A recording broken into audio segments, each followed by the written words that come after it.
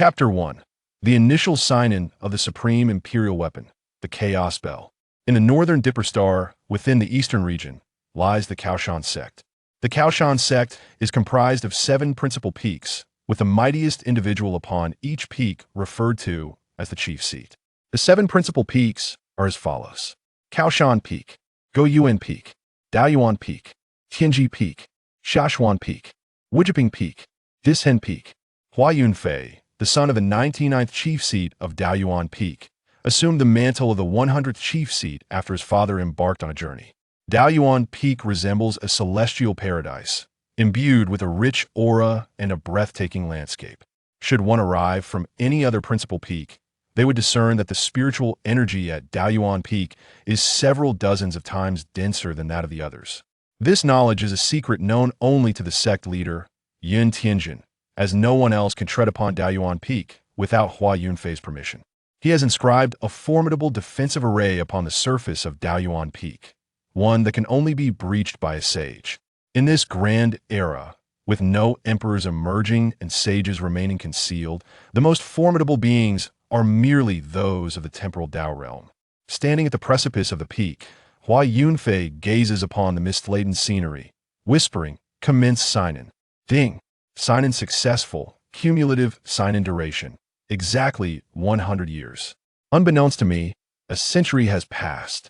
Hua Yunfei reflects, his voice tinged with nostalgia. It has been 100 years since his transmigration, coinciding with the centenary of the system's manifestation. He has also completed 100 years of sign-in. Time indeed flies swiftly. A bit parched, perhaps I shall indulge in a ginseng fruit to quench my thirst. With a flick of his hand, a pristine white ginseng fruit falls from a towering spiritual tree in the distance, landing gracefully in his palm. This is a celestial root, the ginseng fruit tree. Bearing fruit once every 10,000 years, it yields 2,400 fruits at a time. For mortals, merely inhaling its fragrant aroma can extend their lifespan to 360 years. Consuming one can augment their life by an astounding 47,000 years. For humankind, this fruit epitomizes immortality.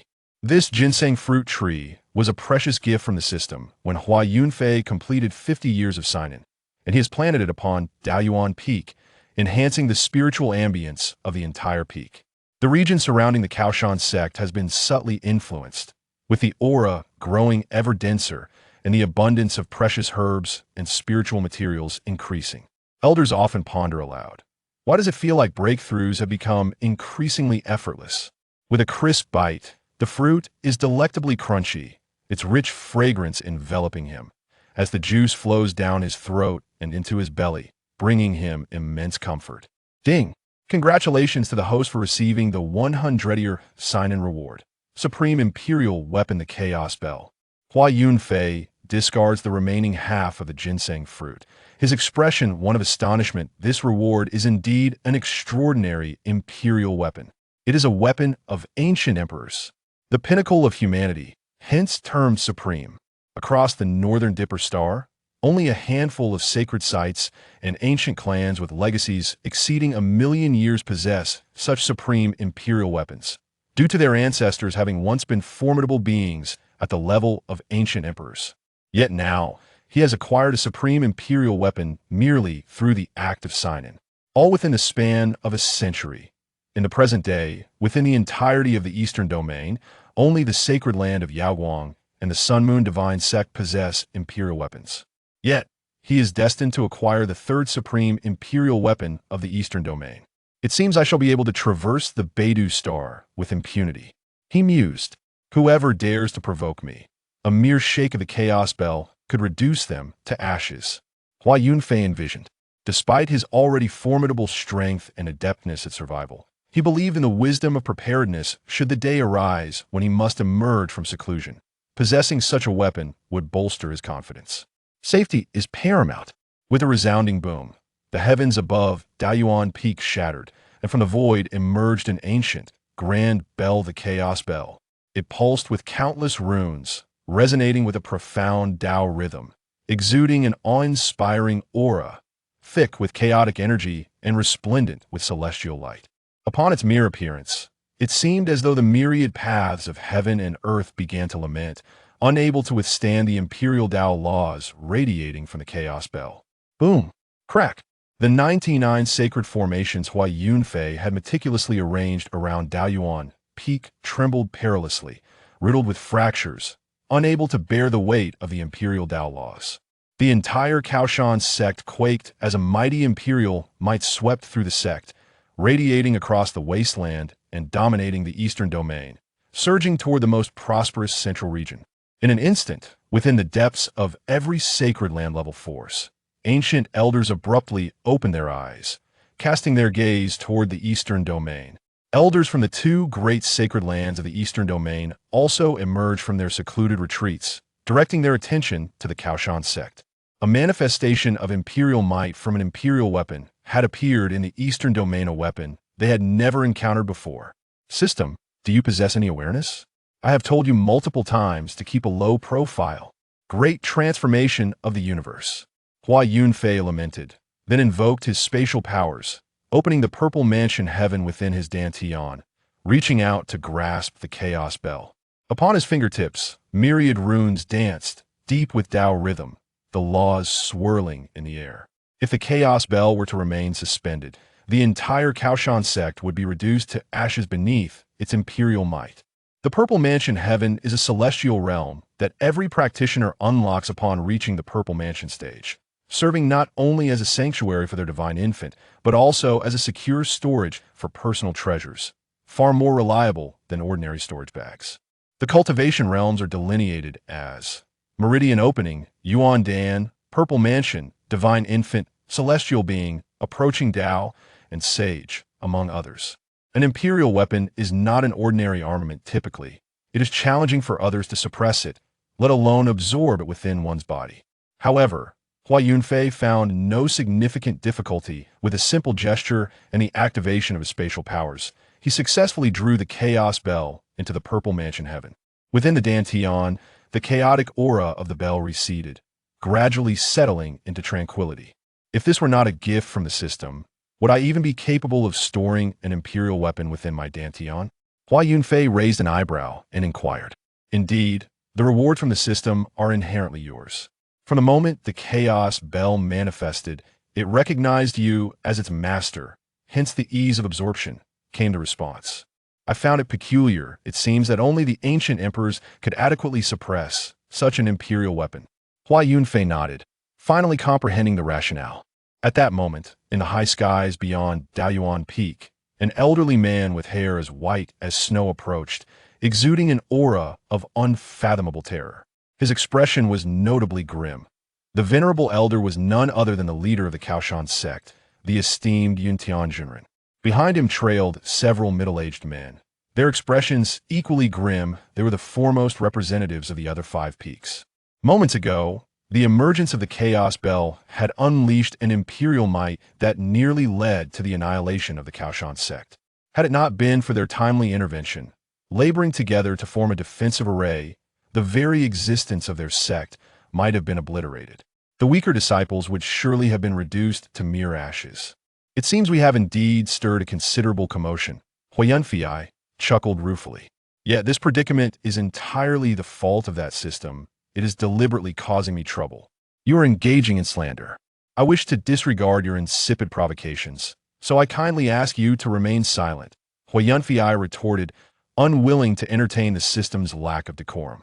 He probed into the Zifu cave, discovering a pouch of tea leaves. Perhaps I shall offer them some tea. Let them indulge in a soothing brew, he mused. With that thought, Hua Yunfei activated the formation, soaring from Daoyuan Peak to stand before Yuntian Jinren and his companions. Hua Yunfei, what mischief have you wrought this time? Is this for me? Yuntian Jinren's aged hands trembled slightly as he accepted the tea leaves from Hua Yunfei, his eyes glistening with emotion. Chapter 2 Come. Everyone take a package. This is too precious. No. The sect leader, Master Yuntian, repeatedly protested. Yet his hands clutched the tea leaves of the Enlightenment tree tightly, stuffing them into his robes with fervor. Master, such a treasure is meant for distribution among all. How can you hoard it alone? The foremost elder, Master Gyuan, understood that this prized possession was surely intended for a few to share. Seeing Master Yuntian's intent to monopolize, he became infuriated and shouted, reaching out to seize it. Master, what of your righteousness? What of your pride? Have you no shame? Master Tianji, the elder of Daoyuan Peak, a bearded old Taoist, perceived the mischief in Master Yuntian's actions. He promptly flicked his dust whisk and attempted to perform a sleight of hand to retrieve the tea leaves. However, the tea leaves remained firmly pinned down by Master Yuntian, rendering the attempt futile. In a fit of urgency, Master Tianji lunged forward, grasping Master Yuntian by the throat. Bellowing, "By the infinite celestial lord, this is for everyone. You cannot keep it to yourself. Master, release it, we shall share." The 5 esteemed elders and the sect leader engaged in a most undignified tussle high in the air, pulling each other's hair and tugging at beards. Even the only female elder, Master Shaoxian, wielded her divine whip, targeting Master Yuntian's posterior with resounding cracks that echoed through the air. How did this escalate into a brawl? Look, the sect leader and the 5 elders are fighting. The elders watched in amusement as Master Shaoxuan's attire nearly came undone at the hands of Master Tianji. Look at Master Shaoxian. She's incensed and has unleashed her powers. Wait, isn't she supposed to have been stagnating at the early celestial realm for nearly a century? How has she suddenly manifested mid-celestial realm prowess? Indeed, Master Tianji has also lingered at the early celestial realm for nearly 2 centuries. How has he now revealed late-stage mastery? Have the elders concealed their true levels? Such depth of concealment, truly worthy of their esteemed positions. The many capable disciples of the Daoyuan sect gazed upward in awe at the battlefield, having witnessed the sect leader and elders clash on numerous occasions. It seemed to occur every month, often ignited by mere words. Master Tianji is truly cunning, targeting no one but Master Shaoxian. The numerous elders stood below, hands clasped behind their backs, chuckling as they observed the fray, offering their commentary. They had grown accustomed to such spectacles. Sometimes, they even partook in the scuffles themselves. Who among them had not clashed with the sect leader? Such tales would be a source of embarrassment if shared. A profound elder chuckled softly, stroking his long beard. How did I come to notice that they all concealed their realms? Another elder nodded in agreement. Indeed, just like you. You have lingered at the divine infant realm for quite some time. Haven't you? Pray tell, what have you concealed? Ahem, why have I suddenly become the focus? The profound elder awkwardly coughed, adamantly denying any hidden prowess. Presumptuous fools. For mere tea leaves from the enlightenment tree, do you not regard me, your sect leader? Master Yuntian roared, now bruised and battered, with not a single unscathed area on his face. His beard was seized by the venerable Gu Yuan. His hair was yanked by the esteemed Xianzhan, and his neck was grasped by the sagacious Tianji. Meanwhile, the mighty Wu Ji and the formidable Di Shen each clutched a leg, rendering him immobile. Yet, the tea leaves from the enlightenment tree remained steadfast in his grasp. Master, esteemed elders, let us converse amicably, he implored. Is it merely the tea leaves from the enlightenment tree? Surely, it is not worth such a commotion. Hua Yunfei stood awkwardly to the side, eager to assist, but feeling utterly powerless. The stakes were indeed high. In response to Hua Yunfei's words, the 5 foremost elders grew even more agitated, simultaneously raising their voices in fervor. The tea brewed from the enlightenment tree leaves could instigate a moment of profound insight with just a single sip. Even a conundrum that had perplexed for a century could be resolved in an instant. Their cultivation would naturally ascend as a consequence. This was not the first time Hua Yunfei had bestowed such a treasure upon them. They understood its significance all too well. Such a precious artifact could not be monopolized by the master. It was inconceivable, absolutely inconceivable. As the altercation intensified, Hua Yunfei, feeling compelled to intervene, unleashed his power. Great transformation of the cosmos, he declared. With formidable spatial magic, he connected with the celestial principles, causing runes to surge forth, shattering the very space that confined the 6 individuals and dividing it into 6 distinct realms, thereby separating them at once. Finally, the 6 were apart. Oh dear, exclaimed Tianji as he flicked his dust whisk and prepared to charge forward without regard for decorum. Uncle Master, do not. Hua Yunfei swiftly positioned himself at the center of the 6, a slight smile gracing his lips. Such trifling matters should not provoke such a ruckus. Here, 1 pouch for each of you. Extending his consciousness into the purple mansion's celestial realm, 5 pouches, each the size of a palm, materialized in Hua Yunfei's hands. Inside these pouches flowed the essence of the Tao, imbued with the fragrance of the Great Path, tea leaves from the Enlightenment tree. He distributed them, offering one to each elder. The 5 foremost elders stared at the tea leaves in their hands, momentarily stunned, their hands trembling. Is this a mere cabbage? How can it be that each of us receives a pouch? Coughing lightly, Yun Tianjun collected the Enlightenment tree tea leaves into the purple mansion. Stepping beside Hua Yunfei with hands clasped behind his back, his countenance stern. What do you all resemble?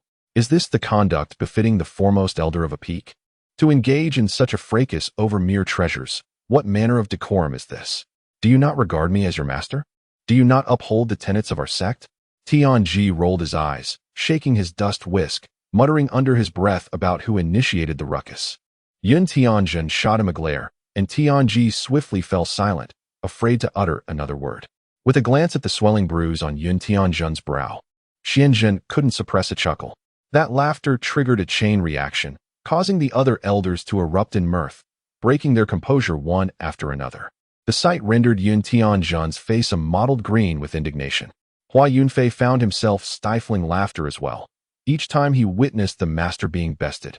It was an irresistible urge. Ha ha! Tianji laughed heartily, nearly losing grip of his dust whisk in his mirth.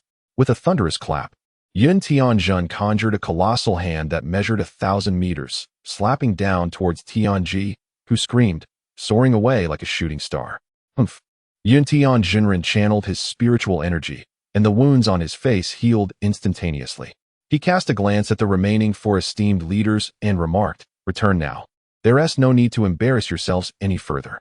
I wish to converse privately with Daoyuan. Daoyuan was the title of Hua Yunfei. As each generation of the chief of Daoyuan Peak inherits this appellation, signifying a legacy. This tradition holds true for the other 5 peaks as well. Apart from the Zhongzhou Peak, Go Yuanjinren concealed his smile and glanced at Hua Yunfei, saying, "Disciple, such a grand gesture warrants my gratitude on another occasion." Xia Xianjinren, Wu Jizhinren, and Di Shenjinren all slightly clasped their fists in acknowledgement, expressing their thanks to Hua Yunfei. The Wudao tree tea leaves were of immense significance to them. In the recent scuffle, they had inadvertently revealed a fraction of their long-concealed prowess, necessitating further cultivation to keep it hidden. Without a semblance of concealment, an unsettling feeling gnawed at their hearts. Chapter 3.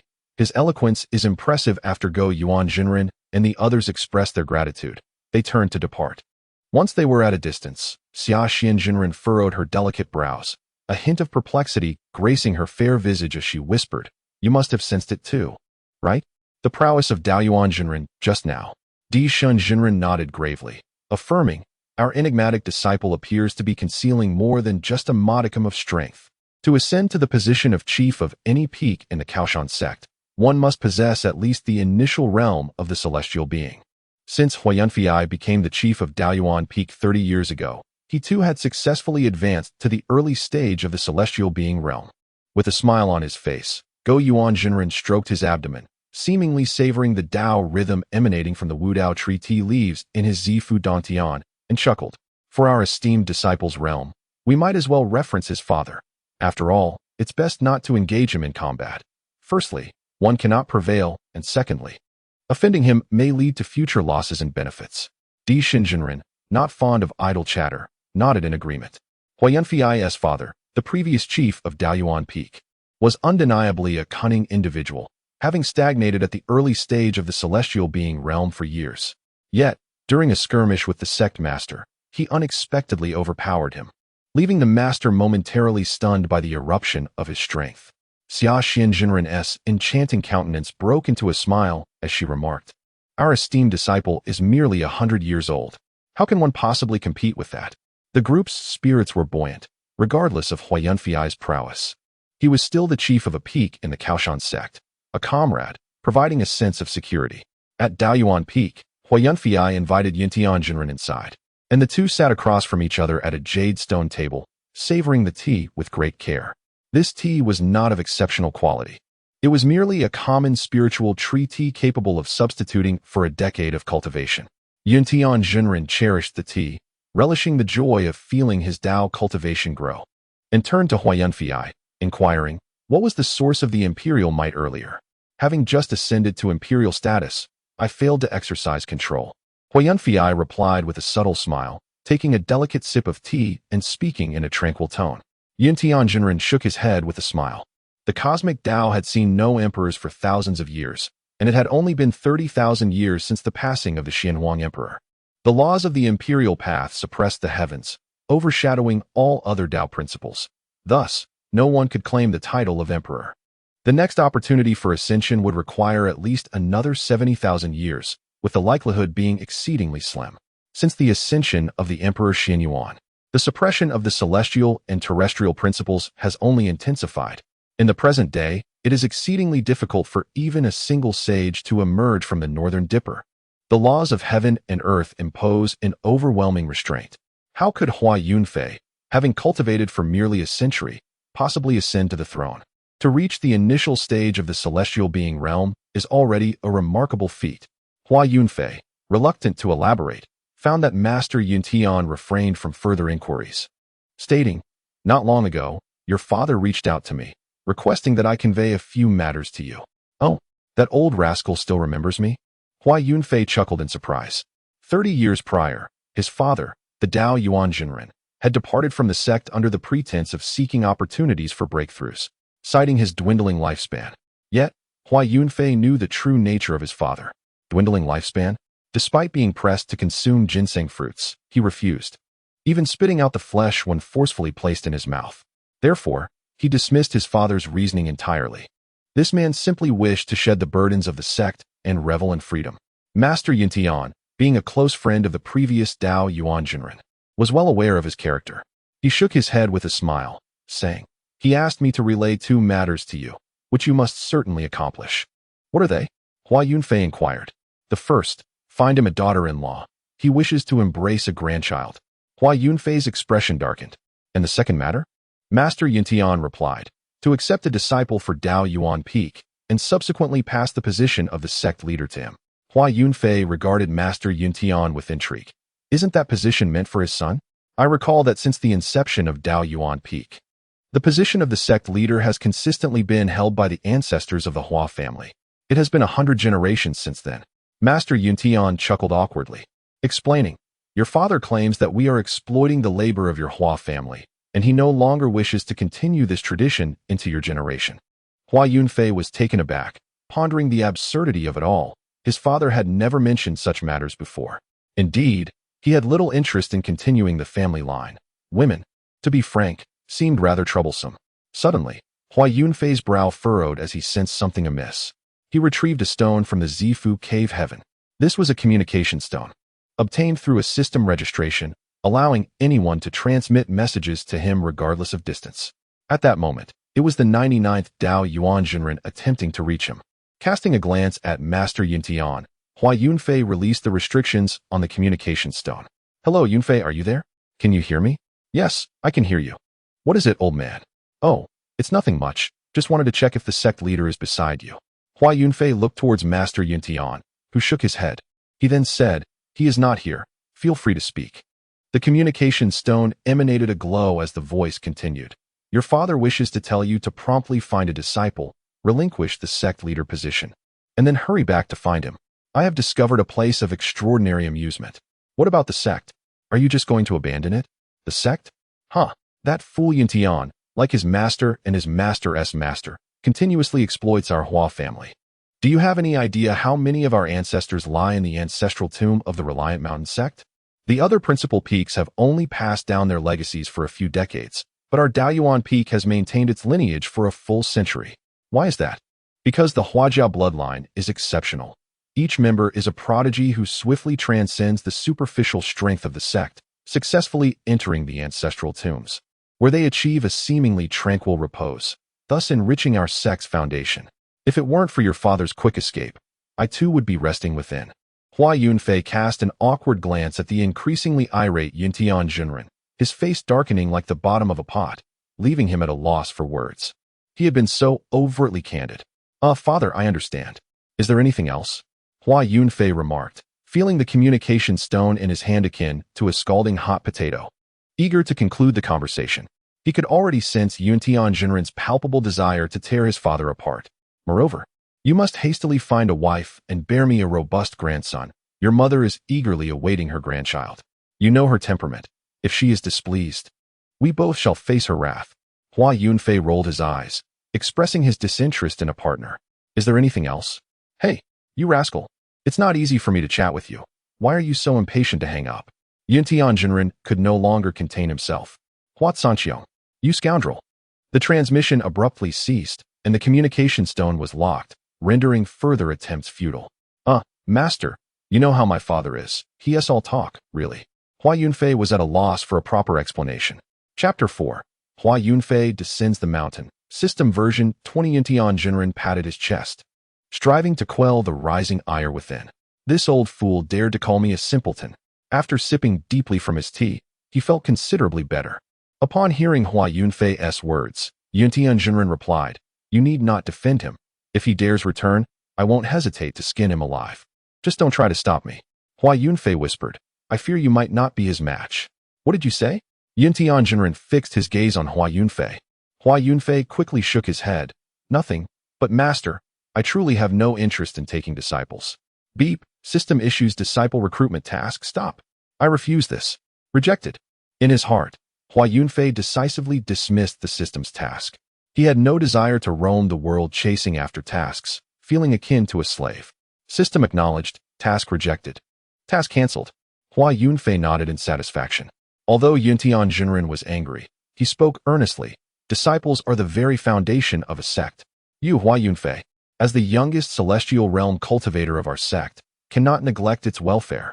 Nurturing a talented disciple not only benefits the sect, but also enhances your own reputation. Hua Yunfei shook his head, showing little interest. Having traversed a century, he rarely stepped outside Daoyuan Peak. The prospect of taking on disciples, a task fraught with challenges and little reward, was not something he wished to entertain. He preferred a leisurely existence, simply signing in at Daoyuan Peak. Once he ascended to the rank of an emperor, he could leisurely stroll through the streets. Yuntian Jinren fell silent for a moment before suddenly stating, "This might also be your mother's wish." Upon hearing this, Hua Yunfei raised his head and said, "Mother's words, even if merely to accept a disciple, are still worth heeding." His mother had always favored him since childhood, showering him with affection. Thus he was inclined to listen to her. The esteemed Yuntian Jinren stroked his beard with satisfaction and remarked, "In 7 days, the sect will hold the triennial disciple recruitment ceremony. Make sure to attend." The Kaoshan sect is one of the foremost powers in the eastern region of the Big Dipper Star. With only the Daoi Xinzong and the Gui Mingfu able to stand on equal footing with it throughout the vastness of in the entire eastern region. The Kaoshan sect commands considerable respect, being ranked 6th among the 9 great Xianzongs. The recruitment ceremony, held every 3 years, is a grand affair for the Kaoshan sect, and indeed for all of. Even common folk recognize the name of the Kaoshan sect, having heard it frequently mentioned by their elders since childhood. Consequently, despite the vast expanse of, spanning billions of miles, countless individuals set out early for the recruitment ceremony. Some even began their journey 3 years prior, laboriously traversing multiple spatial transmission gateways to reach the gates of the Kaoshan sect. Hua Yunfei had served as the head of the first peak for 30 years, attending the recruitment ceremony no less than 10 times. Each occasion, he had merely sought to mingle without actually accepting any disciples. Even those who came in hopes of gaining favor due to his reputation for brilliance were disregarded. This time, however, Hua Yunfei was determined to select a suitable heir for the Daoyuan Peak. The head of Daoyuan Peak had always been a top genius, and he was resolute that this generation would not tarnish its illustrious legacy. Yet, as the recruitment ceremony unfolded 7 days later, with millions flocking to the Kaoshan sect for a month-long event, Hua Yunfei still found no suitable successor. Perhaps his own excellence rendered the ordinary geniuses unworthy of his attention. On the day of the ceremony, an ordinary genius became the center of contention, leading to a fierce confrontation between Tianji Jinren and Go Yuan Jinren over who would take him as a disciple. Ultimately, Go Yuan Jinren narrowly triumphed, fortuitously becoming the master of that ordinary genius, bringing him to Go Yuan Peak. Hua Yunfei sipped the enlightenment tea, its sweet fragrance of the Tao enveloping his heart, clearing his mind and immersing him in a state of selflessness. His dantian surged with formidable energy, and countless runes manifested around him, enveloping his being. An extraordinary phenomenon appeared above Daoyuan Peak, as the Dao resonated and celestial mists swirled. Nevertheless, the oppressive forces of heaven and earth had intensified, making progress exceedingly arduous. It seemed that the world had entered an era of diminished laws, with no emperors emerging and no sages revealing themselves, reducing everything to mediocrity. A figure of the saintly master caliber had prophesied that this was a portent of the grand era to come, akin to a storm brewing, foretelling the resurgence of myriad paths when the pressures of the Tao would finally be alleviated, heralding a resplendent golden age. Master, I intend to venture out for an uncertain period. The head of a peak is of paramount importance to the Kaoshan sect, and I must inform you before I leave. Exercise caution, as the eastern region has been quite tumultuous of late. 3 days ago, a second-rate power and was destroyed by sinister forces. Be vigilant, and call for help if danger arises. Transmitted Yun Tianjinren. Understood. Hua Yunfei nodded, appreciating the strength of the mountain backing sect, which provided a harmonious and reliable environment. Although it might be a bit underwhelming, the disciples within the sect were never afraid of trouble when issues arose. The mountain backing sect was the support for all, instilling a sense of uprightness and confidence. Hua Yunfei gazed into the space before him, and with a crack, a rift opened, revealing a profound void. He preferred to keep his whereabouts concealed, making departure through the void the safest option. However, for ordinary celestial realm cultivators, lingering in the void was a challenging endeavor. The power of the void was formidable. Even saints could become disoriented and face great peril if they remained too long. A celestial realm practitioner could only stay in the void for a maximum of 12 hours. 3 days later, above a vast primeval forest, the space fragmented like a spider's web, and a young man in white emerged. This youth, ethereal and striking, seemed to command the universe, standing high above as if everything revolved around him. Hua Yunfei cast a glance at the primeval forest below, where a wave of primal ferocity surged forth, akin to the roar of a prehistoric beast. After traveling through the void for 3 days, he finally emerged to catch his breath, feeling somewhat bored. He had no specific plans for his trip down the mountain, intending merely to explore the major cities of the wilderness state and scout potential disciples. System. Aside from signing in, can you provide any other abilities? This is rather monotonous, he mused. System task available. Let us have something practical. Tasks are unpredictable. As an aspiring youth with a focus on survival, it's unrealistic for me to be racing around due to tasks. I'll deal with them later. What abilities does the host require? X-ray vision. Given your current realm, is it not easy to see through a person? Anyone standing before you, if you wish, is as good as unclothed. What I desire is the ability to glean comprehensive information about an individual. Understood. The system will automatically upgrade to version 20. Now activating the all-seeing feature. Hua Yunfei focused on a talented youth training in the primeval forest, his eyes glimmering with interest. Chapter 5. The Ancient Sacred Body. Yi Bufan name. Zhang Deco. Age. 69. Realm. 9th layer of Yuan Dan realm. Identity. 2nd generation disciple of the Zhang family in Luoyang. Cultivation aptitude. Mid-tier Xian rank. Note. Aptitude categories include Huang, Xian, Di, Tian, Dao, Sheng, Di, Xian. Other talents. Superior Huang rank knife path talent. Superior Xian rank spear path talent. Inferior Di rank illusion path talent, etc. Physique. None. Cultivation method. Mixed Yuan Qi Gong. Mid-tier Xian rank. Song High Knife Technique. Inferior Xian rank. Divine abilities. None. Magic artifact. Song High Knife. Yuan Dan Realm artifact.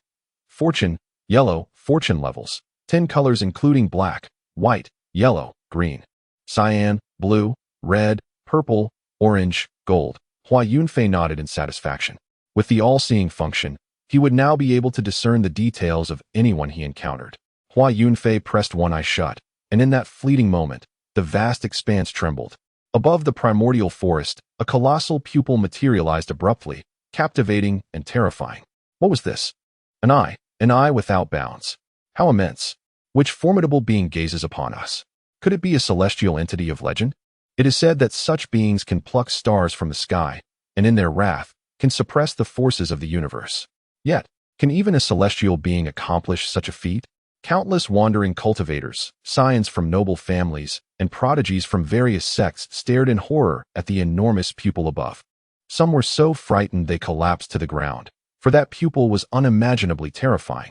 It was difficult for them to meet its gaze, and merely glancing at it caused blood tears to flow from the corners of their eyes. The disparity in realms was immense.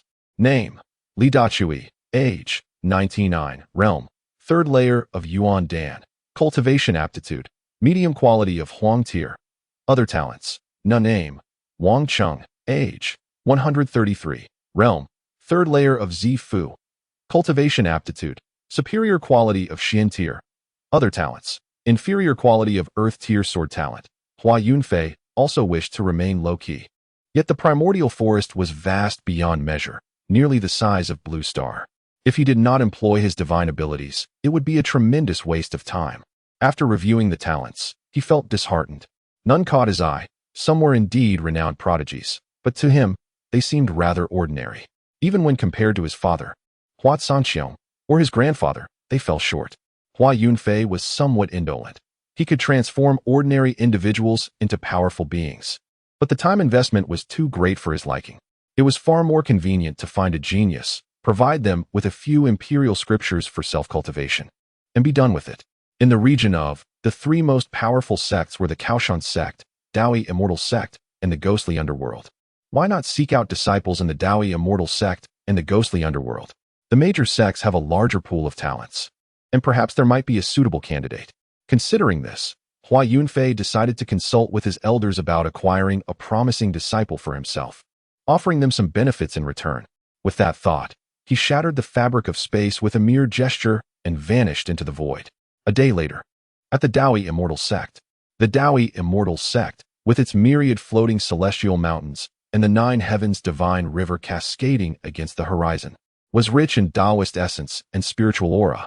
Auspicious celestial beasts guarded the mountain gates, while flocks of immortal cranes soared through the sea of clouds. From a distance, it painted a picture of a splendid celestial sect.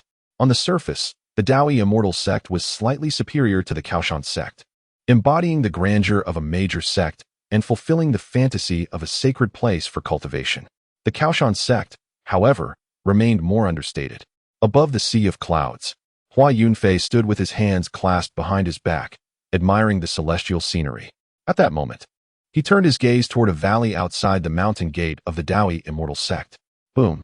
A tremendous wave surged through the valley, spiritual energy skyrocketing, and radiant light bursting forth. Capture him. Render him powerless. Hey, Brother Chun, he was always a waste. Lin, you are mistaken. He is indeed an ancient sacred body, the foremost in an era devoid of emperors. What ancient sacred body? Merely a clown, with veins as weak as divine iron, incapable of opening his meridians. You are nothing but a waste. No physique can redeem you. Laughter, harsh and piercing, shattered the air. The young boy clenched his fists tightly, his eyes a crimson hue, his tattered garments hanging loosely upon him, his skin marred by countless cuts.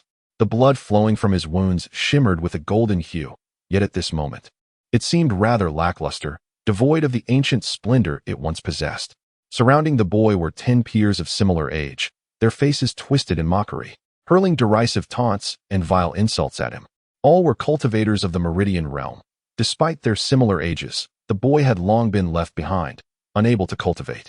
In this moment of 10 against 1, he could only adopt a stance of passive defense. The ancient sacred body, once resplendent, now faded.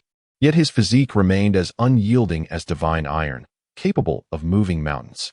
The 10 youths, relying on their Meridian realm artifacts, were the only ones who could inflict harm upon him.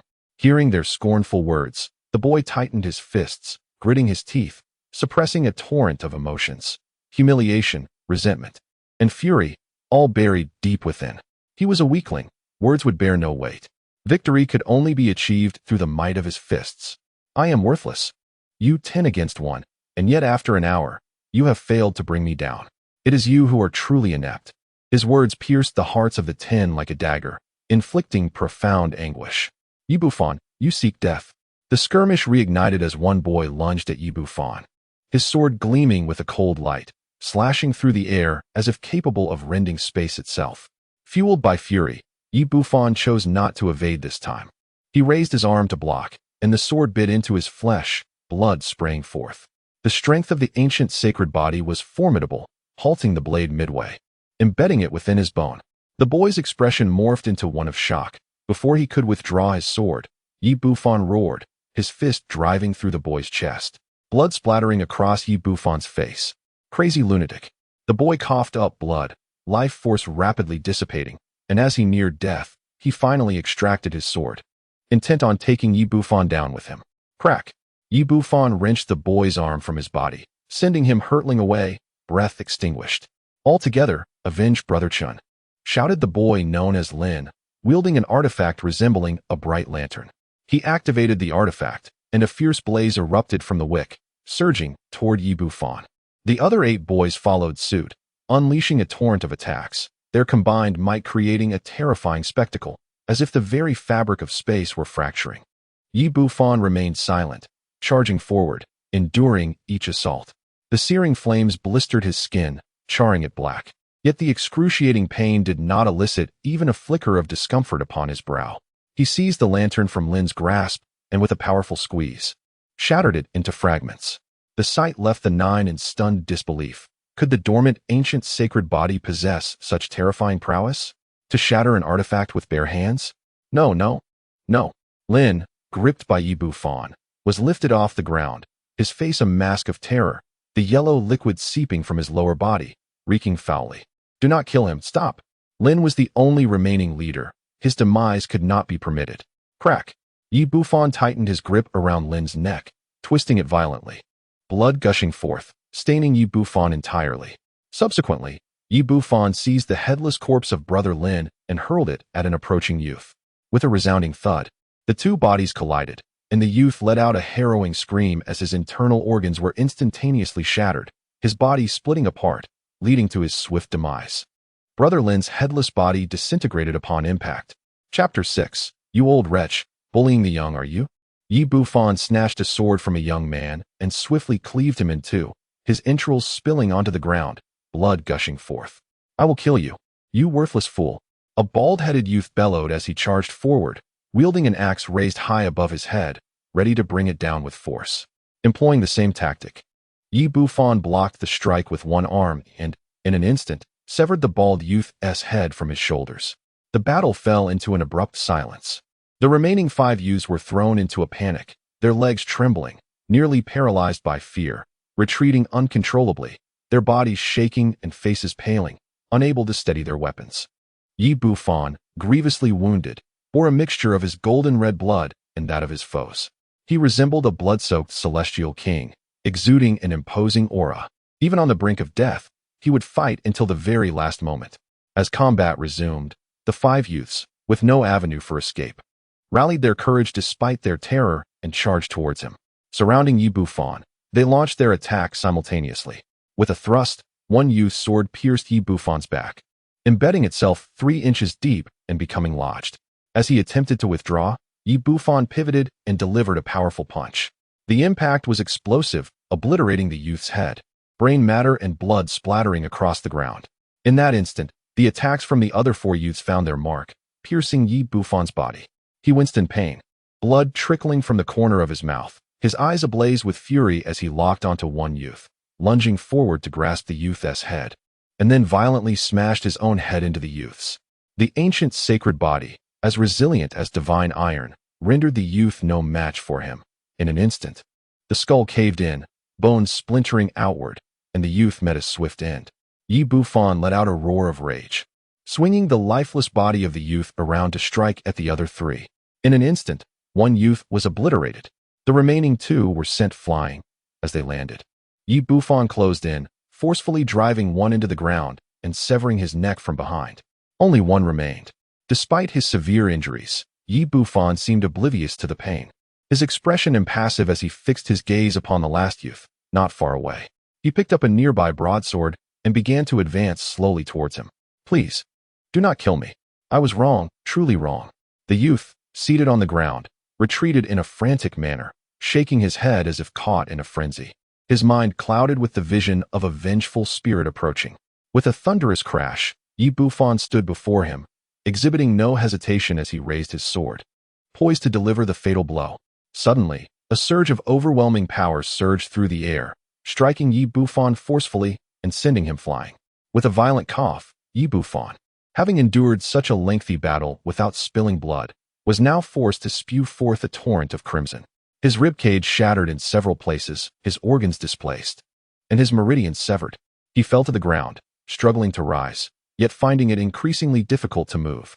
An elderly man, his expression somber, soared towards the Daoyuan sect, his eyes gleaming like divine rainbows.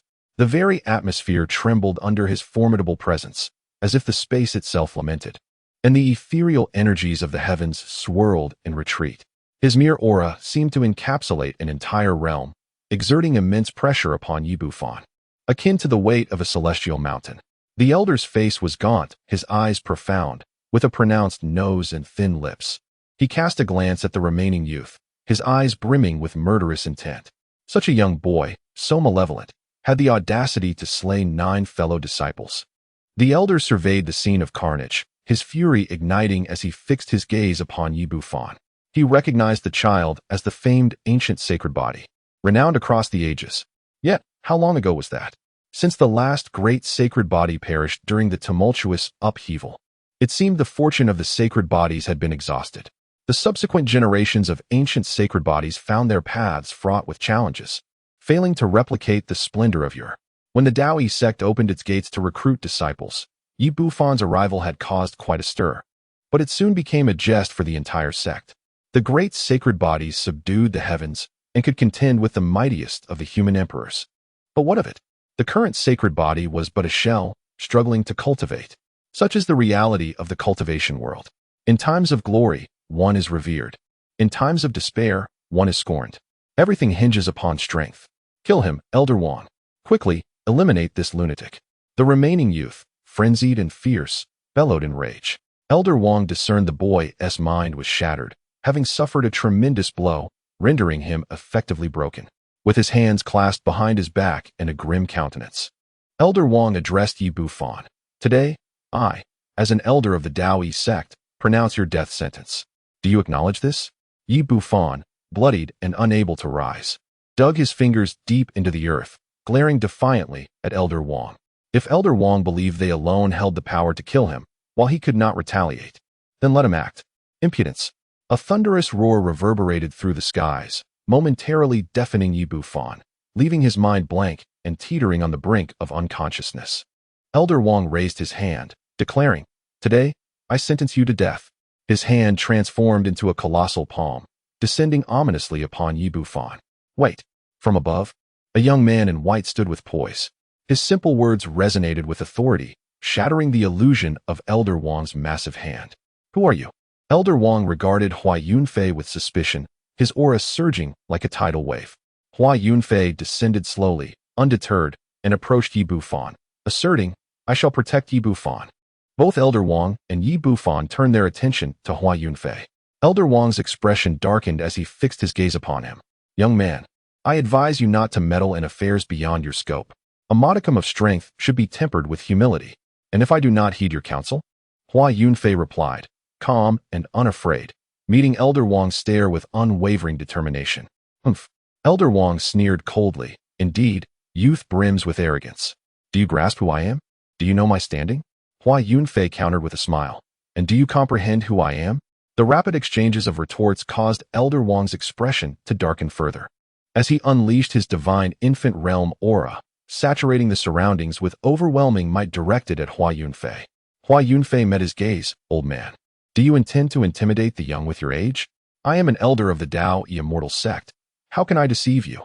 Elder Wang scoffed, raising a luminous lamp artifact, and with a gentle breath, the flame of the wick surged into a crimson inferno, radiating intense heat that seemed to melt the very fabric of space. Freeze.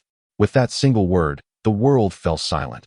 The flames were arrested in midair, and all things were rendered immobile.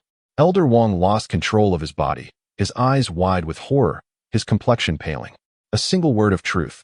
Elder Wang recalled the long-lost divine art, said to be a taboo secret technique created by a mysterious power. One word could cover the stars, another could shake the earth. He faltered, attempting to speak, but found himself voiceless. His opponent had silenced him. The disparity in their strengths was immense. Could he rise again? Hua Yunfei disregarded Elder Wang, and instead turned his gaze toward Yi Bufan. Yi Bufan nodded, struggling to rise, golden blood gushing forth from his body. I grant you the power of a single punch. Hua Yunfei pointed, and runes swirled at his fingertip. A beam of golden light surged into Yi Bufan's body, and he suddenly felt an overwhelming force within him, potent enough to shatter the cosmos, gathering in his fist. Understanding Hua Yunfei's intent, Yi Bufan did not hesitate. He stepped before Elder Wang and unleashed a punch that obliterated him. Chapter 7. I am the Sacred Body. Prepared to overcome all adversaries in the world as an elder of the Dao Immortal Sect, Elder Wang possessed the cultivation of the divine infant realm. Under normal circumstances, even if he opened his defenses and allowed Yi Bufan to strike for 3 days and 3 nights, he would sustain no harm and could even rebound the attack. Yet, with Hua Yunfei bestowing upon Yi Bufan the power of a punch, Elder Wang's corporeal form was effortlessly shattered, and even his soul was crushed, unable to escape. The remaining disciples, witnessing this scene, were so frightened that they collapsed, their faces turning pale, and some even perished from shock. In that instant of Elder Wang's soul's demise, deep within the Dao Immortal Sect, in a sacred temple, dozens of spirit tablets were displayed. Suddenly, one of the spirit tablets cracked with a resounding snap. The temple was of great significance, always guarded by formidable sect members. Upon noticing the shattered spirit tablet, the guardian narrowed his eyes, cold light flashing in his pupils. Elders were the foundation of the sect. The death of any one of them carried far-reaching consequences. He immediately informed the higher-ups of the sect. Upon learning this news, the sect master of Dao Immortal Sect was filled with thunderous wrath. Everyone, remain calm. I shall summon the ancestor to deduce the situation. The sect master transformed into a streak of light and rushed into the ancestral grounds. After slaying Elder Wang, Yi Bufan could no longer sustain himself, collapsing to the ground, his eyelids heavy as mountains, the vitality within him swiftly fading. If he were not the ancient sacred body, such grievous injuries would have already claimed his life. Hua Yunfei snapped his fingers, sending a surge of vitality into Yi Bufan's body, sustaining his last breath, and produced a medicinal pill, placing it in Yi Bufan's mouth to assist him in swallowing. Yi Bufan let out a low groan, and his body instantly radiated golden light, exuding a faint fragrance of Dao rhythm. The pill was a sacred pill of little monetary value. However, such a pill could revive even a dying saint in an instant. Yi Bufan, lacking even the meridian realm, found his injuries healed in an instant after consuming the sacred pill, restoring his internal organs and meridians to full health. I have completely recovered from my injuries in an instant. Yi Bufan opened his eyes and exclaimed in surprise, hastily rising to his feet and bowing. Thank you for saving my life, esteemed elder. Rise, Hua Yunfei replied with a faint smile. He found Yi Bufan to be a commendable young man, possessing a commendable disposition that he greatly admired. Name, Yi Bufan. Age, 19. Realm, none. Identity, specially recruited disciple of Dao E Cave Heaven, due to his unique constitution. Cultivation aptitude, Supreme Saint rank. Other talents, Emperor-level fist technique talent, Supreme Saint rank sword technique talent, Supreme Saint rank blade technique talent, Supreme Saint rank spear technique talent. Constitution, primal ancient sacred body. Techniques, none. Divine abilities, none. Magical artifacts, none. Fate. Golden Yi Bufan's information was instantly clear at a glance. One must acknowledge that his innate talent was remarkably formidable. Had it not been for the limitation of the great sacred body preventing him from becoming an emperor, Hua Yunfei would assert that his cultivation aptitude was undoubtedly at the emperor level. His talents were almost omnipotent. Every path's aptitude was commendable, allowing him to cultivate in all areas with potential for great achievements. Even his fate had reached the golden level, marking him as a child of destiny. Favored by the heavens, truly the protagonist of an era. Would you be willing to take me as your master? Hua Yunfei gazed at Yi Bufan, a disciple of such caliber, whose talents were not far inferior to his own, had already met his expectations. Yi Bufan hesitated, nervously fidgeting with his fingers. Esteemed elder, as a primal ancient sacred body in this era, his voice was filled with grievance and reluctance. Possessing a physique that once rivaled that of the human emperors, yet unable to cultivate, felt akin to winning a fortune only for the funds to be frozen, an incredibly frustrating predicament. Hua Yunfei chuckled lightly. You need only tell me whether you are willing or not. Yi Bufan clenched his fists, his expression earnest. I am willing to take you as my master. Should I find myself still unable to cultivate one day, I shall leave voluntarily, so as not to burden you further." Hua Yunfei's expression turned stern. To lack confidence in speaking as a primal ancient sacred body was unacceptable. From this day forth, forget the notion that the sacred body cannot cultivate. Strive diligently under my guidance. I shall ensure your path. Yes, master. Yi Bufan knelt down, performing the customary bow of apprenticeship, his face ablaze with excitement. Rise. I ask you, what is the belief of the great sacred body that suppresses the heavens and the earth? Without a moment's hesitation, Yi Bufan responded, as a sacred body, I shall push aside all enemies in the world. His words conveyed a singular meaning. When the sacred body exists, none can rival him. Roar it out with conviction. Showcase your confidence and the pride of a sacred body capable of battling emperors. Yi Bufan's expression shifted to one of determination. A unique and invincible belief belonging solely to the primal ancient sacred body surged within him. His voice resonated like a great bell, shaking the heavens. As a sacred body, I shall push aside all enemies in the world. In that instant, the sky darkened, ominous clouds loomed, and thunder rumbled. The declaration of the sacred body seemed to provoke mysterious laws, summoning celestial retribution in the form of thunder to obliterate Yi Bufan. Disperse, Hua Yunfei bellowed, his voice like thunder itself. With a single utterance, the laws of nature responded.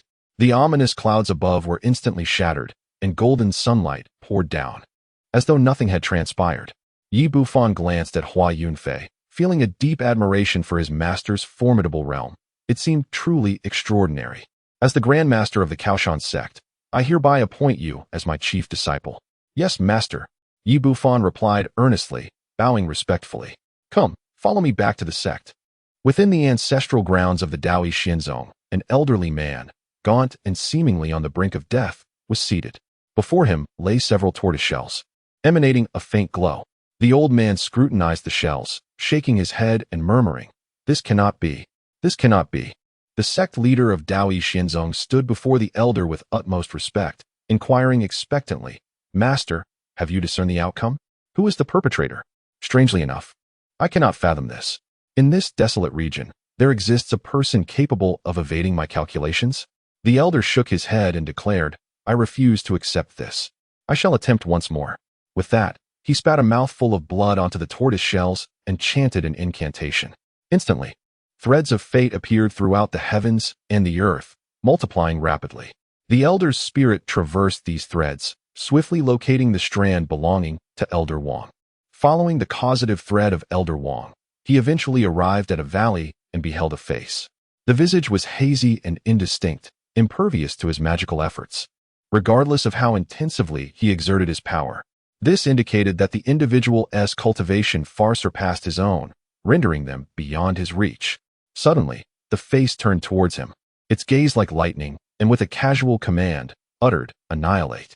In an instant, the elder exploded as if he were a watermelon, showering the sect leader of Daoyi Xinzong with blood. "Master," he exclaimed, bewildered. "Master, what were you observing?" Yi Bufan noticed his master abruptly halt in midair, casting a detached glance towards the direction of Daoyi Xinzong. "Nothing of consequence, merely an impertinent individual playing with fire. I merely assisted in extinguishing it," Hua Yunfei remarked nonchalantly. The elder had not perished.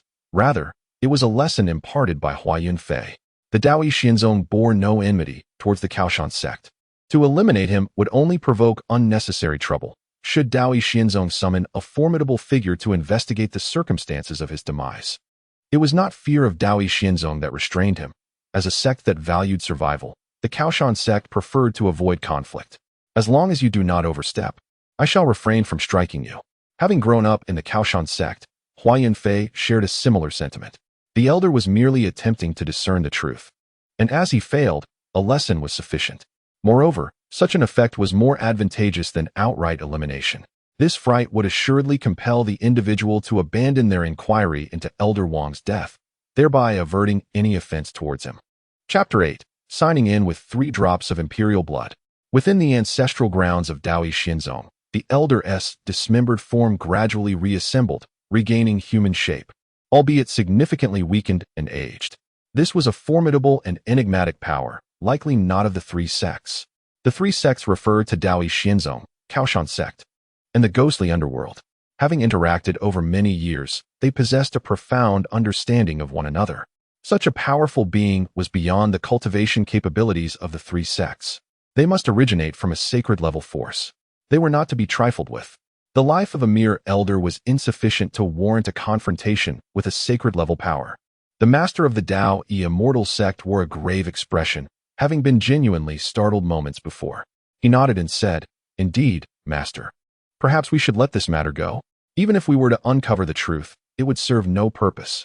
The elder nodded in agreement, acknowledging that there must be a reason behind the elder Wang's demise at the hands of a powerful figure from a holy land. If there were culpability involved, it could indeed be overlooked.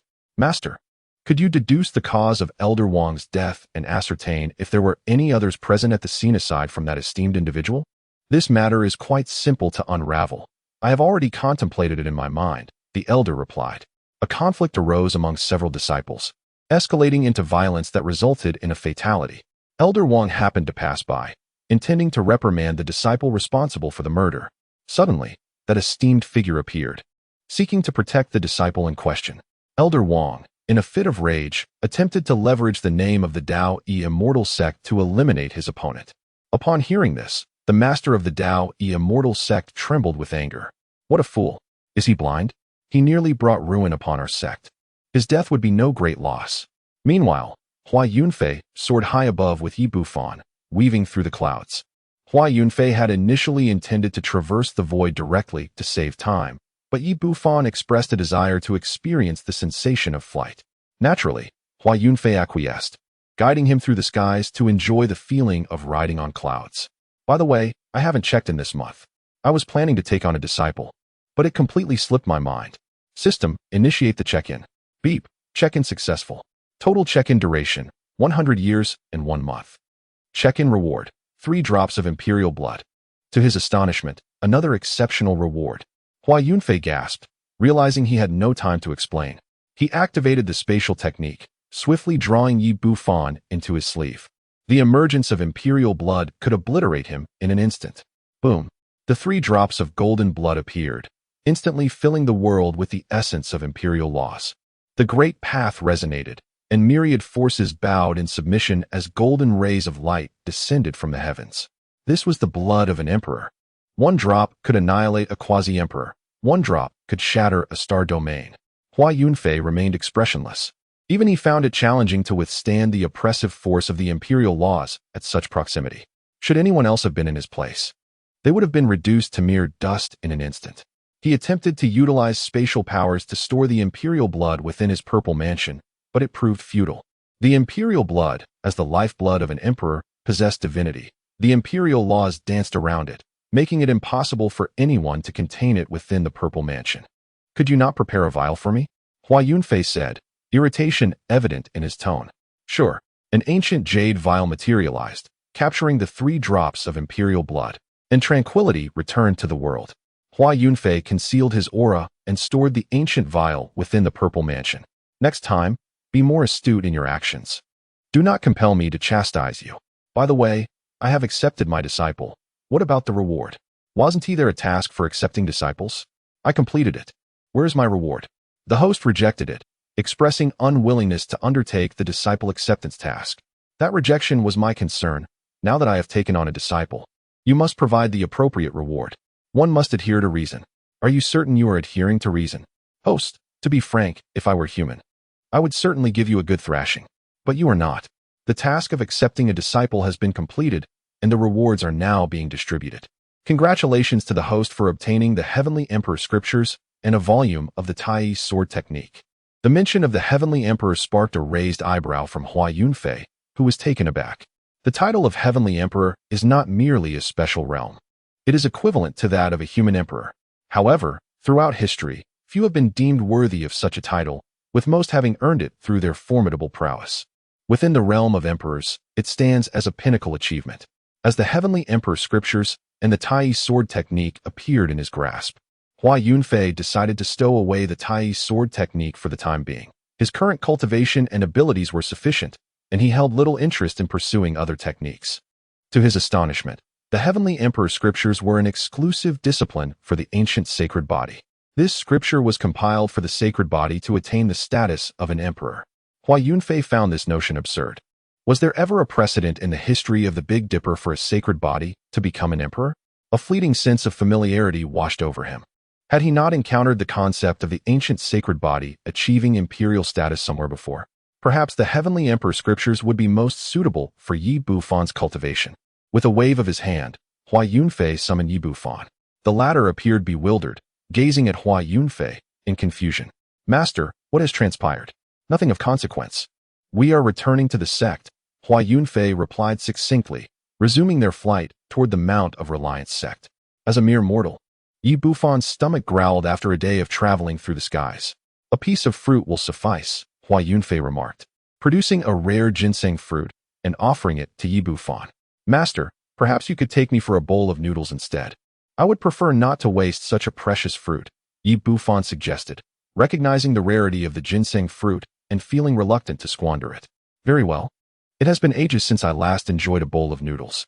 I shall indulge in your company," Hua Yunfei agreed, waving his hand to accelerate their speed toward the nearest ancient city. They arrived at Luoyang City, a relatively remote ancient city in the Wild State, sprawling over tens of thousands of miles with a population of merely several hundred million. The two ordered 4 bowls of shredded pork noodles with pickled vegetables, 1 for Hua Yunfei and 3 for Yi Bufan. They savored their meal with great delight. Having spent a century in this world, Hua Yunfei had not tasted mortal food in quite some time.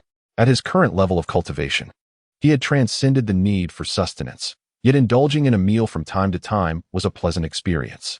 Suddenly, a deafening demonic voice reverberated through the skies, echoing throughout Luoyang City. "I, the true master, require nourishment for my ascension. You insignificant ants shall become my sustenance."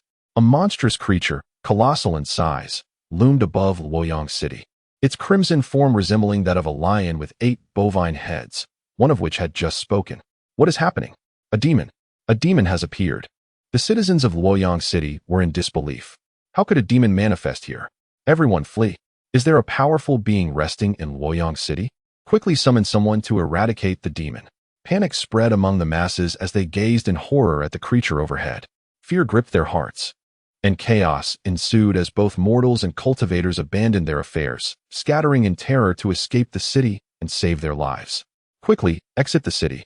Within the city of Luoyang, several lesser cultivation families, aware of their inadequacy, hastily gathered their possessions and fled towards safety.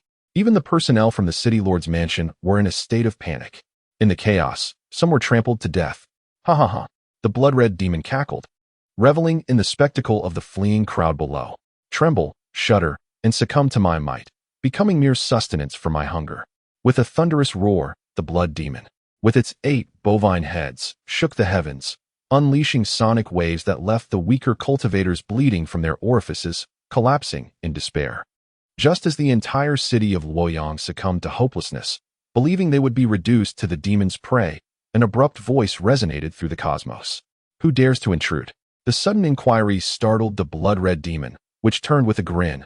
"Ah, a gallant hero has arrived." Chapter 9. "Hero, spare me. I shall serve you." "Youngster, what did you just call me?" The blood-red demon sneered, disdainfully regarding the two before him. It was in high spirits, with an abundance of prey to feast upon for quite some time. Moreover, it harbored a peculiar penchant for witnessing ants struggle before it, their expressions filled with agony. Observing their despair brought it immense pleasure. "Uncommon, how would you feel about this demon as your steed?" Hua Yunfei, with hands clasped behind his back, regarded the blood-red demon with an air of nonchalance. "Somewhat unsightly. It would be rather embarrassing to ride it out in public, wouldn't it?" Yi Bufan, astute as ever, recognized that Hua Yunfei did not genuinely intend to tame the demon, but rather sought to mock its arrogance. "Indeed, it is rather unattractive. Returning on it might elicit laughter from those mischievous elders, especially Elder Tianji, who is the most irreverent of them all." Hua Yunfei cast a satisfied glance at Yi Bufan, appreciating his cleverness. "Since you find him unappealing, let us slay him." "Following your lead," Yi Bufan replied with a smile, confident in Hua Yunfei's prowess. "Youngster, did you not hear my question?" The overlooked blood-red demon bellowed in fury, summoning dark clouds as thunder rumbled in response to his wrath. As a being of celestial cultivation, his every word could sway the forces of heaven and earth. The audacity of this young man to disregard him infuriated him. Hua Yunfei retorted, "You liken the citizens of Luoyang to ants, yet to me, you are merely another ant, easily crushed." With that, he raised his hand. The blood-red demon, enraged to the point of laughter, cackled heartily as a bolt of lightning descended from the darkened sky, aimed at Yi Bufan. He sought to make the young man experience the agony of losing someone dear, intending to strip him of his composure before reveling in his humiliation. Such was the thrill. Excellent. Witnessing this archetypal villainous behavior, Hua Yunfei smiled. Then allow me to show you the depths of fear. It is the perfect opportunity to test the power of the Chaos Bell on you. With a flourish, Hua Yunfei summoned the Chaos Bell. Is my vision deceiving me? Upon encountering the Chaos Bell in the hands of Hua Yunfei, the blood-red demon's expression drastically changed. Its enormous form trembled violently, as if struck by lightning. The 8 bovine eyes widened in horror, its mouth agape, nearly dislocating its jaw. An imperial weapon. Could it truly be an imperial weapon? How could such a thing emerge from the Purple Mansion cave? Has the world transformed so drastically during its prolonged absence? Can imperial weapons now be effortlessly controlled and absorbed into one's body? My esteemed guest, let us converse amiably. No, noble hero, spare my life. I am willing to serve you like an ox or a horse. Boom. An overwhelming imperial might surged forth, boundless and immense, as the chaotic aura thickened like clouds. Golden rays of divine light cascaded from the heavens, a majestic beast roared, and amidst the reverberations, an awe-inspiring figure materialized. In an instant, the blood-red demon was engulfed by the imperial light. Accompanied by a wail, the demon's colossal form was reduced to ashes beneath the imperial radiance. The Great Emperor has manifested. In the city, everyone immediately fell to their knees, weeping profusely, their faces alight with gratitude for the Great Emperor's saving grace. Mortals, cultivators, all offered their sincere thanks. The Great Emperor was revered by all. Hua Yunfei stowed away the Chaos Bell, casting a glance at the throng below who worshipped him. He then departed with Yi Bufan. Yet, even after his departure, the citizens of Luoyang City remained prostrate, fervently expressing their gratitude for the Great Emperor's divine intervention that had saved them from peril. Backing Mountain Sect. After 2 days of travel, leading Yi Bufan, Hua Yunfei finally returned to the Backing Mountain Sect. From afar, one could see 7 majestic celestial peaks piercing the clouds. The ethereal aura wafted through the air, as disciples soared through the skies on their swords, while female disciples traversed the clouds in pairs. The scenery was breathtaking. This place rivals the Daoyuan sect. It truly lives up to its reputation. I have always wanted to visit, but it was simply too far. Yi Bufan exclaimed. On the surface, Hua Yunfei possessed the cultivation of a celestial being, yet without utilizing a teleportation array, the journey took him 3 days. For others, it might have taken a month to arrive. This was Hua Yunfei's deliberate attempt to allow Yi Bufan to experience the sensation of being a powerful individual, to awaken the pride inherent in his ancient sacred body, encouraging him to set surpassing himself as a future goal. You are my foremost disciple. In the future, you may freely enter Dao Source Peak, becoming the 3rd individual to hold such privilege. The first is my father, Hua Sanqiong. The second is my temperamental mother. Thank you, Master. I, Bufan, shall not disappoint you. Haha, your confidence brings me great joy. Now let us return home. With that, the two descended before the imposing gates of the Backing Mountain Sect. Entry into the sect must be through the main gate, as per the ironclad rules of the sect. Although Hua Yunfei was the head of a peak, he adhered to this regulation as well. Upon seeing Hua Yunfei, the elder on duty immediately rose and greeted him. Greetings. Dao Source real person. May I inquire about this esteemed individual? My disciple. Oh, congratulations. The esteemed heads and the sect leader will surely be elated. The elder on duty turned to Yi Bufan, producing a purple mansion-grade artifact sword, saying, I do not possess anything extravagant, so please do not take offense. This is a token of our first meeting. Before Yi Bufan could utter a word, Hua Yunfei chuckled, urging him to express gratitude to Elder Shi. Thank you, Elder Shi. Yi Bufan said, lifting the precious sword with both hands, his gratitude sincere. The artifact from the Purple Mansion realm, a tool utilized by practitioners of that level, was of immeasurable worth, and presenting such a treasure to a mere mortal was already exceedingly generous. Within the Dao Immortal sect, not only had he never received a welcome gift, But even the Elder Guardians had scarcely glanced in his direction. Yi Bufan felt deeply moved, silently committing Elder Shi's visage to memory. Elder Shi chuckled lightly, no need for thanks. Dao Yuanjinren will return shortly. The sect leader and others should be coming to congratulate you soon. He nodded slightly, preparing to depart. Suddenly, Hua Yunfei turned his gaze skyward. Elder Shi, noticing the shift, furrowed his brow and focused intently. High above, a streak of light hurtled downwards, its landing point unmistakably the mountain gate of the Kaoshan sect. Upon closer inspection, it became apparent that this shooting star was none other than a person, Tianji Jinren. At that moment, Tianji Jinren's complexion was a dark crimson, his body marred by cracks, as though it might shatter at any moment. His left arm had been torn off, and a translucent wound gaped in his abdomen. He had suffered grievous injuries. Teetering on the brink of death, Tianji Jinren, Elder Shi exclaimed in alarm, as he was an elder of the Tianji Peak. The sight of his leader in such a state left him aghast. Hua Yunfei immediately waved his hand, channeling gentle spiritual energy to form a cloud that caught the descending Tianji Jinren. Elder Shi rushed forward, embracing him. At that moment, Tianji Jinren was nearly unconscious, his eyes fluttering, on the verge of collapse.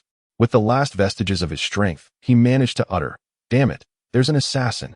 Hua Yunfei and Elder Shi exchanged worried glances, while Yi Bufan remained solemn, recognizing the gravity of the situation.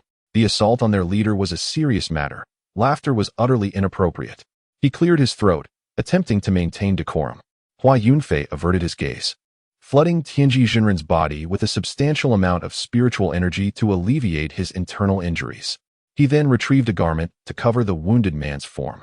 Turning to Elder Shi, he cautioned, "Let this matter remain confidential. Master Tianji values his dignity. Rest assured, everyone in the Kaoshan sect knows that I, Shi Changsheng, am tight-lipped," Elder Shi declared, patting his chest in assurance, nodding vigorously. With all his strength, Tianji Jinren held the garment against his rear and looked at Hua Yunfei, exclaiming, "Take me to see the sect leader. If that wretched scoundrel is not killed, I shall shave my head and renounce my vows." His tone was filled with anguish and indignation, tinged with a sob. "Gather the leaders of the 4 peaks. We must convene at Kaoshan Peak."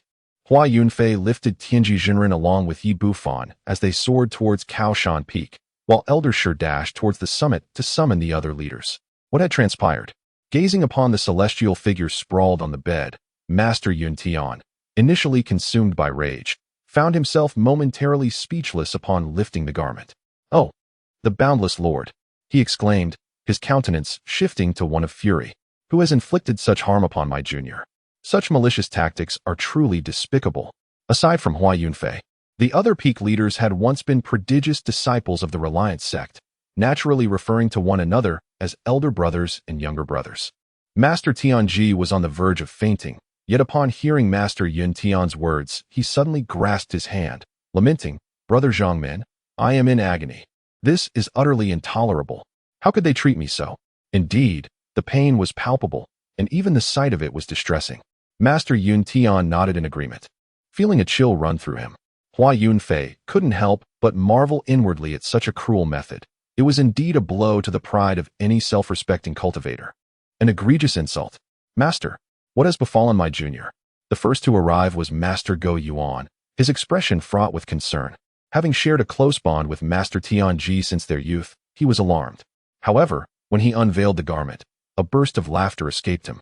He caught the murderous glare of Master Tianji and managed to stifle his mirth, though his body continued to shake with suppressed laughter.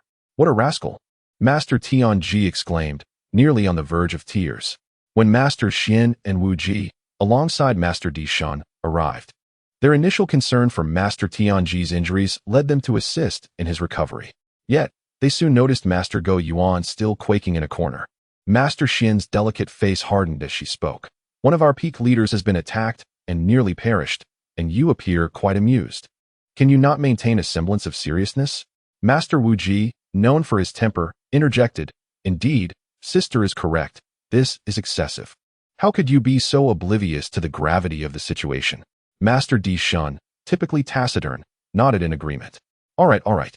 Master Yun Tian stepped forward to mediate, seemingly oblivious as he casually lifted the garment covering Master Tianji, stating, "Let us first stabilize our junior's condition. He must have been poisoned, and we should expel the toxin." Master Tianji's face flushed a deep crimson, a sign of the poison taking hold. What is this hole?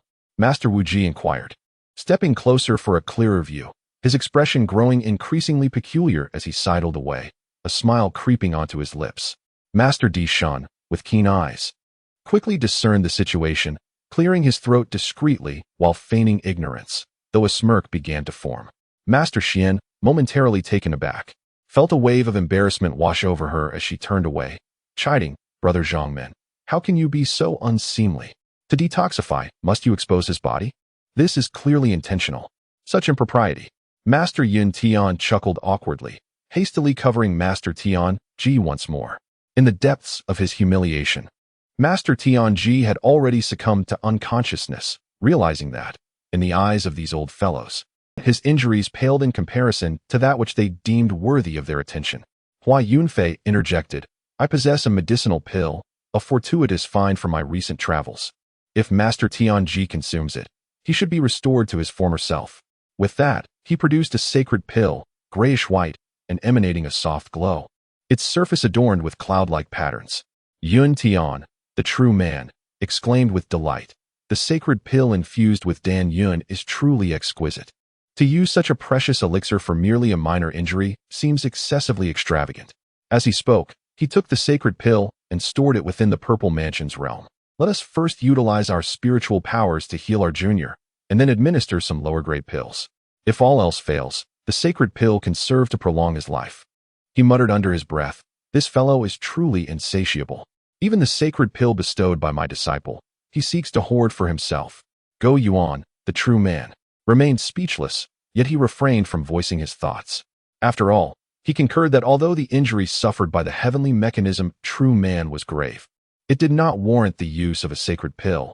With his celestial realm cultivation, he was hardly in imminent danger of death. A being of the celestial realm can harness the forces of heaven and earth with every word and action, capable of rebirth from severed limbs or revival of a decayed body. As long as the toxins within the heavenly mechanism true man's body could be expelled, he would be able to recover autonomously. As the group joined forces to eliminate the toxins from the heavenly mechanism true man, their expressions grew increasingly grave. Hua Yunfei declared, it is blood poison, the venom of the blood demon. The blood demon bore a resemblance to the crimson fiend that had appeared over Luoyang 2 days prior. However, compared to the blood demon, the crimson fiend could only be said to share a trace of its bloodline, utterly incapable of rivaling the blood demon. The blood demon was a royal branch of the ancient demonic clan, feeding on blood and cultivating through it. They possessed immense physical strength and were exceedingly perilous. In battles between cultivators of the same realm and blood demons, victory was exceedingly rare. Countless talented individuals would be slain in an instant. Only the elite of the same realm stood a chance against a blood demon, yet even they would face defeat more often than victory. The blood demon clan, since its emergence, had been notoriously arrogant, proclaiming themselves as the destined demonic beings of the Tao, belittling other races. In ancient times, a supreme being could no longer endure their tyranny and charged into the lair of the blood demon clan wielding a weapon. Subsequently, more and more followed suit, and the battlefield expanded, ultimately engulfing the entirety of the blood demon clan. The situation was dire. Countless formidable figures perished, and it was rumored that no fewer than dozens of quasi-emperors fell. Yet, the blood demon clan was ultimately defeated. In that ancient battle, the blood demons suffered devastating losses. With only a handful of their kin managing to escape, they could never regain their former might. Since that battle, although the blood demon clan was not exterminated, they were left with a lingering shadow. The surviving blood demons became exceedingly discreet, even concealing their lair. Who would have thought that they would dare to ambush the heavenly mechanism true man now? Do they look down upon the Mount Kuaishan sect? It appears they believe themselves to be formidable once more. Yun Tian, the true man, scoffed. The blood poison of the blood demon clan is notoriously difficult to eradicate, as it integrates with the victim's blood, making separation nearly impossible. Only a sage-level power could expunge the blood poison from the heavenly mechanism true man's body using unparalleled magical arts. With the combined strength of the group at the celestial realm, their efforts would be in vain. Moreover, the blood demon that inflicted the blood poison on the heavenly mechanism true man was likely a formidable being at the path to Tao level. It was a stroke of fortune that the heavenly mechanism True Man managed to escape with his life. Hua Yunfei remarked, Master, that sacred pill just now is more than sufficient to eliminate the blood poison and will aid Uncle Heavenly Mechanism in recovering from all his injuries. Indeed, the sacred pill is rare and undoubtedly possesses miraculous effects. Go Yuan, the true man, concurred. Yun Tian, the true man, recognized that despite the rarity of the sacred pill, it was imperative to use it now. He swiftly retrieved the sacred pill and administered it to the heavenly mechanism True Man. Chapter 11. Those who offend the Mount Quaishan sect shall be pursued, no matter the distance. Have you heard? The heavenly mechanism elder has met with an outrageous fate. I have heard. Ha ha ha. This old fellow is usually just a charlatan, yet there are times when he suffers his own misfortunes. I surmise that the sect leader and several esteemed elders will surely find amusement in his predicament. It remains a mystery who leaked the information. The incident regarding the celestial mechanism master being humiliated has spread throughout the Mountain Reliance sect. Both outer and inner disciples, even the core disciples of the sect, stifle their laughter as they gaze towards Mount Reliance. However, laughter aside, the fact that someone has harmed one of our esteemed peak leaders is akin to delivering a slap to the Mountain Reliance sect. A young man clad in golden robes stands at the pinnacle of a mountain, his expression icy and suffused with murderous intent. Indeed, from the inception of the Mountain Reliance sect, there has been an ironclad principle. Those who offend the Mountain Reliance sect shall be punished, no matter the distance. Beside him, a youth in silver robes unsheaths a long knife artifact, his eyes glinting with malice. He is a true disciple of the Daoyuan Peak, having inherited the fierce temperament of the Daoyuan master. Disciples, heed my command. A voice resonating with authority and gravitas emanates from Mount Reliance, solemn and profound, echoing throughout the sect. Outer disciples, present. A multitude of youthful figures gathers at the outermost fringe of the sect, their collective aura surging forth. Their voices booming like thunder as they fervently respond to the call of the sect. Inner disciples, receive the order. In the deeper regions, throngs of inner disciples, like dragons among men, burst forth into the skies, vociferously answering the summons of the sect. Core disciples of the sect, all present. A core disciple is the heart of the sect, and there are but a few among the peaks. Yet these few unleash a terrifying aura that surpasses that of all outer and inner disciples combined, soaring into the heavens. Elders, heed the command. All the venerable elders are present. Aside from the Dao Source Peak, each of the other 6 peaks stands tall with formidable elders. They are all esteemed leaders of their respective peaks. Yesterday, the master of the Celestial Mechanism Peak was ambushed by the Blood Demon clan and narrowly escaped death. According to our sect's ironclad principles, the Blood Demon clan must be exterminated. Exterminated. Exterminated. Exterminated. Kill. Kill. Kill. The thunderous roars resonate like a clap of thunder, a mighty force sweeping across the heavens. The heart of the entire sect beats as one. To insult the Celestial Mechanism Master is to insult them. To insult the entire Mountain Reliance sect. This is a grave sin. They must be punished. Offenders of the Mountain Reliance sect shall be pursued, no matter how far. The sect leader, Master Yun Tian, bellows with commanding authority, fully igniting the fighting spirit of the Mountain Reliance disciples. He personally leads the charge, summoning the seemingly transcendent ancestor of the sect, and with a host of formidable individuals, they enter the sect's spatial gateway, heading towards the Blood Demon clan. A great battle is imminent. Hua Yunfei returns to Dao Source Peak with Yi Bufan. He does not follow, for the Mountain Reliance sect still requires guardianship. Not only him, but also Master Xiaoxian remains behind. The two are tasked with safeguarding their home. Master Yun Tian, along with the 4 esteemed leaders and a multitude of elders and disciples, directly assaults the secret realm of the Blood Demon clan. Furthermore, the seemingly transcendent ancestor of the sect accompanies them. Yi Bufan gazes into the distance, astounded that such a significant event has unfolded so soon after his arrival at the Mountain Reliance sect. What surprises him even more is the cohesion of the sect. It feels as though they are united as one, like a family. The Daoyuan Immortal sect is entirely different, rife with intrigue and treachery. A jest may be a jest, yet the mirth surrounding the enigmatic celestial master belies a deeper, more genuine ire. It seems that the Blood Demon clan is destined for downfall, having encountered a formidable obstacle. Master, do you mind not accompanying us? Uncommon. Remember this, seeing is not always believing. My esteemed seniors are not to be trifled with. Each one conceals profound abilities. This statement encompasses all within the Mountain Support Sect. Hua Yunfei's words ignited Yi Bufang's curiosity. Concealed abilities? Could it be that the party involved extends beyond what meets the eye? Or does it imply something else entirely? Hua Yunfei cast a glance into the distance, his smile deepening. Compared to Go Dao, these individuals are true predecessors, seasoned experts. The founder of the Mountain Support Sect, the ancestor of the mountain, possesses accomplishments in Go Dao that rival those of an emperor. The distinguished traditions of Go Dao were bequeathed by him. In the past, when the ancestor of the mountain established the sect, he faced opposition from local powerhouses in the wild state, specifically a formidable practitioner at the temporal realm level. At that time, the ancestor appeared to possess merely the cultivation of the celestial realm. However, when the two engaged in combat, the temporal realm practitioner was swiftly vanquished. Subsequently, the family of the temporal realm sought vengeance, yet the saintly ancestor of the mountain descended upon them, and before he uttered a word, he reduced them to dust.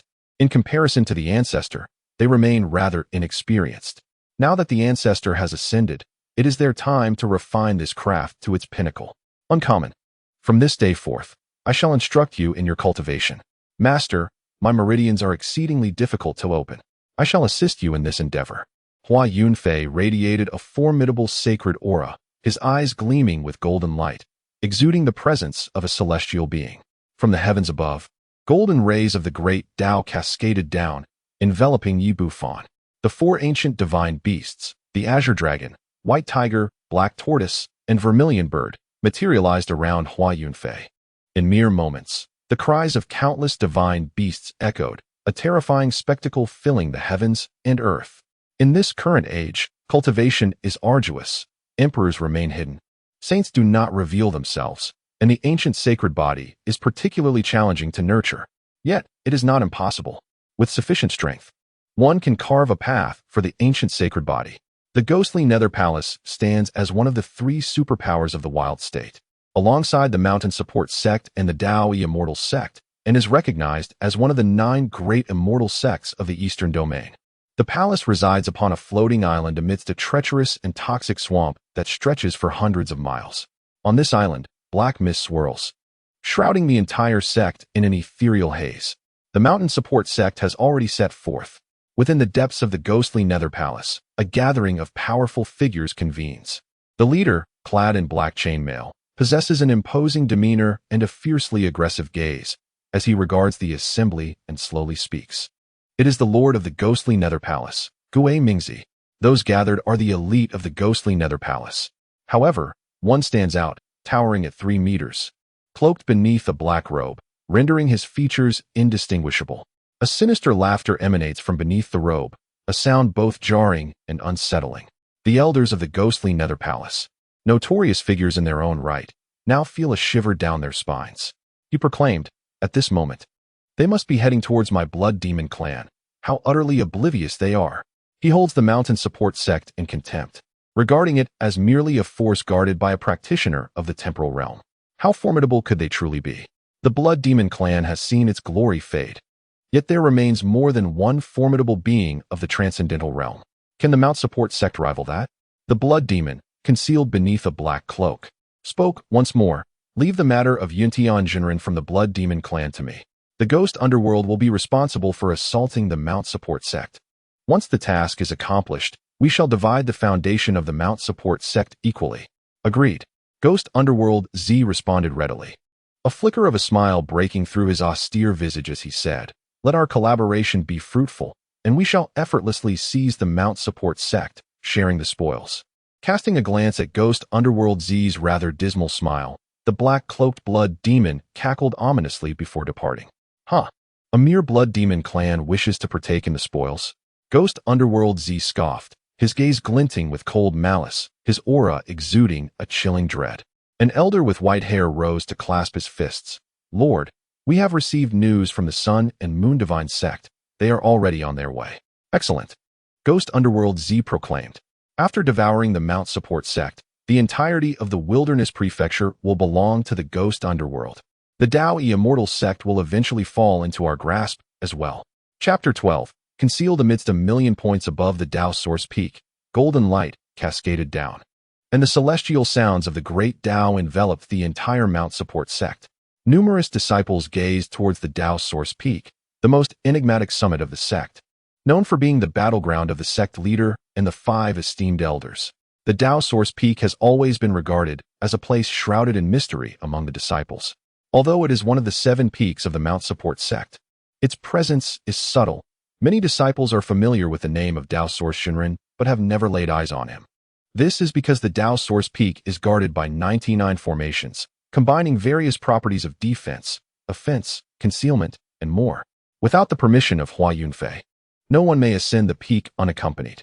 This unique situation has rendered both the Dao source peak and the legendary Dao source Shinrin even more enigmatic. Only the true disciples of each peak have had the privilege of encountering Hua Yunfei a few times. The golden light of Xingxia persisted for an entire day, and as evening approached, the commotion emanating from the Dao source peak gradually subsided. "Master, I have broken through to the 9th layer of the Meridian realm," Yi Bufan exclaimed, nearly leaping with excitement. Hua Yunfei had facilitated his ascent from an ordinary mortal directly to the 9th layer of the Meridian realm. What tremendous power this was! Moreover, as an ancient sacred body, his meridians were as tough as divine iron, challenging to penetrate, yet Hua Yunfei accomplished it with ease. This was something that the leaders of the various peaks of the Dao Immortal sect could not achieve. Indeed, this resembles the form of a sacred body. Hua Yunfei nodded in satisfaction. At this moment, Yi Bufan exuded a faint golden glow, his spiritual energy coalescing into golden blood, presenting himself with the poise of a top-tier prodigy. Presently, within the Mount Support sect, apart from him, Yi Bufan's talent was likely the highest. Yi Bufan knelt, tears glistening in his eyes. "Master, I." Hua Yunfei deliberately adopted a stern expression. "Rise, for I am your master. This is the least of what is owed. No need for thanks. No, such a life-reviving grace shall forever remain etched in my heart. If ever a day comes when my master is in peril and needs me to sacrifice myself for the path, I shall not hesitate," Yi Bufan declared earnestly, bowing respectfully. "What could possibly befall me?" Hua Yunfei chuckled at his earnestness. "In today's world, be it in the Eastern Domain, Central State, or even across the entire Northern Dipper Star, there exists no one capable of taking my life." Yi Bufan's heart remained unsettled, still yearning to express himself, but Hua Yunfei interrupted him directly. "All right. I know you are a good child who repays kindness. I promise you, should I ever require your assistance in the future, I shall not hesitate to call upon you." "Thank you, Master," Yi Bufan replied, bowing once more before rising. Hua Yunfei produced a golden tome, stating, "This is a token of our meeting, do not disdain it." The Heavenly Emperor Scripture. Yi Bufan gasped in astonishment upon seeing the title. The Heavenly Emperor. What a figure! A pinnacle among emperors. Not just anyone could be called a Heavenly Emperor. Since the dawn of time, only a handful have borne that illustrious name. As he opened the first page, he was taken aback by its contents. The sacred body of antiquity achieves the status of emperor, unmatched among emperors, thus referred to as the Heavenly Emperor. This is a compilation of the cultivation methods authored by the sacred body of antiquity after attaining the title of emperor, leaving a path to emperorship for future generations.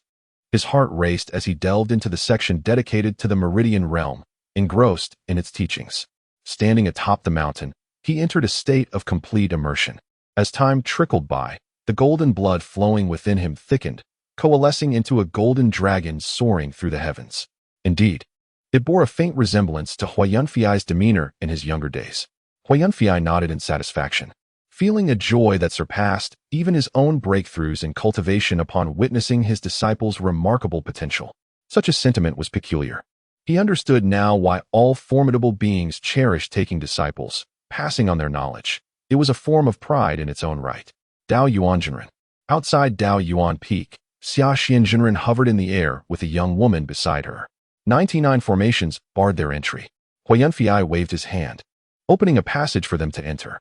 "Master, the spiritual energy here is several times denser than that of Xia Peak. My realm feels unstable."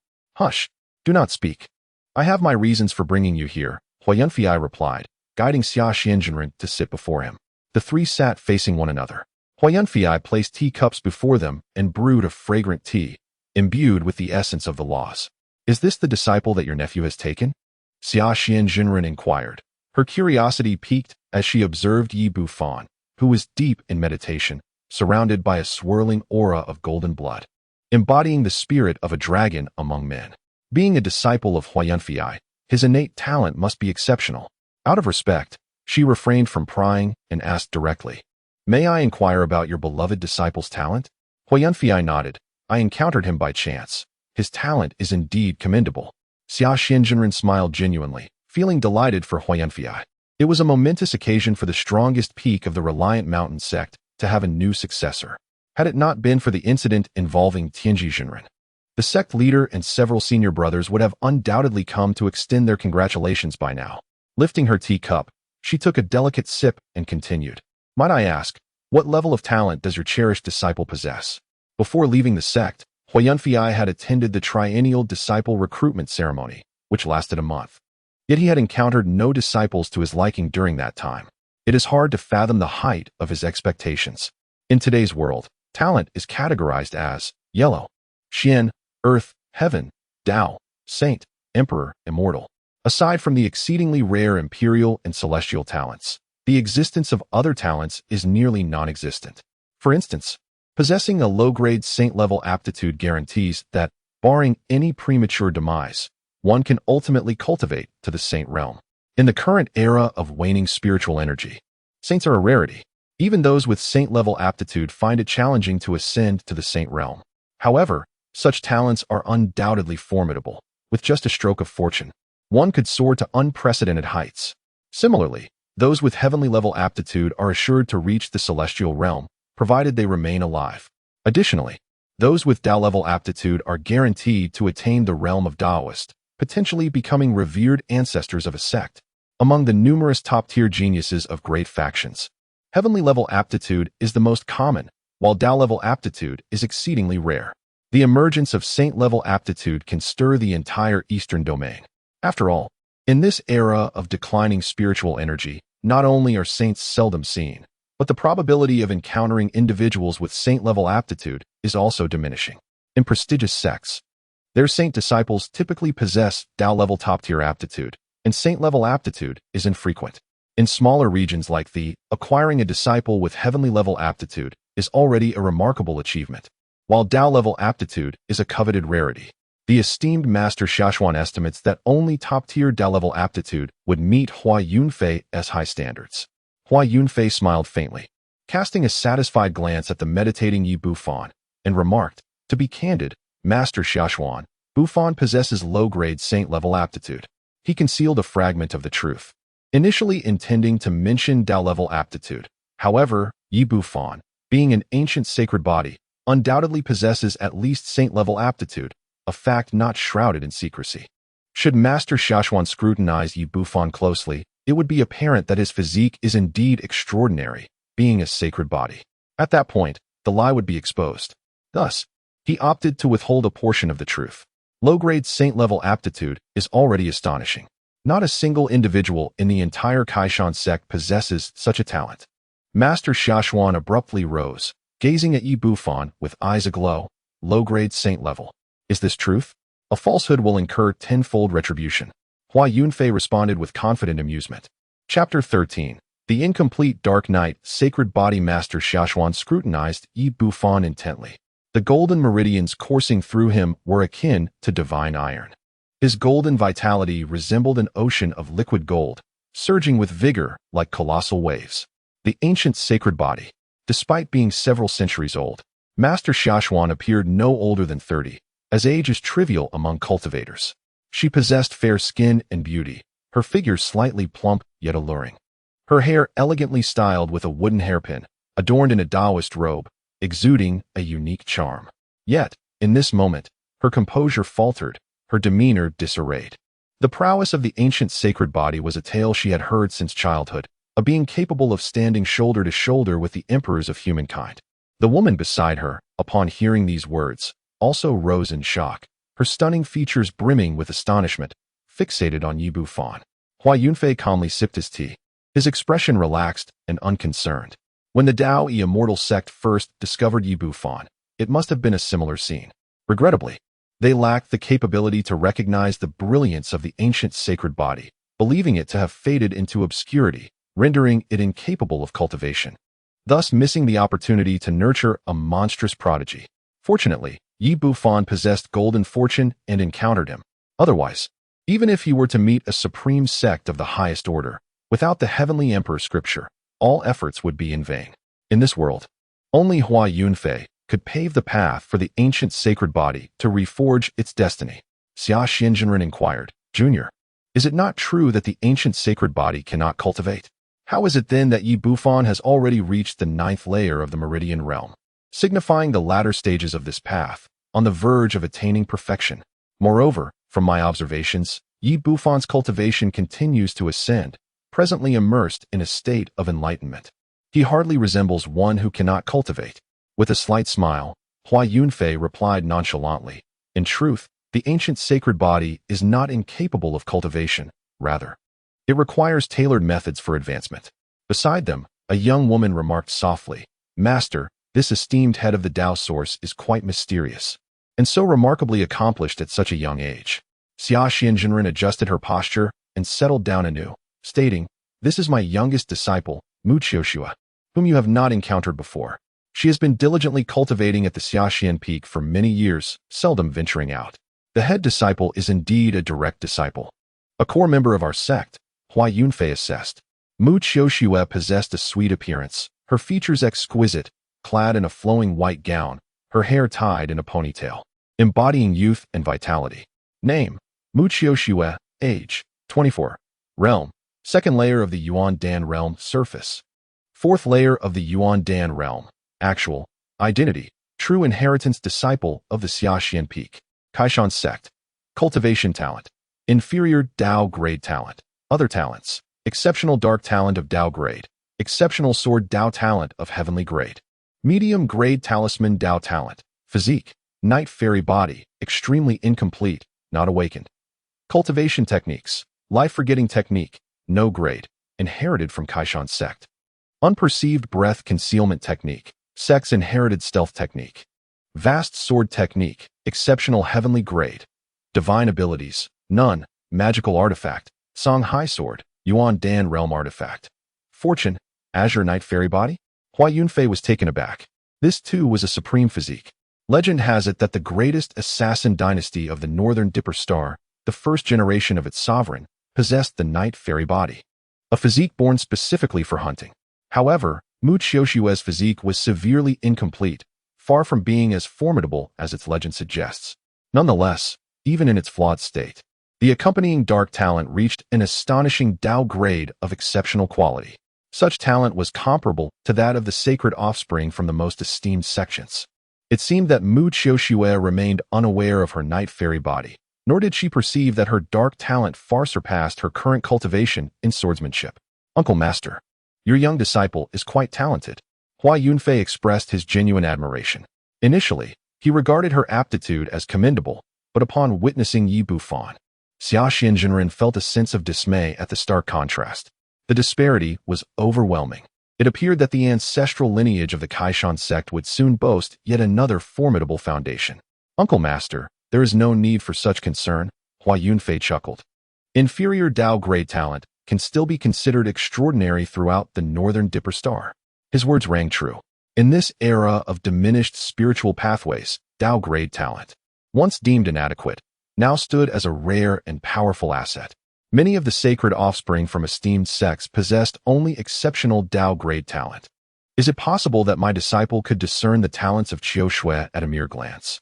The esteemed Xia Xianjinren expressed her surprise, for she had not disclosed Mu Qiuxue's potential. Yet Hua Yunfei seemed to perceive it effortlessly. With an unchanging expression, Hua Yunfei chuckled. It is merely a modest skill in discerning the essence of others' abilities, a trivial matter. Oh, Xia Xianjinren did not pursue the matter further, merely nodding in acknowledgement. May I inquire? Hua Yunfei inquired. What brings my esteemed uncle and Qiuxue here today? Xia Xianjinren promptly addressed the matter at hand, stating, The Daoyuan Peak is replete with dense spiritual energy, and Qiuxue possesses extraordinary potential. I cannot bear to see her squander the most opportune years of her cultivation. Hence, I wish for her to train here for a time. Might my esteemed nephew consider accommodating this request? Her words carried a tone of supplication. Hua Yunfei was momentarily taken aback. To allow her to cultivate at Daoyuan Peak? He hesitated, knowing that the treasures and secrets of Daoyuan Peak were many. It was not that he feared theft. Rather, compared to Daoyuan Peak, Xiaxian Peak felt like a mere village. Once Mu Qiu Shui acclimated to this environment, returning to Xiaxian Peak might prove challenging. Additionally, the presence of a woman here made him somewhat uncomfortable. Hua Yunfei found himself in a predicament, unable to refuse. The various peaks of the Liangshan sect were akin to one family. Declining would seem unkind. Furthermore, Xiaxian Jinren had treated him well since childhood, and her relationship with his father was also commendable. To refuse would likely bring shame to his father. As a junior, he felt compelled to show respect in such trivial matters. Thus, he ultimately consented to allow Qiu Shui to remain at Daoyuan Peak for a time, though internally, he hoped she would return home soon. After Xiaxian Jinren departed, Hua Yunfei arranged accommodations for Mu Qiu Shui, close to Yi Bufan.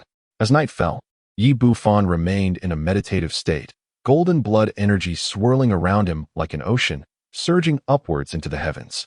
At this moment, he had broken through to the first layer of Yuan Dan realm. A Yuan Dan had coalesced within him, transforming spiritual energy into spiritual power. Truly remarkable, the Heavenly Emperor scripture. Hua Yunfei marveled, acknowledging the formidable power of the techniques birthed from the body of an emperor. He sat nearby, savoring tea, filled with pride at the accomplishments of his disciple, a feeling that was indeed gratifying. He even contemplated the notion of taking on another disciple, to nurture further talent. Chapter 14. The ThingI Sword Technique, the ancient Emperor ThingI. Under the full moon, sensing Hua Yunfei's thoughts, the system promptly initiated a response. Hold on. Hua Yunfei chuckled, saying, while this feeling is exhilarating, the rewards for taking on disciples are rather lackluster. The Heavenly Emperor scripture is undeniably impressive, yet it is of no use to me. I have not examined the grade of the ThingI sword technique, but I suspect it is rather ordinary. I already possess ample techniques. Ordinary, you say? The ThingI sword technique was crafted by the Sword Dao Emperor. It exists above the sacred tier of techniques. The Emperor Dao sword technique? Is it truly this impressive? Hua Yunfei swiftly retrieved the ThingI sword technique, examining it closely, and was immediately astounded. The ThingI ancient emperor, a paragon who reigned supreme in the swordsmanship realm, a solitary figure wielding a sword, invincible across the land. The ThingI sword technique was crafted in the later years of the ThingI ancient emperor's life, a culmination of his swordplay from youth to old age.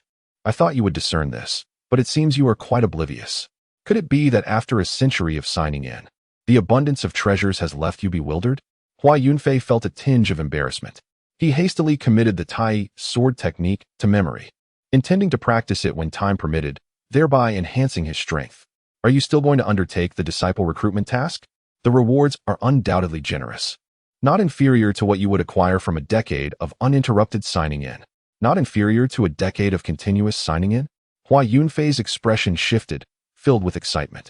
His signing-in system allowed him to check in once a month, and the treasures amassed over a year were surely remarkable.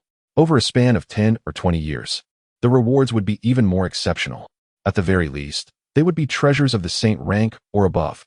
Items such as the great transformation of the universe divine ability, the one-word true word method, the enlightenment tree tea leaves, the ginseng fruit tree, and the imperial weapon chaotic bell were all obtained from a decade of continuous signing in. If each disciple recruitment reward matched the level of a decade's worth of signing in, how formidable that would be. I shall first venture to the inner sect and recruit 100 disciples. Remember to bestow upon me my rewards. Hua Yunfei rose to his feet, confident that the successor of the Daoyuan Peak had already been settled. The requirements for his disciples could be somewhat relaxed. If one were to inquire how much, well, anything that scurries on the ground, swims in the water, or flies in the sky, so long as it is alive and breathes, it qualifies. Even a pig. Hua Yunfei was confident he could train it to become a pig sage. Wait, do you think the rewards are so easily obtained? Do you have further demands? Hua Yunfei frowned. As the inheritor of the survival path, he remained reluctant to expose himself. With qualification requirements, he would need to venture out to seek them, which was somewhat bothersome. What if he accidentally offended an elder from a prominent sect? That would only add to his troubles. One must sacrifice to gain. The cycle of cause and effect in this world. After reaching such a level in your cultivation, do you not grasp this principle? Hua Yunfei, since the system was on the verge of rebuking him and relented, what do you propose? The disciple recruitment task is merely a means for the host to acquire more valuable items. Relying solely on signing in is far too slow. Enough with the brainwashing. I am quite astute. Beep. Task system confirmed and activated. The disciple recruitment task is now issued. Required number of disciples, 1. Requirement. Minimum cultivation qualification of low-grade saint rank. Other talent requirements, none. Task duration, 5 months. Completion reward, a disciple recruitment gift pack. Failure penalty, a random loss of one of the host's spiritual treasures. In today's North Dipper Star, qualifications of saint rank are exceedingly rare, with even saint-level forces yearning for such talents. And you still impose a minimum requirement? Am I your plaything? To require a disciple to possess at least low-grade saint rank qualifications, do you think they are cabbages? Of course, they are rare if not discovered. Many top-tier geniuses might live their entire lives as mortals, utterly unaware of their extraordinary cultivation potential. The assertion holds true. The system casually murmurs about the rewards for a decade of attendance. Hearing this, Hua Yunfei felt a stirring within. After all, 5 months should suffice. He reassured himself that for the sake of the ultimate reward, he could only find solace in this thought. As dawn broke, Yi Bufan finally awakened.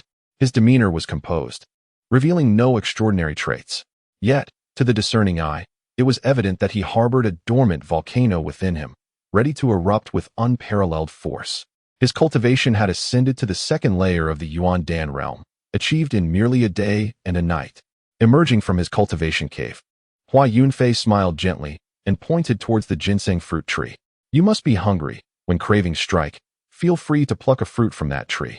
It is beneficial for your health and longevity. Master, Yi Bufan exclaimed with joy, hastening towards him. I have reached the second layer of the Yuan Dan realm. Excellent, excellent. You surpass my own prowess at your age, Hua Yunfei remarked, clearly pleased as he discerned Yi Bufan's cultivation level. By his estimation, Yi Bufan at the second layer of the Yuan Dan realm could rival a talent at the fourth layer. Of course, this was only in reference to ordinary talents.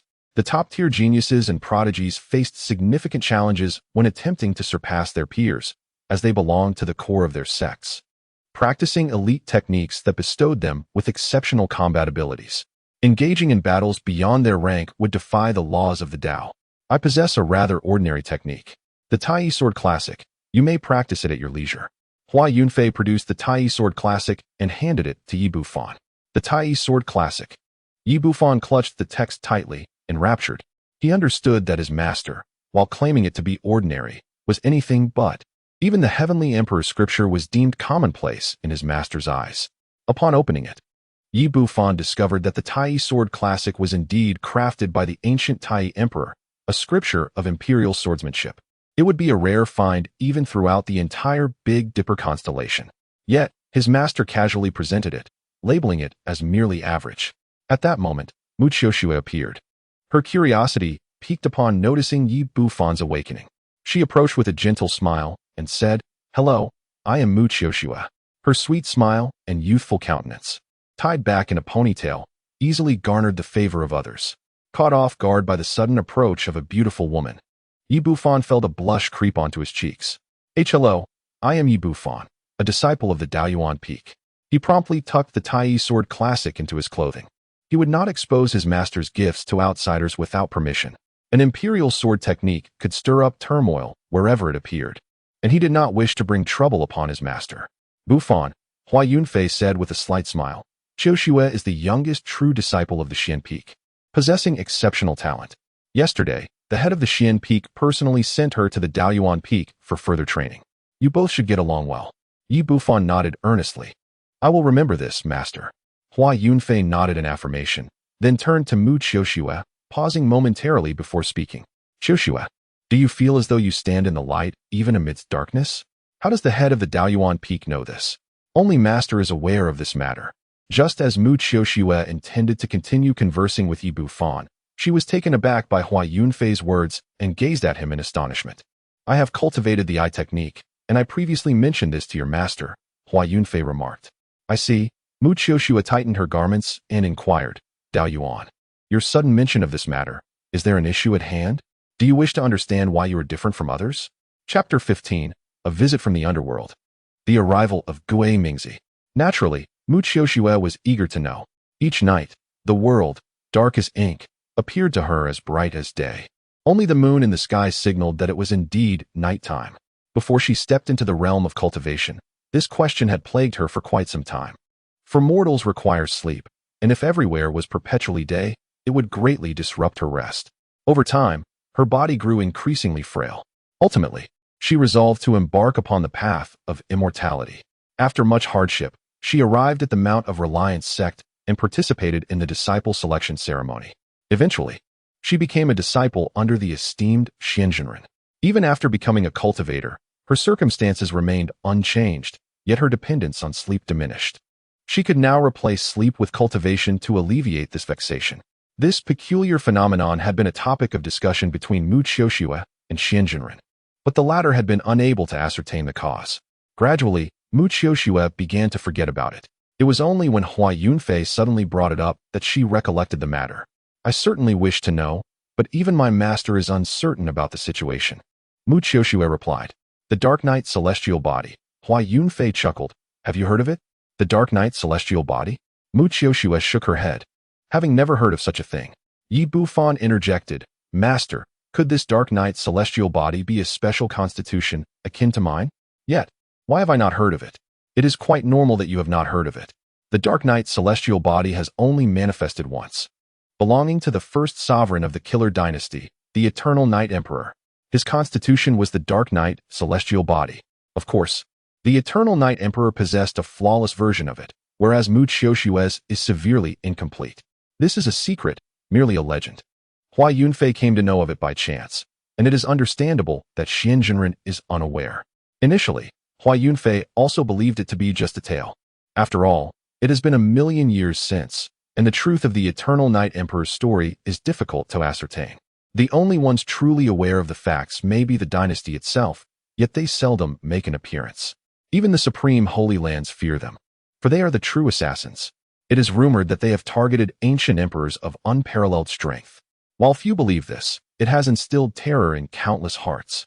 Hua Yunfei elaborated to the two, saying, Qiuxue, although your constitution is formidable, it is incomplete, lacking an origin, making it challenging to fully unleash the might of the Dark Night Celestial Body. He shifted his tone, however, in the wild state. An incomplete Dark Night Celestial Body is still sufficiently powerful.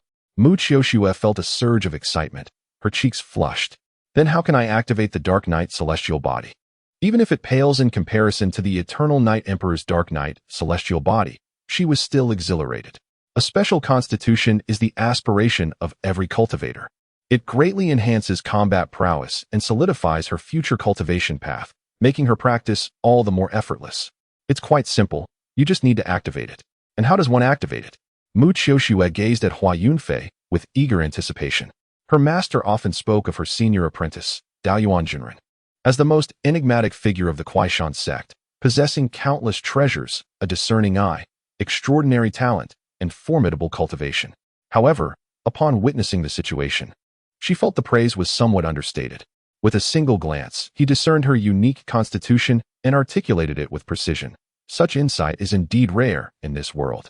Hua Yunfei instructed, stand still, it will be over soon. With a flick of his finger, a beam of radiant light struck her navel. Mu Qiuxue let out a muffled sound, her delicate brows knitting slightly in discomfort. Yet, she understood that Hua Yunfei was aiding her, and she could not resist.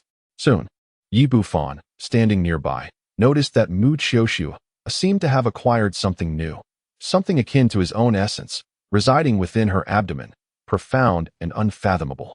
A type of Tao principle. His was the source of the sacred body, while hers was a fragment of the night fairy body, albeit severely incomplete. Before long, Mu Qiuxue appeared to be enveloped in a unique aura. She seemed almost invisible to the untrained eye. This was during the day. At night, she could likely blend seamlessly into the shadows, a natural assassin. Hua Yunfei withdrew his hand, standing with his hands clasped behind his back, having effortlessly awakened the night fairy body's essence within her. For him, it was a mere flick of the finger, yet for the entire sect, the addition of another disciple with the night fairy body held immense significance. In the future, As Mu Qiushue grew stronger, the sect's ancestral grounds would gain another powerful foundation. The sect would become more formidable, providing him with a greater sense of security within Kuaishan. This is the essence of the Night Fairy body. Mu Qiushue felt the essence within her, astounded. She sensed her strength had doubled, far surpassing her previous capabilities.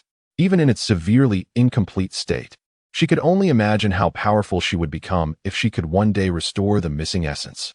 "Thank you, esteemed master," Mu Qiushue said with a deep bow, her excitement palpable. No need for such formality. Hua Yunfei waved his hand dismissively. To him, it was merely a small act of assistance. Yi Bufan chimed in, "Congratulations, Sister Mu, on awakening the Night Fairy body. You are destined to become a top-tier powerhouse in Huangzhou. Hee, you are no slouch either. With your ancient sacred body, you can contend against emperors." Mu Qiushue patted Yi Bufan's shoulder, bursting with joy. She felt she had made the right choice coming to Daoyuan Peak. "Hee, you flatter me," Yi Bufan replied, somewhat awkwardly, struggling to find comfort in their conversation. "Qiu Shui," Hua Yunfei continued, "the dark talents of the Night Fairy body are extraordinarily potent. Although your essence is incomplete, you possess top-tier dark qualifications. You must cultivate dark attribute techniques in the future." "Yes, Qiu Shui will remember this," she affirmed earnestly. "You are endowed with the Night Fairy body, a premier assassin. Always keep this in mind." Mu Qiushue etched these words into her memory. At the gates of Kuaishan sect, a figure suddenly emerged, clad in black chainmail, tall and imposing, with a stern and authoritative visage, his eyes exuding an intimidating presence. It was Gui Mingzi, the lord of the ghostly underworld. Meanwhile, Elder Shi, punished by Tianji Jinren, was still enduring his arduous watch duty. It was his indiscretion that revealed the scandal involving the Celestial Master of Destiny, leading to widespread gossip within the Mount Cao sect and tarnishing the master's reputation. Before departing, the Celestial Master imposed a punishment upon him, assigning him to guard the sect for a year as a form of penance. Yet, this task, though seemingly menial, afforded him a certain degree of comfort. However, upon encountering the ominous figure of Ghost Mingzi, Elder Shi's expression shifted dramatically. He quickly rose, anxiety etched on his face, and inquired, "What brings the esteemed Ghost Mingzi to Mount Cao's?" With hands clasped behind his back, Ghost Mingzi let out a cold snort and replied, "Is this how you treat your guests at Mount Cao's? Is my status not sufficient to warrant a cup of tea?" Indeed, it was sufficient. At a time when the sect was particularly vulnerable, Elder Shi dared not be complacent. Ghost Mingzi was a treacherous and ruthless individual, far from a righteous figure. His sudden visit without cause was akin to inviting a wolf into the fold. However, your unexpected arrival surely warrants an explanation. Considering the known tensions between Mount Cao's and the Ghost Ming Manor, Elder Shi remarked with a forced smile. He then instructed a nearby disciple, "Go and summon the esteemed Xian Jinren and Dao Yuan Jinren, and inform them of Ghost Mingzi's sudden visit." Ignoring the disciple who went to deliver the message, Ghost Mingzi forced a grim smile. Indeed, the animosity between the Ghost Ming Manor and Mount Cao's had been long-standing, and it seemed today would bring a resolution to that conflict. Suddenly, he extended his hand from behind his back, seizing Elder Shi by the throat and lifting him effortlessly. Sneering, "A mere initial stage divine infant dares to obstruct my path." Chapter 16. The performance was truly exhausting. Boom. A tremendous force struck Elder Shi in the abdomen. Gushing blood, he fell like a severed kite, struggling to rise. With great effort, he lifted his head, his face pale, and shouted, "Enemy attack." The resounding cry echoed throughout Mount Cao's. Enemy attack. All disciples and elders rushed toward the sect's entrance with fervor, weapons in hand, devoid of fear. Faced with peril, they were resolute in their vow to defend their home. "Humph, with Yun Tianjinren and Xian He Daoren absent, what do you possess to contend with me?" Ghost Mingzi swaggered into Mount Cao's, hovering in the air, inhaling spiritual energy with satisfaction. "From this day forth, Mount Cao's shall be under my dominion." Such arrogance. An elder of considerable age approached, scoffing, "Do you truly believe that you alone can oppose the entirety of Mount Cao's? Even as a sect leader, you could not achieve such a feat. How utterly laughable and presumptuous." Outraged, the assembly of elders surrounded Ghost Mingzi, their fury palpable. Upon closer inspection, there were over 40 elders present, each at least at the initial stage of the divine infant realm. Ghost Mingzi, taken aback, surveyed the scene. It was undeniable that Mount Cao's had significantly strengthened in recent years, retaining such a formidable number of divine infant practitioners even after losing so many powerful members. He felt a secret delight, thankful that the ghost underworld acted early. Otherwise, in 100 years, they might not stand a chance against the Mount Cao sect. How infuriating that this man appeared utterly unperturbed, as if he held the elders in contempt. Numerous disciples, armed and vigilant, surrounded the perimeter, glaring at Ghost Underworld. His nonchalance, as if strolling through his own garden, ignited their ire. Some hot-tempered disciples from Daoyuan Peak openly insulted Ghost Underworld, lamenting that if the sect leader were still present, such impudence would never be tolerated. Frustration boiled within them as they regretted their insufficient strength, wishing they could join the elders in battle. Ghost Underworld, your arrogance knows no bounds.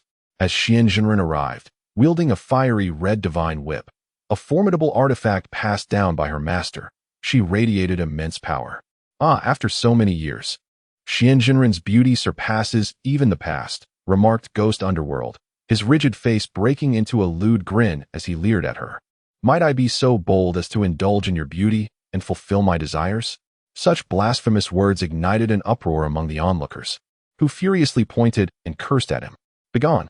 An elder brandished a divine sword of the divine infancy realm, slashing it fiercely. Instantly, an eye-piercing sword light erupted, stretching thousands of meters, filled with the essence of sword intent. Child's play, Ghost Underworld scoffed, shattering the sword energy with a flick of his fingers, sending the attacking elder hurtling backward, spewing blood and appearing feeble. The disparity in realms was too vast. This is sheer bullying. Xian Jinren struck with her fiery whip towards Ghost Underworld.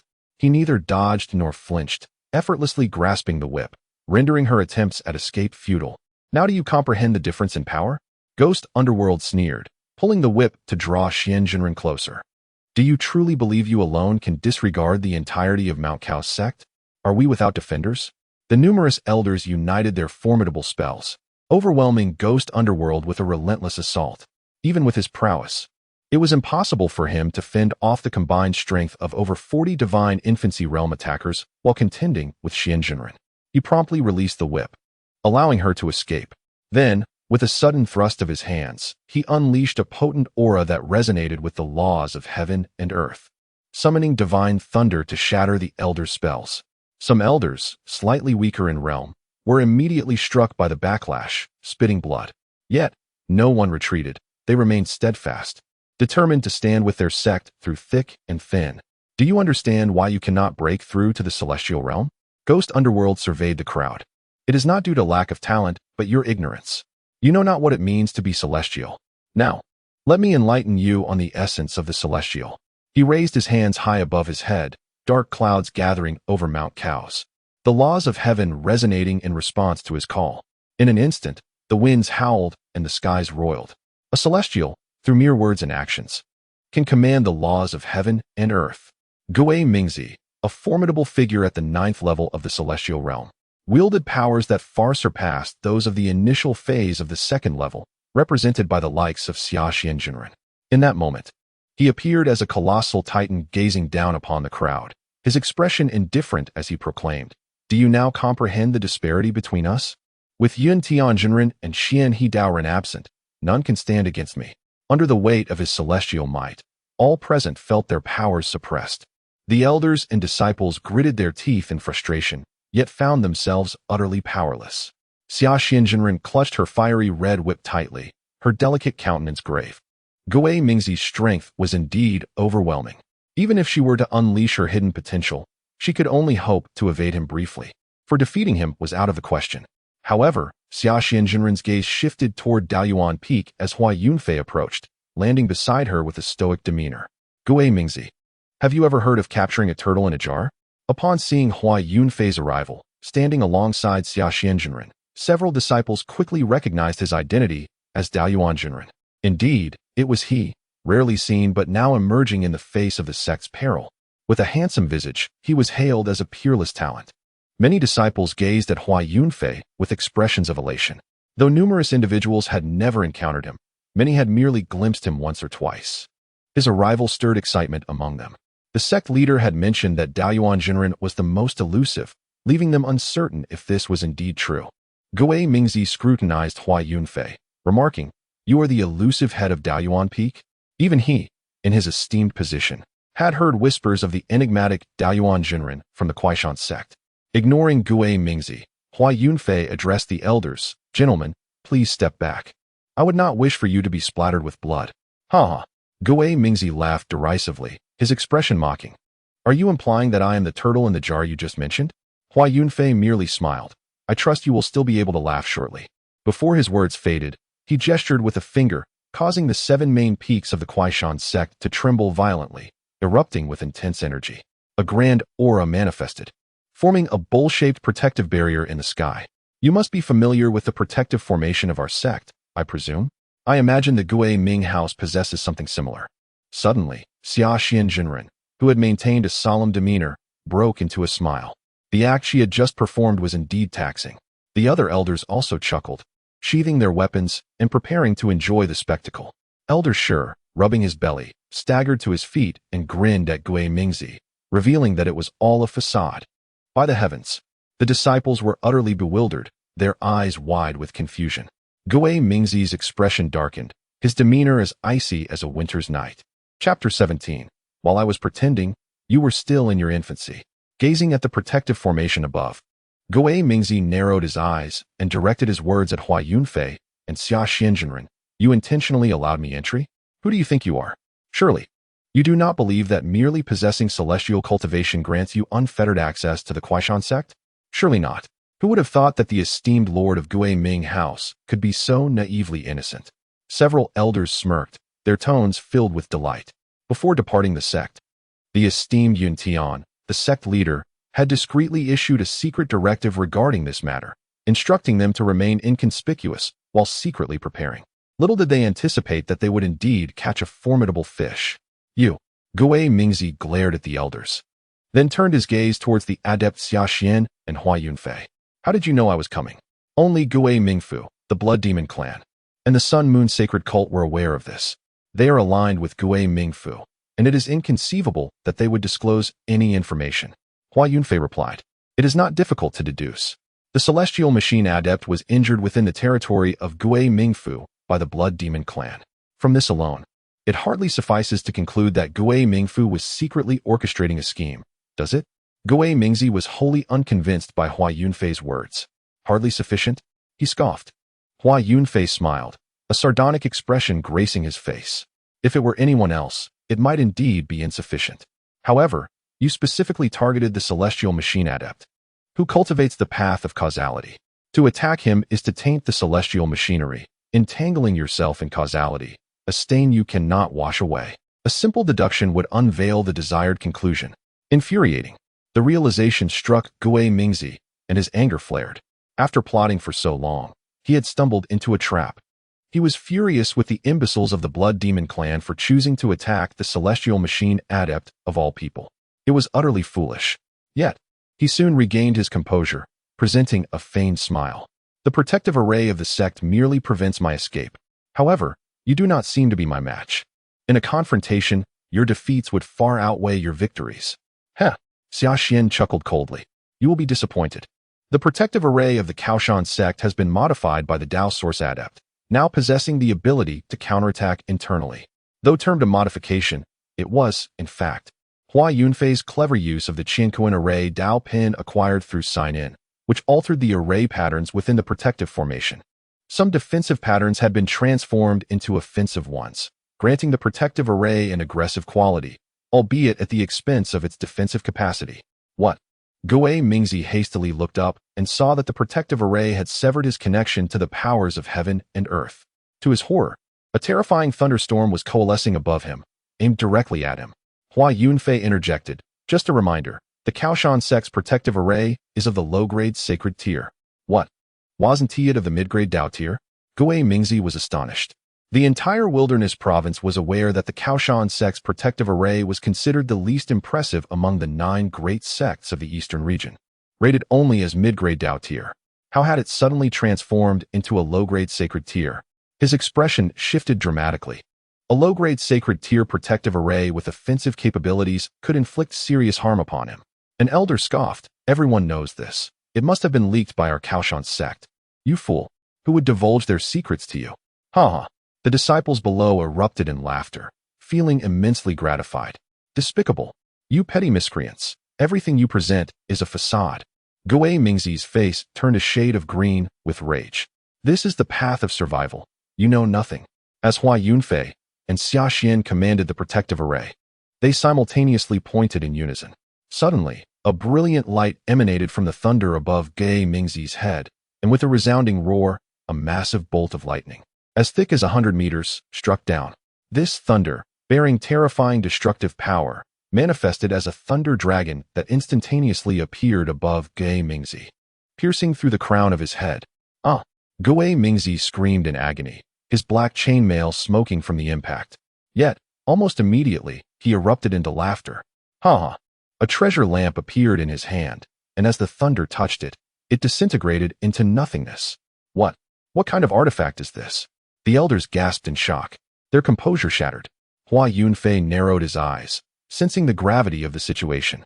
The Xianjunren, now cautious, waved his hand to cast a protective spell, shielding the disciples beneath him to guard against unforeseen calamity. Did you not anticipate this?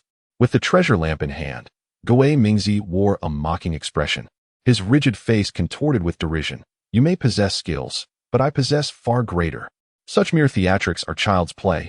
When I wield this, you were still in your infancy. As his words fell, Gui Mingzi took a deep breath and blew upon the flame of the lamp. Instantly, a torrent of flames erupted, 3 colors, white, yellow, and red, roaring with heat. The flames surged against the protective formation, instantly dismantling the entire defense. The Xianjunren was taken aback. The elders and disciples were left in stunned silence. What manner of artifact is this? It can so swiftly dismantle a lower-grade sacred formation. What of your lower-grade sacred formation? It pales in comparison to my artifact. Gui Mingzi sneered, surveying the expressions of those present with satisfaction. This treasure borrowed from the Sun and Moon sect proved to be exceedingly useful. Initially intended to breach the protective formation of the Kaoshan sect, he found the sect wide open and unguarded, and thus devised a plan to stride in boldly. He had thought it unnecessary. Yet the Kaoshan sect's protective formation unexpectedly bore offensive capabilities. Hence, he unleashed it, shattering the Kaoshan sect's defenses. Your artifact? I highly doubt it. Hua Yunfei remained composed, chuckling softly. It seems you've borrowed a treasure from a certain holy-grade power, haven't you? Gui Mingzi's eyes narrowed. Do you look down upon the Gui Ming manor? Indeed, I do. Hua Yunfei replied candidly, nodding. Very well. I shall see how long you can maintain your bravado. Now that the protective formation has been breached, the Kaoshan sect's fortunes have waned. There is no need for any of you to conceal yourselves. Come forth. With a wave of his hand, Gui Mingzi produced a bag and opened its mouth, instantly revealing nearly 100 figures surrounding them. This was a treasure capable of containing living beings. It harbored many powerful individuals from the Gui Ming manor. No wonder he dared to swagger into our sect alone. The elders squinted, scrutinizing the newly emerged figures. Many of them were familiar faces, having dealt with the Gui Ming manor for many years. The elders recognized almost all of them. Among them stood 2 elderly figures in gray robes beside Gui Mingzi, their demeanor calm and their presence formidable, hardly weaker than Gui Mingzi himself. In the shadows, dozens of towering figures cloaked in black loomed ominously, their immense presence exuding an oppressive aura. What manner of creature lay hidden beneath those dark robes? A chilling laughter echoed. At last, I have emerged. So this is the Kaoshan sect? Soon, it shall belong to the Blood Demon clan. The largest of the cloaked figures cackled, his voice a piercing and unsettling sound. The Blood Demon clan. Xianjunren was taken aback. The sect leaders had ventured to eradicate the Blood Demon clan. Yet they still managed to spare forces to confront the Kaoshan sect. Ah, finally, you have arrived. I was beginning to feel the strain in my arm from waiting. The elders of the ghost underworld sneered, retrieving their magical artifacts and preparing to annihilate the Kaoshan sect. Beside Gui Mingzi, 2 elderly figures clad in gray maintained an indifferent demeanor, slowly retreating behind the others, showing no intention of joining the fray. Gui Mingzi remarked, Gentlemen, this will soon come to a close, and when it does, we shall share the spoils equally. The 2 gray-robed elders said nothing further, standing in the air with their eyes closed, seemingly detached from the unfolding events around them. Hua Yunfei observed this scene intently, though the situation appeared grim. A smile gradually formed on his lips. Not just him, but Xian Jinren and all the elders revealed smiles once more. Chapter 18, Impossible. Absolutely impossible. The identities of the two gray-robed elders were transparent to Hua Yunfei. With a single glance, he discerned their entire profiles. Name: Li Qingchong. Age: 822 years. Realm: Ninth Heaven of the Celestial Realm. Identity: Elder of the Sun-Moon Divine Sect. Mid-tier Array Master. Cultivation Aptitude: Low-tier Celestial. Other talents: Low-tier Sword Talent. Low-tier Array Talent. Physique: None. Cultivation Method: Sun-Moon Divine Art. Mid-tier Sacred. Weaponry: Black Fiend S-Blade. Transcendental Artifact. Fate: Green. Name: Li Qingping. Age: 822 years. Realm: Ninth Heaven of the Celestial Realm. High-tier Talismancer. Identity: Elder of the Sun-Moon Divine Sect. Cultivation Aptitude: Low-tier Celestial. Other talents: High-tier Talismancer Talent. Physique: None. Cultivation Method: Sun-Moon Divine Art. Mid-tier Sacred. Daoyuan Array Formula. Low-tier Dao. Divine Ability: Sun-Moon Wheel. Artifact: Celestial Array Brush. Transcendental Artifact. Fate: Green. A pair of twins. Hua Yunfei internally scoffed. As anticipated, Gui Mingzi had indeed found support. The forces behind him were none other than the Sun-Moon Divine Sect, one of the two supreme sacred grounds of the eastern region, wielding the ultimate imperial weapons. With their backing, Gui Mingzi's confidence soared, and in collaboration with the Blood Demon clan, he intended to swallow the Kaoshan sect whole. Hua Yunfei surveyed the assembly in the air, then turned to Gui Mingzi. Have all your people arrived? Gui Mingzi forced a smile, declaring with arrogance, they are here. The demise of the Kaoshan sect is at hand. Since everyone is gathered, matters shall proceed smoothly. Hua Yunfei exchanged a knowing glance with Xian Jinren, and together they fixed their gaze on the heart of the Kaoshan sect, the ancestral grounds. Deeper within lies the ancestral tomb, where all the ancestors of the Kaoshan sect, who have attained enlightenment, are interred. A splendid spectacle is about to unfold. Ha! Despite my advanced age, I find myself once again engulfed in a fervent thrill. Ha! I too. The elders' faces were flushed with excitement as they collectively gazed towards the ancestral grounds behind Mount Kaoshan. What is happening? The specters of the ghostly underworld exchanged bewildered glances, perplexed by the scene. Are the elders of Kaoshan sect truly so foolish as to laugh in the face of impending doom? Something is amiss. One elder, following the gaze of Hua Yunfei and the others, suddenly revealed a look of horror. From the depths of the ancestral grounds, an overwhelming force surged forth. An awe-inspiring pressure descended from the skies. In an instant, all those beneath the realm of the heavenly being from the ghostly underworld and the Blood Demon clan were pinned to the ground, unable to rise. No matter how they struggled, the ghostly prince trembled, and the remaining heavenly beings felt a chill run down their spines. This pressure emanated from a being at the path of transcendence. Little ghost, do you still remember me? From the depths of the ancestral land, a figure ascended into the sky, exuding an awe-inspiring aura, every word and action radiating profound wisdom. With a few simple utterances, the ghostly prince was sent staggering back, retreating 9 steps before he could no longer contain himself, and coughed up blood. Lifting his head, he gazed in astonishment at the newcomer, Xuanqing Daoist. Did you not sit in meditation 300 years ago? The Xuanqing Daoist, clad in a blue robe and wielding a 3-foot azure blade, descended into the midst of the crowd, his demeanor tranquil as he spoke slowly. Do you truly believe the words meant to deceive children? The ghostly prince replied, I pay my respects to Master Xuanqing. I pay my respects to Grandmaster Xuanqing, including Hua Yunfei and the lower Xian True Person. All elders and disciples bowed respectfully. Rise, there is no need for such formalities. Xuanqing Daoist chuckled, resembling a benevolent elder. Hua Yunfei cast a glance at the pale-faced ghostly prince, saying, the Kaoshan sect is far more profound than you can imagine. Even he is unaware of the extent of what Kaoshan sect conceals. Behind them, 2 elderly figures in gray robes, previously in quiet meditation, suddenly opened their eyes, their expressions grave as they regarded Xuanqing Daoist, eager yet hesitant to speak. Xuanqing Daoist addressed them.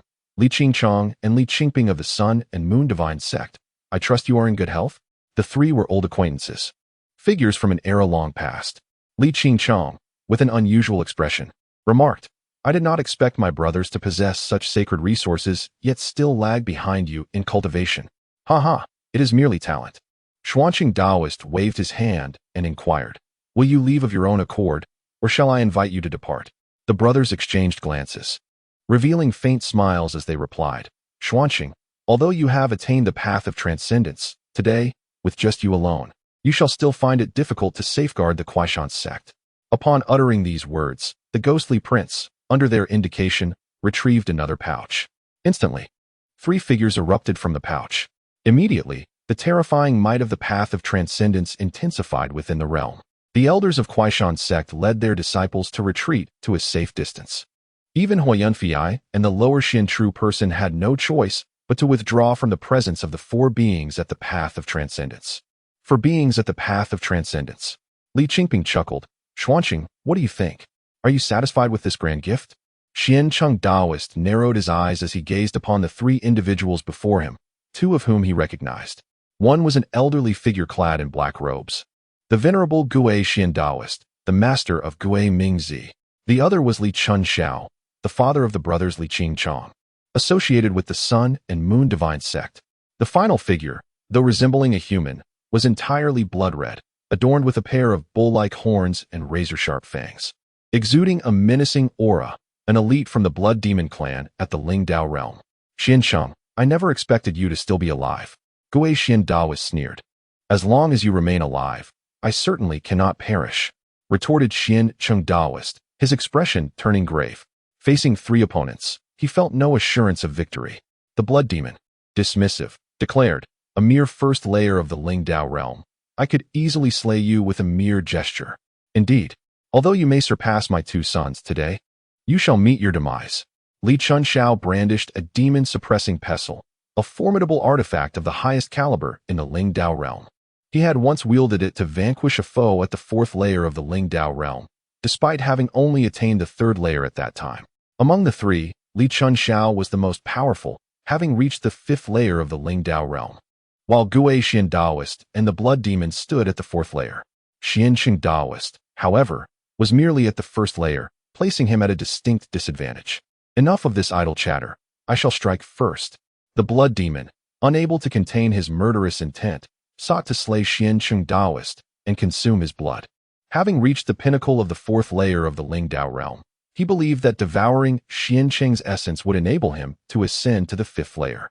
With a swift motion, the Blood Demon unsheathed a massive blood-red blade, descending upon Xianqing Daoist with ferocity, tearing through the very fabric of space. Yet, in the face of an adversary 3 layers above him, Xianqing Daoist remained remarkably composed. He slowly drew his sword, and in an instant, his swordsmanship cleaved the heavens and the earth asunder. The sword light surged forth. With a resounding thud, the blood-red blade shattered, and the Blood Demon's form was cleaved in 2, his divine essence within his mind and purple palace annihilated. The Blood Demon of the Lingdao realm had fallen. Gue Xian Daoist's eyes widened in disbelief. Impossible. This cannot be. The Blood Demon was of the same realm as I, a formidable 4th layer Ling Dao practitioner. How could he be slain by a mere 1st layer Xianqing Daoist with a single stroke? He concealed his true level. What a despicable wretch. Li Chun Xiao discerned the truth with a grim countenance. Despite being several centuries younger, Xianqing's prowess surpassed his own. How did Xianqing Shirshu manage this? Gasped Xian Jianjinren. Hua Yunfei remarked, Xianqing Shizu is not at the 1st layer of the Lingdao realm, but rather a master of the 7th layer. Chapter 19. Seeking longevity through the Dao, the 7th layer of the Lingdao realm. Xianqing Daoist had concealed 6 entire layers of cultivation. He was far from being a mere 1st layer practitioner. With an impassive expression, Xianqing Daoist proclaimed, I offered you an opportunity earlier, yet you failed to appreciate it. Do not blame me for what comes next. With that, he unleashed yet another strike. Gue Xian Daoist screamed in terror, fleeing in a frenzy. He conjured countless ghostly apparitions, forming a dense wall of spirits in a desperate attempt to thwart Xianqing Daoist's assault. Yet, in the face of an overwhelming disparity in power, his techniques seemed as fragile as paper, instantly torn apart, as the sword light descended upon the ghostly Xian Daoist. No, the ghostly Xian Daoist cried out in anguish. Before his words could fully escape his lips, he was obliterated beneath the sword's radiance, his divine infant within him failing to escape, utterly exterminated. Two swords had slain two formidable beings of the temporal realm. Ghost Mingzi lamented, "Master." Instantly, he drew the attention of the Xian Cheng Daoist, who casually swung his sword. Ghost Mingzi met a swift demise, his body reduced to dust. "Master Uncle Niupai? So formidable, truly formidable. Is this the pinnacle of our sect's heritage? Being a disciple of the Koyan sect fills me with immense pride." The disciples of the Koyan sect exclaimed in awe, their spirits elated. The might of the Xian Cheng Daoist was indelibly etched into their minds, profoundly shocking. Temporal realm powerhouses were but a mere sword stroke away from annihilation in his hands. Suddenly, a disciple shouted, "That old cur is attempting to flee." They beheld Li Chunxiao ascend into the sky, accompanied by the brothers Li Qingchong, tearing through the fabric of space, vanishing into the void. "Master Uncle, pursue him quickly," a disciple exclaimed, eyes wide with urgency. The adversary was an elder of the Sun and Moon Divine cult, and Li Chunxiao, a revered elder, held a prestigious status. Killing him was out of the question. Xian Cheng Daoist shook his head, refraining from the chase. As the ancestral figure of the sect, restraint and wisdom were paramount. The Li family could not be harmed. To slay them would mean severing ties with the Sun and Moon Divine cult, inevitably leading to a bloody conflict that could engulf the entire eastern region. The Koyan sect lacked supreme imperial weapons and would face severe disadvantages against the Sun and Moon Divine cult. Thus, even if the adversaries allied with the Ghost Ming court to obliterate the Koyan sect, he must endure. Killing was not an option. Such were the unspoken rules of the immortal cultivation world. One could indeed slay their foes, yet the consequences would be borne alone. Xian Cheng Daoist would not gamble the entirety of the Koyan sect. Now was not the time to confront the supreme holy grounds. Furthermore, openly defying the supreme holy grounds contradicted the principles of the sect. Damn it, he fumed. The Sun and Moon Divine cult. I recall their shadow looming over the destruction of a great sect 30 years ago. Indeed, they have now extended their grasp toward the Koyan sect. Thankfully, Master Uncle intervened.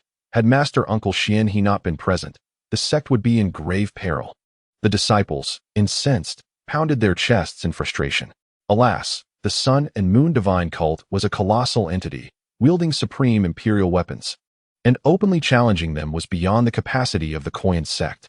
"Master Uncle," spoke the lower Xian realms man, "how shall we deal with these elders of the Ghost Ming court?" Upon hearing this, all present, including several esteemed elders from the Ghost Ming court, trembled with trepidation. Fixated on the Xian Cheng Daoist, fearful he might strike them down. The dozens of blood demons had lost their earlier bravado, resembling withered plants. "We plead for your mercy," they implored. With a swift motion, the sword was drawn, and all perished. Xian Cheng Daoist displayed no trace of compassion, decisively eliminating all the elders of the Ghost Ming court. Thus, the intruders from the Ghost Ming court were utterly annihilated. In place, merely a few dozen blood demons stood frozen, their hair bristling in fear. Among them, the foremost was a blood demon at the fourth layer of the celestial realm, who gritted his teeth and spoke. "Our blood demon clan possesses an ancestor at the ninth layer of the path to immortality. If you kill us, surely, however." His head soared into the air, his consciousness obliterated, meeting a tragic end on the spot. The Sun and Moon Divine sect can still hold discourse. "What is your blood demon clan?" Xuanqing Daoist scoffed, dismissing the ninth layer ancestor of the path to immortality as insignificant. The remaining blood demons trembled in terror, too frightened to utter a word. This old fellow was extraordinarily ruthless. "Master Uncle," Hua Yunfei floated beside Xuanqing Daoist, clasping his fists in respect. "These blood demons still hold value. I implore you to show mercy." "Oh." Xuanqing Daoist turned his gaze towards Hua Yunfei, his eyes glimmering with intrigue. "You are quite remarkable." He found himself unable to see through the young man before him. "It seems my Kuoshan sect has a promising successor in the art of survival."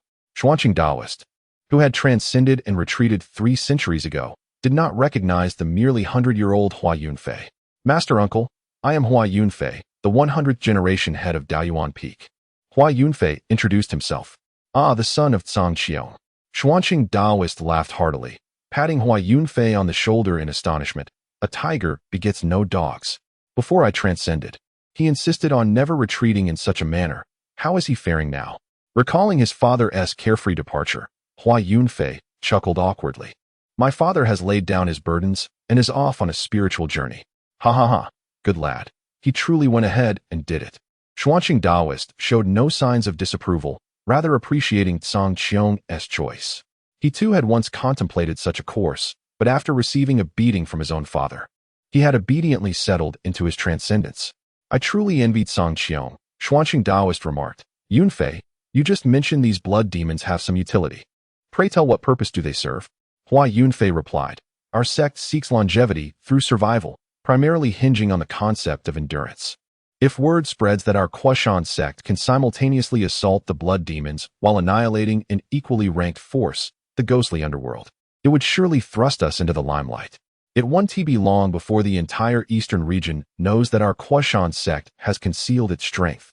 With multiple ancestors of the path to immortality stationed here, the astute among them may even speculate that what we have revealed is merely a fade of our true power.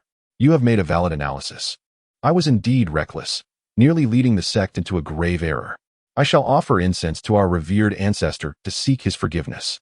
After such a prolonged slumber, I almost forgot the core tenets of our sect. Xuanqing Daoist's expression turned serious as he grasped Hua Yunfei's intent. Preserving the lives of the blood demon clan would allow them to serve as scapegoats, though the Sun and Moon Divine sect would be aware of the truth. For the sake of their own dignity and to prevent the Daoyuan sect from exposing their dark secrets, they would undoubtedly turn a blind eye, pretending ignorance. With scapegoats in place, the Daoyuan sect would not only annihilate the ghostly underworld but also seize all of its resources. More importantly, on the surface, this affair is attributed to the Blood Demon clan. What connection does it have with the Mount Shelter sect? Behind the scenes, the Mount Shelter sect, having acquired abundant resources, can develop more rapidly and gain strength at an accelerated pace. Survival is paramount. Every action must be taken with utmost caution. All risks must be eliminated. Any potential threats must be eradicated. Hua Yunfei and Daoist Xian Cheng reached a consensus. After deliberation, they decided to inscribe slave seals upon the remaining blood demons, placing them under the control of the lower Xian real person. Chapter 20. Everyone is a sixth. Upon the imposition of the slave seals, the lower Xian real person commanded them to proceed to the ghostly underworld. The crisis facing the sect had been averted. It was time for a bountiful harvest. Master Uncle, I just heard that the blood demon spoke of the blood demon ancestor as being at the 9th layer of the Dao realm. An elder, venerable at the age of 800, respectfully interjected, his heart heavy with concern for the sect leader and the ancestor as they prepared to assault the blood demon clan's secret realm. The 9th layer of the Dao realm is but a step away from perfection, standing at the pinnacle in this age of dwindling laws. If memory serves, Daoist Xuanhe possesses a cultivation at the 4th layer of the Dao realm. Facing the blood demon ancestor, victory seems elusive. Do not fret, Daoist Xiancheng replied. His expression relaxed. My senior brother is far more formidable, much stronger than me. The realization struck. The prowess of several masters from the Mount Shelter sect was indeed terrifying. Multiple elders gasped, their faces displaying shock. Compared to their masters, they had concealed far too little. Daoist Xiancheng had reached the Dao realm, quietly harboring a cultivation at the 6th layer. This revelation brought immense surprise to all. Many elders silently noted their insights, vowing to thoroughly study the great classic of survival left by their revered ancestors after the affair concluded. Each of them had concealed a maximum of 3 or 4 minor realms, which was woefully inadequate. In the future, they must conceal more. The secret realm of the Blood Demon clan lies 30,000 miles north of the ghostly underworld. Through the divinations of the celestial mechanism real person, the location was swiftly determined. Led by the celestial sky real person, the formidable members of the Mount Shelter sect immediately breached the entrance to the secret realm and charged inside. A fierce battle erupted. The Blood Demon clan had long received word and was well prepared for the confrontation. Though their numbers were not extensive, they boasted around 150 members. If one includes the blood demons below the God-Infant realm, the count exceeds 600. Nearly every elder from the Mount Shelter sect faced 2, or even 3 or 4 blood demons of the same realm. The struggle was exceedingly arduous. The celestial mechanism real person and several esteemed leaders faced dozens of blood demons of equivalent strength. The conflict was brutal, and injuries were sustained almost instantaneously. One cannot deny that even in decline, the Blood Demon clan remains immensely powerful. The number of beings at the celestial realm far exceeds what the Mount Shelter sect appears to possess. Upon closer examination, there were indeed dozens. Nearing the strength of an ordinary sacred land-level faction, there were more than 6 at the Dao realm. In the skies above the battlefield of the Blood Demon clan's secret realm, Daoist Xuanhe clashed fiercely with the Blood Demon ancestor and 6 other Dao realm blood demons. The battle among these 7 Dao realm beings tore the heavens asunder, causing the entire Blood Demon clan's secret realm to tremble violently, fissures appearing throughout. This was not the ancient stronghold of the Blood Demon clan, but rather a site constructed in later times. The unbearable struggle against 7 formidable opponents at the Dao boundary level was overwhelming. Disciples of the Reliant Mountain Sect, heed my command, roared the venerable Zhuang ancestor, who faced 6 blood demons with remarkable composure. Release the constraints and unleash your true potential. Strike with fervor. In an instant, the Zhuang Daoist, who had already reached the 8th layer of the Dao boundary, experienced an explosive surge in power, to the astonishment of the blood demons. His cultivation ascended to the pinnacle of the Dao boundary. A sacred aura enveloped him, as if he could transcend the threshold of sanctity and become a sage at any moment. This is impossible. This cannot be happening. The blood demon ancestor was on the verge of madness.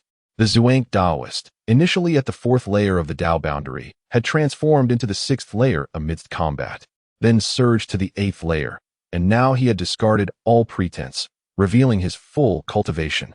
Ancestor, what shall we do? The 5 blood demons trembled with fear, casting anxious glances towards their leader. With no path of retreat left, they resolved to follow their master into battle. They believed in their numerical advantage. Even against a complete Dao boundary expert, they would find it difficult to be overwhelmed. The 7 engaged once more in a fierce entanglement, causing the entire blood demon's secret realm to tremble violently. Above, the heavens roared with thunder. Below, the cries of battle echoed mightily. Have you heard the words of my master? Release the constraints. Strike at me. The heavenly mechanism True Man bellowed. His aura, which had only been at the 2nd layer of the celestial realm, suddenly surged to the 8th layer. The heavenly mechanism True Man's opponent was 10 blood demons, each at the 2nd to 3rd layers of the celestial realm. At this moment, the True Man's overwhelming might nearly rendered them speechless with terror. This old fool has concealed his 6th layer cultivation. Die! With a flick of his hand, the True Man's whisk expanded to 40 meters, effortlessly shattering the bodies of the 10 blood demons with the overwhelming force of the heavens and earth. Inside the blood demons, the divine infants sought escape. As long as the divine infants survived, they could find new vessels and continue to exist. Yet, how could the heavenly mechanism True Man grant them such an opportunity? With a swift motion of his palm, a violent gale, sharp as the finest blade, obliterated their divine infants. A similar scene unfolded on the battlefield of the genuine Yuan True Man, surrounded by 8 blood demons. Witnessing the heavenly mechanism True Man's display of might, he bellowed, "Only 8? Do you belittle me? Perish!" Though he was merely at the 2nd layer of the celestial realm, he erupted with the power of the 9th layer, surpassing even the heavenly mechanism True Man.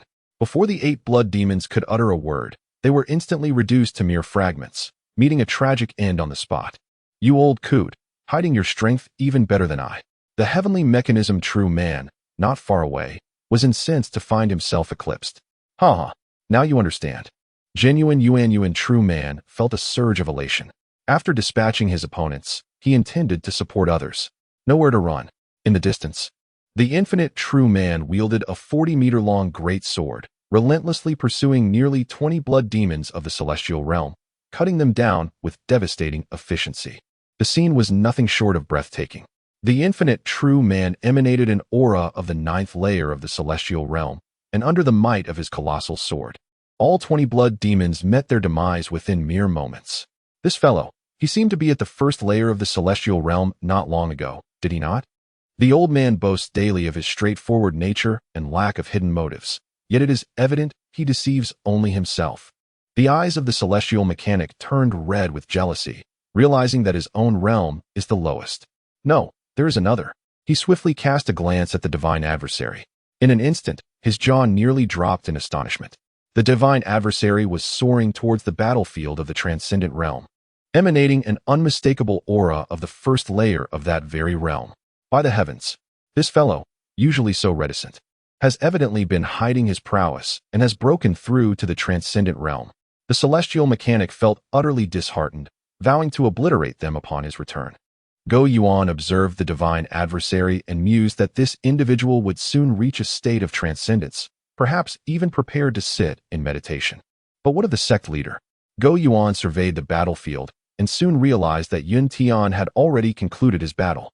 His opponent, a blood demon of the 9th layer of the celestial realm, lay slain. At this moment, Yun Tian radiated an aura of the 2nd layer of the transcendent realm. This old fellow must not have utilized his full strength, Go Yuan muttered. Then, he surveyed the entire battlefield. Unsurprisingly, despite the overwhelming number of blood demons, the tide of battle was decidedly in favor of the Mount of Support. They suffered no casualties. The elders of the divine infant realm were exceptionally fierce. Following the words of Xuanhe Daoist, they swiftly lifted the restrictions and concluded the combat in an instant. You despicable humans! How utterly revolting! In this lifetime, I wish never to lay eyes upon you, roared a blood demon of the celestial realm, bewildered by the escalating prowess of his adversaries. Chapter 21. The annihilation of the ghostly underworld. Shocking the powers of the eastern domain, Yun Tian and several esteemed elders dispatched dozens of blood demons of the celestial realm. However, the blood demon clan still had numerous celestial realm members on other battlefronts, attempting to prey upon the weaker elders. Rather than slaying these foes, Yun Tian and his companions opted for a thorough beating, temporarily imprisoning them. Subsequently, they traversed the battlefield, subduing all remaining blood demons. Having completed their task, they gazed skyward. The battlefield of the transcendent realm appeared to have reached its conclusion. With a thunderous crash, a figure plummeted from the sky, causing the earth to fracture instantaneously, resembling a spider's web, creating a pit several miles wide. Before the commotion subsided, another figure fell, followed by 3 more simultaneously. The entire land sank, creating a depression stretching for nearly 1,000 miles. At last, the most resounding noise echoed through the air. The blood demon ancestor lay defeated, sprawled upon the ground, blood seeping from his 7 orifices, his eyes vacant. He had been thoroughly bewildered. Merely a single realm's difference had led to his utter humiliation. He was no match for his opponent. After all, he was the blood demon ancestor. How could this be? Regret filled his heart. He should never have boarded this treacherous ship to the ghostly underworld. Who could have known that the Mount of Support concealed such formidable strength? The blood demon clan, though slightly weaker than the sacred lands, lacked the foundational strength, possessing 7 powerful beings of the transcendent realm, while he himself stood at the pinnacle of the 9th layer. Yet today, he had been utterly vanquished, and all at the hands of Xuanhe Daoist alone.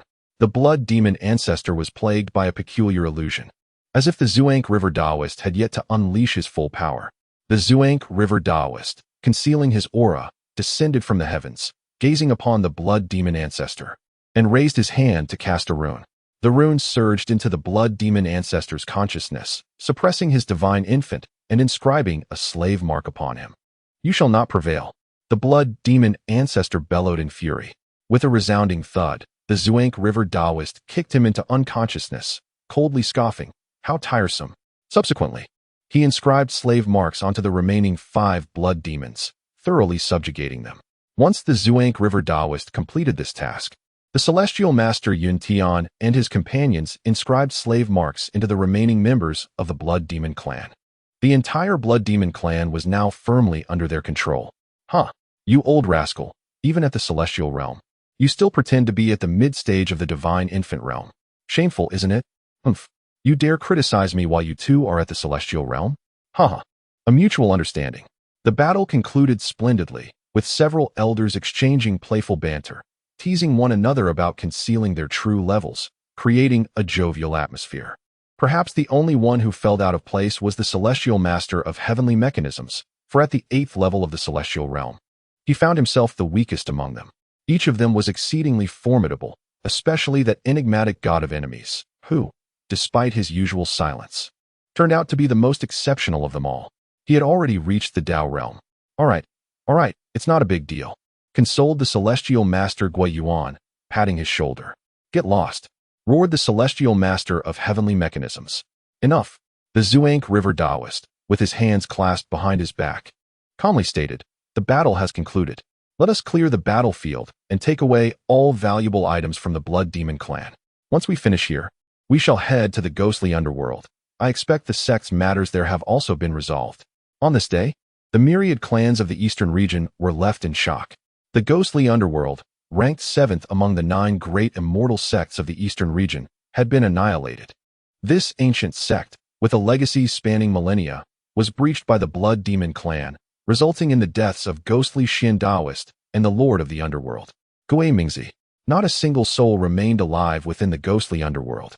Corpses piled high, and the sect structures had collapsed by more than half, a brutal battle having unfolded. Powerful individuals ventured forth to investigate, hoping to reconstruct the sequence of events. Yet, the heavenly mechanisms surrounding the ghostly underworld seemed to have been disrupted, severing the lines of causality. A powerful Dao realm expert remarked, "It must be the legendary Blood Demon ancestor employing his mystical arts to obscure the heavenly mechanisms and disturb the causal threads. Should anyone persist in their inquiries, he will undoubtedly sense their presence and come knocking." Those with formidable strength understood that the Blood Demon ancestor was a top-tier expert at the 9th level of the Dao realm. If he set his sights on someone, their chances of survival were nearly non-existent. Under such circumstances, only a sacred land might dare to pursue the matter relentlessly. However, what relation did the annihilation of the ghostly underworld have with the sacred lands? In the realm of cultivation, it was commonplace for sects to be obliterated over time. Succumbing to the annals of history, this was a natural phenomenon. Survival of the fittest had always been one of the fundamental laws of the cultivation world. If every sect's downfall warranted an investigation by the sacred lands, they would be overwhelmed with work. While the Blood Demon clan was indeed vile, it was equally a reflection of the ghostly underworld's inadequacies, leading to their disastrous fate. The ease with which this ancient sect, with a heritage of millennia, was extinguished revealed a shocking lack of depth. It appeared that the esteemed title of the 9 great immortal sects was somewhat misleading. Some voices arose, laced with scorn. It is believed that the ghostly underworld does not deserve the title of the 9 great sects. The news of its sudden destruction has spread, bringing ridicule from other clans. The Blood Demon clan, so audacious, do they intend to reenact the ancient battle?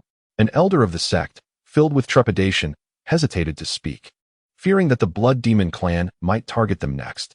During the primordial era, the Blood Demon clan, as a royal branch of the demon race, wielded immense power, subjugating countless races and inciting a blood calamity. In the ancient era, formidable leaders launched an assault on the ancestral land of the Blood Demon clan, igniting the ancient war. The Blood Demon clan faced defeat, abandoning their ancestral land, with only a few young blood demons managing to escape. Today's Blood Demon clan consists of their descendants, who have long since diminished in strength. They are filled with fear, and I firmly believe that the 2 great sacred lands will never stand idly by, allowing the Blood Demon clan to wreak havoc. An ancient figure spoke, quelling the fears of the powerful from the eastern domain. Indeed, given the enormity of the situation, the Shaking Light Sacred Land and the Sun and Moon Divine Sect, as the 2 leading powers of the eastern domain, could not possibly remain passive. However, at the entrance of the ancestral temple of the Sun and Moon Divine Sect stood a middle-aged man clad in a black and white Taoist robe, enveloped in sacred energy, obscuring his features. Before him knelt 3 individuals, the father and son of the Li family. The 3 knelt on the ground, visibly tense, their bodies trembling, teeth clenched, their backs already drenched in sweat. The middle-aged man in the Taoist robe was the leader of the Sun and Moon Divine Sect, a figure who instilled terror throughout the eastern domain. The Backing Mountain Sect astonishingly harbored more than one being at the transcendental realm, with Xiancheng having reached the 7th level of that realm. After a moment of silence, the leader glanced at the 3 and remarked, "The ghostly underworld must have been annihilated by the Backing Mountain Sect, framed upon the Blood Demon clan. If my conjecture is correct, the Blood Demon clan has already become a mere shadow of its former self. The strength of Yuntianjinren, the leader of the Backing Mountain Sect, and Xian He Daoren should not be the match for the Blood Demon ancestor." Indeed, one of the Li family members replied nervously, "Could it be that the Blood Demon ancestor, having repelled the forces of the Backing Mountain Sect, realizing that the grand scheme has faltered, turned his sights upon the now vulnerable ghostly underworld, bereft of Gui Mingzi and Gui Xiandaoren? It is possible." The 3 of them exchanged anxious glances with their leader, offering a low explanation. "Humph." The leader of the Sun and Moon Divine Sect grunted disdainfully. Foolish minds. If Xiansheng can conceal 6 minor realms, why cannot Xianhe? It is highly probable that Xianhe is also a powerhouse at the 9th level of the Transcendental Realm. If we dare to speculate boldly, he could very well be at the pinnacle of the Transcendental Realm. He is likely the strongest of the Backing Mountain Sect. Thus, in the battle against the Blood Demon clan, he was the one secretly following, not his junior brother, Xiansheng. Upon hearing the leader's analysis, the three dared not refute. Yet, they truly struggled to believe that such a small sect as the Backing Mountain Sect could possess 2 late-stage Transcendental Realm experts. Chapter 22. The ancestral land of the sect requires fresh blood. You are alive today, due to Xiansheng's regard for the Sun and Moon Divine Sect, the leader remarked, gazing at the three.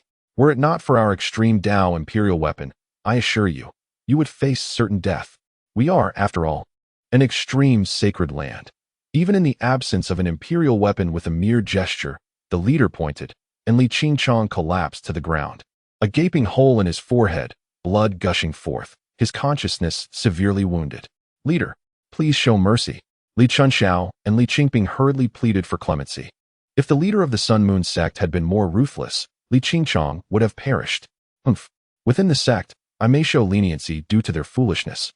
But outside, the leader of the Sun Moon sect's voice thundered like a celestial storm, causing the minds of the three to buzz, nearly rendering them unconscious. One day, should they encounter someone unafraid of death, even if you clasp the ultimate imperial weapon to your belt, you shall surely perish. The leader of the Sun Moon sect lamented the inability of this father and son trio. With age, their intelligence seemed to diminish alarmingly. Their stupidity was enough to drive one to the brink of violence. The 9th layer of the Dao realm signifies what you cannot comprehend, but I do. The leader declared, this matter ends here. Everyone shall treat it as if it never occurred.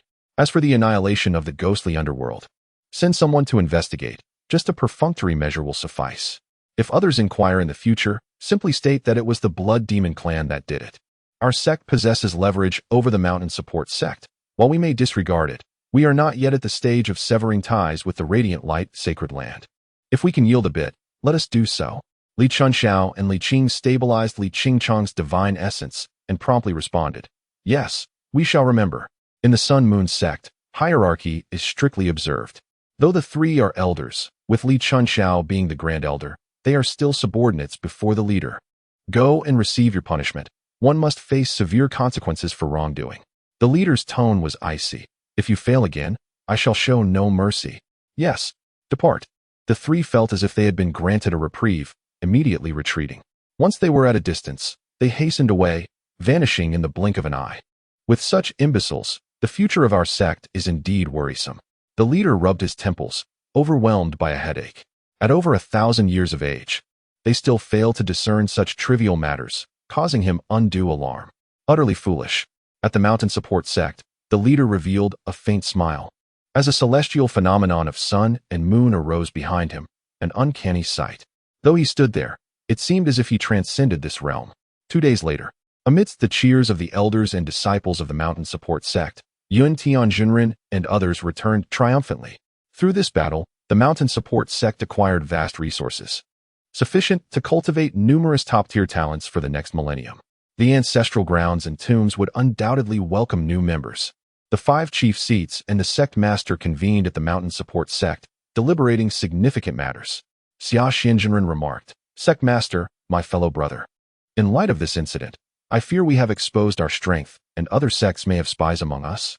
Yun Tianjinren laughed dismissively. The ancestors of the Mountain Support Sect have anticipated this. Rest assured, no infiltrators can penetrate our defenses. Go Yuanjinren inquired. Why is that? He chuckled. Since the founding of our sect, a special reconnaissance formation has been established, enveloping the entire sect. Any spy with impure intentions will be detected the moment they cross our threshold, without exception. This precaution was thoughtfully devised by our ancestors long ago. Our sect prefers to remain low profile, which necessitates strict vigilance. We must not reveal our depths unless absolutely necessary. Yun Tianjinren beamed with joy. This campaign has rendered the Mountain Support Sect immensely wealthy. To say they are overflowing with riches would not be an exaggeration. He was exceedingly pleased. With these resources, the clandestine strength of the Mountain Support Sect would undoubtedly ascend to a whole new level.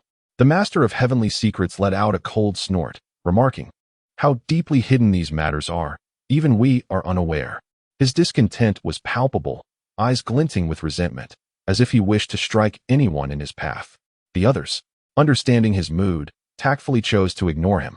However, the master of Lower Xian, who had not participated in the battle against the Blood Demon clan, inquired with confusion. "Senior brother Tianji, what troubles you?" With a fiery gaze, the master of heavenly secrets fixed his stare upon her, demanding, "Speak honestly. How much have you concealed?" The master of Lower Xian was taken aback. Such matters were not easily divulged. She began to grasp the source of his vexation. Clearly, the recent conflict with the Blood Demon clan had been a source of embarrassment for him, likely due to not having outperformed several of their senior brothers, leading to an unpleasant atmosphere. After some contemplation, she replied, "I have not hidden much. I have just recently broken through to the 6th layer." This statement was like honey to his ears, and a slight smirk appeared at the corner of his mouth as he grunted, "I had no intention of competing with you." Junior sister, Go Yuan, unable to restrain himself, chuckled, recognizing the old fellow's obsession with pride. The master of Wujia remained silent, while the master of the enemy god appeared to be in a meditative state, exuding an aura of detachment. "Enough," declared Master Yuntian. "Do not concern yourselves with the trivialities of the sect. The sect leader will present the sect leader's grand ceremony. It contains the management insights and considerations from our ancestor to my generation, ensuring that safety is not a concern." The others nodded in agreement. Master Yuntian continued, "Our sect has acquired an abundance of resources, including sacred artifacts. Shortly, I will formulate a distribution strategy to allocate these resources to each peak. I hope my junior brothers can break through to the realm of arrival soon, as the ancestral grounds require fresh blood." Upon hearing this, Go Yuan's expression turned peculiar. "Sect leader, could this not be a bit premature? I am merely a few hundred years old. If I were to suddenly pass away, others would hardly believe it." Master Yuntian replied, "Unexpected demise can occur. I have already considered that for you." The others exchanged glances, then departed quietly, leaving only Master Yuntian and the master of the enemy god to discuss significant matters. At Daoyuan Peak, Yi Bufan was engaged in a spirited spar with Mu Qiuxue.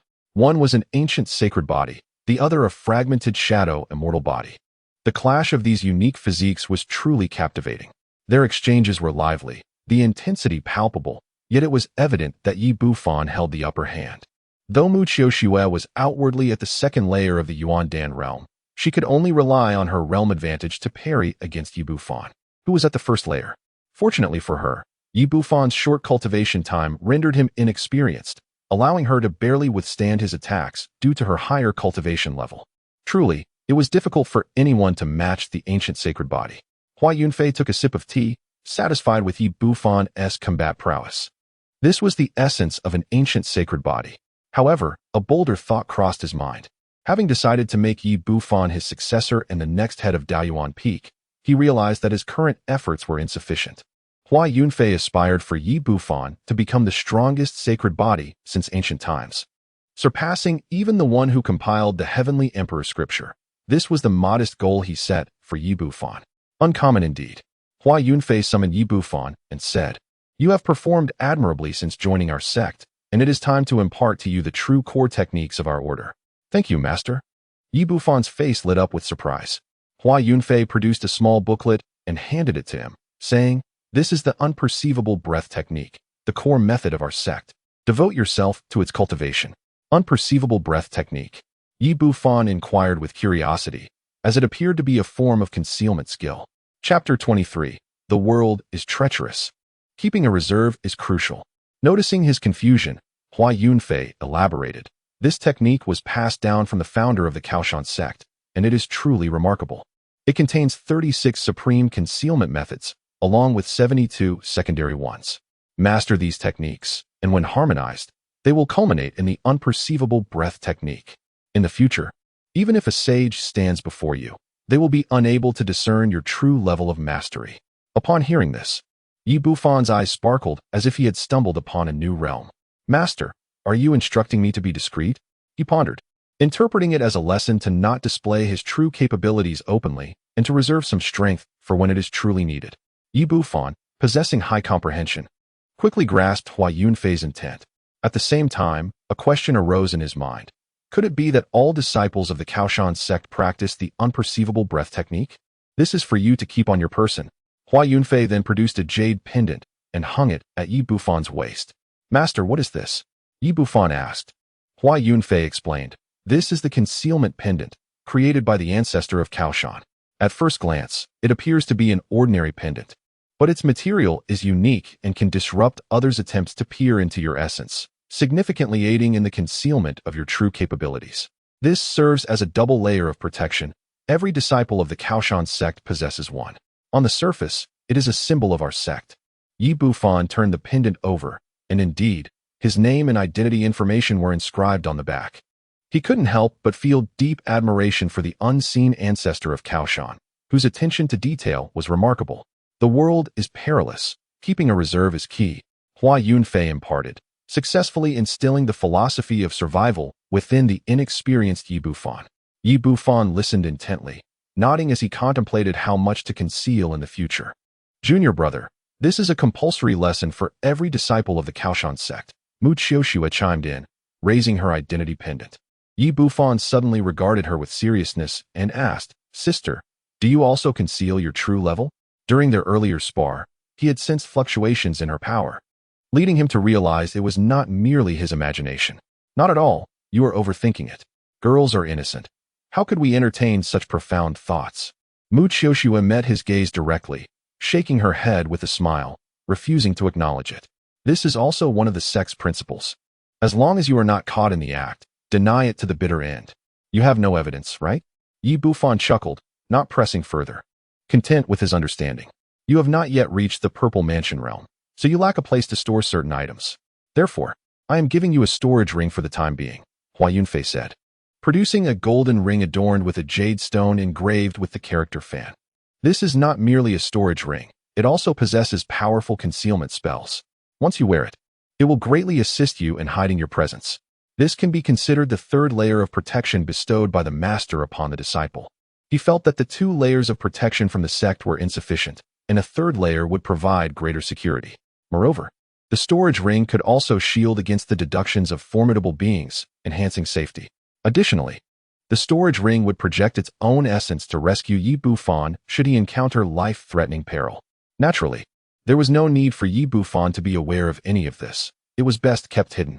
Hua Yunfei's mind was filled with the rewards from a decade of discipleship tasks. Although he possessed more valuable items than the Extreme Dao Sacred Land, one could never have too many treasures.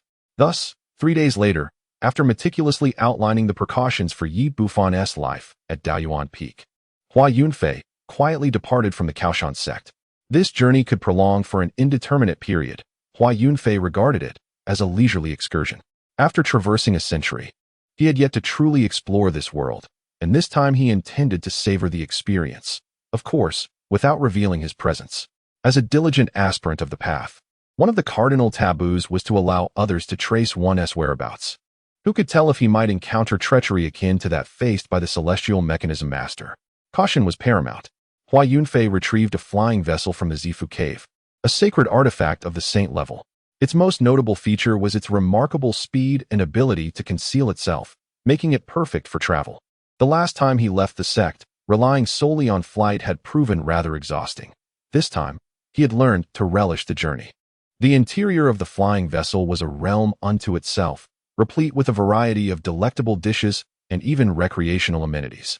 Such a saint-level vessel was likely exclusive to the Extreme Dao Sacred Land. Even if ordinary sects possessed one, they would struggle to sustain its operation due to the exorbitant spirit stone consumption, 1 mid-grade spirit stone per minute. Hua Yunfei arrived at the power chamber and amassed 10,000 top-grade spirit stones there. By stocking up, he would not have to constantly monitor the energy supply, especially since he had no shortage of spirit stones. For this expedition to recruit disciples, Hua Yunfei devised a plan to first explore some remote mountain villages, seeking hidden gems. Many extraordinary talents remained obscured due to impoverished origins, never shining brightly throughout their lives, unaware that they were destined to be cultivators of remarkable potential. Thus, Hua Yunfei intended to offer them an opportunity, as well as a chance for himself. However, half a month later, Hua Yunfei departed the 30th village in disappointment. Indeed, geniuses were not easily encountered. After visiting numerous villages, he found very few with profound aptitude, most possessing merely yellow-tier qualities, and many were of mortal roots. Their qualifications fell far short of his expectations. Even entering the Kaoshan sect would be a challenge for such talent, with only a slim chance for those of the profound tier. After another 5 days without discovering a suitable candidate, Hua Yunfei felt somewhat disheartened. It appeared he had embarked on a futile quest. Finding a low-grade sacred tier in this era was exceedingly challenging. System check-in. As a new month arrived, Hua Yunfei reluctantly summoned the system to register his attendance. Ding! Check-in successful. Cumulative check-in duration, 100 years and 2 months. Ding! Congratulations to the host for obtaining the Great Saint Weapon, the Expanding Sacred Sword. The Expanding Sacred Sword? Expanding Sacred? Why did that sound so familiar? Yet another Great Saint Weapon. He had accumulated more than he could possibly wield. Hua Yunfei disdainfully cast the Tuosheng sword into the Zifu cave, for he possessed weapons of all ranks and had little regard for such rewards from sign-in events. At that moment, his flying vessel arrived at a place known as Qingyang Town. The scene before him captured his attention, and his brows gradually furrowed. The town was being ravaged by marauders. Every inhabitant was subjected to slaughter. Almost all of Qingyang Town lay in ruin. Blood flowed like rivers, corpses piled high, and severed limbs were scattered everywhere. Furthermore, the heads of children were gruesomely strung together by the vicious bandits, who waved them with ghastly grins. The marauders, in their frenzy, laughed maniacally as they indiscriminately killed, with more and more lives falling beneath their blades. They were all cultivators, led by one of the Zifu realm. The strongest cultivator in Qingyang Town was the elderly patriarch of the Lin family, yet he had only attained the 9th level of the Yuan Dan realm. The moment the marauders stormed into Qingyang Town, the Lin family patriarch was summoned to suppress them. However, he was struck down by the marauder leader upon his arrival, meeting a gruesome end. His corpse was devoured clean by the mount of the marauder leader. It was clear that these bandits had come prepared, having thoroughly assessed the strength of Qingyang Town. After the death of the Lin family patriarch, his clan bore the brunt of the assault, with scarcely 1 in 10 surviving. Suddenly, a blood-soaked youth in white stumbled forth, wielding a sword as he fought valiantly among the crowd. He was the last of the Lin family and the foremost genius of Qingyang Town.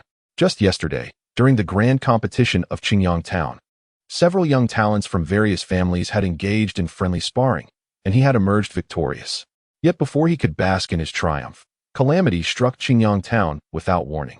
His grandfather was killed, his parents brutally slain, and his sister was missing.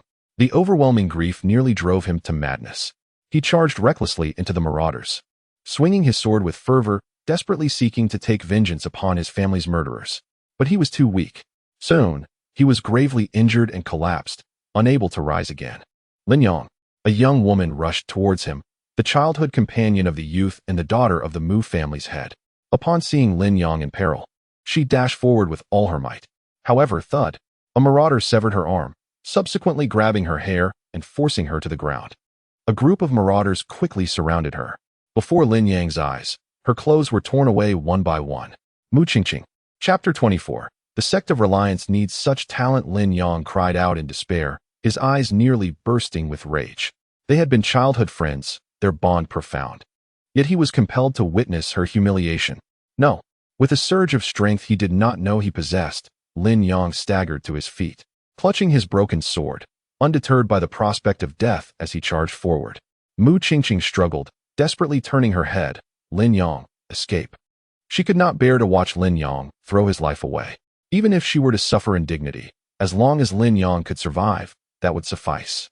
The Mu family had already been annihilated. Her existence alone held little meaning. Better to sacrifice herself to save the one she secretly loved, leaving no regrets. Tears streamed down Mu Qingqing's face as she witnessed Lin Yang once more fall beneath the marauder's feet. In the dim light, Lin Yang lay on the ground, his eyes bloodshot, gazing at the bullied Mu Qingqing. Memories of his parents' final moments flooded his mind, igniting an unprecedented surge of anger within him. Suddenly, a colossal force erupted from his abdomen, and a fierce electric current coursed through his body, sending the marauders crashing away. As he soared through the air, Lin Yang seized one of the marauders and slammed him onto the ground, causing the earth to crack and collapse instantaneously. "Spare me," the bandit gasped, blood spilling from his lips, his dazed eyes reflecting Lin Yang's fierce visage. At that moment, Lin Yong was enveloped in electric light. Hundreds of serpentine bolts flickering across his form. His hair stood on end, his eyes radiated a brilliant blue glow, and a lightning rune appeared on his forehead. With a crack, Lin Yong crushed the marauder beneath his foot, then transformed into a streak of blue lightning, racing toward Mu Qingqing. The three marauders who had tormented her noticed the unusual spectacle and rushed toward Lin Yong, but it was too late. By the time he arrived, the town was left desolate, inhabited only by Lin Yong and Mu Qingqing. All others had perished under the sword. Had he arrived sooner, perhaps he could have saved them. His attention was drawn to Lin Yang's astonishing profile. Name: Lin Yong. Age: Hetsu realm, 7th layer of the Pulse realm. Identity: young master of the Lin family in Qingyang town. Training aptitude: supreme quality of the Dao level. Other talents: supreme quality of thunder attribute, medium quality of fist technique, lower quality of talismans, lower quality of blade technique, supreme quality of palm technique, upper quality of sword technique. Physique: incomplete thunder battle body. Cultivation method: Xianling Gong, medium quality of the Xian level. Tianling sword art, lower quality of the Xian level. Divine abilities: none. Magical artifacts: none. Fortune: purple, to possess an incomplete thunder battle body. This young man could be recruited into the sect, destined to become a pillar of its foundation. Hua Yunfei mused silently. Lin Yang's aptitude was extraordinary. With such supreme quality, he was bound for greatness, potentially reaching the realm of the transcendence if he survived. The sect of the Reliant Mountain needed talents like him. Moreover, with his unique thunder battle body, his innate abilities and combat prowess would far surpass those of his peers. It was a pity, however, that both Lin Yang's thunder battle body and Mu Qiushue's shadow immortal body were incomplete. Yet, Lin Yang's condition was somewhat better, as the deficiency was not severe. There was hope for restoring its essence. Thus, the awakening of his battle body's essence erupted within him, unleashing unimaginable power. Yet, this was a fleeting strength, destined to fade swiftly. A touch more, and he would meet the requirements. Hua Yunfei lamented. The difference between supreme quality of the Dao and lower quality of the Saint level was minuscule, yet the true disparity loomed vast. Without entering the realm of saints, one remained a mere mortal. As Lin Yong unleashed the power of his thunder battle body, commanding the lightning with serpents of electricity dancing around him, he exuded a primal force. The marauders, just charging in, were met with the crushing force of Lin Yang's fist, piercing through one's chest and bringing about their grim demise. Monster! They cried in their final moments, gripped by an unparalleled fear, having never witnessed such a spectacle before. Qingqing. Lin Yong helped Mu Qingqing, staunching the wound on her severed arm to prevent excessive blood loss. You must flee. Qingyang town is doomed, Mu Qingqing urged, pushing against Lin Yang's chest, desperate for his escape. Lin Yong gazed at her resolutely, declaring, "We shall leave together. I want you to survive." Mu Qingqing felt deeply moved. Lin Yong, a man of simple mind, devoid of romantic understanding, had uttered the most touching words she had ever heard. To leave together would only burden you. With your talent, if you escape, you can surely join a great sect for cultivation and soon possess formidable power. At that time, you will avenge me and our family, and that will suffice for me. Though she yearned to accompany Lin Yong, she rationally declined. It was far easier for one to escape than two, especially in her severely weakened state. Leave, Lin Yong insisted, hoisting Mu Qingqing onto his back as he prepared to depart. However, more bandits had taken notice of their plight and swiftly encircled them, including the bandit leader who now cast a cold glance their way. Gripping his broken sword, Lin Yong stood firm, unyielding in the face of danger.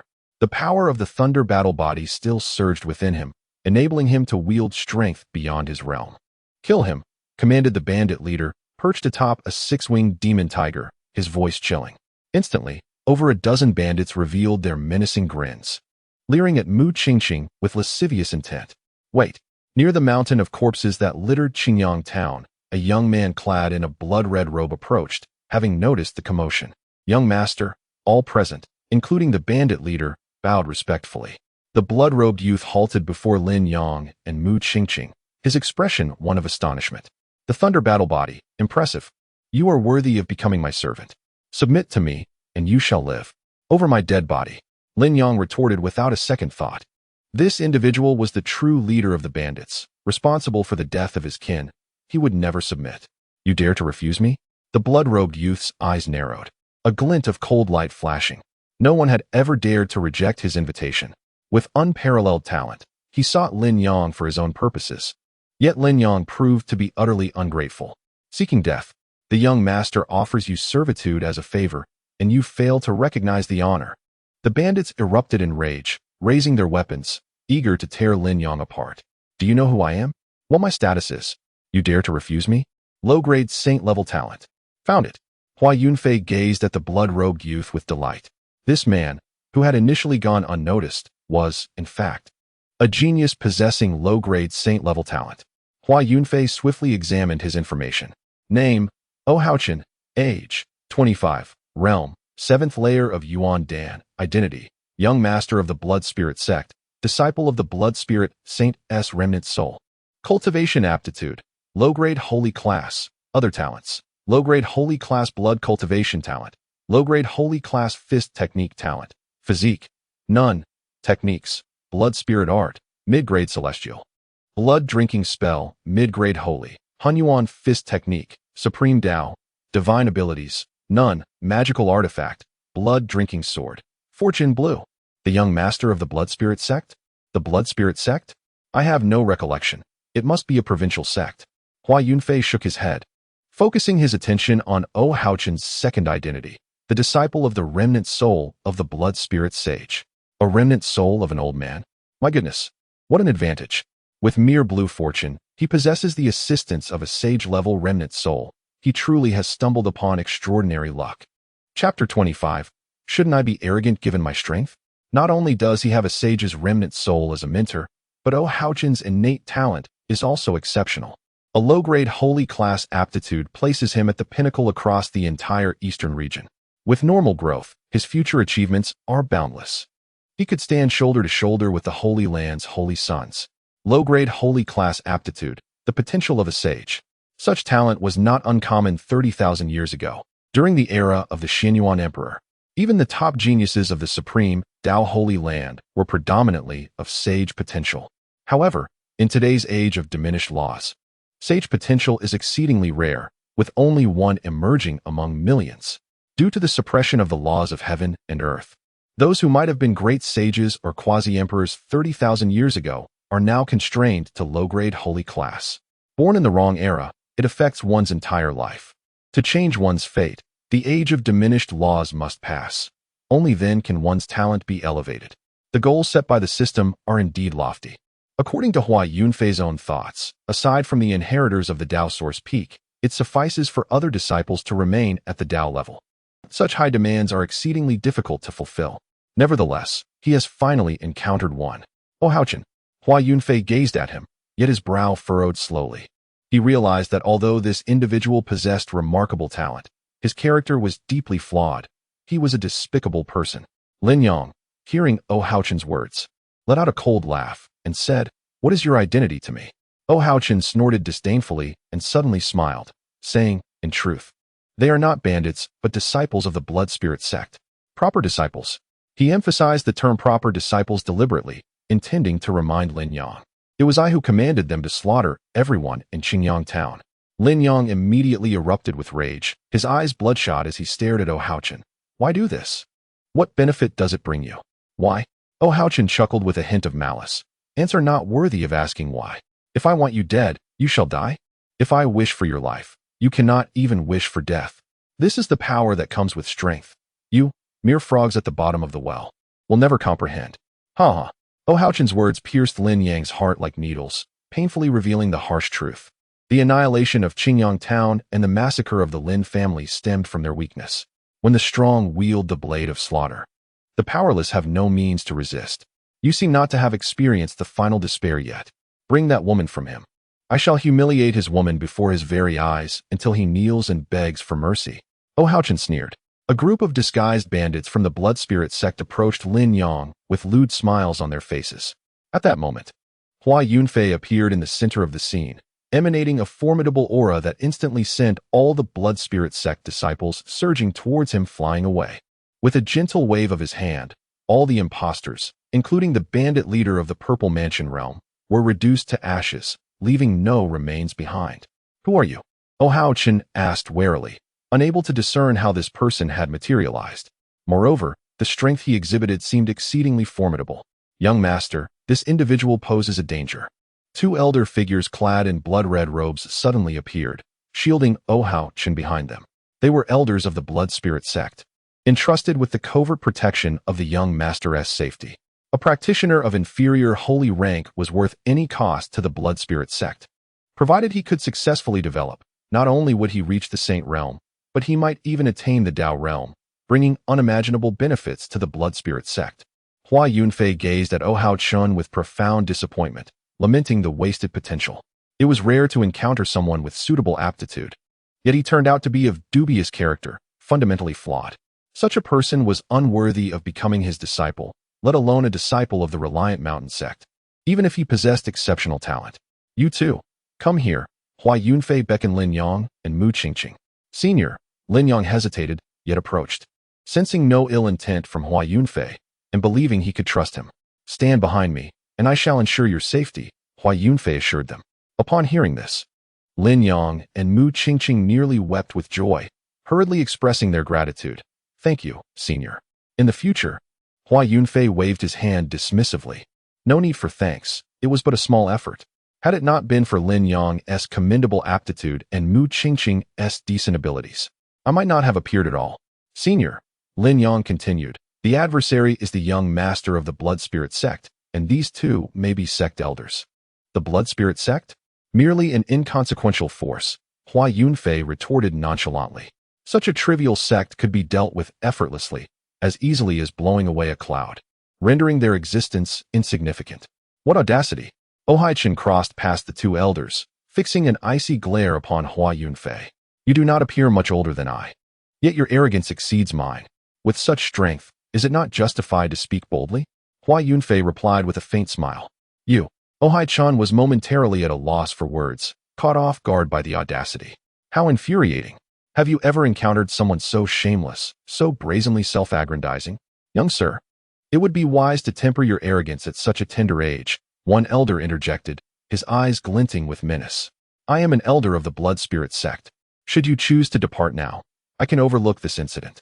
Otherwise, you may find the consequences quite dire. Hua Yunfei cast him a cold glance. Poof. Just with that single glance, the speaking elder exploded like a watermelon, showering Hua Yunfei and the other elder with remnants of his shattered body. Both men stood aghast. Is he dead? The remaining elder's face paled, and he hastily exclaimed, Senior, we meant no offense. Please forgive us. We shall leave at once. As he spoke, he pulled Hua Yunfei away. However, Hua Yunfei, possessing the remnant soul of a saint within him, was imbued with immense courage and showed no fear of Hua Yunfei. He could not fathom that this man could possibly be stronger than the remnant soul of a saint. Young master, do not mislead yourself. The elder was nearly in tears, knowing that if they did not depart now, they would be unable to escape. Yet, he could not abandon Hua Yunfei, for if he did, the Blood Spirit Sect would not spare him. Hua Yunfei discerned his reliance and smirked derisively. A mere remnant soul of a saint dares to speak of bravery? Hua Yunfei was astonished. How do you know? The elder, in a state of agitation, froze momentarily. The entire Blood Spirit Sect was unaware that Hua Yunfei harbored such a significant secret. Suddenly, he felt exhilarated. The young master possessed inferior saint-level aptitude, and with the assistance of the saint's remnant soul, he might lead the Blood Spirit Sect to the pinnacle of the eastern region in the future. Without further ado, Hua Yunfei flicked his fingers, unleashing a beam of light that struck Hua Yunfei, who immediately screamed in agony, his face contorted in pain. Do not harm the young master. The elder shouted in alarm, releasing his full aura of the perfected Purple Mansion realm, rushing towards Hua Yunfei with gritted teeth. However, before he could even close the distance, he was obliterated by Hua Yunfei's aura, reduced to mere flesh without uttering a sound. This elder was truly terrifying. Lin Yang and Mu Qingqing were left dumbfounded. Their mouths agape. One elder of perfected Purple Mansion realm was killed with a glare, while the other perished upon colliding with the aura. What kind of formidable cultivation could achieve such feats? Lin Yang's breath quickened as he fixated on Hua Yunfei's retreating figure. He had long yearned for a powerful figure to mentor him, and now he had found one. Young man, how do you know of my existence? A fiery red phantom appeared above Hua Yunfei, floating there. It was an elderly man with graying hair, his gaze sharp as he scrutinized Hua Yunfei, but found him inscrutable. Even someone in the early stages of the path could not evade his perception. Why could this youth discern nothing? Instantly, he became alert. Though this person appeared youthful, he might be an ancient being thousands of years old, with profound cultivation, perhaps in the late stages of the path. If that were the case, it would be perilous.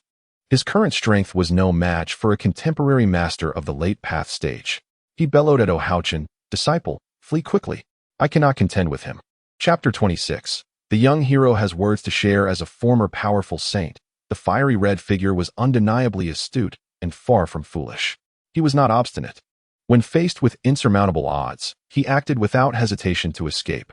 It had been so in the past, and it remained so now. "Disciple, retreat swiftly," urged the remnant soul of the fiery red saint, anxious as he was bound to Houchen's soul, unable to separate under dire circumstances. Upon hearing his words, Houchen remained unmoved, puzzled as he replied, "Master, you are a saint. Can a mere brat truly pose a challenge to you? Spare the theatrics and act quickly.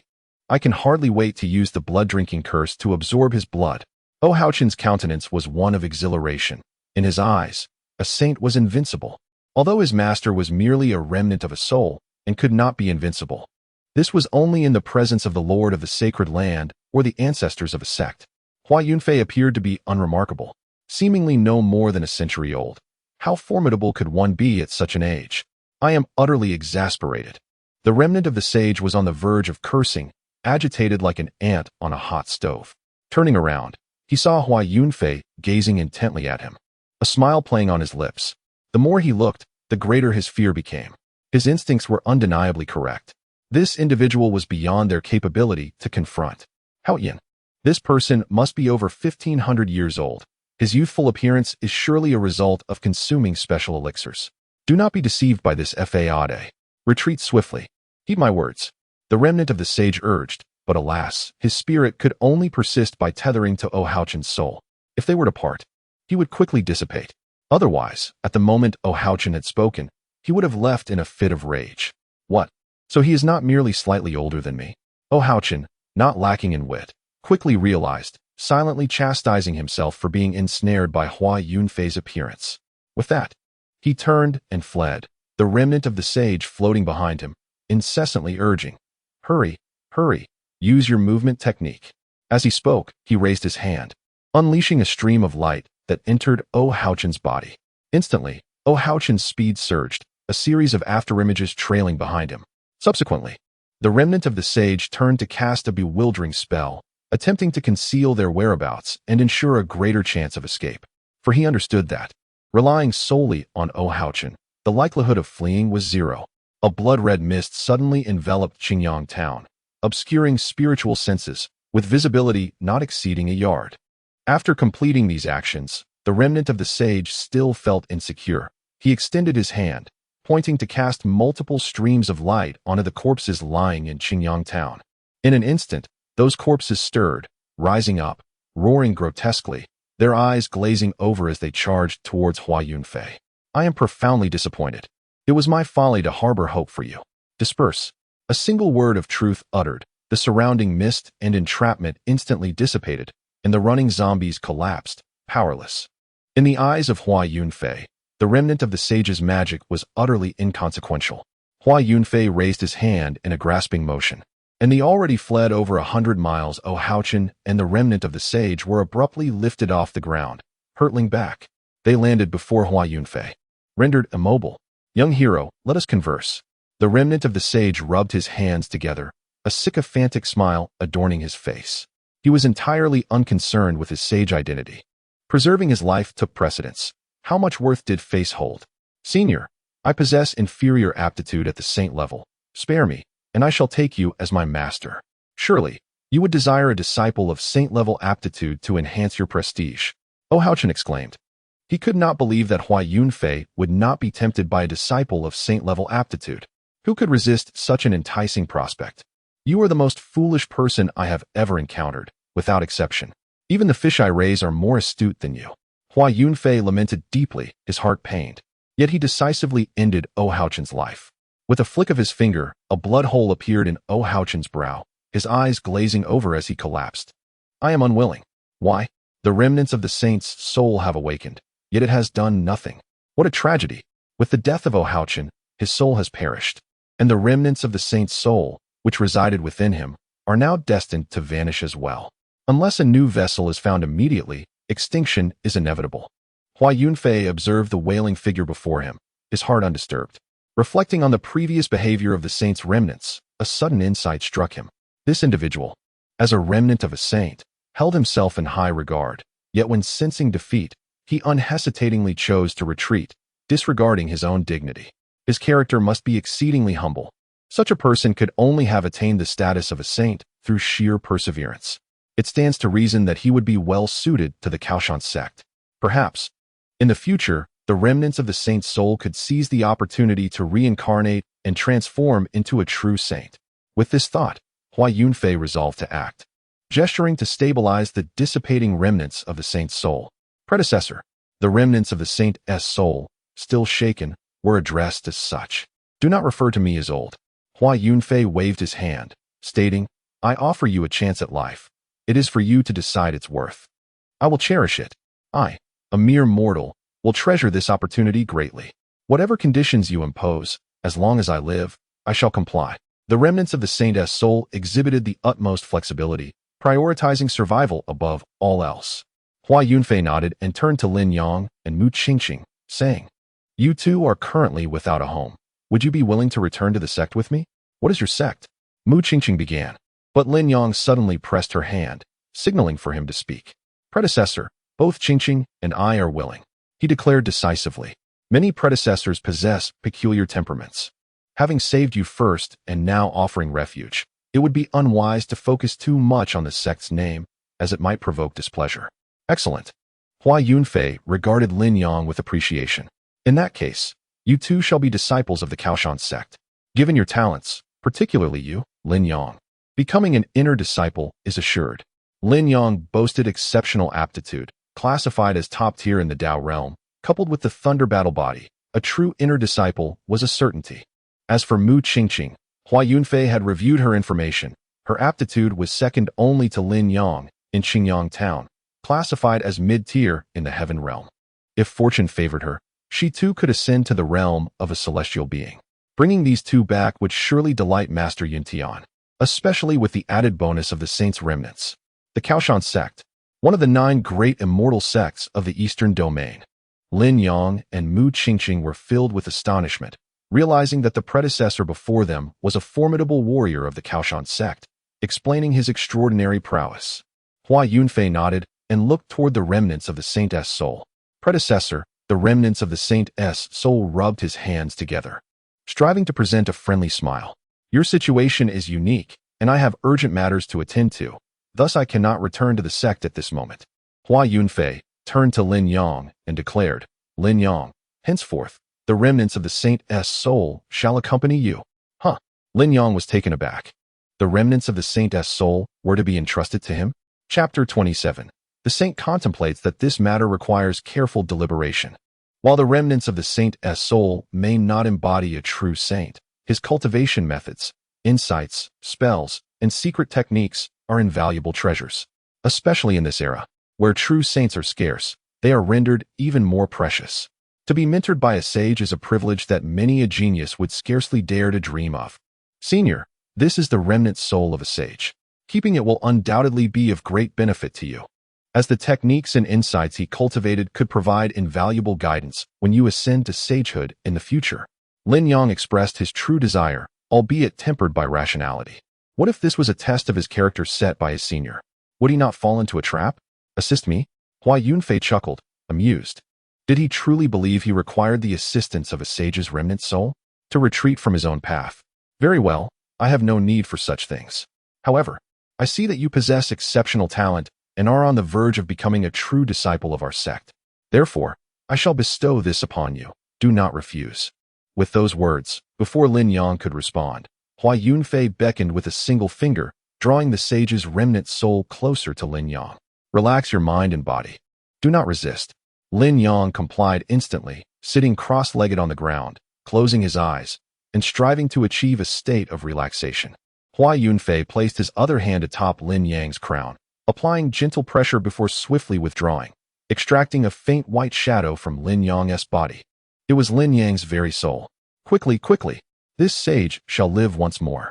The sage's remnant soul was devoid of any psychological burden and brimmed with joy. Soon, the remnants of his soul collided with Lin Yang's spirit. A puff of white smoke erupted between the two souls, revealing that Lin Yang's spirit was far too weak to merge, resulting in a significant evaporation of his essence. Ugh! Lin Yang grimaced in pain. Yet he resolutely recalled Hua Yunfei's words, maintaining his core conviction and relaxing his entire being, allowing his soul to be guided.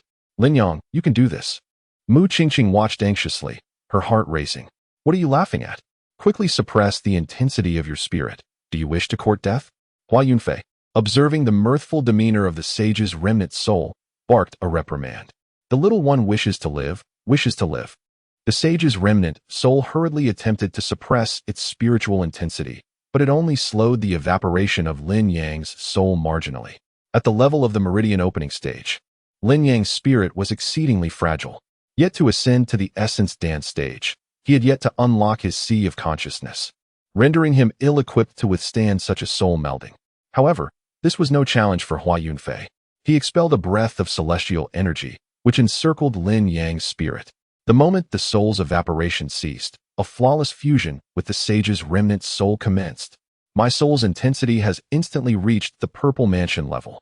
Hua Yunfei's breath of celestial energy, a mere fragment of his spiritual power, seamlessly integrated with Lin Yang's essence. This singular act propelled Lin Yang's spiritual strength beyond the essence dance stage, attaining the might of the purple mansion. Lin Yang felt a surge of excitement. This was a tremendous opportunity. Once the sage's remnant soul successfully merged with Lin Yang, Hua Yunfei retracted his celestial energy and returned Lin Yang's soul to his body. Thank you, Senior. Lin Yang opened his eyes and promptly knelt in gratitude. These two opportunities were akin to a rebirth and would undoubtedly shape the course of his life. We are now comrades. There is no need for thanks. If you truly wish to express gratitude, dedicate yourself to the sect henceforth. Hua Yunfei waved his hand dismissively, unconcerned. To him, it was merely a trivial act. The remnants of the sage's soul held no significance for him, nor was there any necessity to bestow it upon Yibu Fan. He was capable of providing far superior offerings, rendering the sage's remnants a misguided influence on the impressionable. Moreover, the condition of the sage's remnants was precarious. Without a suitable vessel, they would swiftly dissipate. With his formidable powers, he could only sustain them for a brief period. His current journey to take on disciples would extend over several months, far exceeding the lifespan of the sage's remnants. A vessel was essential for their survival. Coincidentally, Lin Yang expressed a desire to join the Daoyuan sect, and his aptitude was commendable, making the transfer of the sage's remnants a fitting arrangement rather than a disgrace. In fact, for Lin Yang, whose qualifications had already reached the pinnacle of the Dao stage, the assistance of the sage's remnants could potentially elevate his achievements beyond those of the originally sage-qualified Haochen. Furthermore, Lin Yang possessed a unique constitution, suggesting that his future accomplishments were boundless. It was conceivable that the ancestral mausoleum of the Daoyuan sect might one day house an individual of exceptional lineage.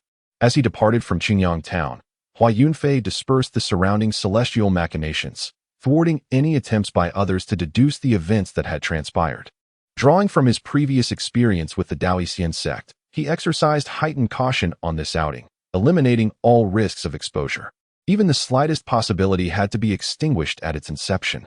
Subsequently, Hua Yunfei arrived at the Blood Spirit sect, vanquished it with a wave of his hand, and similarly dismantled the surrounding celestial machinations. The Blood Spirit sect, notorious for its nefarious deeds, yet self-proclaiming righteousness, acted with utter moral depravity. Though Hua Yunfei was not particularly benevolent, the grim state of Qingyang town sent shivers down his spine. Such malevolent factions had no place in the world. Their annihilation would suffice to save countless lives. After concluding all matters, the four of them boarded a luxurious flying vessel, embarking once more on their journey to recruit disciples. What an opulent craft this was! Such a treasure was beyond the means of the average individual. The sage's remnants gazed wide-eyed, smacking its lips at the sight of the countless spirit stones in the power chamber, nearly drooling. In its past life, despite being a sage, it had lived in abject poverty, resorting to petty thievery for resources. Time and again, It almost met its demise due to resource disputes.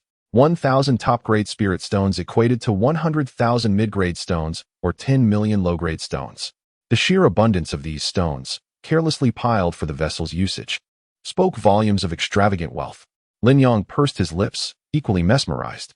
Though he had once been the young master of the Lin family, he had never encountered top-grade spirit stones, let alone such a copious quantity. How long would it take to cultivate with these? Lin Yong, your drool is about to spill. Mu Qingqing chuckled, covering her mouth with a light laugh. Apologies, I lost my composure, Lin Yong replied awkwardly. His character typically did not allow for such displays. But the loss of his family had significantly heightened his yearning for strength, leading him to lose his composure in the face of the thousands of top-grade spirit stones. My boy, the sage's remnants whispered into Lin Yang's ear, your aptitude is commendable, and with the thunder battle body, few can rival you in this current age of diminished laws. Lin Yong regarded him and inquired, what do you mean? The sage's remnants chuckled, casting a glance at Hua Yunfei, who sat at the helm of the vessel. This individual possesses unfathomable strength and immense wealth. Why not take him as your master? Take him as my master? Lin Yong turned his gaze towards Hua Yunfei, sharing a similar thought. The moment he recognized Hua Yunfei's extraordinary prowess, this notion had begun to take root within him. He acknowledged his own commendable talent. Yet the fact remained that the other had rescued him and was willing to escort him back to the sect. To voice his desires too insistently might evoke discontent. Thus, he resolved to bide his time, waiting until he had cultivated for a while at the sect before broaching the matter. The remnant soul of the sage interjected. What is there to fear? If you lack the courage, I shall speak on your behalf. Very well, Lin Yong responded with surprising alacrity. The sage's remnant soul, taken aback by Lin Yang's straightforwardness, felt a twinge of embarrassment and remarked, it appears we must deliberate on this matter further. Clearly, even he was hesitant. Chapter 28. The Black Fiend Yin Body and the Black Fiend Yang Body. At this, Lin Yong rolled his eyes. If one is afraid, there is no need for such excuses. He discerned that while the sage's remnant soul bore the title of sage, he was timid and evasive, preferring to distance himself from danger. What kind of look is that? The sage's remnant soul exclaimed, hands on hips, feeling affronted. How could he maintain his dignity if a mere child disregarded him? Do not intimidate Lin Yong, or I shall inform our elder that you are bullying us. Mu Qingqing declared, raising her small fist in a gesture of defiance.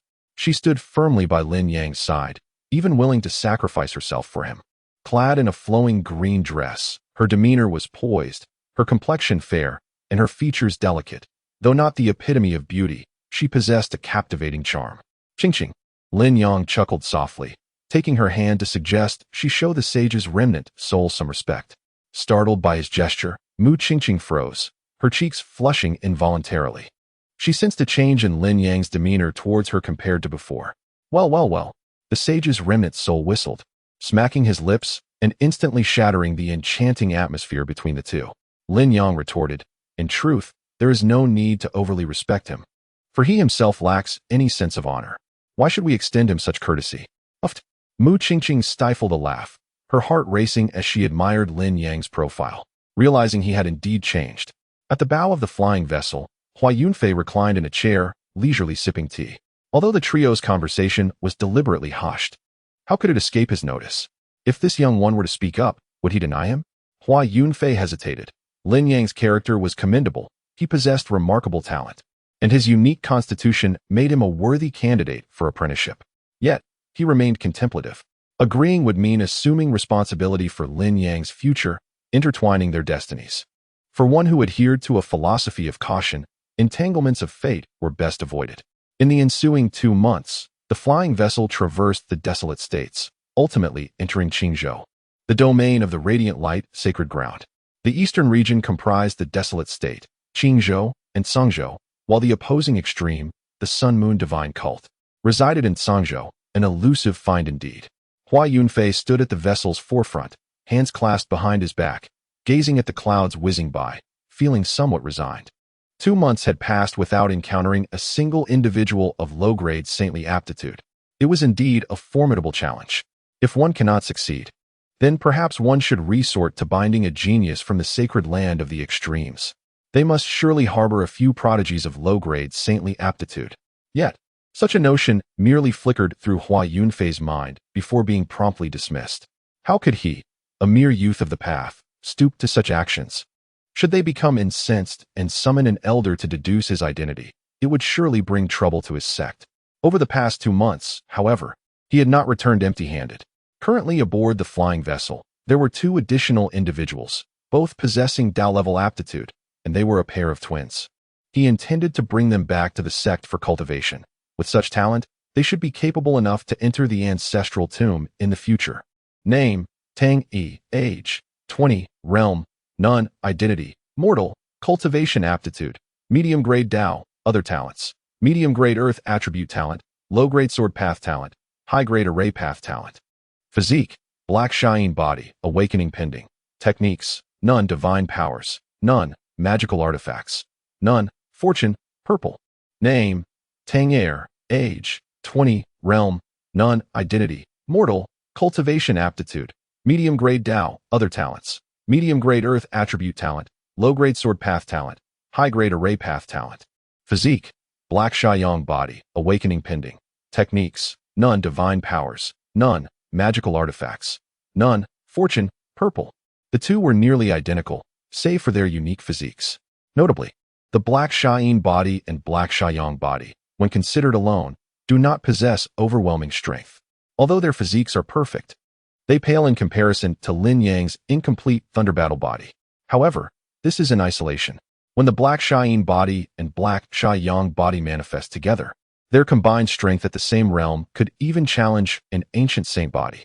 These 2 physiques are capable of merging, embodying the duality of yin and yang, and expressing unique Dao techniques, rendering them exceptionally formidable. As twins, ThingI and ThingI shared a profound connection, enabling them to work in seamless harmony. As they gradually grew stronger, provided they remained united, even if they faced adversaries of several minor realms above them, it would be exceedingly difficult to subdue them. Legend has it that a certain emperor, prior to attaining enlightenment, challenged all peak quasi-emperor level experts across the cosmos. He sought to transcend his limits through battle, to undergo the emperor's tribulation, merge with the heavenly heart mark, and ascend to the pinnacle of emperorhood. The most arduous battle he faced before his ascension was against the twin brothers possessing the Black Cheyenne body and Black Cheyenne body. That battle raged for decades, marked by ferocity, and the soon-to-be emperor nearly met his demise and defeat. Thus, upon encountering ThingI and ThingI, Hua Yunfei resolutely decided to bring them back to the sect as foundational assets for the future. The ancestral tomb requires such talent. Upon entering Qingzhou, it was evident that geniuses were abundant. However, Hua Yunfei was discerning and selective about whom he would bring back for cultivation.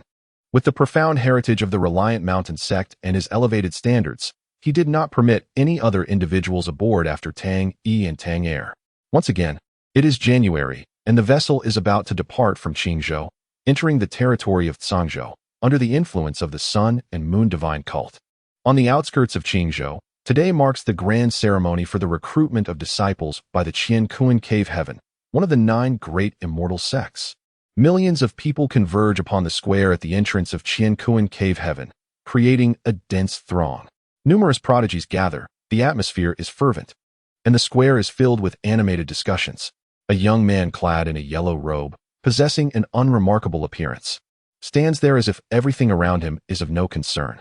Yet, he elicits gasps of astonishment from those nearby. Isn't this Wang Xian? This fellow has left the Radiant Light Sacred Land and actually come to Qiankuan Cave Heaven to participate in the disciple assessment. How could the Radiant Light Sacred Land not be infuriated? Indeed, he is one of the candidates for the position of Sacred Son of the Radiant Light Sacred Land. Yet after being eliminated, he resolutely severed ties with the sacred ground. Perhaps he felt he had lost his worth, as the position of Sacred Son was already decided, and the resources of the Radiant Light Sacred Land would undoubtedly be directed towards him. True, although Huang Xian possesses inferior saint-level aptitude, the rumored Sacred Son is said to be even more formidable. Hua Yunfei's gaze is fixed below, specifically on Huang Xian, his expression shifting from calm to bewilderment, then to astonishment. This fellow. Simultaneously, he overhears the discussions of the crowd.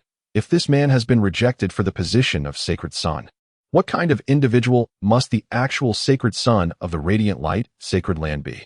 Yet, Hua Yunfei is indifferent to the identity of the Sacred Son. What truly captivates his attention is Huang Xian himself. Chapter 29. Huang Xian, Xian Huang, name, Huang Xian, age, 23. Realm, 8th layer of Yuan Dan realm, surface. 1st layer of Purple Mansion realm, actual, identity, former candidate for Sacred Son of the Radiant Light, Sacred Land. Reincarnation of the remnant soul of the Xian Huang Emperor. Cultivation aptitude, Supreme Saint level aptitude, other talents, Supreme Saint level all attribute talents, Upper Saint level array talents, Upper Saint level talisman talents, physique, Xian Huang undying body, incomplete, technique, Xian Huang Emperor Sutra, incomplete, divine powers, Xian Huang Wujideo, incomplete, magic artifact, Xian Huang undying seal, replica, fortune, golden. Hua Yunfei is genuinely astonished. This Huang Xian is a drop of the imperial blood of the Xian Huang Emperor, embodying a fragment of his soul in reincarnation. The Xian Huang undying body, the Xian Huang Wujideo, and other such abilities are all the renowned traits and powers of the Xian Huang Emperor. As the last emperor of the human race in history, the memory of him is undoubtedly the clearest among the people. According to legend, after venturing to an unknown realm, the Xian Huang Emperor ascended shortly after returning, marking him as the emperor with the shortest lifespan. It now appears that before his ascension, the Xian Huang Emperor left behind a contingency plan, reincarnating into this life. Today, this Huang Xian is indeed the reincarnation of the Xian Huang Emperor. However, it remains uncertain whether this incompleteness stems from his bloodline reincarnation, as Huang Xian's Xian Huang undying body, Xian Huang Emperor Sutra, and Xian Huang Wujideo are all incomplete. Even his aptitude is merely of Supreme Saint level. The gap from his former imperial level aptitude is far from trivial. When participating in the Sacred Sun assessment of the Radiant Light Sacred Land, Huang Xian must have retained much. Otherwise, with his talents, he could easily have become the Sacred Sun. Yet, he chose to forego this opportunity, opting instead to come to Qiankuan Cave Heaven for the disciple assessment, which undoubtedly harbors ulterior motives. One must devise a method to prevent him from entering the Qiankuan Cave Heaven. With such prodigious talent, he ought to be aligned with the Mount Kaoshan sect. Hua Yunfei's thoughts raced anxiously, and just as he was about to make a move, an unexpected event unfolded in the square. Huang Xian, oblivious to the discussions around him, had no desire to engage with the crowd. His identity was unique and must remain concealed. The Yaoguang Sacred Land possessed imperial artifacts, which were sentient. The longer one lingered there, the greater the risk of exposure to his true identity. Moreover, a formidable ancestor from the Yaoguang Sacred Land had recently awakened, his divine consciousness encompassing the entire sacred realm. For his own safety, Huang Xian chose to depart from the Yaoguang Sacred Land. He had to exercise caution, for should an unforeseen incident occur, it would lead to his irrevocable doom. Despite once being the Xianyuan Emperor, commanding multitudes and revered by all, if that ancestor were to uncover his identity, he would care not who Huang Xian was, but would unhesitatingly consume him to advance his own path to imperial glory. Huang Xian understood this all too well. Although he bore the blood of an emperor, containing but a fragment of his soul's reincarnation and incomplete memories, he was acutely aware of the allure he possessed for those ancient beings nearing the pinnacle of the imperial path.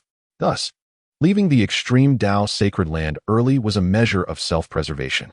His arrival at the Qiankuan Cave Heaven was motivated by the desire for rapid development. Reliant upon abundant resources, it would be a formidable challenge to achieve this solely through his own efforts. As one of the top 9 sacred sects in the Eastern Domain, the Qiankuan Cave Heaven ranked 4th, boasting resources unparalleled throughout the region.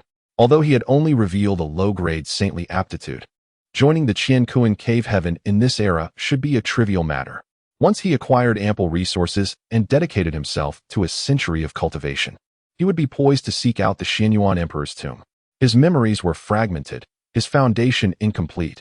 Every aspect of his existence was lacking, necessitating the imperial heart of the emperor's corpse to fill the void. In his previous life, he had transcended, yet for this very day, he had intentionally left behind the imperial heart, interred in a certain location. However, his memories eluded him, and he could only hope to excavate throughout the Eastern Domain once his strength had grown, in search of the Xianyuan Emperor's tomb.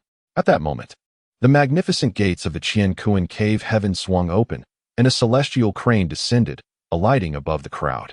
Upon the crane stood an elder, his long beard dancing in the wind, gazing down with a flicker of regret in his eyes. Huang Xian looked up, realizing the elder was observing him.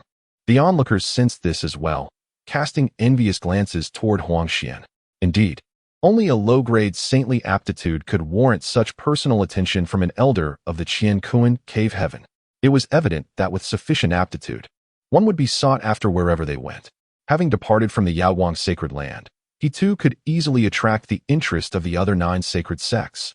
The elder on the celestial crane regarded Huang Xian with a shake of his head and a sigh, saying, "You must leave. The Qiankuan cave heaven cannot accommodate you." Huang Xian blinked, momentarily taken aback. "Elder, why?" The elder replied, "You should be well aware in your heart. There is no need for this inquiry." Upon hearing this, Huang Xian helplessly shook his head and turned to depart. He threaded through the crowd, vanishing from the square. What on earth? How could the Qiankuan cave heaven refuse someone of Huang Xian's caliber? The mind of a pig. Clearly, there are issues here. With a mere low-grade saintly aptitude, how could one possibly disregard the Qiankuan cave heaven? Indeed, if my conjecture holds true, it may be due to the influence of the Yaoguang sacred land. Are you suggesting that the Yaoguang sacred land has blacklisted Huang Xian? Almost certainly. It appears that the Yaoguang sacred land harbors a profound disdain for disciples who leave. And whenever such incidents occur, the departing disciples find it nearly impossible to join other major sections. It is unfortunate, while they may still join smaller sects. It is a great injustice to Huang Xian. Even if he were to join a lesser sect, the scarcity of resources would severely limit his future achievements. The discourse among the crowd deepened the look of regret on Elder Xian's face. Such a low-grade saintly aptitude, allowed to slip away. The detestable Yaoguang sacred land. Elder Xianhe felt powerless. Both Qiankuan cave heaven and Yaoguang sacred land shared the same continent, fully aware of each other's formidable nature. They are not to be trifled with. Should the latter issue a decree, Qiankuan cave heaven must comply. How tyrannical the Yaoguang sacred land is. Hua Yunfei scoffed. Huang Xian's talents are exceptional, even among the elite of the Extreme Dao sacred lands. Although he was not selected as a holy son, with proper cultivation, he would undoubtedly become a top-tier powerhouse in the future. Yet, the sudden and inexplicable choice to withdraw from the sacred land is an affront they cannot tolerate. The Yaoguang sacred land may not resort to killing Huang Xian, but they will certainly ensure he faces difficulties.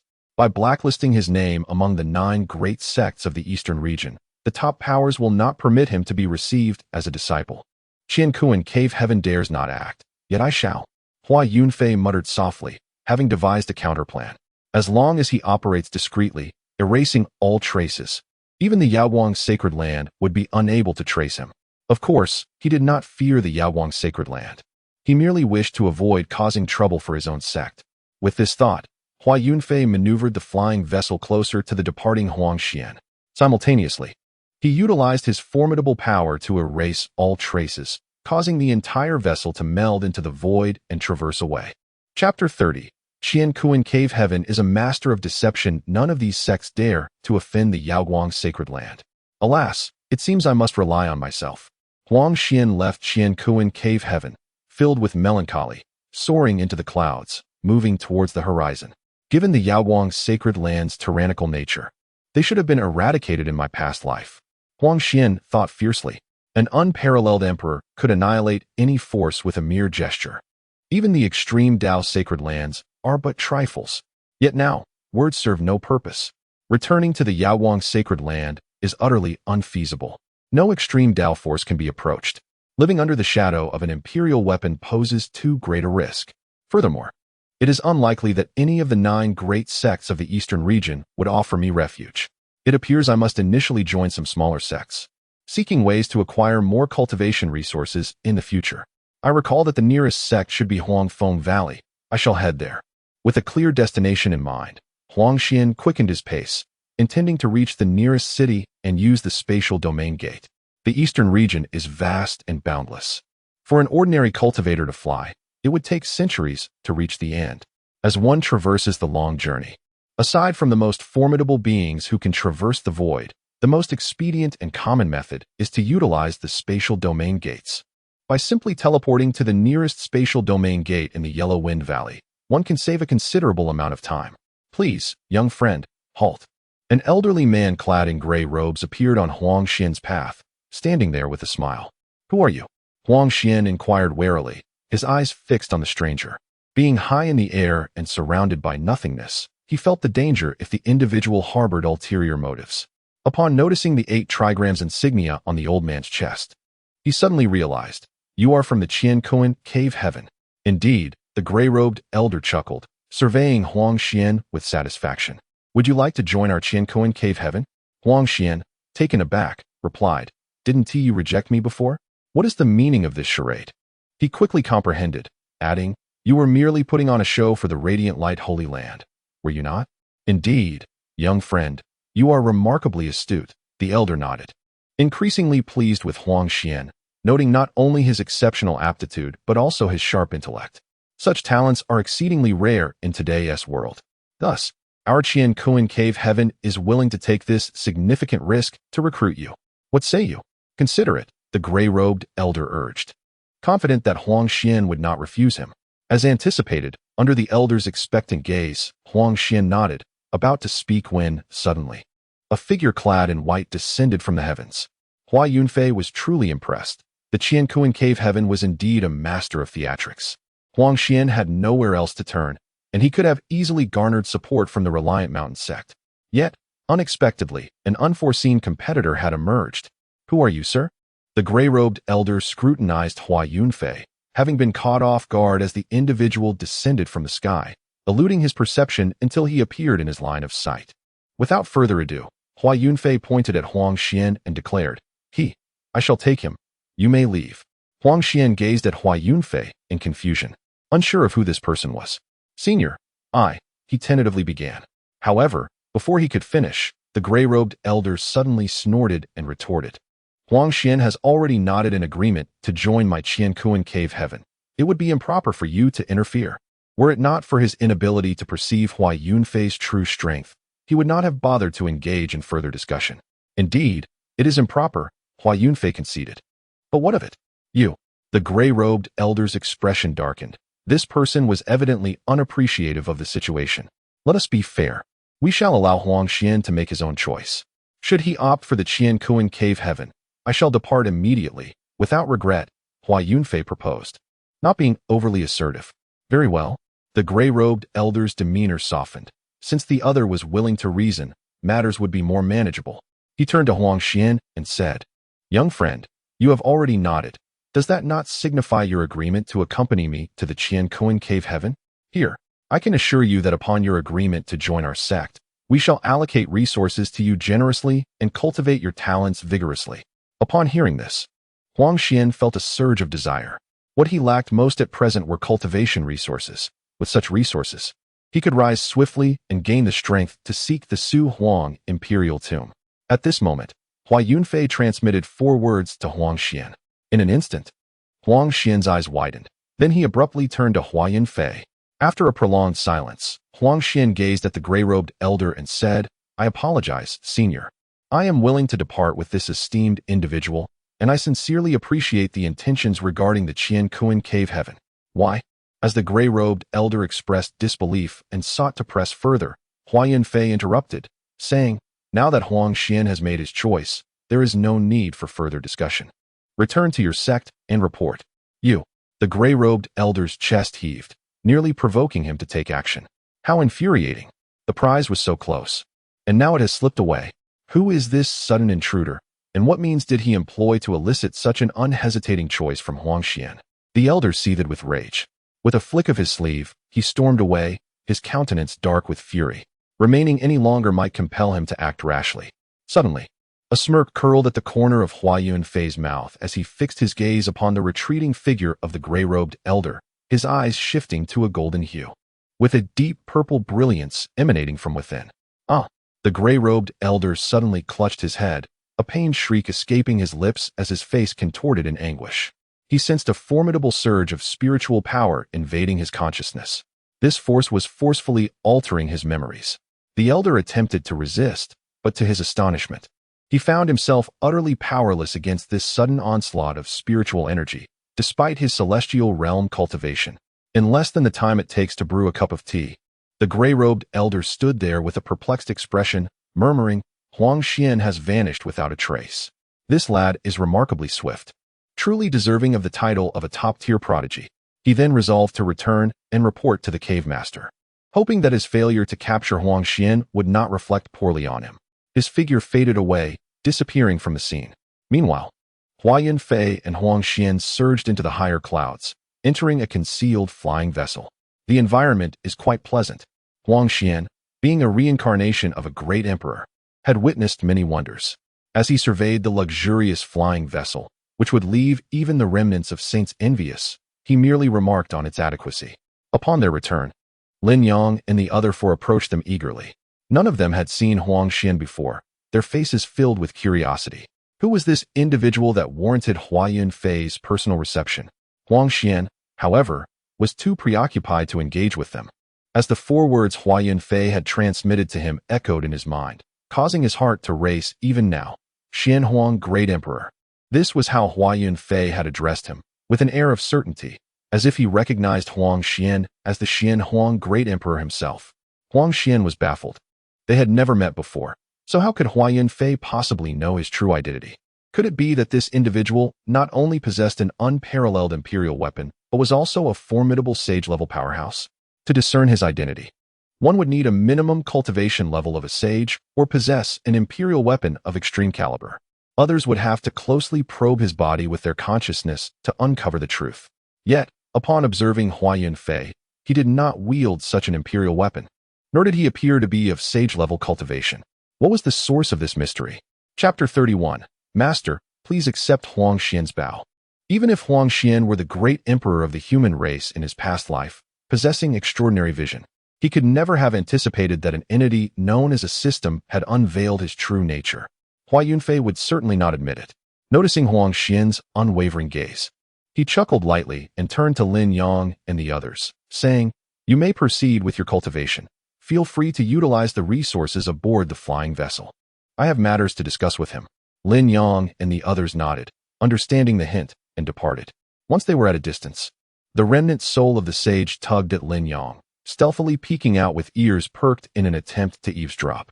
Lin Yang, at a loss for words, remarked, "After spending a few months together, do you think the elder is quite amiable, emboldening you?" Since their departure from Qingyang town, over 3 months had elapsed. Throughout this time, Lin Yang and the others had come to understand Hua Yunfei's temperament. They discovered that not only was he of a pleasant disposition, but he was also remarkably easy to get along with. He bore no airs of a formidable master, instead choosing to win people over with virtue and reason. Consequently, the fear instilled by Hua Yunfei's terrifying strength gradually dissipated, particularly for the sage's remnant soul, whose boldness was growing by the day. There's no harm in listening. The sage's remnant soul chuckled mischievously. "If you dare eavesdrop again, a single strike from me could spell your demise." It was impossible for the two to escape Hua Yunfei's perception. He turned to them, speaking in a calm tone. "Indeed, Lin Yang, how could you act so?" The sage's remnant soul's expression hardened as he pointed at Lin Yang, admonishing him, "I am quite ashamed of your despicable behavior in eavesdropping, and even worse, dragging me into it. How utterly detestable." With that, the sage's remnant soul drifted away, leaving Lin Yang in a state of bewilderment. His temperament nearly provoked Lin Yang to utter a curse. "Elder, what did you mean by your previous words?" Huang Xian remained composed, despite the incomplete memories he possessed. After all, he had once been a great emperor of the human race, and his demeanor was undoubtedly refined. He was uncertain if Hua Yunfei had truly discerned his identity and sought to test him further. In response, Hua Yunfei smiled slightly, stating, "What you ponder is precisely what I contemplate. So, do you comprehend?" A tumult surged within Huang Xian. Had he truly been discovered? Yet why? He remained reluctant to believe, suspecting that Hua Yunfei was merely deceiving him. Perceiving his thoughts, Hua Yunfei reassured him, "There is no need for doubt, nor should you entertain any notions of luck. I possess my methods, but rest assured, I shall not harm you." Huang Xian, half convinced, inquired, "Then what is your intention in bringing me aboard this flying vessel?" He did not believe that Hua Yunfei could remain indifferent to even a trace of imperial blood or the spirit of an emperor. Imperial blood and the essence of an emperor were coveted treasures, sought after by many. Even a mere hint would prompt those on the verge of becoming emperors to traverse the cosmos in pursuit. Thus, he had decisively departed from the profoundly rooted sacred land of Yaoguang.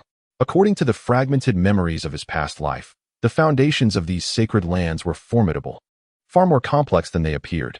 Hua Yunfei did not beat around the bush, stating plainly, "Given your remarkable background, I have entertained the notion of taking you as my disciple. You wish to accept me as your disciple?" Huang Xian laughed. In this era, there were few who could truly teach him, as even among the saints, there were hardly any who could compare to the might of contemporary powerhouses. Although his memories were not entirely complete, he still recalled many of the supreme techniques previously perused by the former Emperor Xian Huang, along with the emperor's insights garnered from various realms of cultivation. With this knowledge, there was no need for a mentor. His decision to join the sacred land of Yaoguang and the Qingquan cave heaven was solely driven by the pursuit of resources. What he lacked most was merely resources. Hua Yunfei discerned Huang Xian's indifference. Indeed, how could the emperor's lofty perspective deign to regard a contemporary powerhouse, not even a quasi-emperor? Nor could Huang Xian's shortcomings grant him such privilege. However, Hua Yunfei believed himself worthy of consideration, and he was poised to substantiate his claim through action. With a sudden flourish of his sleeve, an abundance of high-grade spirit stones materialized around them, along with a plethora of the most rudimentary sacred-grade medicinal herbs. Upon closer inspection, there were indeed hundreds of these sacred-grade herbs. Instantly, the already spirit-rich flying vessel became suffused with a cloud of sacred energy that lingered persistently. The fragrance of the medicinal herbs drew Lin Yang and others closer. "Oh my, oh my, oh my." The remnant soul of the sage shook Lin Yang's shoulder fervently, pointing at the treasures surrounding Hua Yunfei, nearly drooling at the prospect. "If I could just have one, wouldn't I ascend right here? Could you please remain composed?" Lin Yang rolled his eyes. Quasi-emperor-grade medicinal herbs. True dragon medicinal herbs. The other sacred grade, and even sacred king or great sage-grade herbs did not particularly impress Huang Xian. Yet, upon seeing a golden herb resembling a dragon, his expression shifted to one of astonishment. "Do not look at me. I am a legend you shall never attain." The quasi-emperor-grade true dragon medicinal herb had already developed sentience. It opened its eyes lazily, casting a disdainful glance at Huang Xian as if to say, "Who is this rustic fellow? Has he never encountered such a handsome visage?" That it could speak did not surprise Huang Xian. Many sacred-grade medicinal herbs possessed intelligence, capable of fleeing by foot to evade harvest by cultivators. It was entirely typical for quasi-emperor-grade herbs to converse. Turning his gaze to Hua Yunfei, the man appeared increasingly enigmatic in Huang Xian's eyes. With just a wave of his hand, he produced over 100 rudimentary sacred-grade herbs, among which was a true dragon medicinal herb that could transform into an emperor-grade herb after 500,000 years of cultivation. Who was this person? A venerable ancestor from a supreme path sacred land? It seemed plausible. The more Huang Xian pondered, the more convinced he became that this was the only explanation. Otherwise, why would he be so extravagant? Even Huang Xian believed that an ancestor from the supreme path sacred land would not be so lavish. Such grand medicinal herbs were typically cultivated within the protected gardens of sacred lands. How could they be so casually nurtured in the Zi-Fu cave heaven? Once again, Hua Yunfei waved his sleeve, and the spirit stones and herbs were drawn back into the Zi-Fu cave heaven, this time revealing several volumes of emperor scriptures. Over the years, although he possessed only one imperial weapon, the number of imperial scriptures was so vast that he could barely hold them with both hands. The techniques he cultivated himself were all selected from these texts. The sheer volume of emperor scriptures also posed a dilemma. Was there anyone who understood that feeling? "Master above, please accept my bow, Huang Xian." With a decisive motion, Huang Xian knelt upon the ground, performing the bow of apprenticeship. His countenance was solemn, not even glancing at the emperor scriptures. The scriptures and resources were inconsequential. His primary desire was to pledge his allegiance to a mentor. "Ha, my obedient disciple. Please rise swiftly." Hua Yunfei carefully stored away his treasures and broke into a joyful smile.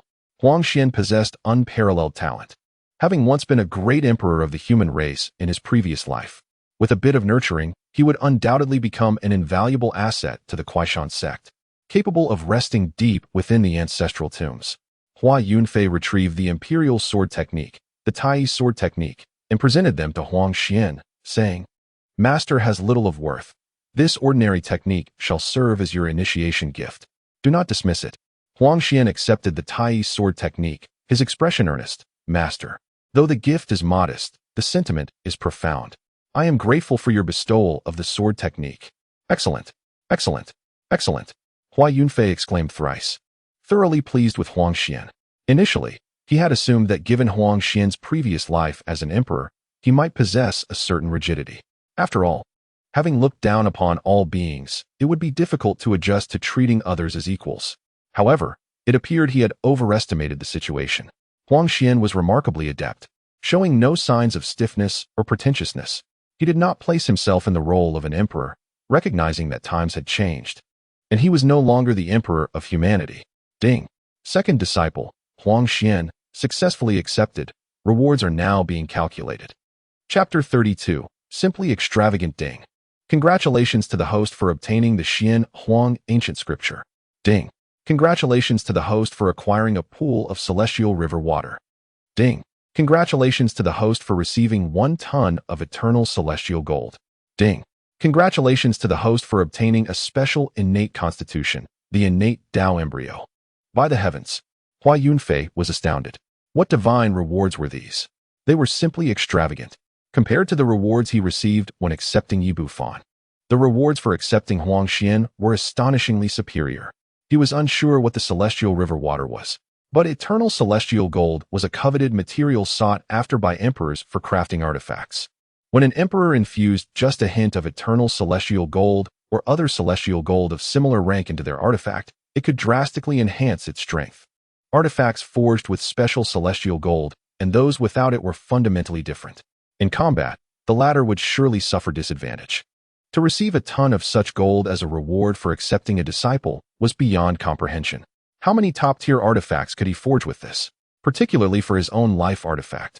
Once a cultivator reaches the Purple Mansion realm, they open the Purple Mansion's cave heaven, cultivating the Purple Qi Dao Sea.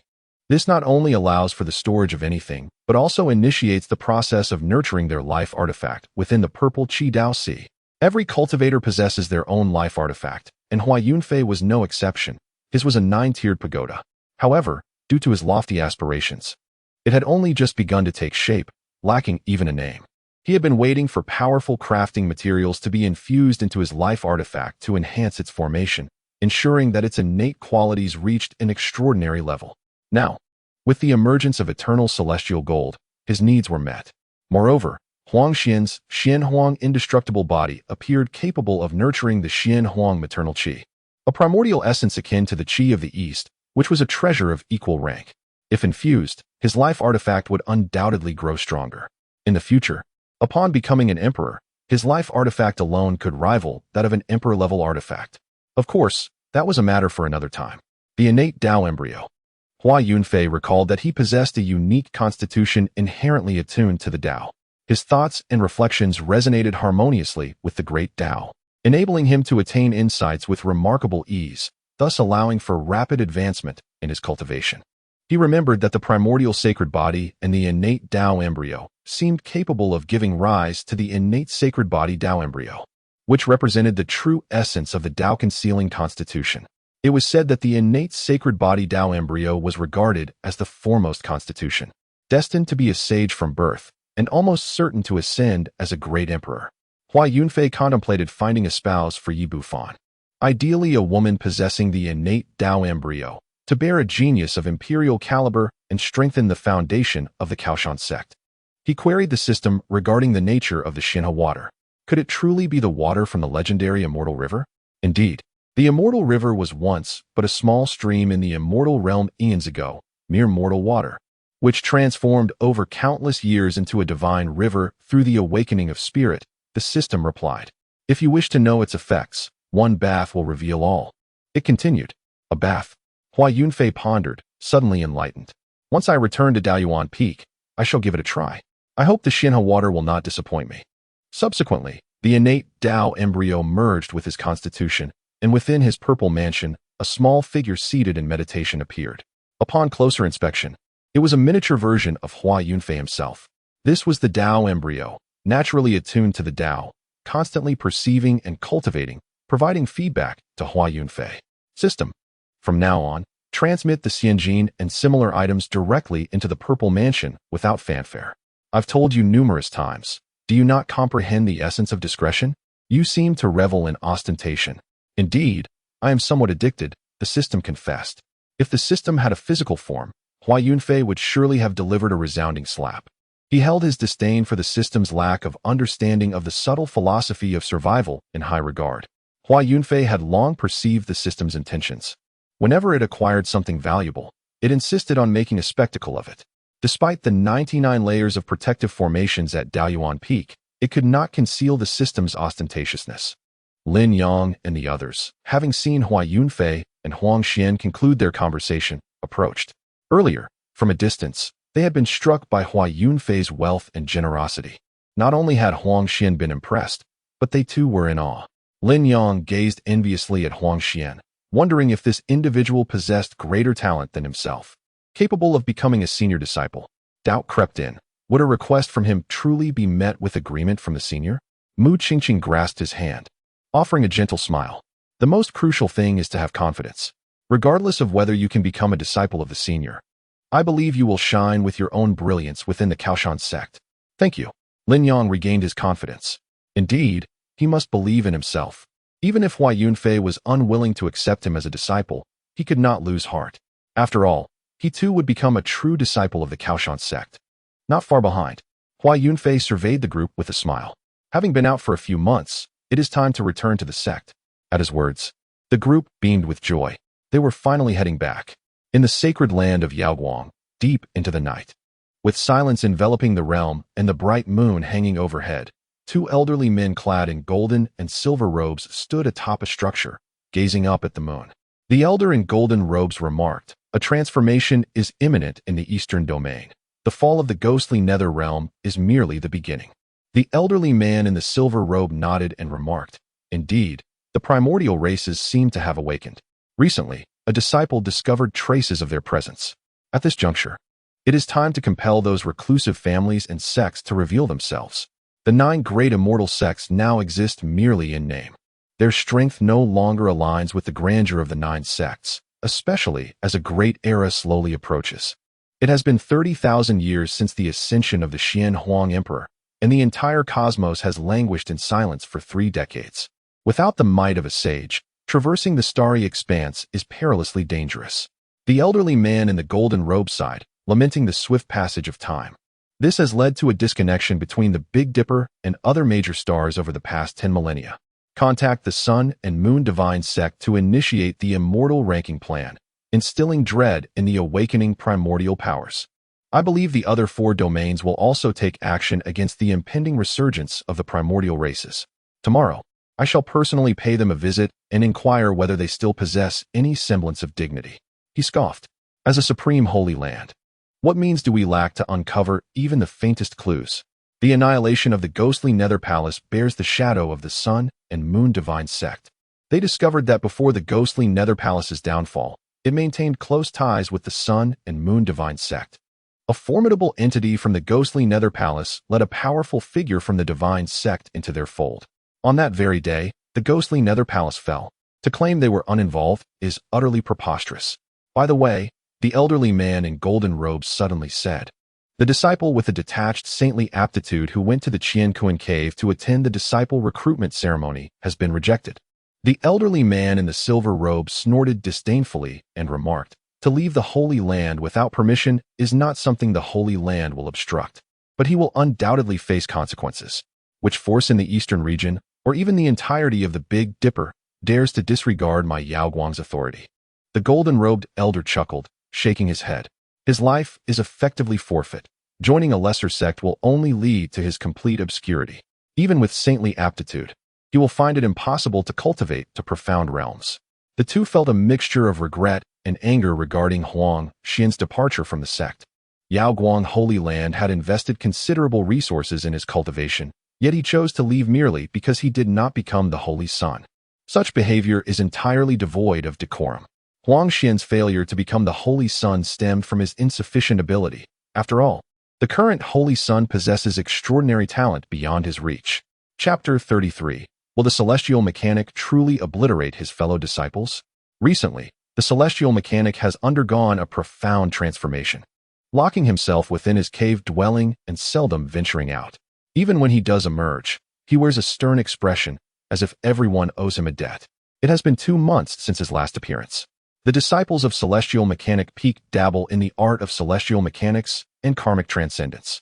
Almost every disciple wields a whisk and dons a robe, walking with an air of confidence akin to terrestrial immortals.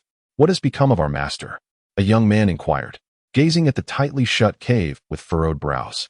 Ever since his return from the Blood Demon clan's secret realm over 3 months ago, he has changed completely. Once a carefree and mischievous elder, frequently teasing his disciples, he now remains reclusive and frowns even during infrequent outings. The beautiful female disciples who used to engage him in conversation are now met with indifference. Has he fallen ill? The youth is Li Duxiu, the foremost disciple of the Celestial Mechanism Master. Ostensibly, he has attained the pinnacle of the Purple Mansion realm and stands as the elder brother to all at the Celestial Mechanism Peak. Currently, his master remains secluded, and the elders and teachers of the peak are wholly engrossed in their cultivation. Consequently, all matters pertaining to the sect have been entrusted to him, leaving him with an overwhelming burden. Li Duxiu yearns to engage in cultivation himself. Otherwise, he risks being surpassed by his younger disciples, which would be quite embarrassing. He at least needs to feign a breakthrough for appearances' sake. However, time is not on his side. Senior brother, a petite and delicate figure clad in a Taoist robe approaches, holding a string of prayer beads and smiling gently. It is Ouyang Luoqing, the second disciple of the Celestial Mechanism Master. Li Duxiu shakes his head with a sigh and suddenly turns to Ouyang Luoqing, asking, "Have you reached the pinnacle of the Purple Mansion realm?" "I just broke through yesterday and am merely consolidating my gains. I came to see the master today," Ouyang Luoqing replies with a light-hearted laugh, her finely featured face exuding an aura of healing warmth.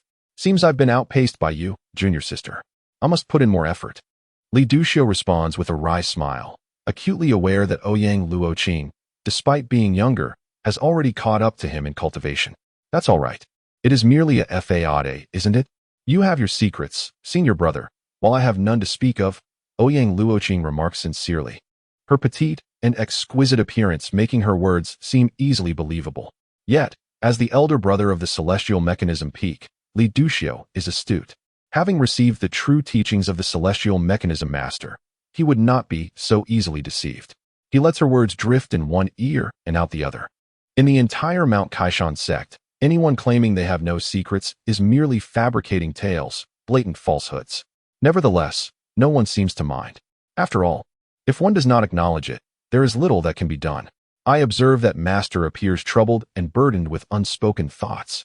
If this continues, it may give rise to inner demons and lead to significant turmoil.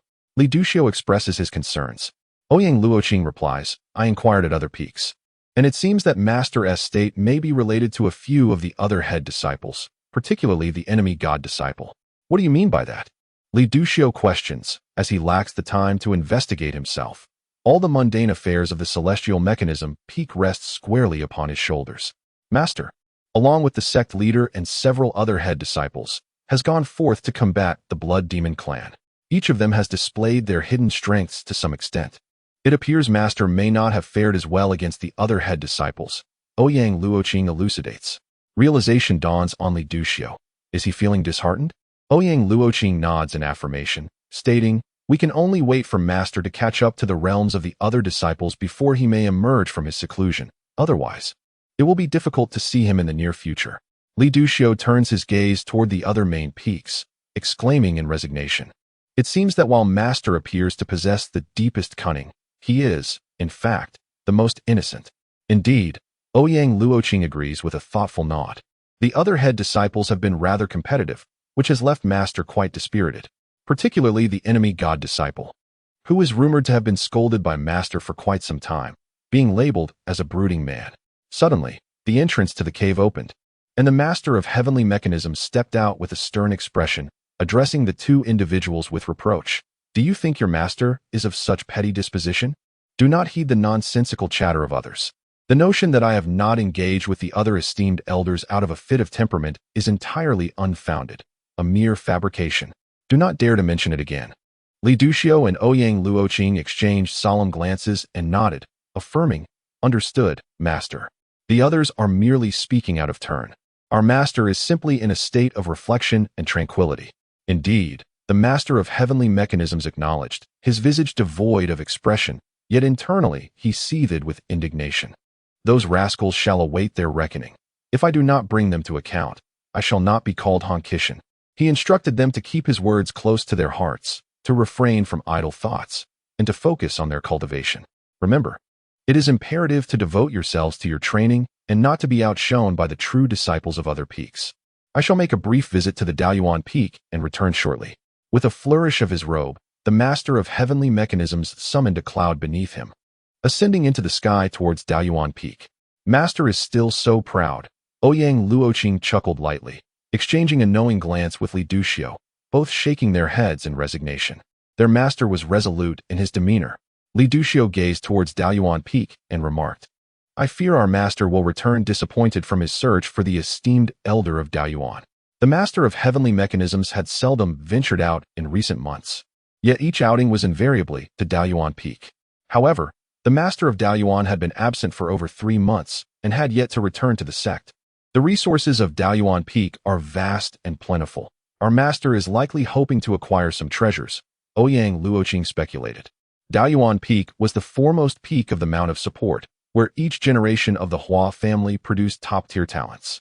Yet, they were peculiar and never took disciples. Most of them, afflicted by some ailment, perished in their prime, leaving many sect disciples lamenting their untimely demise. Had the Hua ancestors lived longer, the strength of the Mount of Support sect would rival that of an ordinary sacred land. Master, if he truly has not returned, your insistence is of no use to me. Yi Bufan lamented at the foot of Daoyuan Peak. The master of heavenly mechanisms had made several visits, all for the sake of his master. Yet, with his master absent for over 3 months, each attempt had been in vain. Today, despite all explanations, the master of heavenly mechanisms declared he would not be swayed and insisted on entering Daoyuan Peak to ascertain the truth. I shall not make it difficult for you. I will discover whether your master is indeed present by entering myself, the master of heavenly mechanisms said, growing impatient. Heaven knows whether those old geezers have made any progress during these 3 months. Regardless, I have not. This urgency stemmed from his desire to see Hua Yunfei and procure some valuable items to enhance his own cultivation. Yi Bufan sighed. My master has stated that without his permission, others are not allowed to enter the mountain. If you insist on proceeding, master, you may not reach the summit. Chapter 34. Such profound depth of engagement is truly befitting of a disciple from the Heavenly Mechanisms Peak. The master of heavenly mechanisms surveyed Daoyuan Peak, fully aware of the myriad special formations concealed within. Concerning the formations ostensibly left by the esteemed ancestor of the Hua family, he harbored considerable apprehension. Ordinary individuals could only ascend to the midway point of the Daoyuan Peak, and without the express permission of Hua Yunfei, it was utterly impossible to venture higher. Moreover, Hua Yunfei had explicitly warned the upper echelons against intruding recklessly, cautioning that should he be absent, the consequences could be dire.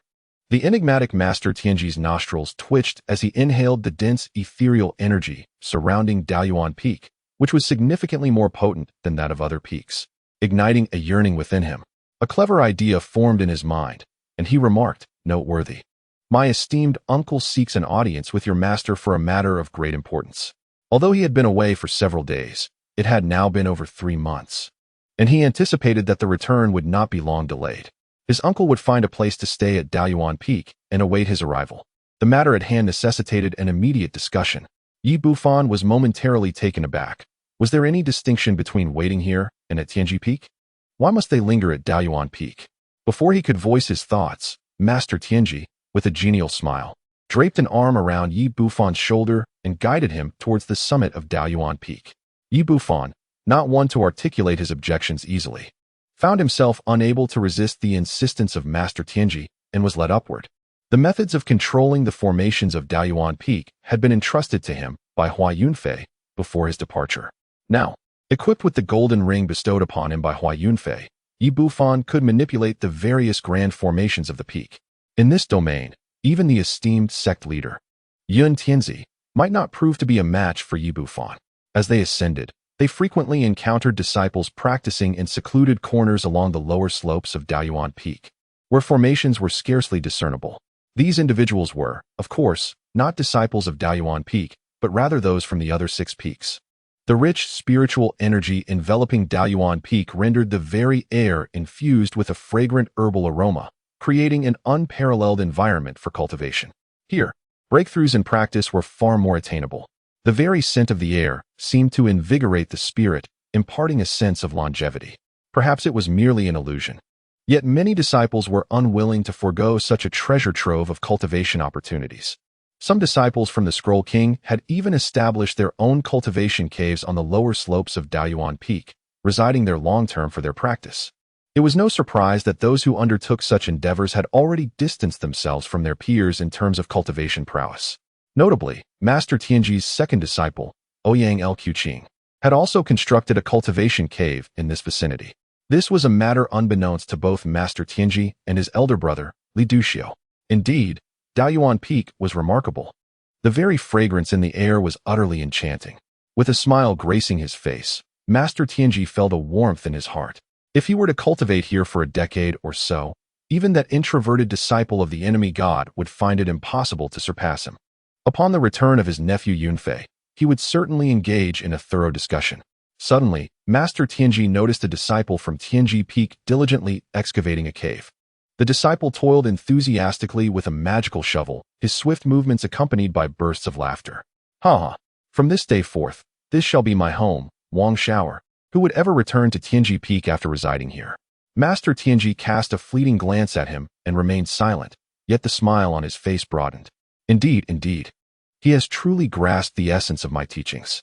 The profundity of the scroll mirrors the essence of his disciples at Tianji Peak. The venerable Tianji Zhenren resolved to impart guidance to the other disciples at Tianji Peak, encouraging them to establish their abodes at Daoyuan Peak for prolonged cultivation. Within a decade, the disciples of the other 5 peaks would surely find themselves trailing behind. Such a method is truly excellent.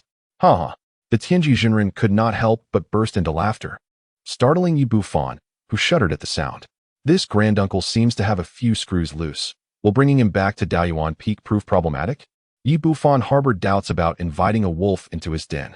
2 months later, at the entrance of Kaoshan Sect, Elder Shi was on duty as usual. Though today, he felt somewhat dejected. Just 3 days prior, another elder, 20 years his junior, had informed him of a successful breakthrough to the 4th layer of the divine infant realm, reaching the mid-stage of that level. This left Elder Shi, who, despite being a senior, was still at the initial stage of the divine infant realm, feeling quite embarrassed. Yet, he found himself powerless, after all. He had foolishly boasted about the Tianji Zhenren's embarrassing moments and received a year-long penalty of guarding the gate, half of which had passed without any opportunity for cultivation. With no progress in his apparent realm and only slow advancement in his concealed one, he sighed. Just a little longer, it will soon be over. As Elder Shi sat there, he looked up and exclaimed, "Oh, the head of Daoyuan has returned." In the distance, the sky parted, and Hua Yunfei appeared, leading 5 individuals. Soon, they approached the sect's grand entrance. "It has been a long time since we last met," head of Daoyuan, Elder Shi said with a cheerful smile. "Indeed, it has been too long." Hua Yunfei nodded slightly, engaging in brief conversation with Elder Shi before ushering his companions through the gate. Is this truly a grand sect of immortals? ThingI and ThingI, who had just begun their cultivation journey, were utterly astonished by the ethereal splendor of Kaoshan Sect. A flock of celestial cranes soared past, eliciting gasps of wonder from the duo. Even Lin Yang and Mu Qingqing, scions of illustrious families, had never witnessed such a spectacle. The group momentarily lost themselves in this enchanting realm. Only Huang Xian remained composed, for the grandeur of Kaoshan Sect failed to elicit even a flicker of interest from him. After all, he had encountered far more astonishing scenes in his past life, even having faced the Supreme. Lin Yang, Mu Qingqing, ThingI, ThingI. I shall first escort you to meet the sect master, Hua Yunfei announced, flicking his sleeve, causing a sword to materialize from thin air, which quickly enlarged and hovered before them. Step aboard. Kaoshan Sect is vast, and walking alone would take quite some time. We shall fly on the sword. The eyes of Lin Yang and the others sparkled with excitement. This was far more impressive than simply soaring through the air. They had often envisioned that once they reached the Yuandan realm and gained the ability to fly, they would choose a sword as their means of transportation for its sheer elegance. With the 5 in tow, Hua Yunfei stood at the forefront of the colossal sword. Gesturing grandly, the immense blade soared into the air, tracing a graceful arc as it sped toward Kaoshan Peak. As the highest and largest of the 7 peaks, Kaoshan Peak served as the sect's main summit. The ancestral grounds lay deep behind Kaoshan Peak, while the ancestral tomb was situated even further back, concealed by a formidable array. To the untrained eye, even standing at the entrance of the ancestral tomb, its existence would remain hidden. This was the greatest secret of Kaoshan Sect. Only the successive sect masters are qualified to enter the ancestral tomb. At this moment, Master Yuntian had just finished his sect affairs and was leisurely savoring tea in the grand hall of Mount Kaoshan.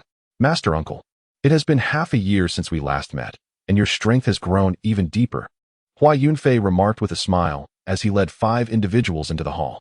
The information about Master Yuntian was thoroughly noted. Name, Yuntian Shu. Master Yuntian, age, 509 years. Realm, 4th layer of the Path Realm. Identity, Sect Master of Kaoshan Sect, low-grade Talisman Master. Supreme Grade Poison Master. Cultivation Aptitude, low-grade. Other talents, low-grade Path Mastery, low-grade Talisman Mastery, low-grade Poison Mastery. Physique, none. Techniques, the art of self-forgetfulness, no grade. Unseen Breath Control Technique, no grade. Divine Techniques, Master of the Universe, Hand of the Great Wilderness Tablet. Magic Artifacts, Kaoshan Seal, Celestial Dust Broom. Fortune, purple. Ah, this old fellow has broken through again, Hua Yunfei exclaimed in amazement. On the surface, Master Yuntian was at the 9th layer of the Celestial Realm. But before Hua Yunfei left, his true realm was at the 3rd layer of the Path Realm. Now, he had unexpectedly advanced to the mid-stage of the Path Realm. It seemed that the sect would soon need a new leader. Master Uncle, it is time for you to sit in the ancestral land. Chapter 35. Are we going out to recruit disciples or restocking? Who might this be? How is it that after nearly half a year, you have collected disciples? Master Yuntian inquired, holding his teacup, savoring the aroma, and glancing at Hua Yunfei with a leisurely smile. Hua Yunfei sat down beside Master Yuntian and said, Master Uncle, what do you think of these individuals? He gestured toward Lin Yang and the others. Oh, Master Yuntian looked curiously at Lin Yang and his companions, his piercing gaze quickly discerning that they possessed remarkable potential. However, the specifics of their aptitude required his personal examination. Are these 5 your new disciples? He asked. Hua Yunfei chuckled softly and replied, Master Uncle, you know that I dislike venturing outside and wish to avoid entanglements. Why would I accept so many? He then pointed to Huang Xian, saying, This one is my second disciple, Huang Xian. Huang Xian immediately bowed respectfully, saying, Greetings, Master Uncle. Master Yuntian nodded with a smile and asked, Can you tell me, what is your level of aptitude? Huang Xian, neither humble nor arrogant, responded, I am unworthy, barely reaching the low grade of the Saint Realm. Indeed unworthy, Master Yuntian mused. He set down his teacup, stood up in astonishment, and looked at Huang Xian, saying, What did you just say your aptitude was? I possess low-grade aptitude in the Saint Realm, Huang Xian replied. Master Yuntian's eyes widened, his face alight with joy as he stepped forward, patting Huang Xian's shoulder, and exclaimed, Excellent, excellent. The future of our Kaoshan sect looks promising. First, there is the extraordinary talent, and now we already have 2 disciples with Saint Realm aptitude. Master Yuntian turned to Hua Yunfei and said, You lad, how is your luck so good? You've accepted 2 disciples, both of whom possess Saint Realm aptitude. Just fortunate, Hua Yunfei replied with a slight smile. Master Yuntian shook his head in amusement and looked toward Lin Yang and the other 4, asking, And who might they be? Hua Yunfei remarked, The 4 of them are disciples I have selected for our sect. I believe the master will appreciate them. You are quite considerate. Your esteemed uncles are so absorbed in their cultivation that they often spend years away without even bringing back a single egg. Yuntian, the true man, teased, then inquired, What are their qualifications? Knowing your discerning eye, they must possess at least heavenly tier aptitude, correct? Hua Yunfei smirked slightly and replied, Except for the girl, who possesses mid-heavenly tier aptitude. The other 3 all have Dao tier qualifications. Upon hearing this, Yuntian scrutinized Hua Yunfei, sensing he was not jesting, and then turned his gaze to Lin Yang and the other 3. Have you struck a fortune? He mused, circling the 5, including Huang Xian, as if examining precious treasures. Even Huang Xian began to feel uneasy. Something about the master seemed far more complex than he appeared. May I take a look? Yuntian requested of Lin Yang. Mu Qingqing and Tang Yi and Tang Er. He harbored doubt. While mid-heavenly tier aptitude was plausible, Dao tier qualifications were exceedingly rare. To have 3 such disciples, and with Hua Yunfei himself possessing Saint tier aptitude, was astonishing. Were you out collecting disciples, or merely acquiring goods? The 4 nodded, replying, Master, please. Yun Tian extended his hand, his formidable consciousness enveloping the 4. Incredible. Lin Yang and the others widened their eyes in astonishment. Under the sway of Yun Tian's consciousness, they felt as if they were a solitary boat adrift on a vast ocean, at risk of capsizing at any moment. Soon, Yun Tian withdrew his hand, his eyes reflecting utter astonishment. Mu Qingqing's mid-heavenly tier aptitude had already reached the standard of a true disciple. While the other 3 were even more remarkable, Lin Yang possessed supreme Dao tier cultivation aptitude. ThingI and ThingI each had mid-Dao tier cultivation aptitude.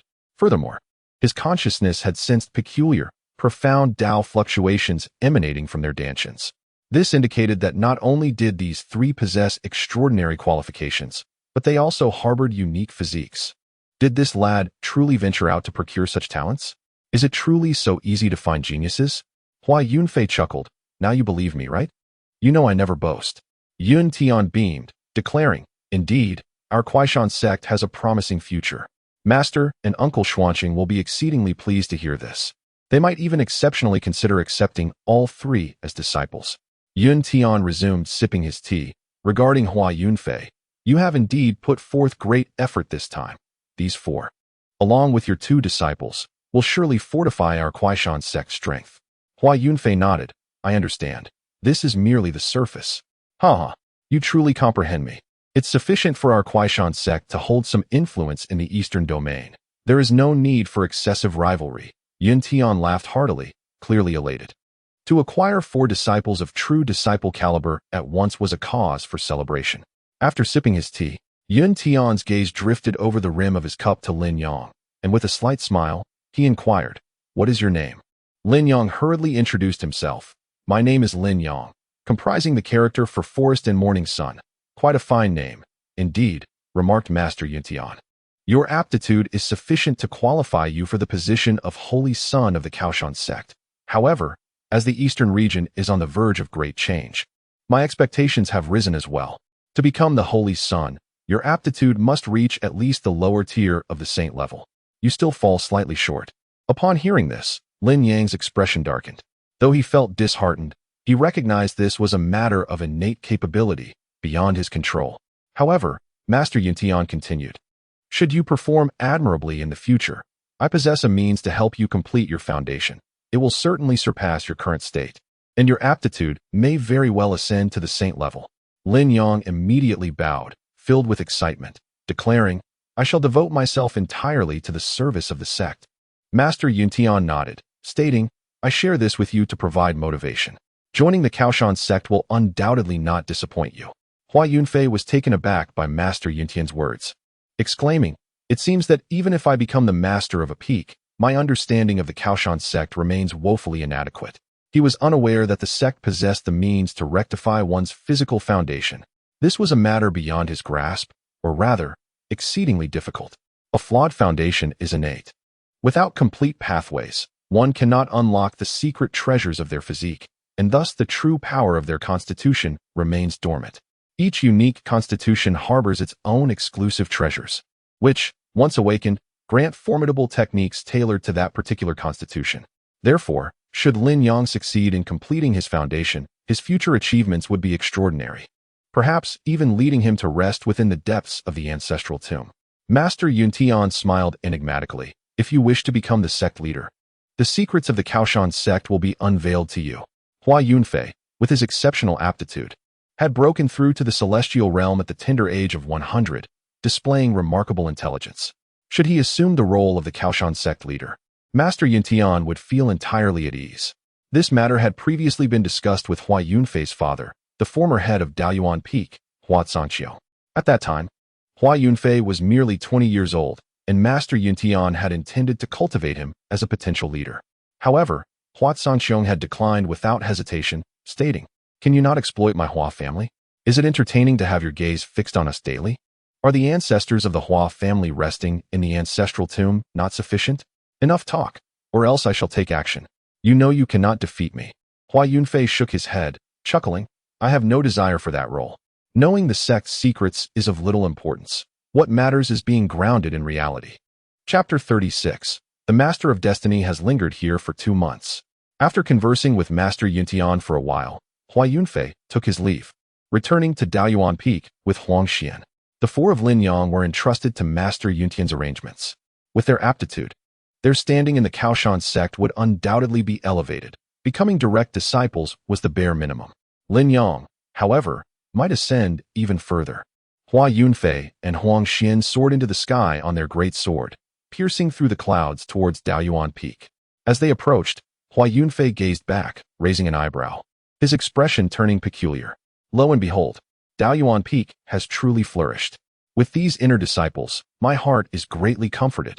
Though Daoyuan Peak never actively recruits disciples, the number of practitioners honing their skills upon its heights is certainly not inferior to that of the other 6 peaks. It seems that the more formidable the disciple, the more inclined they are to bask in the abundant spiritual energy that permeates Daoyuan Peak. Although the spiritual essence within the vast expanse of Mount Kaoshan has significantly improved, thanks to the rare herbs cultivated by Hua Yunfei, especially the transformation of the ginseng fruit trees, the richness of spiritual energy here has ascended to unprecedented levels. Within the confines of Kaoshan sect, the spiritual energy is several times more potent than before. Yet, Daoyuan Peak remains the source, where the essence is so dense it seems almost capable of solidifying into spiritual water. To cultivate here for a single day is akin to 5 days of practice elsewhere, or perhaps even more. Such a remarkable place has drawn an increasing number of disciples from the 6 peaks, who set up camp and establish their own cultivation caves. Even several esteemed disciples of the sect leader have their exclusive retreats here. As night falls and silence envelopes the surroundings, these disciples stealthily arrive to practice their arts. Their nocturnal visits are not merely for solitude. They harbor the intent to gauge their peers, particularly the other esteemed disciples. Should a boastful exchange escalate into a conflict, they wish to be adequately prepared. Lo Qing, the young lady, has arrived unusually early today. Hua Yunfei observed from above, spotting Ouyang Lo Qing tiptoeing cautiously in the shadows, drawing closer to his own cultivation cave at Daoyuan Peak. She was exceedingly careful, wary of being seen by the other esteemed disciples. This second disciple of Master Ji, seemingly innocent and petite with exquisite features clad in a Dao robe, resembled a delicate porcelain doll. However, those who are deceived by her appearance are destined to suffer great misfortune. She is unequivocally the queen of the Daoji Peak, her prowess likely surpassing that of the eldest disciple, Li Duxiu. Ouyang Lo Qing discreetly navigated through the crowd, entering a concealed cave and shutting the stone door behind her. Shaking his head with a smile, Hua Yunfei redirected his focus, leading Huang Xian to the pinnacle of Daoyuan Peak. Suddenly, he sensed an unfamiliar aura, distinctly out of place upon Daoyuan Peak. Upon closer inspection, he discerned it to be the presence of Master Ji. What could this old fellow be doing here? Hua Yunfei glanced toward a recently constructed cave in the distance. Has he already settled in? Quiet as a whisper, Hua Yunfei made his entrance onto Daoyuan Peak without disturbing anyone. At that moment, Yi Bufan was engaged in his training by the Spirit Lake, practicing his martial arts. With the ancient sacred body, his physique is unparalleled, and his might lies in his fists. Thus, before departing from the sect, Hua Yunfei had imparted the ThingI sword technique and deliberately left behind the Sun Fist cannon. This ancient imperial martial art was crafted by a bygone emperor, who famously wielded his fists as his ultimate weapons. Legend has it that this emperor, upon achieving enlightenment, faced a formidable holy ground that dared to provoke him, even brandishing imperial artifacts in defiance. The emperor, however, was not one for idle threats. With a single punch, he shattered the imperial weapon, obliterating the entire holy ground with that one blow. The technique he employed was none other than the Sun Fist cannon. Yi Bufan was enveloped in a golden aura, his blood energy surging as he moved his body and swung his fists. Behind him, an extraordinary vision of a great sun emerged, a manifestation of the Sun Fist classic. With the rise of this magnificent sun, Yi Bufan's power became even more formidable, exuding an overwhelming presence that caused the very fabric of space to tremble.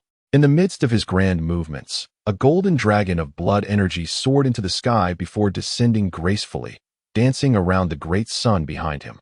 Yi Bufan had truly grasped the essence of the Sun Fist Classic, earning his reputation as an ancient sacred body. Hua Yunfei stood behind Yi Bufan, nodding in satisfaction. Truly, with such outstanding holy-level talents and extraordinary comprehension, it was no surprise that he could swiftly master an imperial-level martial art.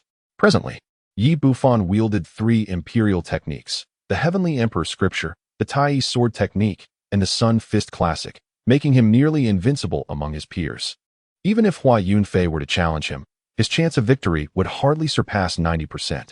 Name: Yi Bufan. Age: 20. Realm: First layer of Yuan Dan Realm surface. Third layer of Yuan Dan Realm actual. Identity: Grand Disciple of Daoyuan Peak. Training aptitude: Supreme Holy Level aptitude. Other talents: Imperial Level Fist Talent, Supreme Holy Level Saber Talent, Supreme Holy Level Sword Talent, Supreme Holy Level Spear Talent. Physique: Ancient Sacred Body. Cultivation techniques: Heavenly Emperor Scripture, Imperial. ThingI Sword Technique, Imperial. Sun Fist Classic, Imperial. Unperceivable Breathing Technique. No rank. Divine abilities: None. Magical artifacts: Golden Sacred Sword, Saint Level.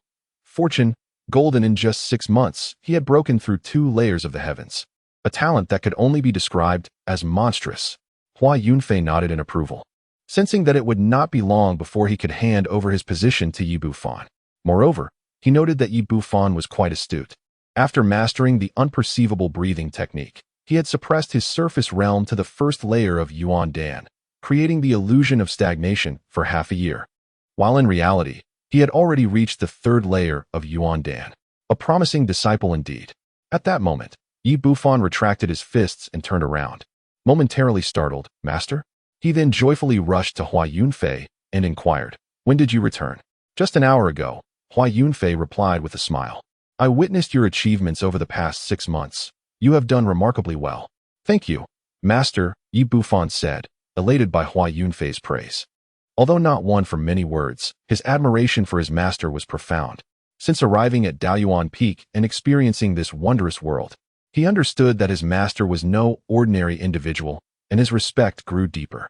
Hua Yunfei glanced at the cave dwelling of the celestial mechanism master and remarked, "How did I sense the presence of Master Tianji?" Yi Bufan's expression turned peculiar as he stole a glance at the cave dwelling, lowering his voice. "Master Tianji has been residing here for 2 months now. I have not dared to drive him away, but judging by his demeanor, it seems he intends to stay for a lifetime. Is that so?" Hua Yunfei raised an eyebrow, intrigued. Is he attempting to take advantage of the situation? He cast a glance around and immediately noticed that several precious medicinal herbs he regularly cultivated were missing, particularly the saint-level elixirs. These were meant for leisurely admiration by Hua Yunfei, not for cultivation. After all, he had grown weary of consuming such high-grade herbs during his earlier, less advanced stages. To his dismay, while he was away, someone had taken advantage of his absence. What would he have left to observe? Chapter 37. His master possesses such formidable power? Who is he? Yi Bufan curiously inquired, glancing at Huang Xian, who stood behind Hua Yunfei. Huang Xian also scrutinized Yi Bufan, recognizing him as an ancient sacred body. Casting a glance at Hua Yunfei, he pondered the true background of his seemingly modest master. Was he merely the head of a single peak in the Mount Kaishan sect? It seemed improbable. However, Huang Xian dismissed further speculation, since he had chosen Hua Yunfei as his master, and the latter had shown no malice while providing resources unavailable elsewhere. He resolved to harbor no ulterior thoughts. Upon hearing Yi Bufan's curiosity, Hua Yunfei smiled gently, stepping aside to introduce, "This is Huang Xian, whose talents rival your own. He is my second disciple and your junior brother." Turning to Huang Xian, he continued, "Huang Xian, this is your senior brother, Yi Bufan." The two exchanged smiles and nodded in acknowledgement. "Greetings, junior brother," said Yi Bufan. "Senior brother, you are too kind," Huang Xian replied. "Very well, you may converse. I shall seek out Master Tianji to discuss the nuances of life," Hua Yunfei stated before making his way toward Master Tianji's dwelling. "Senior brother, is it truly possible for an ancient sacred body to cultivate in this era?" Huang Xian asked. His recollections from a previous life informed him that during the reign of Emperor Xianhuang, the ancient sacred body could indeed cultivate, albeit with significantly greater difficulty than before. Following Emperor Xianhuang's ascension, the Dao entered an age of decline, where the laws became oppressive, altering everything. What should have been a talent of quasi-emperor caliber now found itself constrained to the qualifications of a saint. The once invincible ancient sacred body was rendered utterly incapable of cultivation. Historical records spanning nearly 30,000 years from the Yaoguang sacred land indicated that any ancient sacred body attempting to defy fate would attract the attention of mysterious laws, leading to catastrophic retribution. In those 30,000 years, 3 ancient sacred bodies emerged, all of whom perished under divine punishment while their masters struggled to mend their severed paths. Yi Bufan, it seemed, was destined to be the 4th after those 3, yet he could cultivate in peace, having reached the Yuan Dan realm. This was astonishing. The only explanation Huang Xian could fathom was that Yi Bufan had encountered a benefactor, a supreme being who had restored his severed path and shielded him from the repercussions of the mysterious laws, thereby allowing him to reclaim his ancient sacred body. In response to Huang Xian's question, Yi Bufan's lips curled into a smile as he gazed at Hua Yunfei's retreating figure. It is my master who, with his immense magical prowess, has assisted me in forging channels as resilient as divine iron, condensing the Yuan Dan and restoring the severed path of the ancient sacred body that had endured for millennia. Yet, Yi Bufan did not conclude his thought. More significantly, it was the Heavenly Emperor Sutra bestowed upon him by Hua Yunfei that constituted the primary reason the ancient sacred body could reclaim its path. His master possesses such extraordinary power? Huang Xian gazed at the retreating figure of Hua Yunfei, momentarily unable to discern the depths of his cultivation. Huang Xian was certain of one thing. He was definitely not at the celestial realm, for such feats were beyond their capabilities. The temporal realm also seemed insufficient. One must at least reach the pinnacle of perfection to achieve such prowess. Moreover, this level of strength could only barely be attained, and in the future, Yi Bufan would undoubtedly face countless tribulations in his cultivation journey. If Hua Yunfei truly possessed the strength of the temporal realm, he would be unable to assist Yi Bufan any further. Junior brother Huang, as you are new to Daoyuan Peak and unfamiliar with it, allow me to show you around, Yi Bufan said with a cheerful smile. Huang Xian nodded in acknowledgement. Even before entering Daoyuan Peak, he was astonished to discover numerous spatial attribute formations outside, with the spiritual energy of heaven and earth far exceeding that of the Yaoguang sacred land. Upon entering Daoyuan Peak, his heart remained restless, questioning whether this was indeed a peak of the Kaoshan sect. Upon arriving at the cave abode established by the esteemed ThingI Zhenren, Hua Yunfei rapped gently on the door. Knock, knock, knock. I have already stated that I have urgent matters to discuss with your master. Once he returns, I shall naturally depart. Came the voice of ThingI Zhenren from within the cave. The door did not open. Uncle Master, I have returned, Hua Yunfei said softly. Silence enveloped the air, and there was no response from the cave. Hua Yunfei inquired, Uncle Master? Still, there was no reply. This old fellow. Hua Yunfei's expression darkened as he flashed into the cave, only to find ThingI Zhenren with 2 wooden plugs stuffed in his ears. Nevertheless, he was surely still capable of hearing, for upon sensing Hua Yunfei's entrance, he trembled slightly, turning his back to him, feigning calmness as he continued his cultivation. Hua Yunfei slowly approached ThingI Zhenren, choosing silence as he observed him. After a considerable time, sweat began to bead on ThingI Zhenren's forehead. Finally, unable to withstand the pressure, he slowly opened his eyes and, upon seeing Hua Yunfei, displayed an expression of unexpected delight. Young nephew Yunfei, when did you return? Why did you not awaken your uncle master? He exclaimed. You see, once I enter the state of forgetting myself in cultivation, I lose all awareness of my surroundings. I truly apologize. With a composed demeanor, ThingI Zhenren stood up cheerfully, his face betraying no signs of embarrassment. Marvelous, simply marvelous. Is this the acting prowess of the esteemed first seat? Truly a figure of great stature in the Kaoshan sect. Hua Yunfei could hardly contain his admiration, his eyes sparkling with excitement. It seems this old fellow's consumption of sacred herbs was not in vain, as he has indeed reached the pinnacle of the celestial realm. Name, Hong Qi Tian, Tiangong Zhenren. Age, 482 years. Realm, second layer of celestial being realm. Surface, perfected celestial being realm. Actual, identity, abbot of Tiangong Peak. Low-grade Taoist talismonger. Cultivation aptitude, exceptional grade in celestial rank. Other talents, low-grade causal talent, low-grade talisman talent. Exceptional grade fire attribute talent. Physique, none. Cultivation methods, forget myself and live technique, no grade. Invisible breath technique, no grade. Divine ability, celestial eye, magical artifact, transformative dust brush, Taoist level. Fortune, orange. In a mere span of 6 months, he has ascended 2 levels, proving the efficacy of my sacred medicine. It is regrettable, however, that he consumed it. I shall need to cultivate more for my future enjoyment.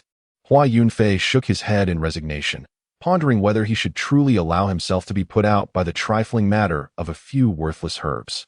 His primary curiosity lay in discerning the ulterior motives of this enigmatic individual. He had moved here in his absence. Moreover, this ancient fellow's fortune level was astonishingly orange. No wonder he had transformed into a black-bearded elder. He was often accompanied by a throng of youthful female disciples. It seems his fortune has been entirely squandered on romantic pursuits. With a smile, Hua Yunfei addressed Tiangong, saying, "Uncle Master, may I inquire what business brings you to await me at Daoyuan Peak for 2 months?" Tiangong chuckled heartily, his expression unperturbed and devoid of embarrassment as he replied, "In truth, there is no pressing matter, merely a desire to inquire about your father's travels in the Northern Dipper. Where might he currently be located?"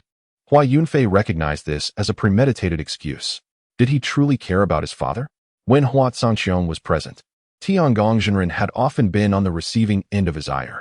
With one being loquacious and the other hot-tempered, their discussions would frequently devolve into brawls, ensnaring other abbots, including the sect leader, into the fray. Amusingly, despite the chaos, it culminated in a score of 16. Hua Zhangqiong, the most formidable among them, would strike with indiscriminate force, inciting his opponents to retaliate in unison. Had it not been for Ancestor Xuanhe hastening from the ancestral grounds to mediate, the 6 would have languished in bed for a fortnight. Chapter 38. The Emergence of the Xianyuan Emperor's Tomb. 33 Layers of Celestial Realm. He is currently preparing for the breakthrough to the Emperor level and has now attained the terrifying prowess of a supreme being, Hua Yunfei replied with a grin, taking the opportunity to boast in response to Tiangong casual query. Tiangong rolled his eyes, feeling a tinge of embarrassment. He leaned closer to Hua Yunfei and whispered, "Yunfei, how has your uncle master treated you?" Hua Yunfei glanced at him and decisively responded, "Not particularly well. You have deceived me more than anyone else throughout my life. My father has certainly given you a thrashing, hasn't he?" Tiangong expression soured. "Can we not have a civil conversation? Your uncle master is suffering. Ever since I stopped involving myself with your uncle Gua and his cohort, their gazes upon me have changed drastically. Particularly your uncle Shun, that brooding fellow. Now pretends to walk with a swagger whenever he sees me. The arrogance is infuriating." Hua Yunfei raised an eyebrow and remarked, "Isn't this a good thing?" The celestial master responded, "He is about to lose his mind," pounding his chest in frustration. "Can we not have a proper conversation?" Hua Yunfei shook his head with a smile, no longer teasing him, and asked, "What do you wish to say? Please assist my master." The celestial master revealed a sincere gaze. Hua Yunfei felt a chill run down his spine under that gaze and replied, "The sacred herbs left by the ancestors of the Hua family have all been taken by my master. What further assistance can one provide?" He continued, "As your nephew, I am merely at the initial stage of the celestial realm, genuinely well-meaning, but lacking the strength to help." The celestial master declared, "My master is not the kind to exploit the resources of others. All that is required is to reside here at Daoyuan Peak for some time. Of course, my master does not stay without compensation. I possess a top-tier technique of the transcendent Dao level for you to practice." Saying this, he produced an ancient tome and handed it to Hua Yunfei, his expression filled with pride. Time flew by swiftly, and after a month, Huang Xian had thoroughly settled into Daoyuan Peak, expressing considerable satisfaction with the surroundings. He was especially pleased with the Tai sword technique that Hua Yunfei had imparted to him, significantly enhancing his strength compared to others at the same realm. Although he still couldn't compare to his past life, he felt content. Once he located the emperor's tomb of Xianhuang and obtained the emperor's heart, he was certain he would transcend and grow even more powerful, completely compensating for the deficiencies of his remaining soul. "Junior brother Huang, our master has summoned us to his cave." Yi Bufan rushed over, informing him. "Very well. Let us go." Huang Xian nodded and accompanied Yi Bufan to the cave where Hua Yunfei resided. Inside the cave, 2 large vats stood, filled with a milky white liquid. At a glance, the liquid appeared unremarkable, merely radiating a faint glow, yet within that glow, it seemed to cradle miniature worlds. Huang Xian discerned the extraordinary nature of the liquid, Turning to Hua Yunfei beside the vat, he inquired, "Master, what is this?" Hua Yunfei replied, "Remove your clothing and immerse yourself. You shall soon discover." As soon as he finished speaking, Yi Bufan stripped off his garments and leaped into the vat with a splash. "That was quick," Huang Xian murmured, hesitating not a moment longer. He too shed his clothing and jumped into the other vat. Subsequently, Hua Yunfei gestured with his fingers, activating the cave's concealed formation to obscure their presence. Yi Bufan and Huang Xian closed their eyes within the vats, their consciousness sinking deeply into profound cultivation. "May this celestial pool water not disappoint me," Hua Yunfei murmured softly. The milky white liquid within the vat was the reward from his previous disciple-accepting endeavor. Sourced from the waters of the celestial river, the system indicated that one immersion would reveal all. Thus, he had allowed Yi Bufan and Huang Xian to try it first, hoping to uncover its miraculous effects. After all, being the waters of the celestial river, it should yield unexpected benefits. At that moment, Yi Bufan and Huang Xian felt as though they had been transported to the celestial realm. Before them stood towering celestial palaces, radiant lights of the grand path descending, intertwined by divine rainbows. Ahead lay a portal taller than the heavens themselves, with a river flowing across it, the destination shrouded in mystery. The river surged fiercely, each droplet seemingly imbued with supreme laws, nurturing miniature worlds. Once detached from the river, those worlds would succumb to ruin and destruction. "This is..." Hua Yunfei gazed at Huang Xian, his eyes filled with astonishment. Only then did Huang Xian radiate a golden luminescence, a mysterious aura manifesting around him, with the celestial domain surprisingly appearing above his head. Ethereal palaces and jade towers merged into a magnificent expanse, as golden Dao light cascaded downwards. He cast a glance at Yi Bufan. Although the ancient sacred body had been awakened, causing quite a stir, it paled in comparison to Huang Xian's spectacle. It seemed that the Xian Huang indestructible body had been restored, revealing its extraordinary qualities. The manifestation of the Xian Huang indestructible body was none other than the celestial domain above his head. Name: Huang Xian. Age: 23. Realm: 8th layer of Yuan Dan surface. 1st layer of Zifu. Actual identity: reincarnation of the remnant soul of the Xian Huang Emperor. 2nd disciple of Daoyuan Peak. Cultivation aptitude: Supreme Grade Saint Class. Other talents: Supreme Grade Saint Class All Attribute Talent. Upper Grade Saint Class Formation Talent. Upper Grade Saint Class Talisman Talent. Physique: Xian Huang Indestructible Body. Perfect. Cultivation method: Xian Huang Emperor Scripture. Incomplete. Divine ability: Xian Huang Wu Ji Dao. Incomplete. Magic artifact: Xian Huang Indestructible Seal. Imitation. Fortune: Golden. Indeed, this celestial river water can truly replenish the origin and rectify deficiencies. This alone makes it an extraordinary treasure. Hua Yunfei marveled, and he observed that both Yi Bufan and Huang Xian were solidifying their foundations, their bodies becoming translucent, with their internal organs and all meridians transformed, imbued with the ethereal essence of the celestial river. Such a boon is rarely encountered, even by emperors, in a certain location of the eastern domain's Zhangzhou. As Huang Xian's Xian Huang indestructible body's origin was completed and the celestial domain emerged above him, a tremendous earthquake struck the region. The earth trembled and the heavens roared, the shockwaves extending from hundreds of miles to thousands, eventually encompassing the entire eastern domain. The vast and boundless eastern domain quaked violently, the heavens collapsing and the earth shaking, with radiant multicolored light cascading down and golden Dao light illuminating the surroundings. Above the firmament, a colossal celestial domain appeared, shrouding the skies, seemingly inhabited by celestial beings. This celestial domain was not merely a single layer, but comprised 33 layers. Deep within the sacred land of Yaoguang, the golden-robed sacred master of Yaoguang treaded the skies. Ascending to lofty heights, fixated on the distant celestial domain, his expression one of astonishment. Even he had never witnessed such an extraordinary phenomenon. The 33 layers of the celestial domain, was it not the manifestation of the Xian Huang Emperor's physique from 30,000 years ago? Why today does it appear in the eastern domain and incite such monumental upheaval? An ancient figure from the sacred land of Yaoguang awakened, appearing beside the sacred master, his countenance grave and perplexed. The sacred master remarked, "It must pertain to the astonishing relic associated with the Xian Huang Emperor." The ancient figure responded. Immediately dispatch someone to the epicenter to investigate and maintain communication via the sound transmission stone. There must be no delay.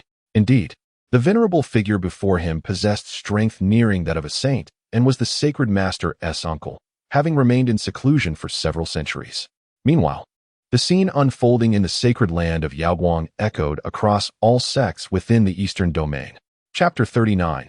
Thus, have they been living atop graves all these years?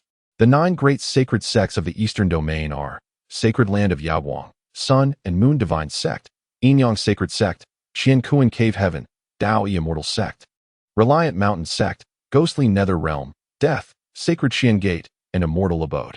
The 9 great sacred sects are distributed across the 3 major continents of the Eastern Domain, wielding immense influence over the realm. In this tale, the celestial abode of Zhangzhou occupies a unique geographical position, nestled at the confluence of 3 great continents.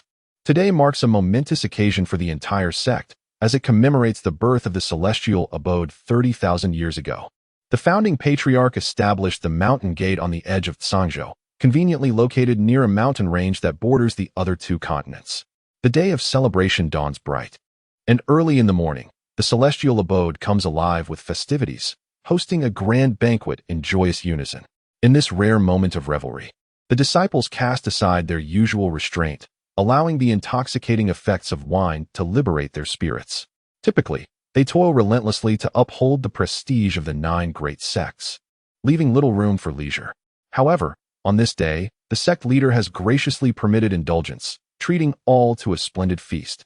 As the merriment deepens, female disciples entertain with song and dance, while their male counterparts provide harmonious accompaniment, creating an atmosphere of unparalleled joy.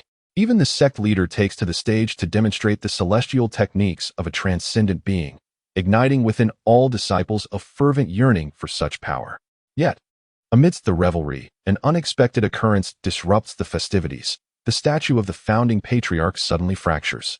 With a resounding crack, fissures emerge from the base to the head, causing the statue to split apart. A drunken disciple is the first to notice, rubbing his eyes in disbelief, exclaiming, "By the heavens, the patriarch has split." His astonishment is met with a swift reprimand from a towering male disciple, who, though inebriated, cannot show disrespect to their revered ancestor. As more disciples turn to witness this strange phenomenon, their expressions shift to one of astonishment, mouths agape. The statue, a symbol of the celestial abode's dignity, has inexplicably cracked. What omen does this portend? The sect leader narrows his eyes and begins to calculate, gasping, an ominous sign. Thunderous rumblings resonate from beneath the earth, a deep and powerful sound akin to the booming of celestial bells. Can the sect leader discern the cause of this disturbance? A robust elder, with a grave demeanor, inquires. The statue's fracture and the deep rumblings indicate that something significant is about to transpire. The sect leader attempts to divine the source of the anomaly multiple times, yet to no avail. Subsequently, he channels all his spiritual energy to force a calculation. The fracturing of the statue signifies an impending event that may threaten the very existence of the celestial abode, prompting him to exercise utmost caution. Alas, in his fervent calculations, he is met with a mysterious backlash, injuring his spiritual core and causing him to spout blood, his vitality instantly waning. The forces he sought to comprehend transcend his current realm, breaching forbidden boundaries. Had he not withdrawn in time, he might have perished on the spot. Leader. An elder rushes to support him, concern etched upon his face. Do not overexert yourself. The leader shakes his head, blood at the corner of his mouth. Straining to gaze skyward, where he observes a cascade of resplendent 9-colored light descending from the heavens. Quickly, summon the ancestor. With the urgency of his command, the ground trembles violently, the very mountains quaking beneath the celestial abode. Cracks widen in the earth, growing larger and spanning 100 miles. Blinding golden radiance bursts forth from these fissures, illuminating the surroundings with an otherworldly glow. Accompanied by a radiant golden light, a subtle yet formidable pressure emerged, exuding an unfathomable terror. It was a force that seemed capable of suppressing the entire universe, the pinnacle of the great Tao. All disciples of the celestial mansion were commanded to retreat from the mountain gate, to distance themselves from this place. Quickly retreat. From the depths of the celestial mansion, 3 figures soared into the sky, emanating a terrifying aura of the realm of enlightenment without reservation. The elder in the center, with long eyebrows that reached his waist, bellowed in anger, instantly awakening all those in the mansion who were intoxicated. Disciples at the Yuan Dan level and above, capable of flight, led the disciples of the Meridian realm to evacuate swiftly. The mansion lord ascended into the heavens, manifesting the laws of heaven and earth, standing resolutely. Despite suffering internal injuries from backlash, he summoned all the celestial power at his disposal to stabilize the tremors affecting the area surrounding the celestial mansion's mountain gate. Subsequently, the three elders of the Enlightenment realm and all the elders joined forces to secure the terrain, striving to buy time for the disciples' retreat. Inside the celestial mansion, chaos reigned. The disciples of the Meridian realm, unable to fly, could only seek refuge near those at the Yuan Dan level and above. However, the disciples of the Meridian realm were typically the most numerous among all sects, making a complete evacuation exceedingly difficult at that moment. With a wave of his hand, an elder of the Enlightenment realm abandoned efforts to stabilize the ground and plunged into the celestial mansion, employing his Taoist techniques to continuously draw in the remaining disciples of the Meridian realm into his sleeves. Once he confirmed that everyone had evacuated, he shouted, "Leave the source of the tremor, retreat swiftly." Instantly, under the guidance of the elder with long eyebrows, all individuals surged toward the distance, transforming into countless rainbows, rapidly fleeing the mountain range. Boom! The tremendous shock waves expanded once more, causing the earth to tremble violently. The once majestic structures of the celestial mansion collapsed en masse, succumbing to the fissures in the ground. The mountain range split open, golden light flooding the skies. Multicolored rays descended from the heavens, revealing layers upon layers of celestial realms. As many as 33, adorned with ethereal palaces that seemed to house celestial beings and auspicious divine beasts, striking awe into the hearts of all. The people of the celestial mansion, having escaped to a distance, wore expressions of horror as they gazed skyward, paralyzed with fear. The elder with long eyebrows looked grimly at the awe-inspiring celestial realms above, his pupils trembling. The pressure from the 33 layers of celestial realms was overwhelming. It obscured the sun, showering the world with radiant lights of the great Tao, accompanied by the thunderous sounds of celestial harmonies that ensnared the soul. As the mountain range where the celestial mansion stood continued to quake, it completely collapsed, revealing a massive structure within. Was this a tomb? The members of the celestial mansion were rendered speechless. That colossal edifice was indeed a mound of graves. Had they been living atop a burial site all these years? With the emergence of the tomb, a faint yellow gas gradually wafted from the depths of the earth, permeating the air. The mansion lord summoned a wisp of this gas for examination, only to exclaim in astonishment, "The Qi of Xinhuang? What?" The crowd gasped in shock, hastily collecting a wisp for inspection, only to discover it was indeed the Qi of Xinhuang. It was said that this essence was birthed at the dawn of creation. In the beginning, there were two primordial energies, the celestial purple Qi of the heavens and the Xinhuang Qi of the earth. The elder with long eyebrows studied the tomb intently, a staggering conjecture gradually forming in his mind, one he scarcely dared to believe. Such scale, such grandeur. 33 layers of celestial realms. The Qi of Xinhuang. In the air, there lingered an imperceptible imperial might. This was the imperial tomb. He struggled to speak. Perhaps this is the sepulchre of the Xianyuan emperor. Upon hearing this conjecture, everyone gasped in disbelief. How could the celestial mansion be established atop the tomb of a great emperor? Such an absurdity. The eastern domain is becoming increasingly unstable. Recently, the ancient races have emerged frequently, and now the imperial tomb has appeared, which may lead to unimaginable bloodshed. An elder of the Transcendence realm furrowed his brow and remarked, "The emergence of the imperial tomb would undoubtedly incite a fierce battle among the strong. Any relic from the emperor would be a monumental fortune. Moreover, if the tomb harbors the Xianyuan emperor's legacy, a bloody calamity is inevitable, igniting a cataclysmic war." The three elders, compelled by the imminent danger, relocated the celestial mansion far from this place, for a bloodbath was likely to ensue shortly.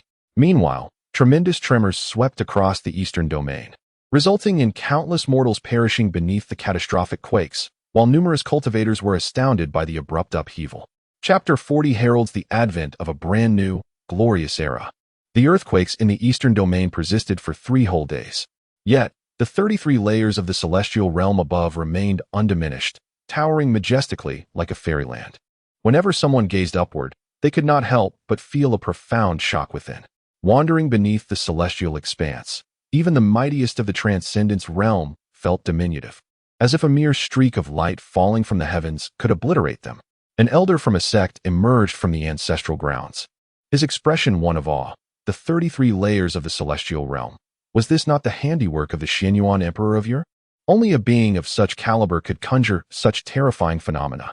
Even a quasi-emperor, if ensnared within the 33 layers of the celestial realm, would be instantaneously confined and subdued until their demise. More and more ancient figures emerged from their ancestral domains, gazing at the sky, each harboring their own speculations. Xianyuan Emperor. This was the name that echoed in the hearts of all the venerable ones, filled with reverence as they looked skyward, uncertain of what had transpired. It was not until 3 days later, when the tremors subsided and tranquility returned to the eastern domain, that all sects sent forth their mightiest to uncover the truth behind the occurrences. The commotion, with the 33 layers of the celestial realm suppressing the world. Could it be that the Xianyuan Emperor has awakened? Before long, news spread throughout the eastern domain. The imperial tomb. The tomb of the Xianyuan Emperor has emerged. Heaven above. According to reliable sources I have received, the Xianyuan Emperor's tomb has manifested beneath the Celestial Mansion's sect. The Celestial Mansion was actually built atop an imperial tomb, and now they have fully relocated. It is said that the Xianyuan Emperor's tomb spans a radius of 10,000 miles, its imperial might pervasive, rendering even Transcendence Realm cultivators incapable of approaching, and the Xianyuan aura permeating the air could not be gathered. Countless messages fluttered throughout the eastern domain, igniting fervor among numerous factions, as many noble families hurried to the Zhangzhou region. Yet, even more terrifying was the ominous presence that spread across various locales in the eastern domain. Mysterious tribes had emerged, heading toward the Xianyuan Emperor's tomb. On this day, in an ordinary city, the ancestral temple of the Huangfu clan exuded a divine might, its astonishing aura tearing through the heavens. As several formidable beings accompanied by terrifying power ascended, departing from this commonplace city. My heavens, is that the Huangfu family? The Huangfu clan has concealed such formidable power? Could it be that they have remained in seclusion all this time, merely awaiting this very day? The news of the Huangfu family's reemergence has spread throughout the eastern domain. Concurrently, numerous reclusive families and sects have also emerged from the shadows. Even some sects thought to have perished in the annals of history have suddenly resurfaced, no longer in hiding. The balance of power in the eastern domain has been utterly disrupted. The 9 great sects of the eastern domain have seen their authority dwindle to almost nothing, their former renown fading away. Ancient races, primordial clans, and hidden sects, one after another. These terrifying forces have erupted forth, completely upending the existing order of the eastern domain. In the Zhangzhou region, at the site of the former immortal's abode, the colossal imperial tomb rises majestically, with only its upper half visible, vast and imposing, its grandeur overwhelming, suffused with an aura of imperial might. Above, the 33 layers of celestial heavens suppress the stars. Anyone who gazes upon it cannot help but feel their own insignificance. Within a radius of 10,000 miles of the Huangdi imperial tomb, no one dares to approach. Recently, a celestial realm cultivator attempted to force their way in, only to be instantly reduced to ashes by the overwhelming imperial might. Following that, a Dao approaching expert tried to test the waters, but ultimately fled grievously wounded. The Huangdi imperial tomb remains inaccessible for the time being. An ancient sage has concluded that since the tomb has emerged, there will eventually come a day when one can enter. This could be a matter of mere months or extend to several years. The imperial might surrounding the tomb will surely dissipate to a point where it poses no threat to top-tier experts. Several powerful figures have ventured their conjectures and garnered widespread agreement. Many have thus settled around the tomb, awaiting the day when the imperial aura fades. Not long after, some began to comprehend the imperial laws within this might, experiencing the pinnacle of human power, thereby advancing their own cultivation. Those engaging in such practices are not few. Indeed, many celestial realm and even Dao approaching cultivators sit in meditation, wholeheartedly attuning themselves to the essence of the imperial laws. Boom. Some have even broken through the barriers of the celestial realm, successfully entering the Dao approaching stage. at the Sun and Moon Sect. Within the Sun and Moon Hall, the place where the sect leader manages significant affairs and practices daily, two divine stones radiating red and blue light hover above. The red stone resembles a sun, while the blue stone takes the form of a crescent moon. The sect leader sits cross-legged in the air, an almost imperceptible yet terrifying aura enveloping him, as he draws upon the power of the sun and moon from the stones for his cultivation. At that moment, a figure cloaked in a black robe materializes in the center of the hall. The sect leader opens his eyes instantly, gazes at the figure, and descends, inquiring, "What is the situation?" Reporting to the sect leader, the figure in black kneels on one knee and replies, "It has been confirmed that the tomb of the Huangdi has indeed emerged.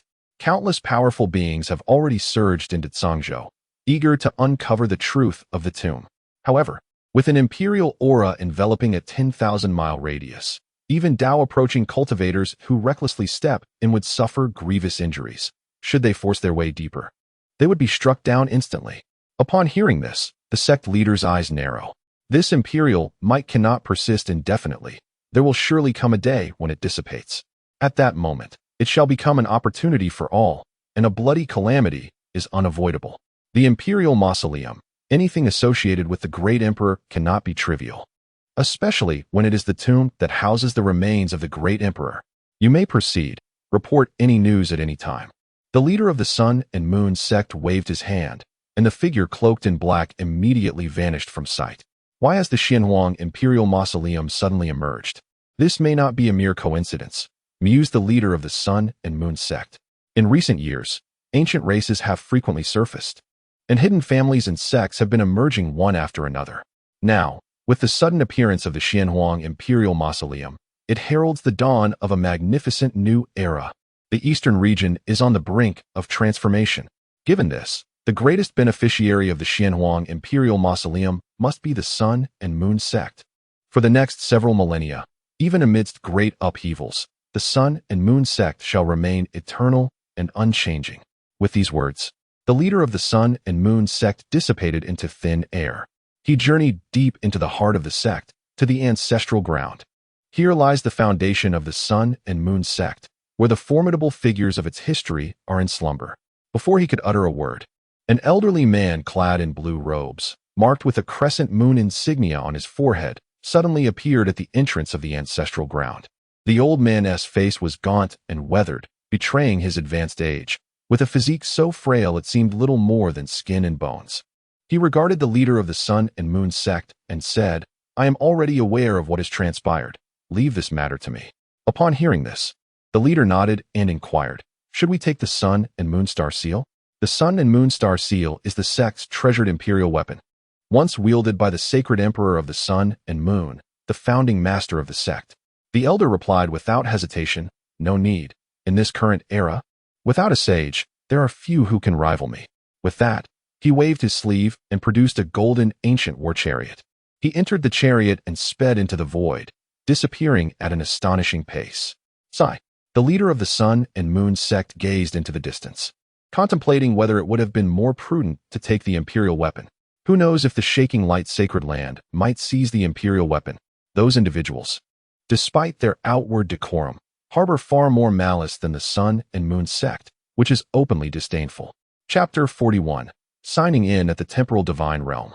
How many years does a mere 10,000 days encompass? System, commenced the sign-in. Yi Bufan and Huang Xian were deeply engrossed in their cultivation, while Hua Yunfei, unperturbed, approached the table, poured himself a cup of tea, took a sip, and softly remarked, "Ding, sign-in successful. Accumulated sign-in duration, 100 years and 7 months. Sign-in reward. A domain within the Temporal Divine Realm." The Temporal Divine Realm? Hua Yunfei raised an eyebrow, pondering the significance of this entity. Ding. The Temporal Divine Realm is a unique secret realm where the flow of time is 30 times faster than in the outside world. Thus, while a day passes outside, a month elapses within the Temporal Divine Realm. What? Hua Yunfei sprang to his feet, his expression one of astonishment. The Temporal Divine Realm is indeed a terrifying treasure. 30 days of cultivation inside equates to merely 1 day outside. Should such a treasure be discovered by the outside world, it would undoubtedly incite a bloodbath of competition. Time is the most elusive of laws, Even an emperor can only traverse the river of time briefly, unable to alter the events within its current. The time artifact is scarce, with the entirety of the Big Dipper scarcely possessing any. At most, it reflects a mere difference of a few hours with the external world. Such a temporal treasure is indeed a rarity. In contrast, the realm of time and space has astonishingly achieved a 30-fold increase. In the future, during moments of tedium, there shall be a refuge for me, where I can both linger and cultivate. Longevity beckons, does it not? Hua Yunfei was filled with immense joy. Beep. Alert to the host. Due to the significant disparity in the flow of time, one's lifespan will correspondingly diminish at an accelerated rate within the realm of time and space. Those with scant years remaining, if they enter, will face a 30-fold increase in their mortality. Moreover, prolonged sojourns in this temporal realm may lead to a loss of self, blurring the lines between reality and illusion, as the formidable laws of time might erase portions of one's memories. Upon hearing the system's words, Hua Yunfei's lips curled into a smile.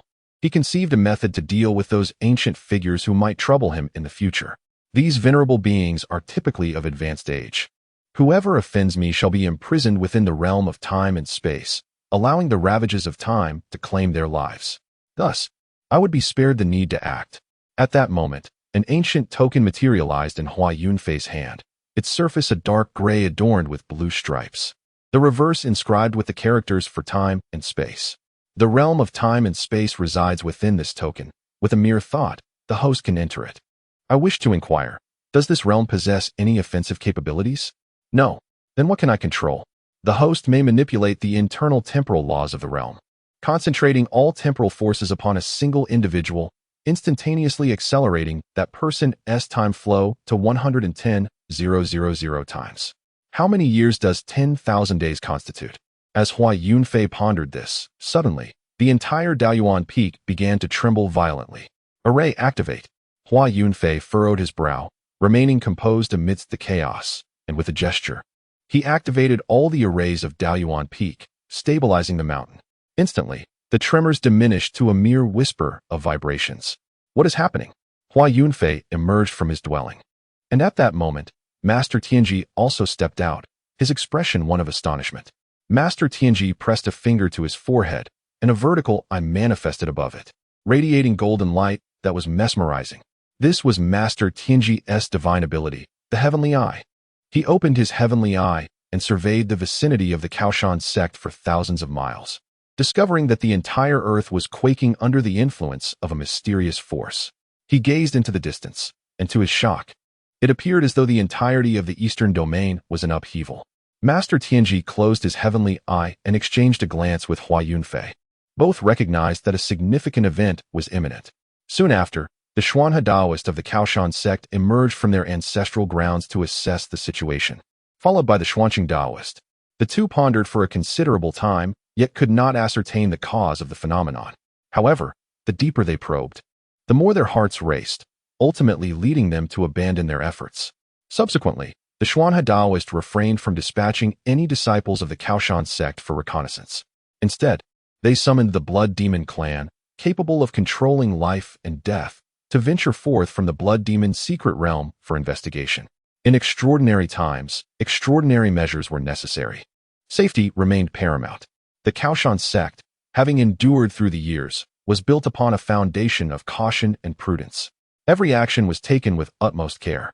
Sensing impending danger, one cannot charge recklessly to the fore. When the news of the emergence of the Xianyuan Emperor's tomb reached the Blood Demon ancestor, both Xuanhe and Xuanqing, aged near a millennium, exhibited expressions of astonishment, their usual composure shattered. Upon receiving this news, Hua Yunfei promptly returned to his cave abode, employing his mystical arts to reinforce the concealment formations in place. As he gazed at Huangxian, a profound certainty settled within him. The advent of the Xianyuan Emperor's tomb was undoubtedly a consequence of Huang Xian's restoration of the Xianyuan indestructible body's essence. Perhaps this was a stratagem left behind by the Xianyuan Emperor of yore. The Xianyuan legacy, encompassing techniques and divine powers, as well as physical constitution, remained incomplete. It is conceivable that the Xianyuan Emperor foresaw this and deliberately left behind a contingency plan. This contingency could very well be the Xianyuan Emperor's tomb. Within it, There may lie the very elements Huang Xian requires to rectify his deficiencies. If this is indeed the case, it could very well lead him to transcend his current peak aptitude and ascend to the imperial realm. At present, Huang Xian remains immersed in the waters of the immortal pool, engaged in his cultivation, and has yet to awaken. All must await his return to consciousness. 3 months later, the imperial majesty of the tomb continues to pervade the air, unabated. Nonetheless, an increasing multitude of cultivators flock toward Sangzhou, eager to behold the splendor of the tomb. The immense fluctuations in the eastern domain have naturally drawn the attention of the central, northern, and southern domains, which lie adjacent to it. Each faction harbors formidable forces covertly approaching, unseen by the general populace of the eastern domain. After all, the eastern domain is the territory of the Shining Light Sacred Land and the Sun and Moon Divine Sect, with the Xianyuan Emperor's tomb manifesting there, and the imperial might still palpable. It is prudent for them to remain hidden, lest they provoke the ire of the two great sacred lands. However, once the imperial aura dissipates, whether they shall remain concealed is uncertain. Notably, while the imperial might persists and the Xianyuan energy in the atmosphere proves elusive to capture, an ever-increasing number of cultivators sit in meditation around the tomb, gradually grasping the principles of the imperial path. Some have even absorbed the Xianyuan energy into their beings. Though it may overflow, it allows for a gradual comprehension of its profound mysteries. Numerous individuals have thus advanced to the divine infant realm, and even more have ascended to the celestial human realm. The breakthroughs within the smaller tiers of each realm number beyond reckoning. Even those who have attained the transcendental path realm have exceeded several dozen. Among them, the most formidable is a mysterious elder, rumored to be on the cusp of the sacred realm. A month prior, he harnessed the imperial might for enlightenment, seemingly advancing further in his cultivation, poised to step into the ranks of the saints. As this news spread, an influx of ancient beings arrived. Most are those nearing the end of their natural lives. Although they possess strength at the transcendental path level, their lifespans are waning.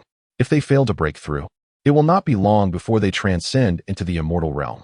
They come seeking a stroke of fortune, true to expectations.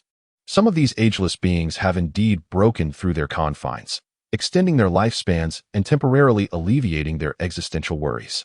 It is said that the Yaoqi Sacred Land and the Tianshu Sacred Land from the central domain have already arrived, lurking in the shadows. The Wanku Mountain from the southern domain seems to have made an appearance as well. Some have detected a spine-chilling toxic miasma.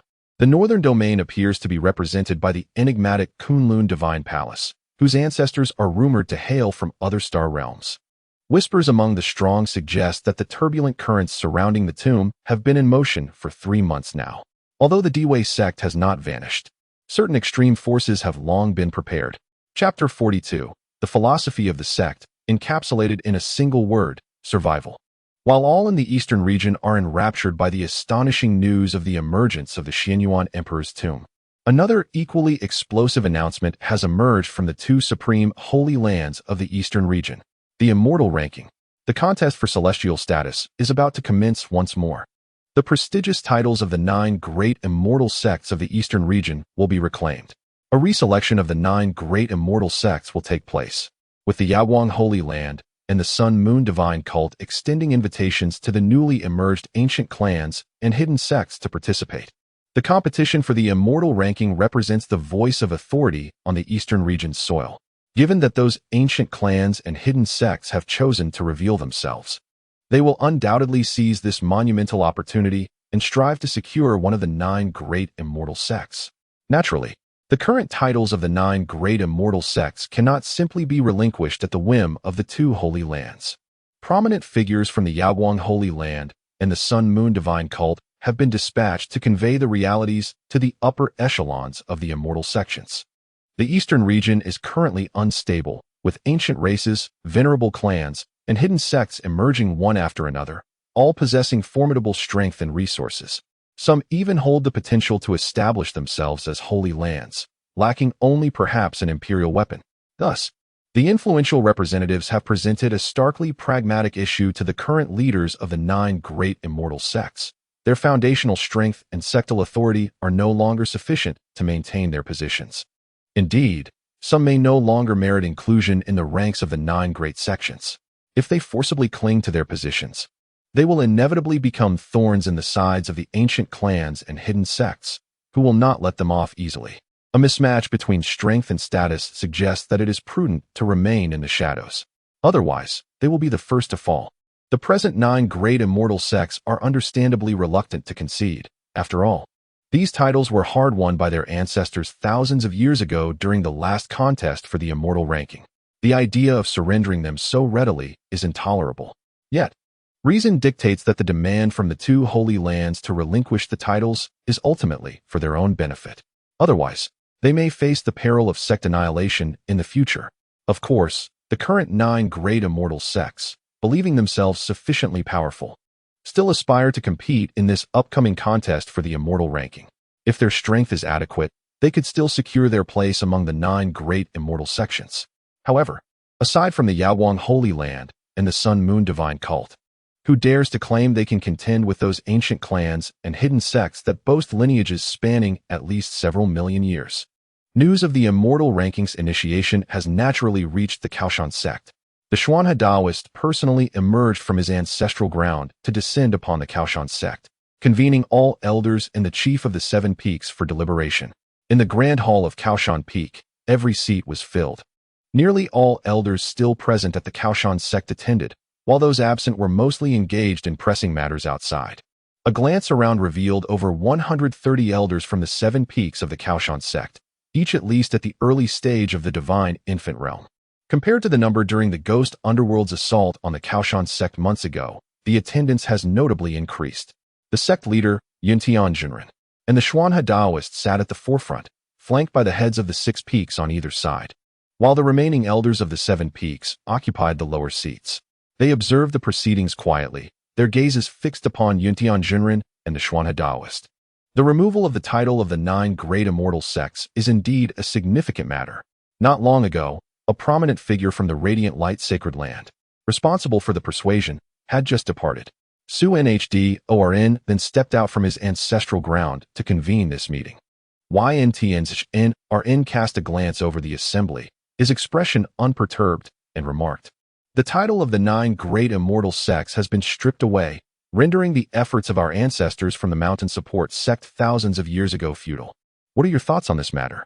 Upon hearing this, several elders erupted in righteous indignation, expressing their dissatisfaction with the actions of the 2 sacred lands.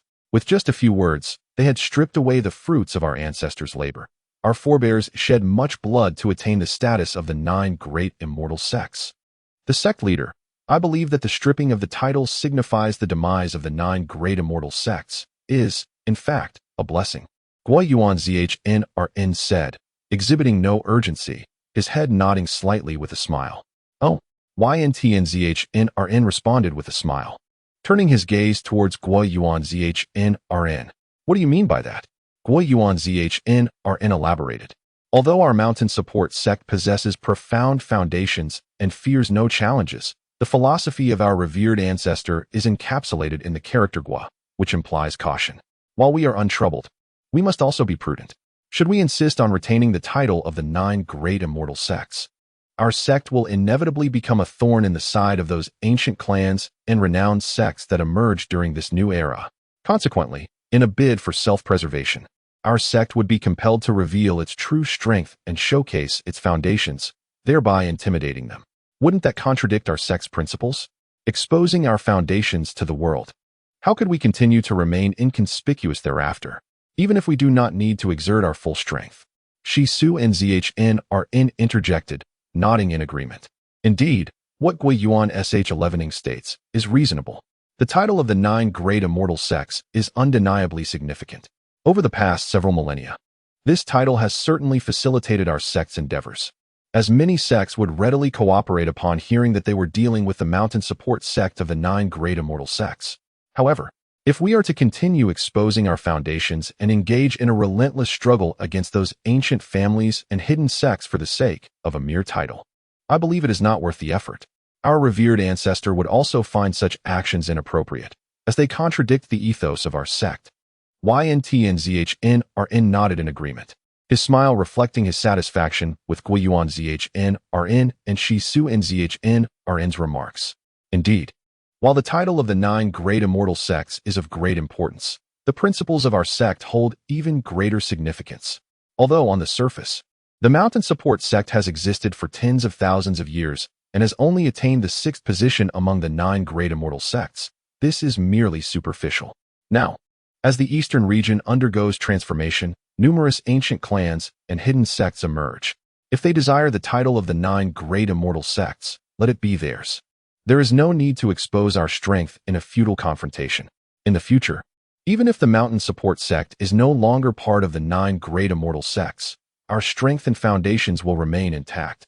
Should the new 9 great immortal sects, whoever they may be, dare to use the title to oppress the Mountain Support sect, they shall find themselves sorely mistaken. An elder from the Wuji Peak rose, his expression filled with discontent and simmering anger, and spoke. Sect leader, Su-in Hsh Shu, esteemed leaders, our grievance does not lie here. Rather, it is the blatant disregard shown towards us by the 2 sacred lands. The elder from the Radiant Light sacred land who came to persuade us bore an attitude of superiority, looking down upon us as if we were beneath them. The enigmatic Master Wujizan cast a glance at the elders of his sect, bemused by their seemingly childish notions, and reproached them, saying, "Weah, have you already forgotten the principles of our sect as articulated by the esteemed Guyun and Shisuin? Despite my formidable temper, I have yet to display anger, yet you take the lead in protest. Is it not preferable that our enemies underestimate us? The more they look down upon us, the more susceptible they become to retaliation.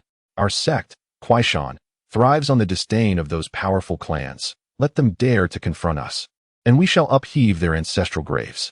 Upon hearing the final remark, Elder Weah could not suppress a smile and replied, "Indeed, it was my folly. To be angered by such matters reflects a lack of confidence in our sect and a failure to respect ourselves." Master Yuntian nodded with a smile, affirming, "Well said. As our esteemed leaders and elders have noted, while reputation is significant, the principles of our sect hold greater weight. Others may underestimate us, yet we must hold ourselves in high regard. Kuaishan does not instigate trouble, nor do we fear it. The previous incident with the Sun and Moon Divine sect was not forgotten. Rather, the timing for retribution has yet to arrive." Master Yuntian's words ignited a fervor among the venerable elders, rejuvenating their faith in the sect. His statement hinted at the profound heritage of their community, instilling a sense of invincibility. Chapter 43. That old fellow would certainly succumb to such temptation. It is precisely due to our adherence to the principles of Jiyu Dao, as espoused by our founding master, that our sect has endured for millennia in this eastern domain. As the saying goes, a tree that stands out in the forest will inevitably be beset by winds. Lacking imperial weapons, our sect must refrain from drawing undue attention. After all, those who lead do not favor subordinates who overshadow them. The previously silent Taoist Zhuang slowly spoke, his countenance adorned with a smile. He found solace in the fact that the assembly recognized the principles of the sect and refrained from acting foolishly. Our reserved strength has shielded us from calamity, as those who appear stronger overlook us, while those seemingly equal in power dare not confront us. Thus, it is wise to remain concealed. Preserving strength is a virtue, and our ancestors do not deceive us. The assembly erupted in laughter at Taoist Zhuang's elucidation. The Jiyu Dao has long been a tradition within Kuaishan. Among the 130 elders present, all were at least in the early stages of the divine infant realm. Yet, who among them truly embodied that level? In Kuaishan, one must conceal their cultivation. To speak without confidence is a disservice. Few would dare to declare themselves as disciples of notable masters. Master Yuntian declared, "Since we are in agreement, let us allow this year's immortal rankings to unfold without our participation." The assembly nodded in affirmation. Taoist Zhuang added, "Let all cultivate in peace, concealing their realms a little longer, for when we venture into the world, we shall possess greater confidence." Indeed, the elders responded with smiles. Subsequently, at Master Yuntian's behest, the elders rose to disperse, gradually exiting the grand hall of Kuaishan. At this moment, only Taoist Zhuang, Master Yuntian, and the 8 leaders of the 6 peaks remained within the hall. Master Tianji cast a glance at Master Yuntian and Taoist Zhuang, inquiring, "Brother, what further matters do we have to discuss?" Yun Tianjinren remarked, "It is indeed about the matter concerning the Sun and Moon Divine sect." Upon hearing this, the irascible Wuji Jinren raised his eyebrows in excitement and inquired, Is my senior brother planning to confront the sacred ground? However, the astute Xia Xianjinren frowned, admonishing Wuji Jinren to exercise caution in his words, for despite being several centuries old, he still exhibited such brusqueness.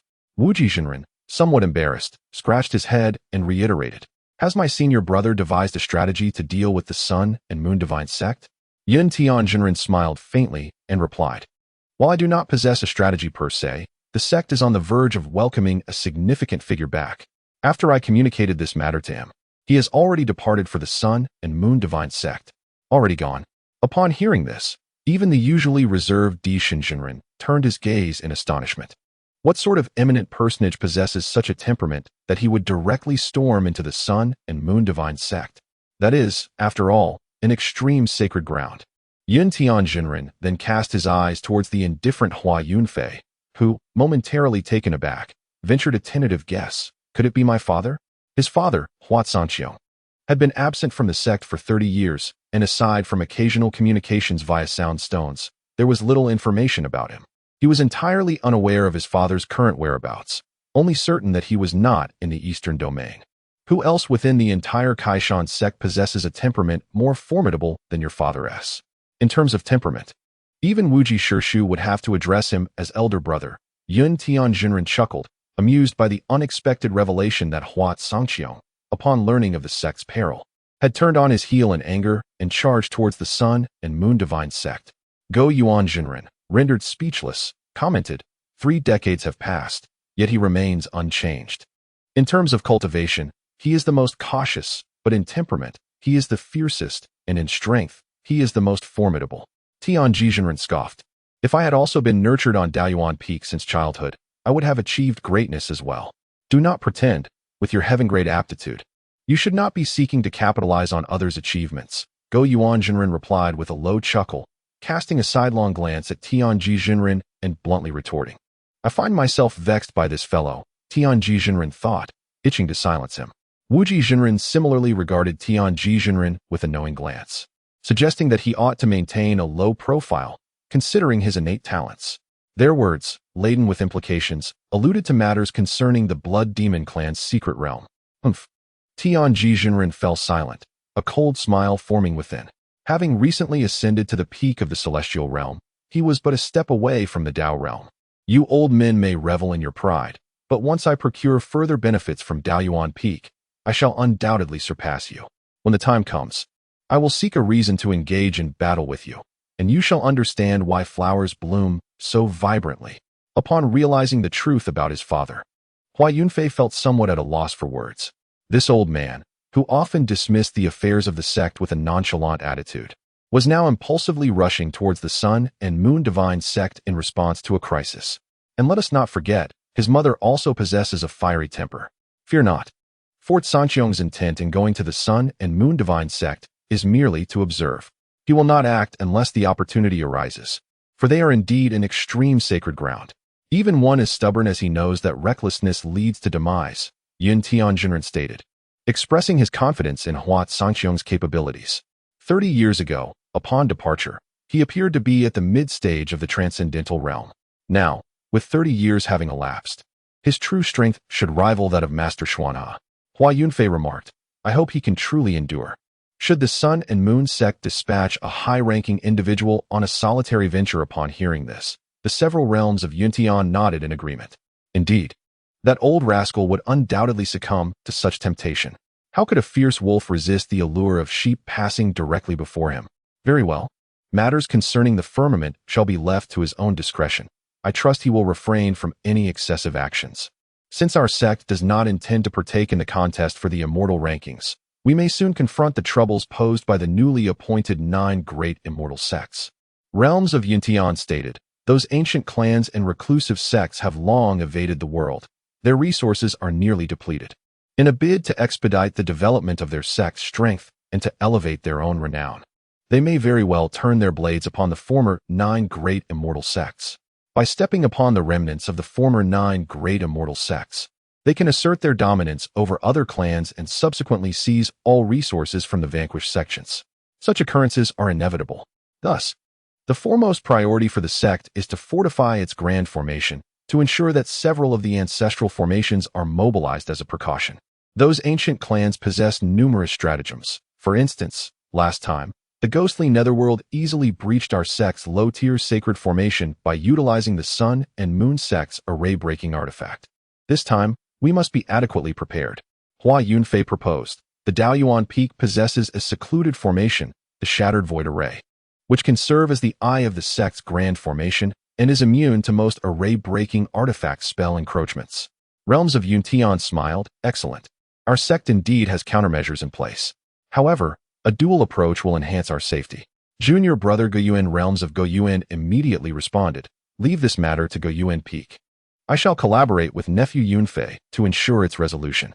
Daoyuan Peak is responsible for the sect's formations, and its disciples predominantly possess talents in array techniques. Very well.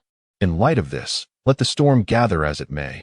We shall await the outcome of this immortal ranking. Chapter 44. In time. You shall become the new Xianhuang Emperor upon exiting the mountain's support hall. Hua Yunfei intended to depart via sword flight. Realms of Tianji hurriedly pursued him, warmly stating, Nephew Yunfei, allow your uncle to. Before he could finish, he produced a long sword, which expanded and descended at their feet. Hua Yunfei glanced at him and inquired, Uncle, are you planning to reside at Daoyuan Peak for a while? Realms of Tianji cast a glance at the already distant Guian and the others, replying, I shall stay for a brief period. Perhaps soon, I may achieve a breakthrough. Oh, Hua Yunfei scrutinized him.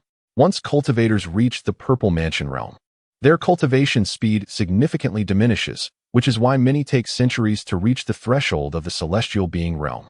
Moreover, those lacking sufficient aptitude may find themselves stagnating at the perfected stages of the Purple Mansion realm and the Divine Infant realm, despite centuries of effort.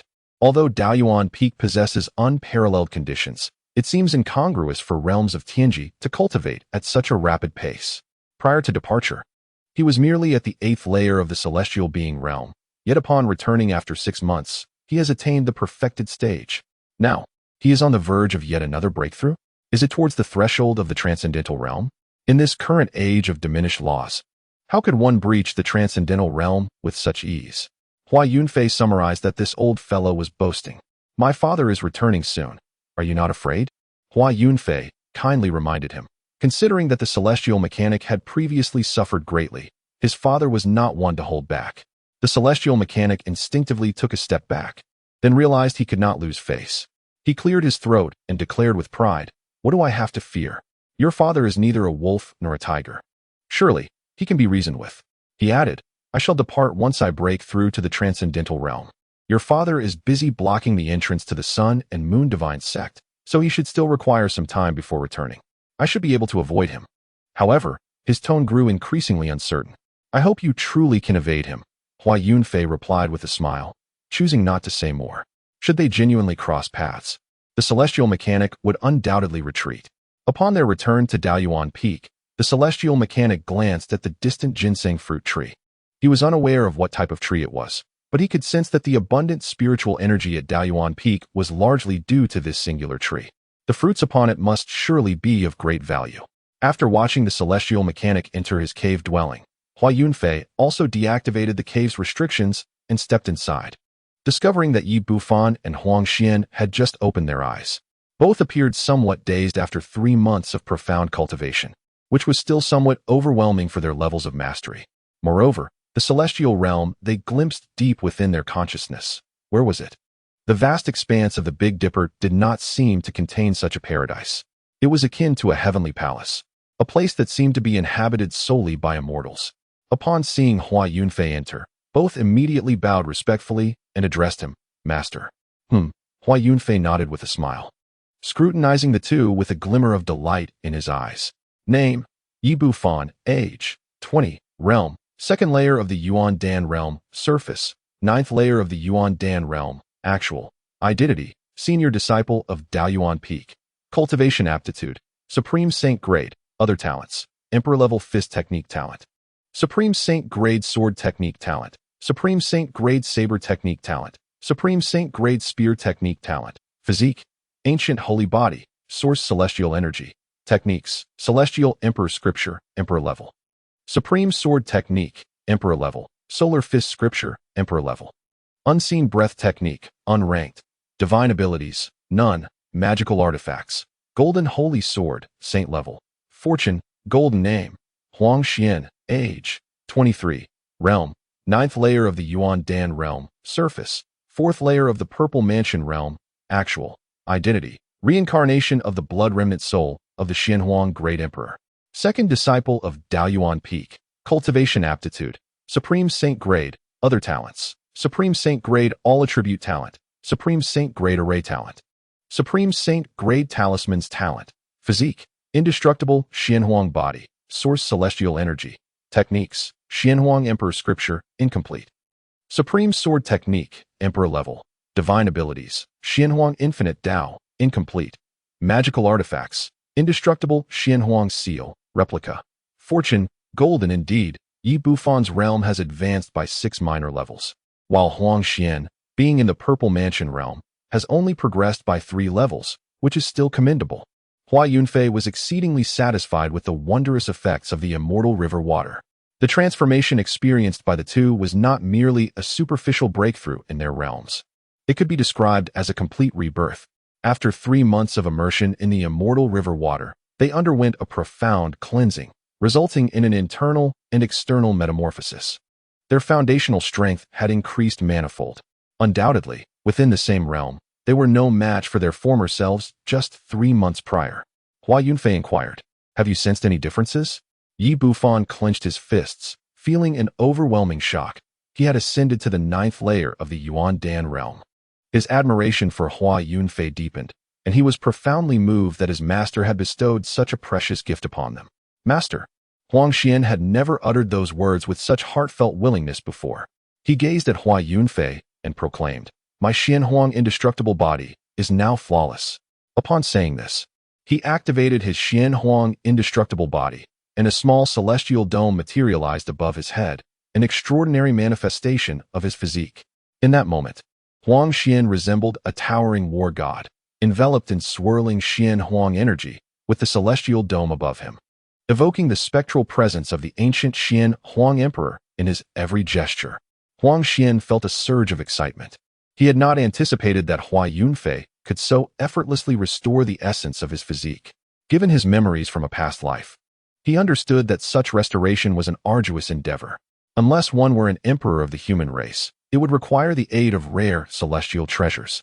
It was evident that the liquid in which Hua Yunfei and he had been immersed was an exceedingly rare treasure of heaven and earth. Remarkable. Hua Yunfei acknowledged with a nod of approval. In the days to come, you shall undoubtedly become the new Xianhuang Emperor. Huang Xian nodded vigorously. As the reincarnation of the remnant soul of the Xianhuang Emperor, he was determined to tread the path of emperors once more and vie for supremacy. Yi Bufan remarked, "Master, I can sense that the essence of the ancient holy body seems to possess an additional quality, though I cannot quite articulate it." Huang Xian added, "My Xianhuang indestructible body's essence has also acquired an indescribable aspect. Essence celestial qi. This phenomenon was enigmatic and transcended worldly existence. It felt as though he had encountered it in his past life, yet the memory was faint and elusive." Hua Yunfei shook his head. He too was uncertain about the nature of essence celestial qi. However, as their realms ascended, the significance of this essence would undoubtedly reveal itself in due course. What was certain was that their physiques had surpassed their original ancient holy body and Xianhuang indestructible body, transcending their predecessors. Hua Yunfei produced a sheet of golden paper and handed it to Huang Xian. Upon receiving it, Huang Xian's eyes widened in disbelief as he gazed at Hua Yunfei. The golden paper bore ancient, cryptic cultivation methods and insights from a formidable practitioner. This was the Xianhuang Classic. Why does Master possess the Xianhuang Classic? Chapter 45. Master, I wish to excavate a grave. Hua Yunfei was aware of the question brewing in Huang Xian's mind. Yet, he could not divulge the true reason. Just as he prepared to speak, Huang Xian suppressed his curiosity and bowed, saying, "Thank you, Master." He refrained from further inquiries, for after months of companionship, Hua Yunfei remained an enigma in his eyes. However, he treats them with genuine kindness. Daoyuan Peak is akin to an ethereal paradise, where sacred herbs abound. Hua Yunfei imposes no restrictions on their use of resources, provided they refrain from excessive consumption. Even the rare and mythical ginseng fruit tree, known only from ancient texts in his past life, bears fruit that Hua Yunfei generously allows them to pluck and enjoy whenever thirst beckons, claiming it promotes longevity. Such a benevolent master, regardless of the origins of the Xianhuang scriptures, whether unearthed from ancestral graves of a previous life, he chooses to trust Hua Yunfei unconditionally. Hua Yunfei nodded in satisfaction, a comforting smile gracing his lips. With disciples like these, he need not worry about his future in retirement. Their responsibility lies in becoming stronger, while he focuses on survival. 3 months ago, the Xianhuang Emperor's tomb surfaced in the eastern domain of Zhangzhou, Hua Yunfei remarked. Huang Xian's body trembled as he turned to face him, fully aware that it was his Xianhuang indestructible body's essence being restored that triggered the ancient laws left behind in the tomb, leading to its emergence. This revelation meant he would no longer have to embark on a perilous search himself. Initially, Huang Xian had resigned himself to the hopelessness of restoring his essence and had planned to seek out the tomb after strengthening his cultivation. However, it seemed that was no longer necessary. Master, I wish to excavate the grave, Huang Xian stated candidly. Hua Yunfei nodded in agreement. I shall accompany you. But not just yet. Currently, the Emperor's tomb radiates imperial might. Although I could likely enter, the overwhelming presence would make it exceedingly difficult to evade detection by the formidable beings lurking in the shadows of the Extreme Dao sacred grounds. If they were to discover us, complications would ensue. Thus, he advised waiting until the imperial pressure subsides slightly before venturing to unearth his ancestral grave. Though Hua Yunfei had not personally surveyed the Emperor's tomb, he could surmise that it was teeming with hidden currents and numerous powerful figures from the Extreme Dao sacred grounds. The depth of their foundations and the myriad of their tactics were unfathomable. Under uncertain circumstances, Hua Yunfei deemed it prudent to exercise caution. Should they reveal themselves upon entering, it would inevitably expose their formidable prowess, potentially embroiling the Daoyuan sect in unwanted turmoil, a scenario he wished to avoid. In any case, delaying would bear no detrimental consequences. He would undoubtedly secure what Huang Xian sought, impervious to any obstruction from the Extreme Dao sacred grounds.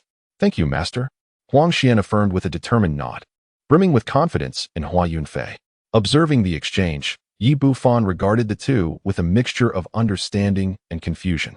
Noticing Yi Bufan's perplexed expression, Huang Xian turned to him and smiled. Senior brother, I am but a fragment of an imperial soul reincarnated. He confessed this profound secret to Yi Bufan, feeling an immense weight lifted from his shoulders. Moreover, both Hua Yunfei and Yi Bufan were individuals in whom he could place his trust.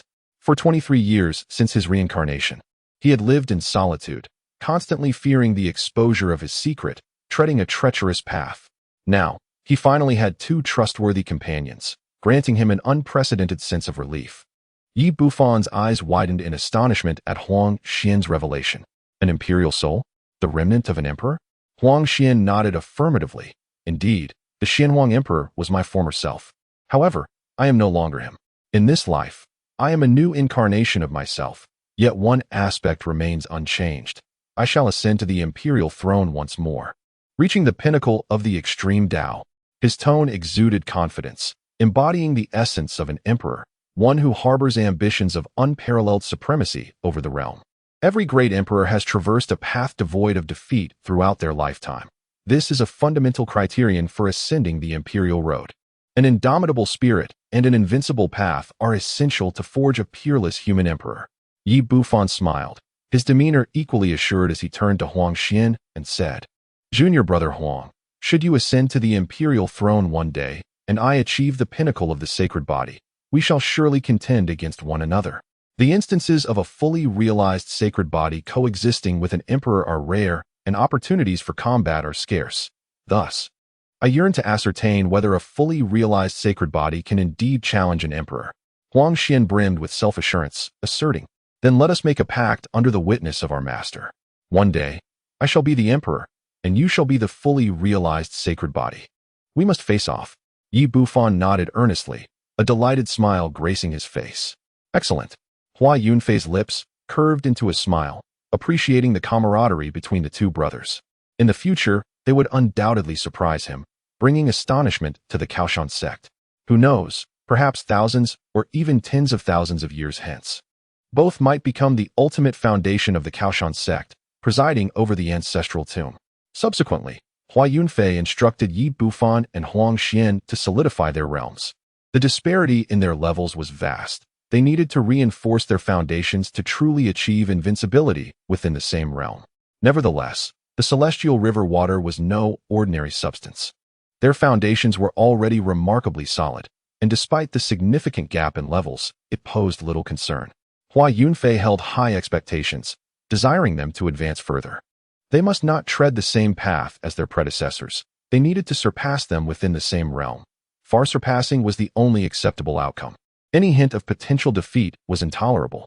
After the two departed, Hua Yunfei filled an entire vat with celestial river water, dismantled the protective barriers of his cave to prevent intrusions, and then, shedding his garments, leaped into the water.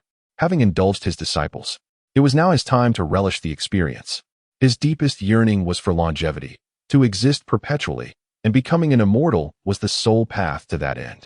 The celestial river water, infused with the essence of the immortal realm, held remarkable benefits even for his cultivation, far exceeding the effects it had on the lower-level Yi Bufan and Huang Xian. Merely moments into his practice, influenced by the celestial energy within the river water, Hua Yunfei felt the bottleneck within his realm beginning to loosen. He was poised to step into an entirely new domain. 3 days later, high above the Sun and Moon Divine Sect, a figure plummeted like a meteor, shattering the void around him, surrounded by radiant golden light. Despite his utmost efforts, he could not stabilize his form. Cursed be it. Who could it possibly be? The figure belonged to an aged man with a gaunt visage, marked by a crescent moon imprint upon his brow. At that moment, his bones were nearly all fractured, blood gushing from his mouth, and his complexion was pallid and wan. He was a revered ancestor of the Sun and Moon Divine Sect from millennia past. Due to the emergence of the Xian Huang Imperial Tomb 3 months prior, he had departed from the sect under the command of the sect leader to venture to the Imperial Tomb. Initially, all had proceeded smoothly.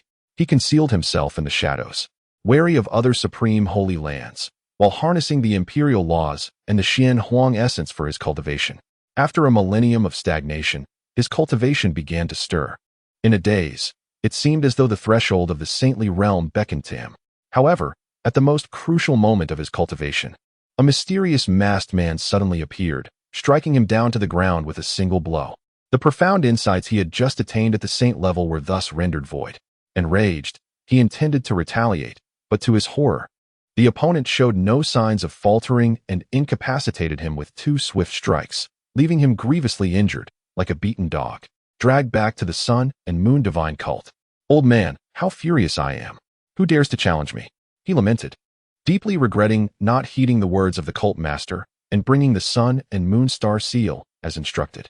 Chapter 46. To pay and redeem the Sun and Moon Divine cult is a sacred land of utmost power, fortified by imperial artifacts that suppress fortune. Even on ordinary days, a special defensive array envelopes the entire sacred site, permitting exit but forbidding entry. Boom. Crash. In the sky, the Elder, akin to a falling meteor, collided with the protective barrier, rebounding violently like a rubber ball. Puff. The tremendous impact forced the Elder to spit blood, his face a ghastly shade of red. Teeth clenched in fury. Who is this? He pondered. Though he had 1 foot already in the realm of saints, it was inconceivable that he could be easily vanquished. Though gravely injured, his indignation surpassed his pain. How could a venerable ancestor of a sacred land, having lived for millennia, be felled by merely 3 strikes? What was even more infuriating was that he did not even know the identity of his assailant. Moreover, he had been dragged back to the Sun and Moon Divine cult. Humiliated before all, this was the ultimate affront. The resounding clash reverberated throughout the sacred ground. Many disciples emerged from their cultivation chambers, gazing skyward in bewilderment. Who was this audacious individual? To dare to collide with the defensive array of the sacred land in broad daylight is truly reckless.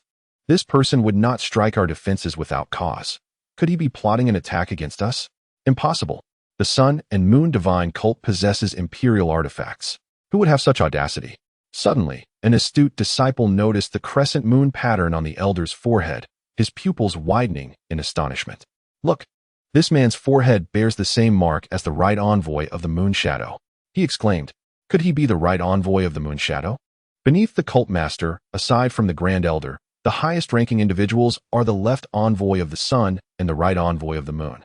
These two envoys, akin to the position of the cult master, are passed down through generations, with each cult master appointing their own sun and moon envoys.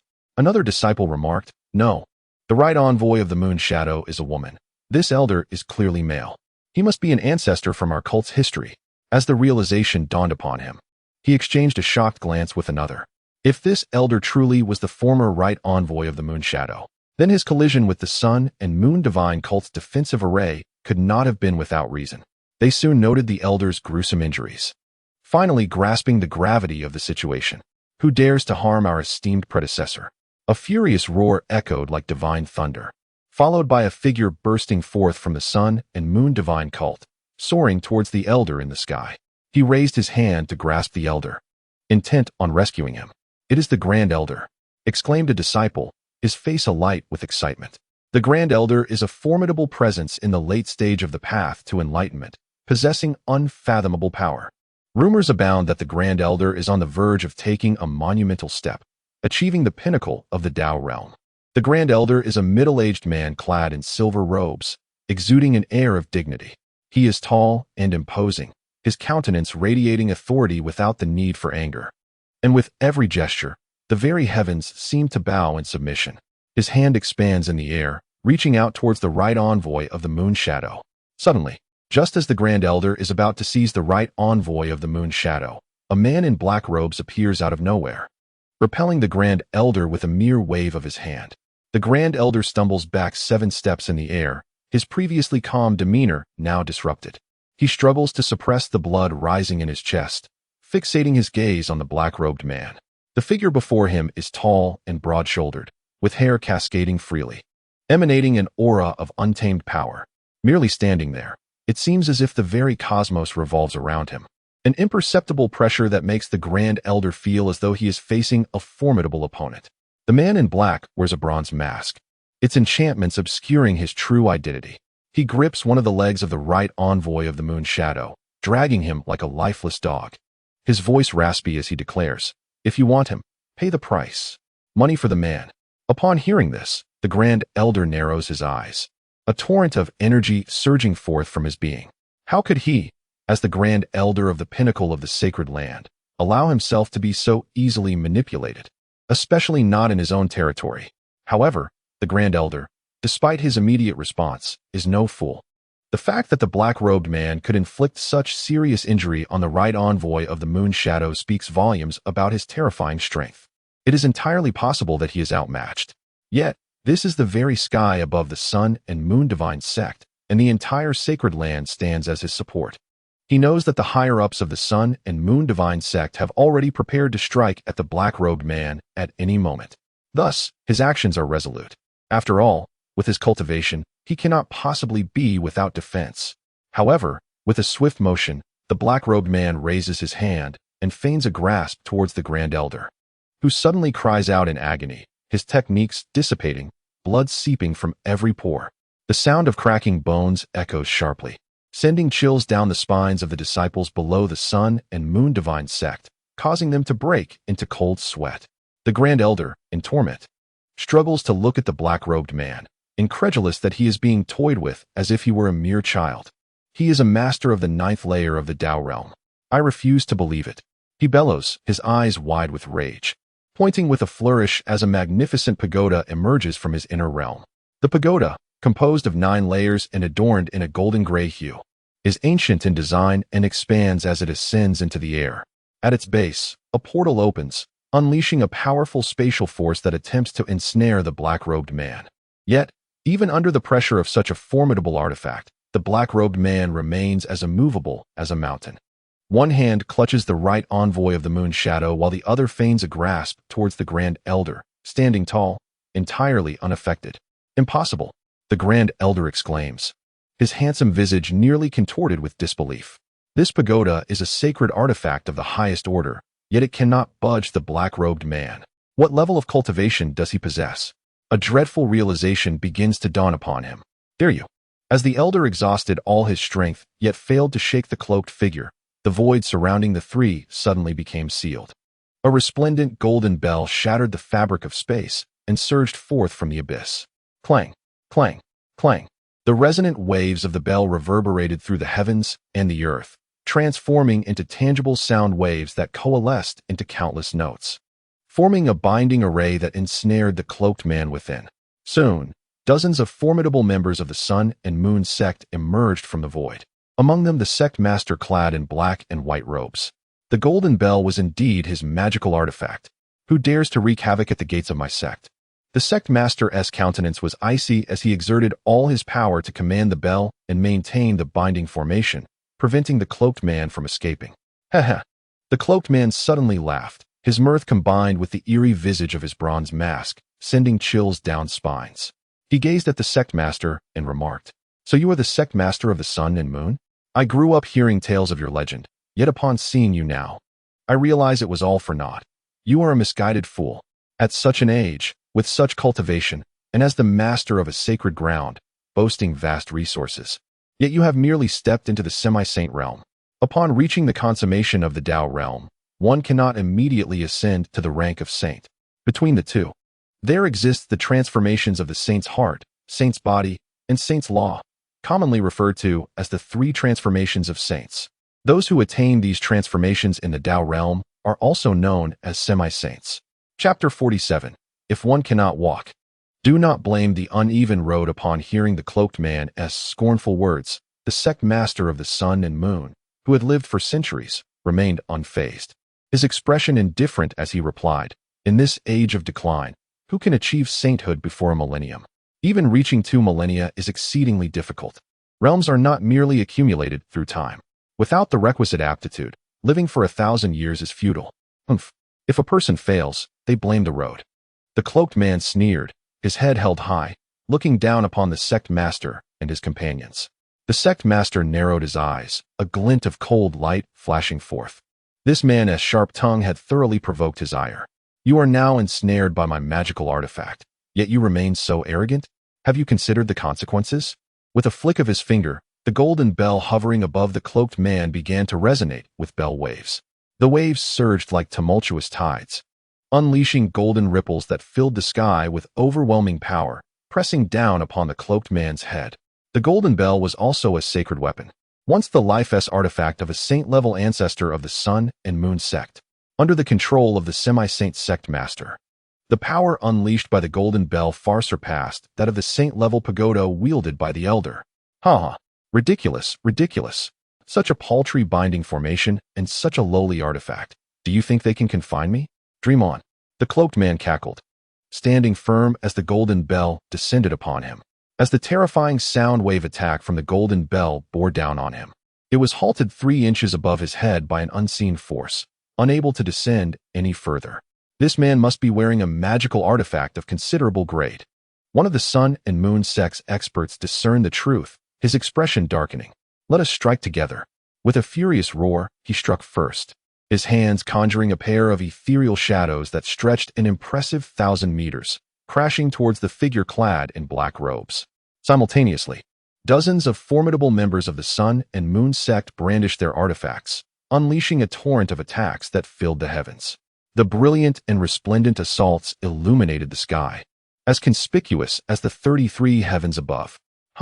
With the emperor-grade armor gifted by my son, do you truly believe that a mere handful of you wretched beings can harm me? The black-robed man smirked inwardly. His cultivation far surpassed that of the others, and his weaponry was of an entirely superior caliber. Thus, he remained composed throughout the confrontation. He was serious about blocking their path. Boom. Dozens of dazzling and terrifying attacks shattered the fabric of space, twisting the void with astonishing destructive force. Yet, no matter how great the commotion, one fact remained unchanged. The black-robed man suffered no injuries whatsoever. He stood his ground, effortlessly repelling all assaults at a mere 3 inches from his form, completely isolated from harm. "Step aside." Suddenly, the usually silent leader of the Sun and Moon sect bellowed, raising both hands high above his head. Powerful spiritual energy coalesced into a swirling vortex, cascading towards a specific point in the high skies of the sect. Crack! At that moment, the clouds parted at an altitude of hundreds of thousands of meters, the space fracturing as a jade-green seal, resembling a national emblem, soared forth. In an instant, the sky fractured, and the illusion of the 33 heavens above seemed to ripple, the scene becoming unstable. Golden rays of Dao light cascaded from the heavens, dazzling beyond measure. While radiant nine-colored auroras illuminated the sky, the 5 sacred beasts roared continuously, dancing around the Great Seal. This seal was the seal of the sun, moon, and stars, an imperial weapon of the utmost caliber, once wielded by the founding patriarch of the Sun and Moon Sect, the Sun and Moon Sacred Emperor. The anxious leader of the Sun and Moon Sect sought to avert any unforeseen circumstances, particularly since the black-robed man evidently possessed formidable strength and superior equipment. Thus, he summoned the imperial weapon with decisive intent. He aimed to ensure the immediate suppression of the black-robed figure. The cautious leader exerted all his strength to activate the seal of the sun, moon, and stars, leaving no chance for the black-robed man to escape. High in the sky, the seal radiated a continuous emerald glow, dimming the heavens as the resplendent starry sky unfolded before the eyes of the world. It was as if the cosmos had been drawn down, magnifying the view countless times, a sight of breathtaking awe. The starry sky shimmered, with countless stars twinkling. At that moment, cultivators across the vast expanse of the Sun and Moon Sect gazed upwards in astonishment, uncertain of what transpired. Yet they could feel an overwhelming imperial might. The sacred land of Yaoguang, along with several ancient clans and hidden sects, simultaneously cast their gaze towards the Sun and Moon Sect. What adversary could compel the Sun and Moon Sect to deploy the seal of the sun, moon, and stars? The imperial might of the seal was terrifying, with imperial laws swirling and an aura of lethal intent, clearly indicating the wielder's intention to take lives. In this eastern domain, aside from the sacred land of Yaoguang, was there truly another force capable of forcing the Sun and Moon Sect to resort to such an extreme measure? In truth, the Sun and Moon Sect possessed profound depth and did not require the use of the seal of the sun, moon, and stars. However, the leader sought stability and wished to avoid further complications. The deployment of an imperial weapon was the most direct and swiftest method. I possess hostages in my hands. 2 of them, in fact. The man in the black robe remained unfazed, although his body trembled slightly under the imperial might of the sun and moon star seal. He spoke with remarkable composure. He gestured towards the Grand Elder and the nearly lifeless right envoy of the Moon Shadow. You underestimate the supreme imperial weapons too greatly. These weapons possess a spirit. They do not slay the people of my sect. Only you shall perish. Those who offend my sect must be annihilated. The Lord of the Sun and Moon coldly declared, his hands clasped together, his hair rising as if caught in a tempest, exuding an aura akin to a formidable war deity, imbued with a faint yet overwhelming sanctity. The Sun and Moon Star seal had been refined through the imperial blood and a trace of imperial soul of the Sun and Moon Holy Emperor, ensuring it would not mistakenly harm the practitioners of the Sun and Moon Divine Sect. Upon hearing this, the man in the black robe was momentarily taken aback. It does not kill its own, only him. What the hell? With a sudden, fierce motion, he shattered the necks of the 2 individuals, his formidable consciousness invading their bodies, obliterating their divine infants, destroying their celestial souls, and annihilating their paths, thus ensuring their complete demise. Following this, he let out a hearty laugh, proclaiming, "Young one, this is the unparalleled divine ability of one Qi transforming 3 clears. Although I may be a brute, I am a cautious one. How could I embark on such perilous ventures unprepared?" Upon hearing this, the powerful figures of the Sun and Moon Divine Sect widened their eyes in disbelief. One Qi transforming 3 clears. This legendary technique belonged to an ancient celestial sovereign, allowing one person to become 3, each a true embodiment of the original.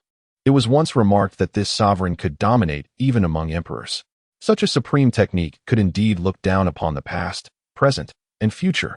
However, since the mysterious demise of that sovereign, the art of one Qi transforming 3 clears had vanished without a successor.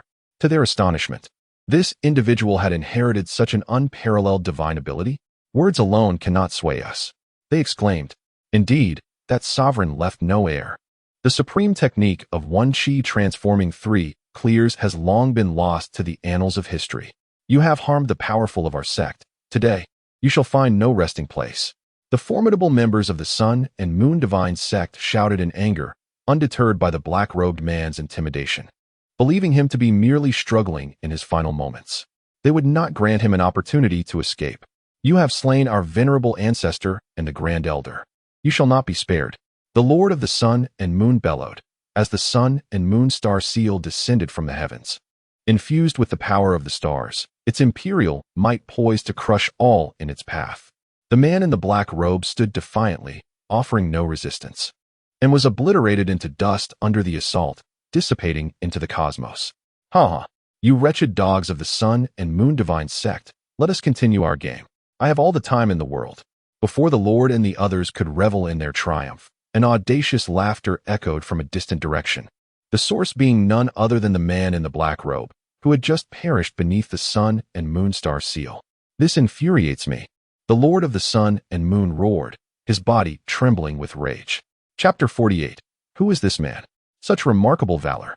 Soon, news of the incident at the Sun and Moon Divine Sect spread throughout the Eastern Domain, as some sought to disseminate the information, eager to witness the sect's embarrassment.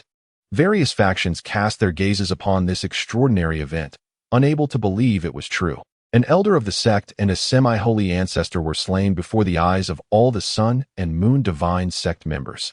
Moreover, that individual had managed to escape unscathed despite the sect's use of imperial weapons. Incredible. This time, the Sun-Moon Sect has suffered a significant humiliation. As a prestigious sacred ground of the extreme path, they have been deceived. Indeed, even with the deployment of the Emperor's weapon, they were unable to vanquish this individual, which must be infuriating. One cannot help but wonder, who is this person, so valiant and audacious?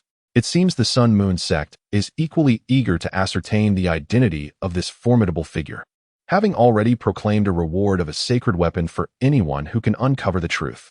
Such a sacred weapon is a coveted artifact, sought after by many powerful factions, and yet they offer it as a bounty, truly a testament to the wealth and audacity of the extreme path sanctum. However, some argue this extravagance is born out of desperation. Indeed, the rumors echo throughout the eastern region, as countless individuals await the emergence of the Xianyuan Huang imperial tomb and the commencement of the immortal ranking. Meanwhile, the Sun-Moon Sect's predicament has become a source of amusement for many. Conversations abound, praising the audacity of that valiant warrior who, in the presence of the Sun-Moon Sect's formidable members, dispatched 2 of their elite. Such a feat is something even the Radiant Light Sacred Ground could not achieve. How impressive! One longs to become acquainted with such a person and share a drink in celebration. Many are tempted by the conditions proposed by the Sun-Moon Sect. Yet there are those who scoff at the notion. After all, the misdeeds of the Sun-Moon Sect are well known. Who would willingly wade into such murky waters? The risk of reporting could mean the loss of one's life, and they have engaged in their fair share of underhanded dealings. When the time comes to cry injustice, no one will heed your pleas. How infuriating! The sect leader of the Sun-Moon Sect raged within the Sun-Moon Hall, furious that even with the celestial seals, their opponent managed to escape. A group of ancient relics and elders stood by, silent and solemn, their faces etched with discontent, stifling their anger. The Sun-Moon Sect has stood for millions of years. When have they ever endured such a disgrace? What rumors now circulate about them in the eastern region? Whispers claim that their esteemed sanctum is merely a facade, lacking true strength and relying solely on the intimidation of the Emperor's weapons. Their reputation tarnished. The honor of the Sun-Moon sovereign compromised. This is an affront they cannot tolerate. This is their very faith. We must journey to the ancestral land and summon ancestor Luo Ning. The sect leader inhaled deeply, his voice trembling with emotion. Upon hearing this, the elders were taken aback, lifting their heads in astonishment. Ancestor Luo Ning is the only awakened sage within the sect. Furthermore, he has been in a state of suspended animation for centuries, a tactic employed to slow the depletion of his lifespan. To disturb him over such a matter? They believed it was not yet time and that they could afford to wait a while longer. The sect leader regarded them with a stern expression, filled with disappointment at their inability to grasp the gravity of the situation. The adversary possesses the capability of transforming energy into the essence of the 3 purity realms, and their strength has likely reached the pinnacle of semi-saint status. Such a foe, fixated on the Sun-Moon Sect, poses a grave threat. Previously, he had used the Emperor's weapon to trace the whereabouts of the black-clad man, who was still lurking near the Sun-Moon Sect, his movements unpredictable, clearly intent on relentless confrontation. Presently, there is no one within the sect capable of matching this black-clad figure. While he may wield the Emperor's weapon with superiority, the adversary's agility and erratic movements render him impossible to pin down. Could it be that he intends to wield the imperial weapon to pursue and eliminate his foe? Such a notion is utterly impractical. If the adversary were to discern his intentions, they would undoubtedly take flight. Thus, the Sun and Moon Divine Sect urgently requires a top-tier master to venture forth and swiftly eliminate this threat. The venerable Master Luo Ning is the most suitable candidate. A sage-level figure, unrivaled in this era. Even if the opponent possesses numerous stratagems, escape would be impossible, and death would be inevitable. However, Master Luo Ning is not on the verge of death, merely nearing the end of his lifespan. Observing the ineptitude before him, the sect leader commanded, with a thunderous voice that resonated like celestial thunder, filling the entire temple with his formidable half-saint pressure. The elders, overwhelmed by his might, retreated in haste, refraining from further discourse. Such foolishness, lacking clarity of the situation and the gravity of the matter. The sect leader's chest heaved with fury, his eyes reddened with indignation. With such imbeciles around, he could never feel at ease regarding significant matters within the sect. It is imperative to cultivate some astute talents. These old fogies must retreat to the shadows and cease to dominate the affairs. Otherwise, the dignity of the Sun and Moon Divine Sect shall inevitably be tarnished. A gaggle of centenarians, reduced to mere relics of their former selves. In his moment of frustration, the sect leader recalled the black-clad man's words, "If one cannot do it, do not blame the road for its difficulties." This thought only fueled his ire further. Meanwhile, Master Yuntian, cradling a teacup, stood at the precipice of the mountain. His complexion rosy as he surveyed the cloud-shrouded landscape, his spirits lifted. He had just received word of the mysterious black-clad man causing a ruckus within the Sun and Moon Divine Sect, simultaneously slaying the sect's grand elder and a half-saint ancestor. Upon the sect's attempt to retaliate with the imperial weapon, they discovered it was merely an illusory manifestation conjured by extraordinary abilities. The adversary had issued a defiant proclamation, vowing to fight to the bitter end, infuriating the Sun and Moon Divine Sect to the brink of madness. Ha! How delightful, simply splendid. The actions of Tsang Qiong align perfectly with my tastes. To exact revenge upon the Sun and Moon Divine Sect without revealing my hand is indeed an exquisite plan. Master Yuntian laughed heartily, fully aware of the black-clad man's identity, undoubtedly the formidable Hua Tsang Qiong. He harbored complete confidence in Tsang Qiong's prowess. The 99th generation head of Daoyuan Peak possesses strength ample enough to secure a place within the ancestral tomb. Now that he has set his sights on the Sun and Moon Divine Sect, they shall undoubtedly suffer for a considerable duration. Moreover, he believed that with Hua Tsang Qiong's capabilities, extricating himself from any situation would be effortlessly achievable. At Daoyuan Peak, upon receiving reports from his disciples, Master Daoyuan wore a peculiar expression. Has this individual truly reached a level where he can toy with half-saints at will? When he returns, I must exercise discretion. Should he continue his defiance, one slap could indeed prove fatal. Silently reminding himself, he retreated to his cave dwelling to engage in rigorous cultivation. The stronger one becomes, the more resilient they are to adversity. In the upper echelons of Kaoshan sect, this principle is paramount. During moments of discord, others do not hesitate to strike with lethal intent, regardless of one's status as the head. At Wujifeng, Master Wu Jia paced back and forth, his demeanor troubled, repeatedly lamenting. Why did I insist on being so obstinate back then? 30 years ago, when Hua Tsangqiong departed from the sect, he boldly proclaimed his intention to sever ties and never return. The irascible Wu Ji Jinren retorted without hesitation, warning him that if he ever returned, he would face a beating each time. Now, as Hua Tsangqiong's return approaches, a sense of unease envelopes him. Chapter 49. The incompatibility of man and dog under the same roof. The venerable Luo Ning emerged from seclusion, instilling a profound sense of calm in all present. However, when he personally utilized the imperial weapon to deduce the origins of the man in the black robe, he was met with utter chaos, revealing only indistinct phantoms. How could this be? With my cultivation level, I should be able to ascertain this person's background. Luo Ning, with an ethereal aura and a beard reaching his knees, appeared robust and invigorated, his eyes twinkling like brilliant stars. It was difficult to fathom that he was an elderly man nearing the end of his lifespan. He was now perplexed. With his saintly cultivation and the aid of the imperial weapon, How could there still be someone capable of eluding his deductions in this world? The leader of the Sun and Moon sect stood behind Luo Ning, observing the rotating celestial seal in the air, his expression somber. Elder, if we cannot deduce the origins, can we at least predict where this individual might go in the future? This way, we can intercept him in advance, he suggested. In response, Luo Ning shook his head, stating, while tracing his movements is feasible, it is evident that he possesses a treasure that can obstruct such deductions. A deeper analysis is exceedingly difficult unless the sect leader, quick-witted, narrowed his eyes and interjected, unless we have something closely related to him, preferably a drop of blood or even a single hair. Luo Ning nodded in agreement. Indeed, if such an item falls into the hands of others, and they possess formidable artifacts, even the mightiest treasures would not suffice to evade our deductions. After pondering, the sect leader proposed, what if I feign weakness to gain his trust, luring him with resources and seeking reconciliation? That would be challenging. His audacity suggests he is no fool and will not fall for such a ruse easily, Luo Ning replied, shaking his head. If all else fails, I shall take matters into my own hands. After all, in a few years, I shall enter a deep slumber in the imperial source. Before that, I must expend some of my lifespan to eliminate this threat. Although Luo Ning appeared spirited, he was, in truth, frail, with little time left. He could not recklessly wield his saintly power without risking rapid depletion of his lifespan. Thus, before taking action, it was imperative to ascertain the black-robed man's origins to address the root of the issue effectively.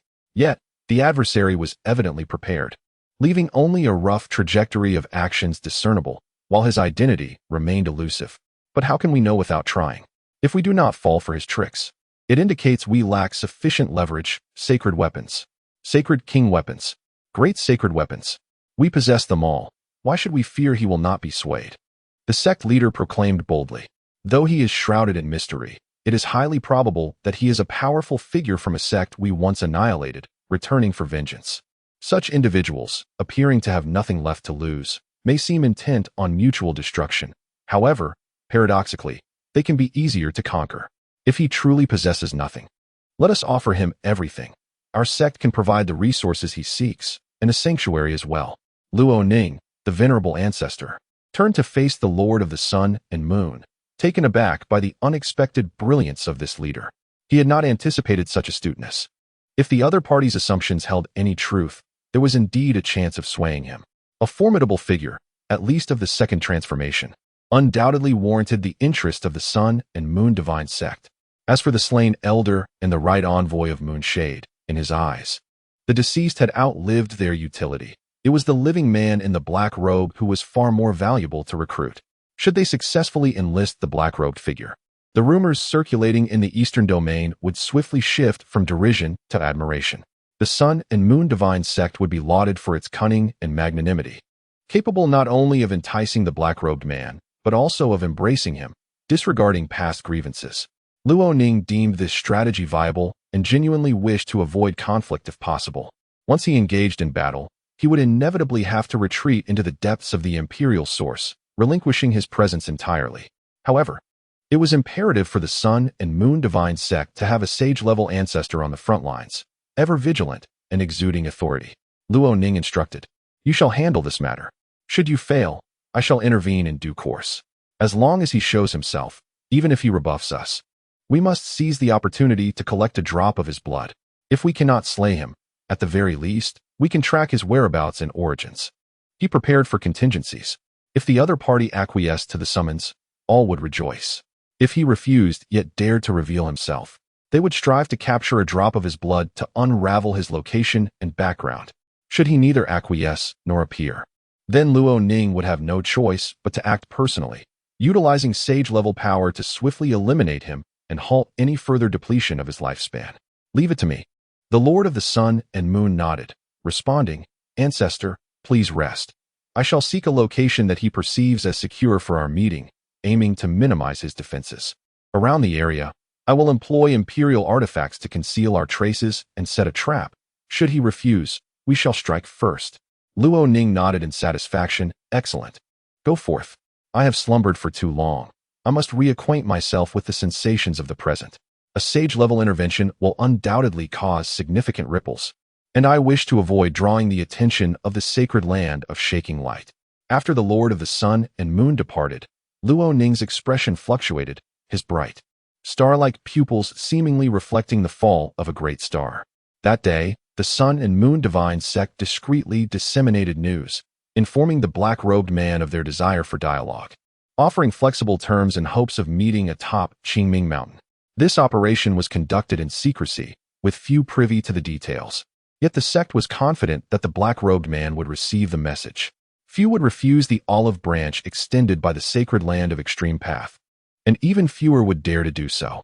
However, the black-robed man's words reached the Sun and Moon Divine Sect with a disarming familiarity.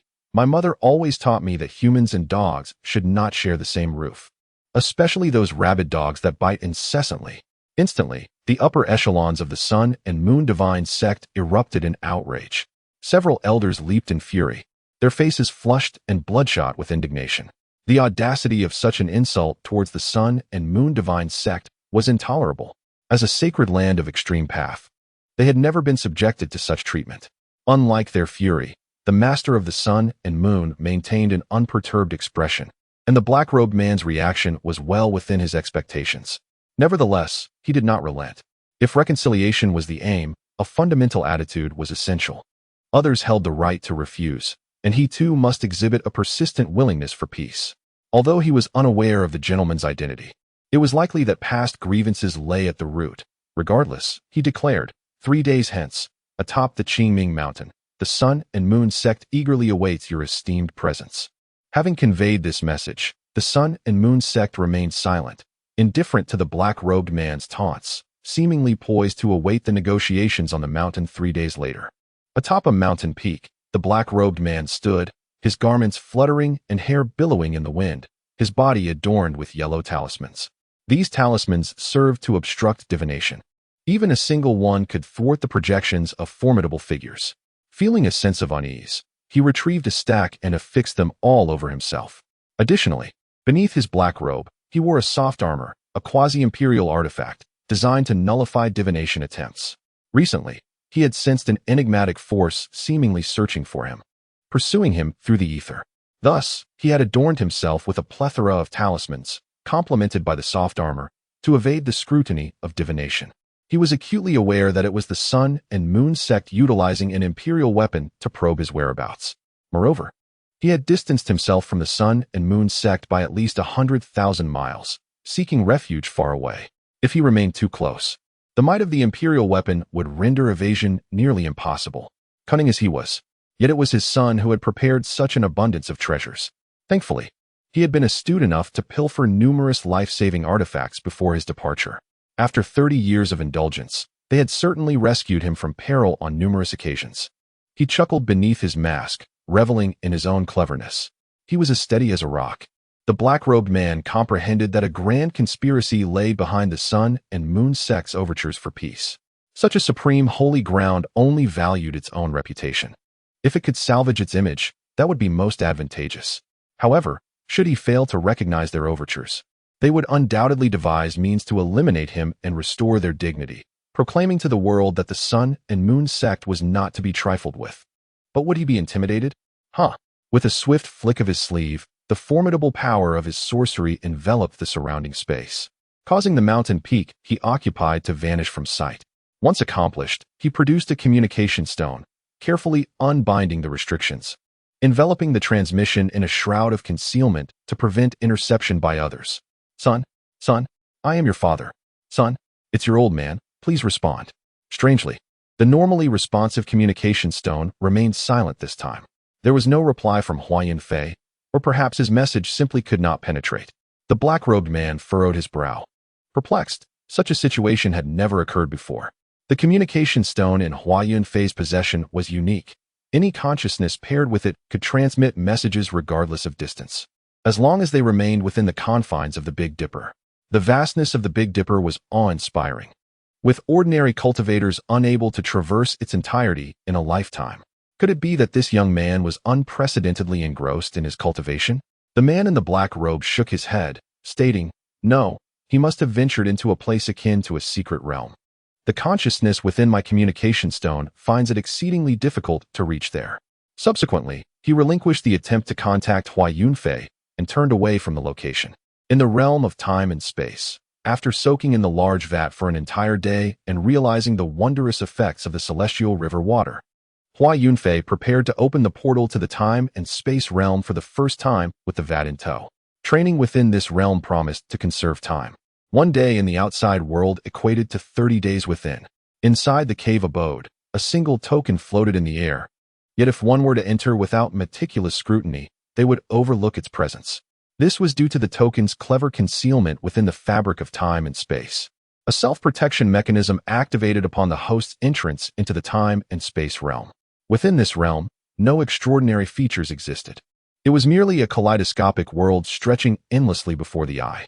It is no wonder the system warned that prolonged training here could lead to disorientation and memory loss.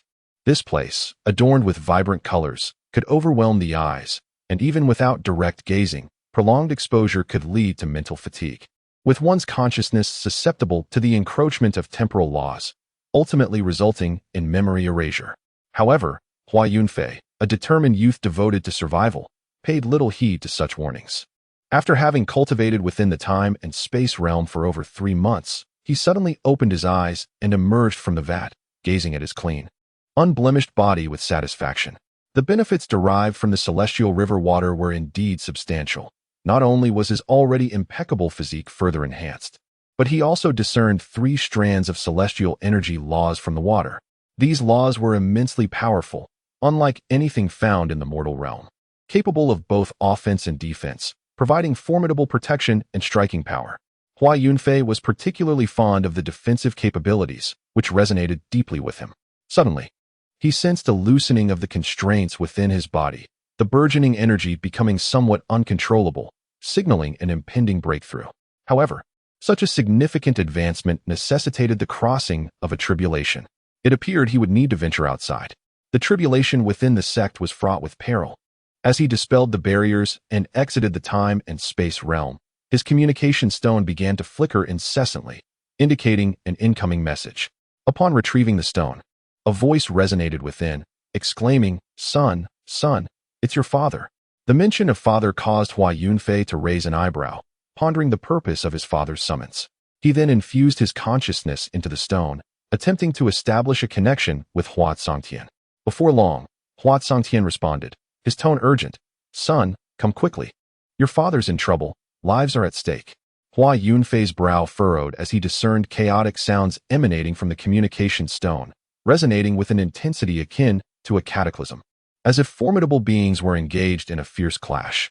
During his recent training, he had remained oblivious to the events transpiring within the Sun and Moon sect and was unaware of the audacious actions taken by Hua Songtian. "What is happening? Why the commotion?" Hua Yunfei inquired. Hua Songtian's voice was laced with urgency. "I am being pursued. Do you understand what that means? A formidable sage-level warrior is after your father." Hearing this, Hua Yunfei remained unperturbed, fully aware of his father's capabilities. "Stop pretending. Are you hiding somewhere, and the pursuers cannot find you, causing them to resort to bombarding the area? How did you figure that out?" Hua Songtian's tone shifted to a more relaxed demeanor as he recounted the recent events to Hua Yunfei. He chuckled. "A few days ago, at the summit of Qingming Mountain, they waited for me for quite some time only to learn that I had infiltrated the Sun and Moon Divine sect. They were nearly driven to the brink of frustration.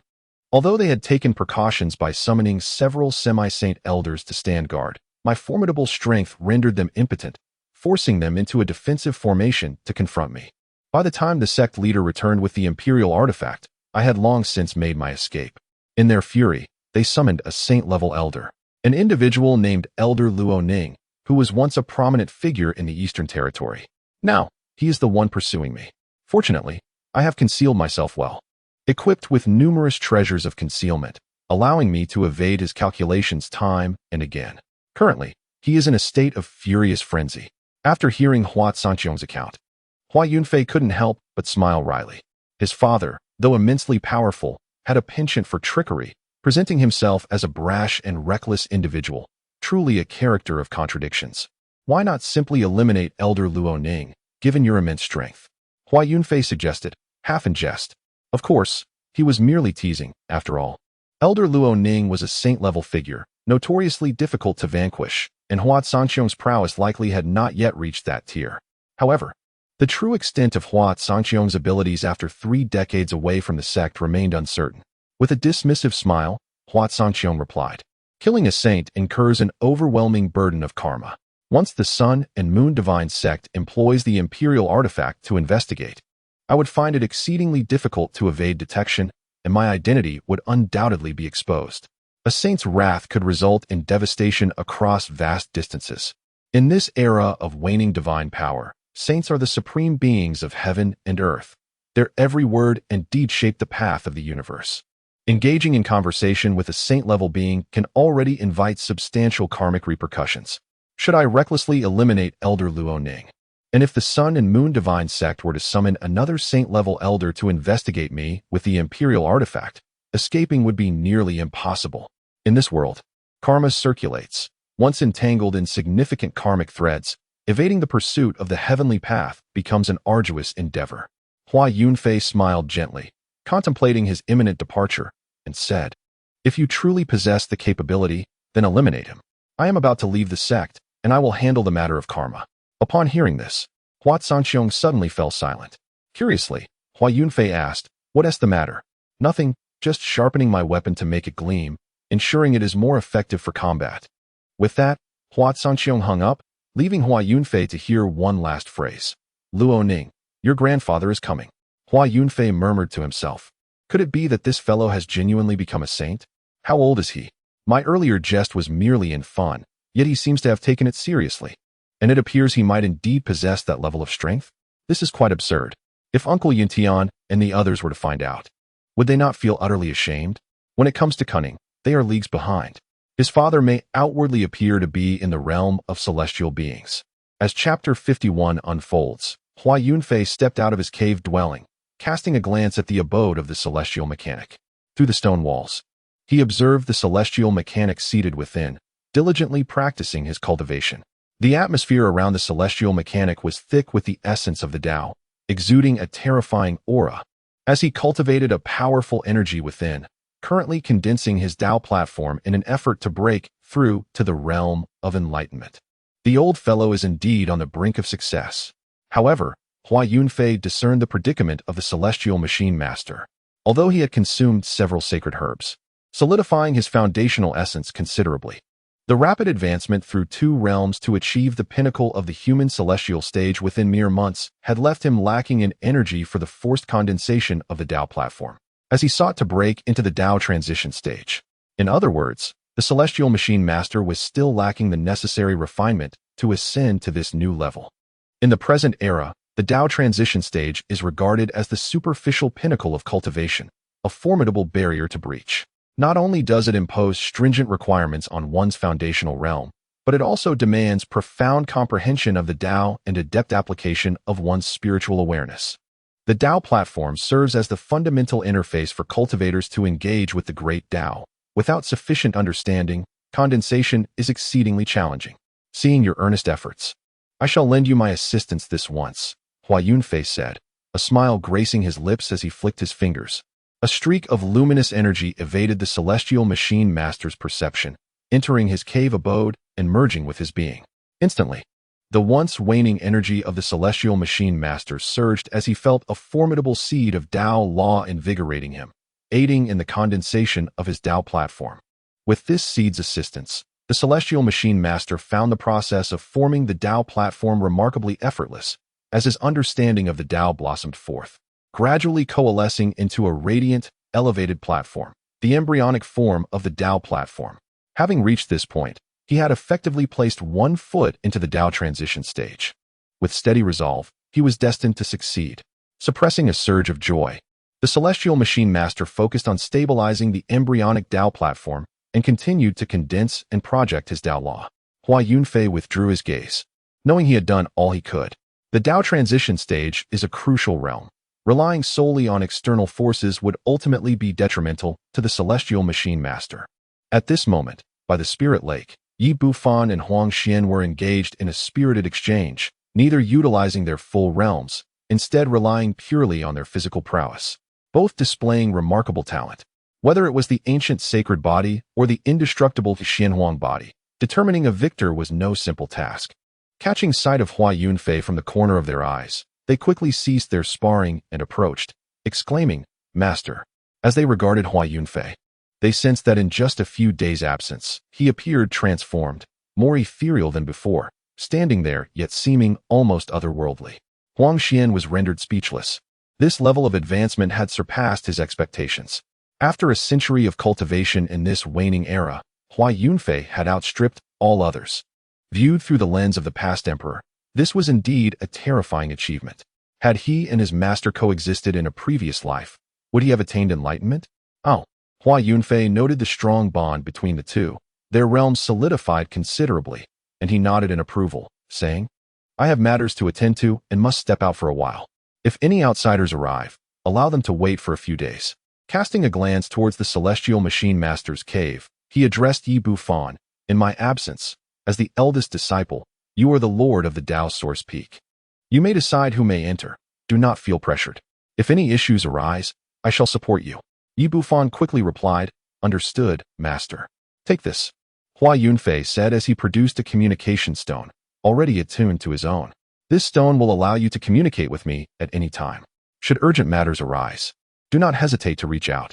Minor issues can be handled independently." Yi Bufan, possessing a calm demeanor and a steady approach to tasks, reassured Hua Yunfei, who felt a sense of trust in him. Treat him as the future first seat of the 101st generation of Daoyuan Peak. Naturally, he must be granted certain privileges, gradually allowing him to ascend to the higher echelons of the Daoyuan sect. Subsequently, Hua Yunfei turned his gaze towards Huang Xian, aware of his thoughts, and said, "Do not worry about the matters concerning the imperial tomb. Focus on your cultivation, for all shall be taken care of by your master." Huang Xian felt a sense of tranquility settle within him, nodding in gratitude. "Thank you, master." Hua Yunfei nodded in acknowledgement, refraining from further words. As he turned, the space before him opened automatically, revealing a dark void that stood a man's height, into which he stepped, his figure vanishing from Daoyuan Peak. At that moment, he had left the Daoyuan sect, erasing all traces of his presence, rendering him untraceable. Observing the closed void, Yi Bufan instinctively remarked, "Although our talents are already exceptional, I can't shake the feeling that Master S talent is even more formidable." This was his intuition, for the ancient sacred body was never inferior to others. Although Yi Bufan possessed a calm demeanor, not prone to arrogance or impatience, deep within, he harbored immense pride and would not concede easily. Yet, in the presence of Hua Yunfei, he felt as though his own talents were insignificant. Huang Xian glanced at him and said, "Eliminate that sense of inferiority." Yi Bufan looked towards Huang Xian. Huang Xian, having witnessed the vastness of the world, understood well what cultivators, especially those like them preparing to traverse the path to the emperor, most dreaded. He regarded Yi Bufan and said, "Senior brother, regardless of Master S talents or the potential encounters with others who may possess talents equal to or surpassing ours, we must maintain absolute confidence in ourselves. This is a necessary condition on the path to becoming an emperor." The invincible heart of the Tao, the unwavering resolve, was what propelled them forward step by step towards ultimate enlightenment. Yi Bufan came to a realization and said, "Thank you for the reminder, junior brother." Huang Xian, as the reincarnation of the Xianhuang Emperor, possessed deeper insights, and his brief words were immensely beneficial to Yi Bufan. Huang Xian continued, "Master has stated that you must break free from constraints, achieving enlightenment through your ancient sacred body, surpassing the predecessors of all generations. Thus, in terms of your resolve, you must be more stringent than anyone else. Once the heart of the Tao shatters, the path of invincibility reaches its terminus, especially for you." Yi Bufan nodded earnestly, recognizing the wisdom in Huang Xian's words. Just half a day after Hua Yunfei departed the sect, a terrifying piece of news spread throughout the eastern region. Before the news could be verified, a dreadful storm erupted across the land of Zhangzhou, as fearsome Taoist laws formed resplendent divine rainbows, shattering the heavens and earth across hundreds of thousands of miles. Tens of thousands of sacred lights descended from the firmament, obscuring the 33 layers of the celestial heavens. As two terrifying auras of sanctity filled the realm, clashing incessantly, annihilating the surrounding land in an instant. Under the pressure of these two overwhelming forces, No object could withstand even a breath. Whether ferocious beasts or cultivators, regardless of their realm, all felt insignificant beneath this overwhelming sanctity. In a secluded mountainous region of Zhangzhou, an elder emerged, gazing towards the distant erupting sanctity, murmuring, "Indeed, two beings at the saint level are clashing. It seems both harbor intentions of murder." However, he soon detected an anomaly and exclaimed in astonishment. One of the parties appears not yet to have reached the saint level, currently caught between the third transformation and the saint level, poised to break through at any moment. At this precarious juncture, how audacious of this individual to engage in combat with a true sage. Does he aspire to transcend the threshold of sagehood through this confrontation? Perceiving the man's intentions, the elder's countenance transformed repeatedly, a silent lament escaping his lips. Such a bold character. Chapter 52. Remarkable. Truly remarkable. The news of sage-level combat reverberated across the vast expanse of Zhangzhou, spreading fearsome tidings throughout the eastern domain. Countless formidable factions turned their gaze toward Zhangzhou. What has transpired in Zhangzhou in recent days? First, the emergence of the Daoyuan Emperor's tomb, followed by a mysterious figure challenging the dominion of the Sun-Moon sect. And now, an unprecedented sage duel. While ordinary combatants attract throngs of spectators eager for a spectacle, the sage-level confrontation instilled a sense of dread, regardless of their affiliations. All within proximity of the battlefield swiftly retreated, taking their families with them. The residual power of a sage could obliterate an entire sect, and a direct strike from a sage's might could spell doom even for the once mighty 9 great immortal sects. In this era of waning laws, the fabric of space is fragile and all things wither. It is not an exaggeration to declare a sage the supreme being of the current age. Above a primeval forest in Zhangzhou, the vast expanse of the forest exuded an ancient aura, with towering trees reaching heights of 200 meters. Home to ferocious beasts of primordial terror, their overwhelming presence enough to instill fear in all cultivators. Yet today, even these fearsome creatures were hastily fleeing, each one outpacing the last, as if wishing their parents had endowed them with additional legs, their speed reaching its zenith. Some dashed out of the forest, while others plunged deeper into its embrace, seeking refuge among the greater fiends. With a thunderous roar, a radiant beam of light, 1,000 meters wide, descended from the heavens, crashing into the primeval forest and instantly unleashing golden waves of energy that surged for tens of thousands of feet. As the brilliance faded, the area was left devoid of life, utterly annihilated by the terrifying laws of the sage, leaving behind a shattered space where darkness loomed ominously. A fierce tempest of void winds howled forth, sweeping up a deluge of debris. High above, in the expanse of the sky, Hua Yunfei and the venerable ancestor Luo Ning engaged in a relentless battle, their exchanges marked by the capability to effortlessly obliterate those at the threshold of the Tao. Time flowed unmarked as the two ascended to the celestial realm, standing amidst the 33 heavens, gazing intently at one another. Behind his mask, Hua Yunfei's expression radiated excitement. Despite finding himself at a disadvantage, it appeared that his opponent was holding back, unwilling to unleash his full power, resulting in a stalemate that offered Hua the hope of breaking through to sagehood. Having reached the pinnacle of the third transformation, where every gesture embodied the laws of the sage, Hua Yunfei, while not quite at the level of a true sage, was not far behind given his exceptional talent. With the support of Hua Yunfei, he resolved to seize this opportunity to strive for sagehood. Though the path was fraught with difficulty, he was determined to attempt the ascent. Should he succeed at his age, he would undoubtedly rank among the youngest sages since the dawn of the waning era. Youth, I have consistently restrained my power in our battles. Do you understand why? Spoke the venerable ancestor Luo Ning, his eyes bright as stars, reflecting the cataclysmic scene of a great star's demise, an utterly terrifying sight. Despite the prolonged engagement with Hua Yunfei, his expression remained calm and unyielding. Yet, within his heart, he was profoundly astonished. The mere third transformation of a semi-saint was able to withstand for such an extended duration in his hands. Although he had not exerted his full strength, the talent of this individual was indeed exceptional, rivaling his own prowess. It was not merely the formidable aptitude of Hua Yunfei that stirred his intentions towards a peaceful resolution. Rather, it was the realization of his own advancing age. Fully employing the power of a saint would precipitate his rapid decline and hasten the erosion of his lifespan. Even if he were to vanquish his opponent, it would ultimately be a Pyrrhic victory. Thus, weighing the pros and cons, he aspired to defeat Hua Yunfei with minimal cost and return to the Sun Moon Divine Sect. However, the outcome was far from satisfactory. Hua Yunfei's terrifying capabilities exceeded his expectations, rendering him difficult to suppress with ordinary saint-level strength. Or rather, it would require an inordinate amount of time. Furthermore, Hua Yunfei possessed an inexplicable abundance of treasures of considerable rank, inducing both awe and trepidation even within him. This resulted in their strengths drawing closer together, even without the full utilization of saintly power. Upon hearing the words of ancestor Luo Ning, Hua Yunfei scoffed, asserting, "I need not possess knowledge of your intentions. I am merely aware that the saint-level power lies before me." In response, ancestor Luo Ning let out a cold snort. Contemplating the necessity of bringing forth the imperial weapon, which would undoubtedly enable him to effortlessly subdue this individual.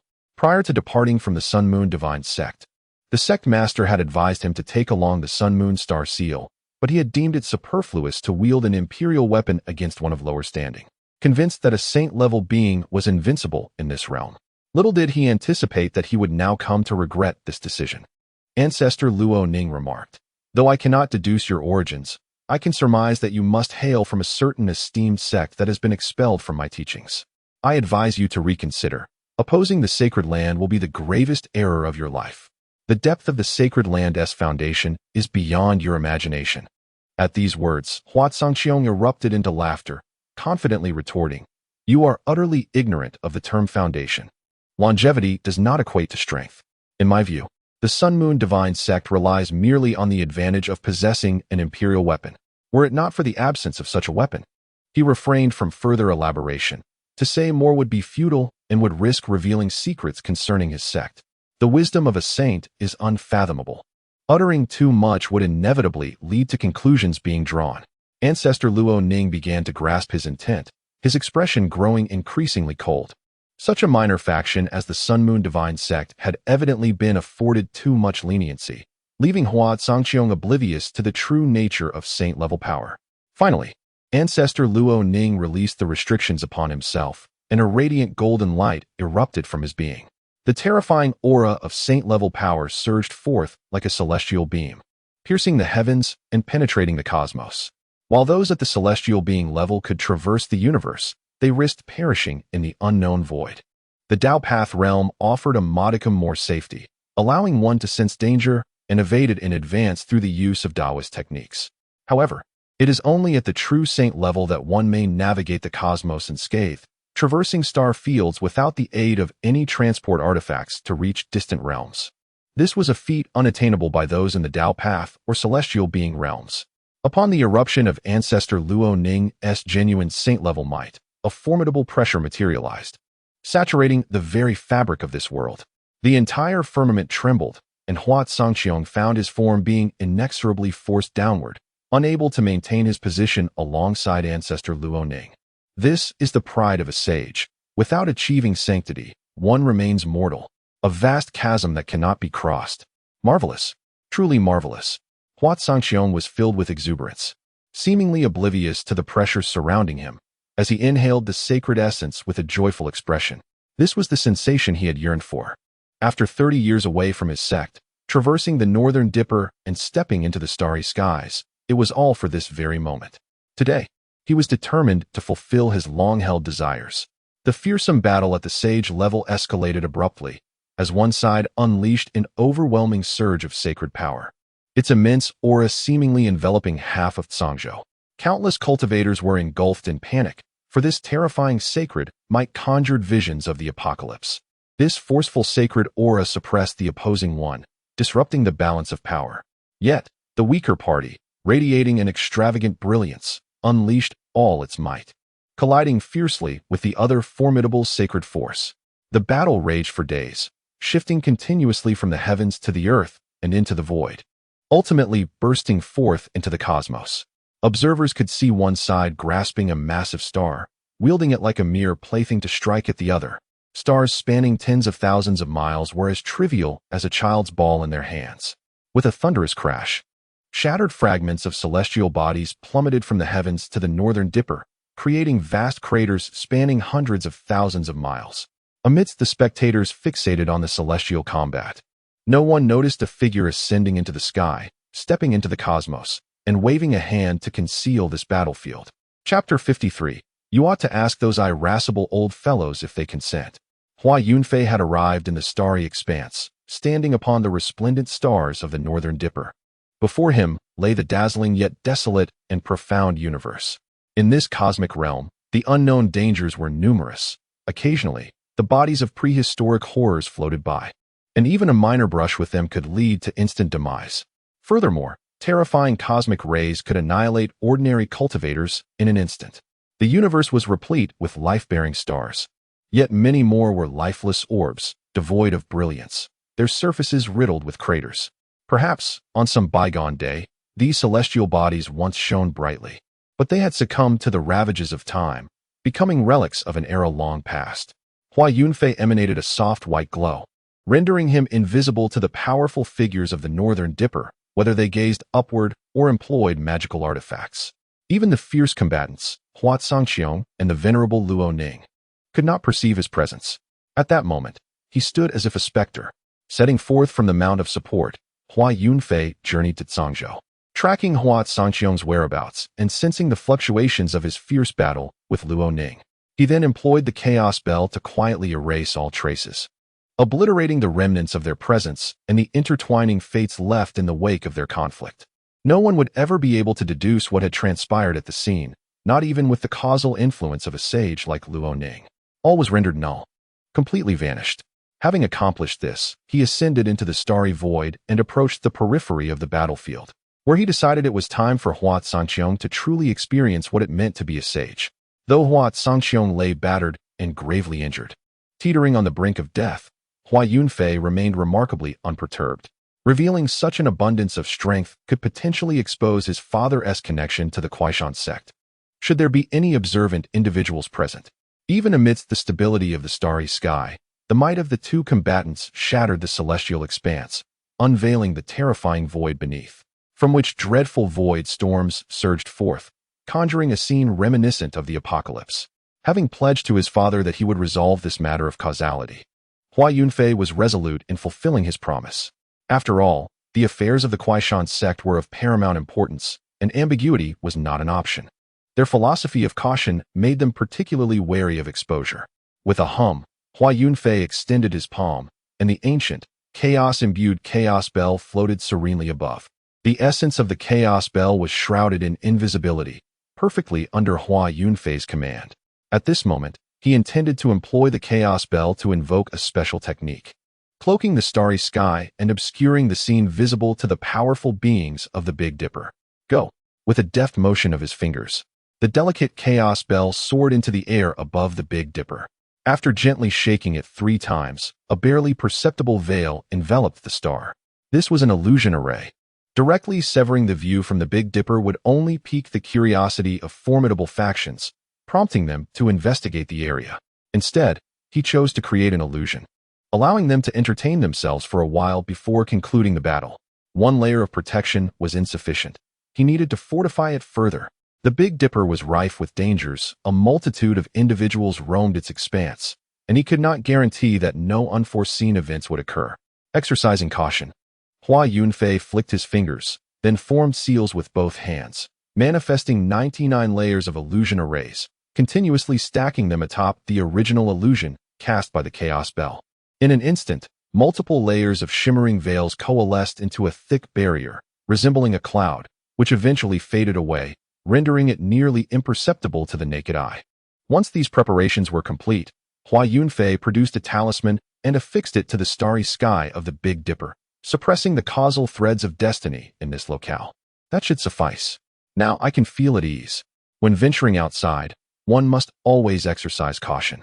The powerful beings within the Big Dipper remained oblivious to any anomalies, engrossed in the unfolding spectacle of the celestial battle. Each movement of the saints, their unique techniques, and the laws they embodied offered profound insights, which, if comprehended, would prove immensely beneficial. Numerous ancient immortals, emerging from their seclusion, gazed eagerly at the clash, their internal Tao platforms revolving, divine infants radiating, and souls of transcendent beings erupting. As they diligently analyzed the techniques displayed by the two formidable entities in the starry expanse. Truly, they were astonishing. Is this what it means to be a saint? It is said that saints are difficult to slay. Witnessing this firsthand, the ancients' words ring true. One side's holy might had diminished to its utmost limit. Yet the other side, after expending so much effort, had not succeeded in delivering a fatal blow. Indeed, they had shattered him completely once.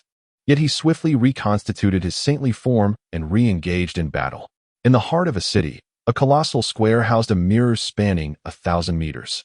This mirror, an extraordinary artifact, allowed glimpses into the celestial realm. At that moment, millions gathered around the square, some standing, others hovering in mid-air. Their eyes fixated on the reflections within the mirror, occasionally exclaiming in awe, when would they ever attain such power? Hua Yunfei cast his gaze upon Hua Sangqiong and the venerable Lao Zu of Lannan. Although Lao Zu of Lannan had unraveled the restrictions of the saint, unleashing his formidable power, he was originally only at the second layer of the saint realm. With his lifespan waning and vitality depleted, his strength had significantly diminished. Thus, Hua Sangqiong, aided by the quasi-emperor weapon, was barely able to contend, albeit with great difficulty. At that moment, it was evident that Hua Sangqiong's black robe had been severely damaged, revealing the resplendent golden silk armor beneath. This quasi-emperor-grade armor, acquired from Hua Yunfei, not only thwarted calculations, but also boasted remarkable defensive capabilities. The right eye of his bronze mask lay shattered, exposing his right eye and forehead. In his hand, he clutched a quasi-emperor-grade chopping knife, rustic yet formidable, its edge imperfect but exceedingly sharp. Even Lao Zu of Lannan lacked such equipment. Had it not been for his two quasi-emperor artifacts, he would have long since dispatched Hua Sangqiong. He was incensed. Why was this individual so extravagantly equipped? Adorned with top-tier artifacts, he was armed to the teeth. Like an indomitable tortoise, after expending considerable effort to shatter Hua Sangqiong's defenses once, he swiftly escaped and reformed his saintly body. Continue. Young Lannan, do not falter. If you cannot slay me today, your demise is assured. Hua Sangqiong panted, his face flushed and voice booming. He had discerned Lao Zu's waning strength, recognizing it as an internal void, undoubtedly due to the latter's advanced age. Enraged, Lao Zu retorted, "Impudent child, cease your arrogance. After battling me for so long, you have left behind too many secrets and causal threads. In due time, both you and your sect shall face the consequences. At that moment, not only will you pay the price, but your sect shall too." In response, Hua Sangqiong laughed heartily. Unperturbed, "You think my sect will bear the consequences? You should ask those irascible old fellows if they agree." In the distance, Hua Yunfei smiled wryly. While he was uncertain of the true foundation of the Reliant sect, he had some inkling. A mere saint believed he could make the Reliant sect pay. They might enter standing, but the Sun-Moon Divine cult would likely emerge carrying a box. Chapter 54. I do not believe Hua Sangqiong's dismissive words regarding the Sun-Moon Divine cult thoroughly enraged Lao Zu of Lannan. The Sun-Moon Holy Emperor was their faith, and the Sun-Moon Divine cult their bond. To insult or belittle them was intolerable. "Impudent child, today you shall perish." Lao Zu, incensed, bellowed, his knee-length beard billowing as he clasped his hands. To everyone's astonishment, his four eyes radiated brilliant red and blue divine light. The red-blue divine light burst forth from Lao Zu's eyes, illuminating the starry sky, with beams emanating from his gaze, growing ever thicker until they dwarfed even the distant stars. With a thunderous exclamation, Lao Zu invoked the red-blue divine light, which culminated in the appearance of a sun and a moon, both resplendent and casting down rays that shattered dozens of lifeless stars into dust. This terrifying force fractured the very fabric of the starry expanse. In that moment, Lao Zu appeared rejuvenated, his blood and energy surging, the overwhelming aura of a saint capable of crushing Hua Sangqiong before him. At this instant, he was a true saint. He returned to his youthful days, at the pinnacle of his strength. Is this what it means to be a sage? My anticipation grows ever more fervent. Hua Sangqiong's teeth trembled uncontrollably. The terrifying aura of a sage, even if but a wisp, was sufficient to rend him asunder. He finally bore witness to what it truly means to be a sage. What, indeed, is the origin of the term sage? This is a power beyond the grasp of mere mortals. Once attained, it transcends humanity and becomes sanctity. the unity of three pure essences, the great Luo heavenly blade technique. Hua Yunfei did not falter in his resolve. Instead, he was invigorated by the prospect of battle. He exhaled a breath, transforming into two additional selves, and retrieved two sacred weapons from the Purple Mansion cave, bestowing them upon his counterparts. Subsequently, the trio combined their strength to unleash the great Luo heavenly blade technique. This formidable swordsmanship, derived from Hua Yunfei, was extraordinarily powerful. Once enacted, it could cleave through the very fabric of the cosmos, effortlessly shattering stars. A resplendent blade radiance coalesced, forming a seven-colored light that expanded to a size of thousands of miles, continuously growing. The moment the surrounding dead stars came into contact with this blade light, they were obliterated into dust. I have traversed the Northern Dipper for thousands of years, and you are the first to compel me to this extent. Today, your demise shall be etched in my memory. The brilliance in the eyes of ancestor Luo Ning was dazzling. From afar, the sun and moon merged into a radiant sphere of red and blue, suspended in the void, as the surrounding starry expanse collapsed for hundreds of thousands of miles. As the void storms began to stir, they were swiftly annihilated by the power emanating from the sphere. Upon witnessing Hua Yunfei's technique, ancestor Luo Ning recognized its potency, but remained unimpressed. Compared to the sacred teachings of his day and moon divine sect, it was inconsequential. Luo Ning, the outcome remains undetermined. Do not let your tongue be swept away by the winds. Hua Yunfei scoffed, his emotions unperturbed as he unleashed his full potential. You are utterly ignorant of the power of a sage. Ancestor Luo Ning grunted, then summoned the red-blue sphere to approach Hua Yunfei. From a distance, Hua Yunfei observed the duel with a tranquil expression. Although the two combatants conjured a scene of great terror, it posed no threat to him. After glancing at the illusion array above the Northern Dipper star and confirming it was unaffected, Hua Yunfei turned his gaze towards Hua Yunfei. The great Luo heavenly blade technique was an unranked cultivation method he had acquired, its level uncertain but undeniably formidable. However, facing the full eruption of a sage's might, Hua Yunfei, lacking sufficient realm, would find even their combined efforts insufficient against ancestor Luo Ning.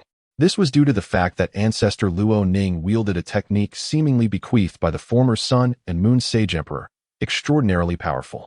Coupled with his cultivation at the second layer of Sage Realm, he unleashed unfathomable, terrifying strength. Should Hua Yunfei engage him head-on, he might at best injure ancestor Luo Ning, while he himself would be instantly reduced to ashes by the red-blue sphere. Father, you still lack the strength. Hua Yunfei smirked, recalling how his father, during his time at Daoyuan Peak, frequently bested him and often pilfered his belongings. 30 years ago, upon his departure, he had even packed several ginseng fruits from the ginseng tree area, justifying it with, "Your mother loves these." If Hua Yunfei had attempted to intervene, he would have retorted, "Are you unaware of your mother's temperament? If she desires it, and you deny her, do you wish to be beaten?" Now, witnessing his father in a predicament, he watched with amusement for quite some time. Nonetheless, he was still able to discern the gravity of the situation. If he did not take action soon, he feared he might lose his father forever. He could naturally perceive that Hua Yunfei intended to leverage this opportunity to break through to the Saint Realm. Thus, assisting him required a measured approach. With a flick of his finger, Hua Yunfei sent forth a streak of light that evaded the sensing abilities of the two and penetrated the body of the venerable Luo Ning. A sharp crack resonated through the air, causing Luo Ning's expression to shift dramatically as he discovered that his Dao platform had fractured. The Dao platform, naturally 10 layers high, encapsulated his comprehension of the grand Dao of heaven and earth, as well as his millennia-long understanding of the Saint Path. Its stability was unparalleled, yet it had suddenly split apart. The rift in the Dao platform signified a flaw in his grand Dao, inflicting a wound upon it. And a surge of reverse blood rushed up his throat. Luo Ning suppressed the blood, his heart filled with dread. Could it be that he was truly too old? Using all his strength had resulted in such dire consequences. The fracture of the Dao platform and the resultant injury were exceedingly difficult to mend, and he feared that he would struggle to advance further, forever stagnating at the second tier of the Saint Realm. Infuriated, Luo Ning glared at Hua Yunfei, blaming him for the calamity that had befallen his Dao platform. "You shall pay for this." Yet, despite his rage, reason prevailed. The shattered Dao platform served as a warning that he had overexerted himself, and he needed to withdraw his power. Consequently, he hastily retracted his energy, causing the once formidable red and blue spheres to shrink significantly, their terrifying aura diminishing considerably. However, it remained exceedingly formidable. Observing this, Hua Yunfei flicked his finger once more, sending another streak of light into Hua Sangqiong's body, directly entering his Dao platform. This radiant essence contained a unique Dao technique, imbued with insights into the Saint realm, subtly infiltrating the Dao platform.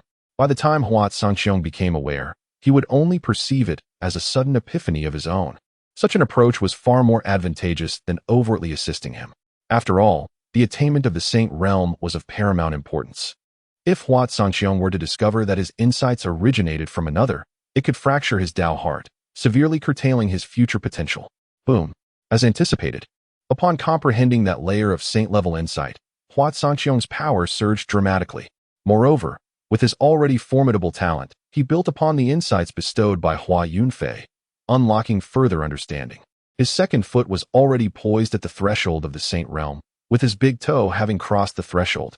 His great Luo Tian Dao technique thrust deep into the cosmos, seemingly capable of rending the universe apart with a single strike. Witnessing this scene, Hua Yunfei turned and departed without hesitation. The outcome was glaringly evident. Luo Ning was destined for defeat, nay, for death. To ensure safety, Hua Yunfei unleashed a Dao technique concealed within the starry expanse, ready to assist Hua Sangqiong in vanquishing Luo Ning if unforeseen circumstances arose. Subsequently, Hua Yunfei retrieved the chaos bell that hovered above the Big Dipper and conjured another bronze bell. This artifact, inscribed with illusory Dao and sealing laws, was a grand holy weapon capable of temporarily controlling the 100 layers of illusionary formations. However, ever cautious, Hua Yunfei once again deployed a Dao technique, activating nearly 500 layers of illusionary formations to safeguard against any prying eyes into the true mysteries of this place. After all, the Big Dipper harbored hidden dragons and tigers, with many formidable ancient beings lurking about. Caution was paramount. Having completed these preparations, Hua Yunfei departed from the vicinity of the Big Dipper's starry realm. His emergence this time, to assist Hua Sangqiong in resolving the causality dilemma, was merely incidental. His primary objective was to transcend his own grand realm and confront the heavenly tribulation. I refused to believe it. Suddenly, from a distance, Hua Yunfei heard an indignant roar emanating from the direction of the northern Dipper star domain. Chapter 55. Is that you, damn it? Hua Yunfei distanced himself from the northern Dipper star domain, arriving at the depths of a shadowy star region, surrounded by lifeless dead stars. Here, undergoing tribulation would be significantly safer, as few would venture into this desolate expanse. Naturally, as a young aspirant of survival, one must still take necessary precautions. Hua Yunfei has always kept his power concealed, revealing as little as possible to others. This is a tradition of the Kuaishan sect. The culture of survival is profound and extensive. The ancestors of Kuaishan are truly remarkable beings. Hua Yunfei holds deep admiration for this ancestor, whom he has never met, yet shares a kindred spirit with. With a flick of his wrist, Hua Yunfei planted 8 flags of varying colors upon 8 distinct dead stars. The flags interlinked, their tips radiating 8-colored divine light, forming a special concealment array that cloaked the starry sky. Beneath this celestial veil, Hua Yunfei's figure gradually vanished from sight, making it exceedingly difficult for even the most powerful beings to detect his presence. Crack! Hua Yunfei gazed upward at the starry expanse, releasing the suppression on his inner realm. In an instant, a terrifying aura emanated from him, shattering hundreds of stars into dust, unable to withstand such force. Thunderclouds rolled ominously, obscuring the celestial sphere, yet it shone brilliantly against the quiet backdrop, with blue-violet arcs of electricity spanning 100 meters, entwined with the laws of destruction. The heavenly tribulation. Since the end of the lawless era, ascending to a higher realm before reaching the saint level no longer necessitates facing tribulations. The heavenly Dao no longer imposes trials. However, to attain the saint level, one must still endure the heavenly tribulation. Saints are exceptional.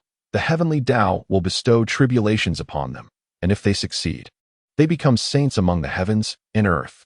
Suddenly, amidst the flickering lightning, dozens of figures coalesced within the thunderclouds, each seemingly a protagonist of the earthly realm, emanating a terrifying presence that commanded submission with every movement. The The preliminary thunder tribulation has been bypassed. The law's imprints have appeared directly. Previously, when Hua Yunfei faced tribulation, he underwent the innate thunder tribulation to purify his body as a preliminary trial. Only after overcoming this would the thunder tribulation bestow a special law imprint based on one's potential. Yet this time, there was no preliminary thunder tribulation from the outset. Nearly 60 law imprints descended, each bearer exuding an aura that suggested they were once the masters of the universe, their presence formidable. Moreover, even more law imprints emerged from the thunderclouds, resembling real beings, moving with the grace of dragons and tigers, commanding reverence with every gesture. This was exponentially greater than before. Indeed, in the lawless era, the heavenly tribulation has become far more terrifying. Each step a cultivator takes is a struggle against fate. Hua Yunfei's expression remained unchanged as he ascended toward the dozens of ominous figures. Boom! With a single punch, a golden-robed youth condensed from the heavenly tribulation was obliterated. As the youth clad in golden robes reconstituted his form, he gazed incredulously at Hua Yunfei, exclaiming in human speech, "How can the younger generation be so formidable?" With his own strength, he had nearly been obliterated by a single blow.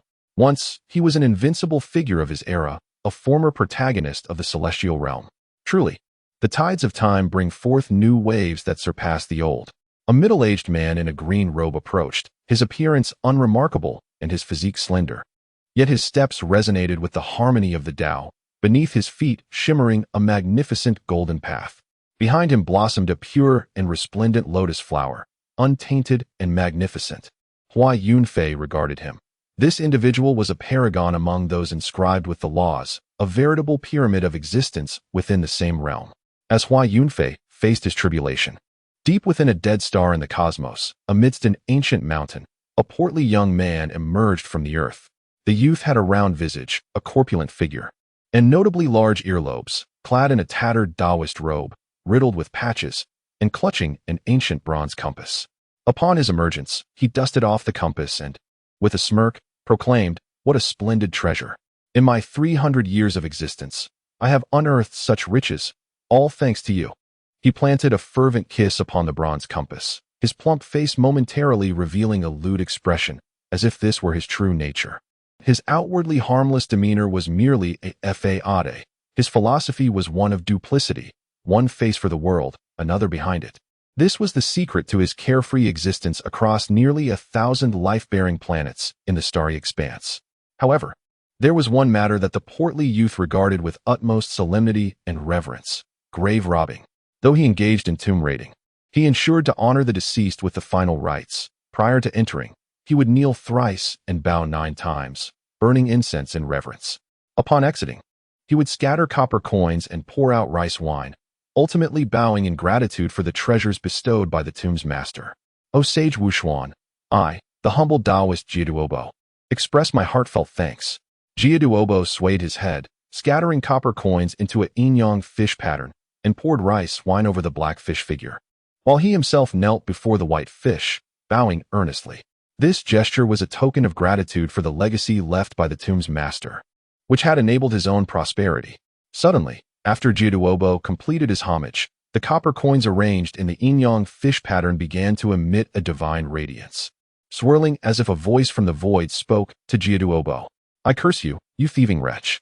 The voice was intermittent and indistinct, yet it conveyed the speaker's vehement rage, as if they would gladly sever him with a blade.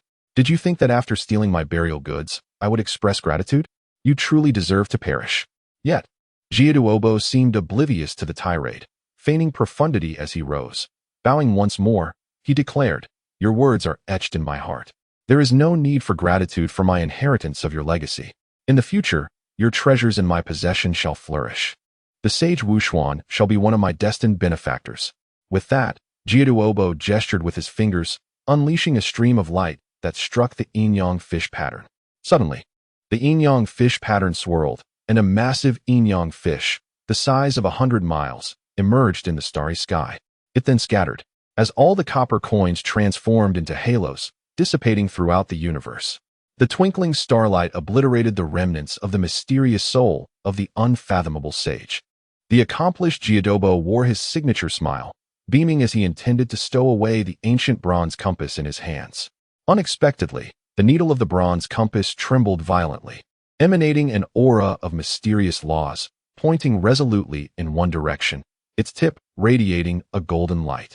Jiadobo was taken aback, gazing in the direction indicated by the needle, which pointed towards the Beidou star domain. The ancient bronze compass was a treasure he had fortuitously acquired, possessing the ability to locate treasures.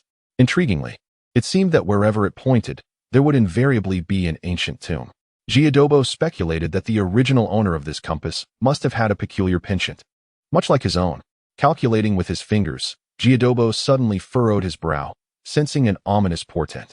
Although the Beidou star domain was one of the most significant star domains in the cosmic expanse, in this era, with numerous treasures at his disposal, who could possibly threaten him?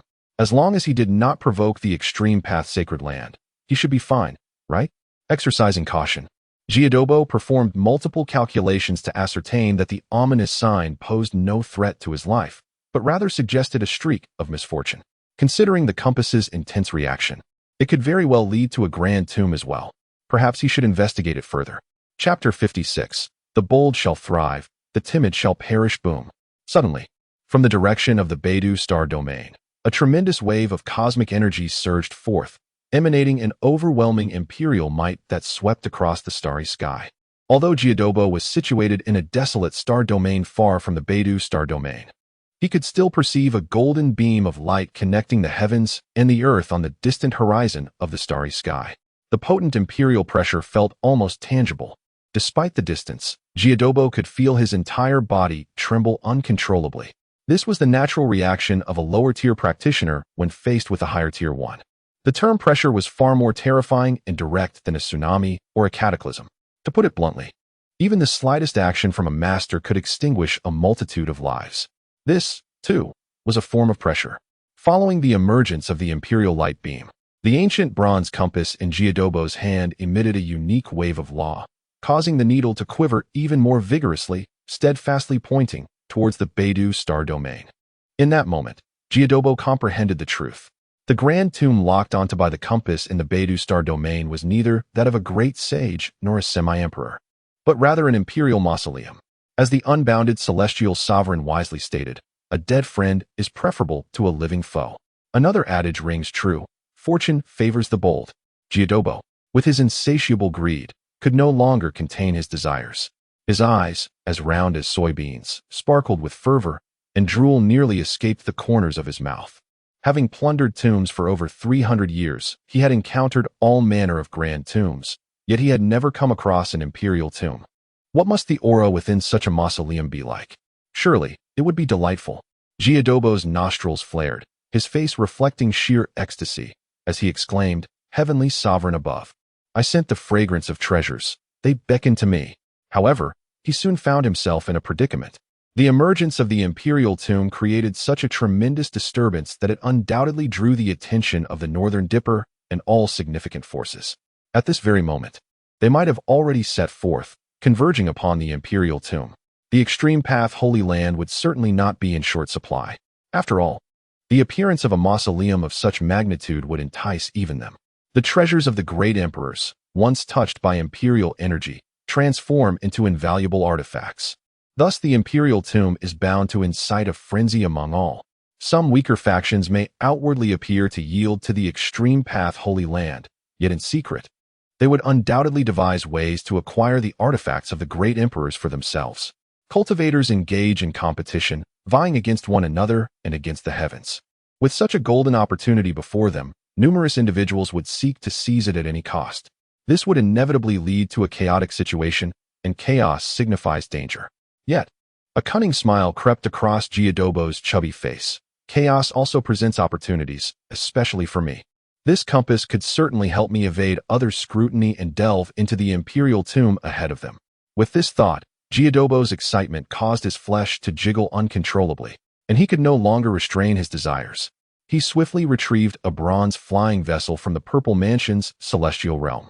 This vessel was obtained from an ancient tomb, belonging to a powerful sage king from the primordial era.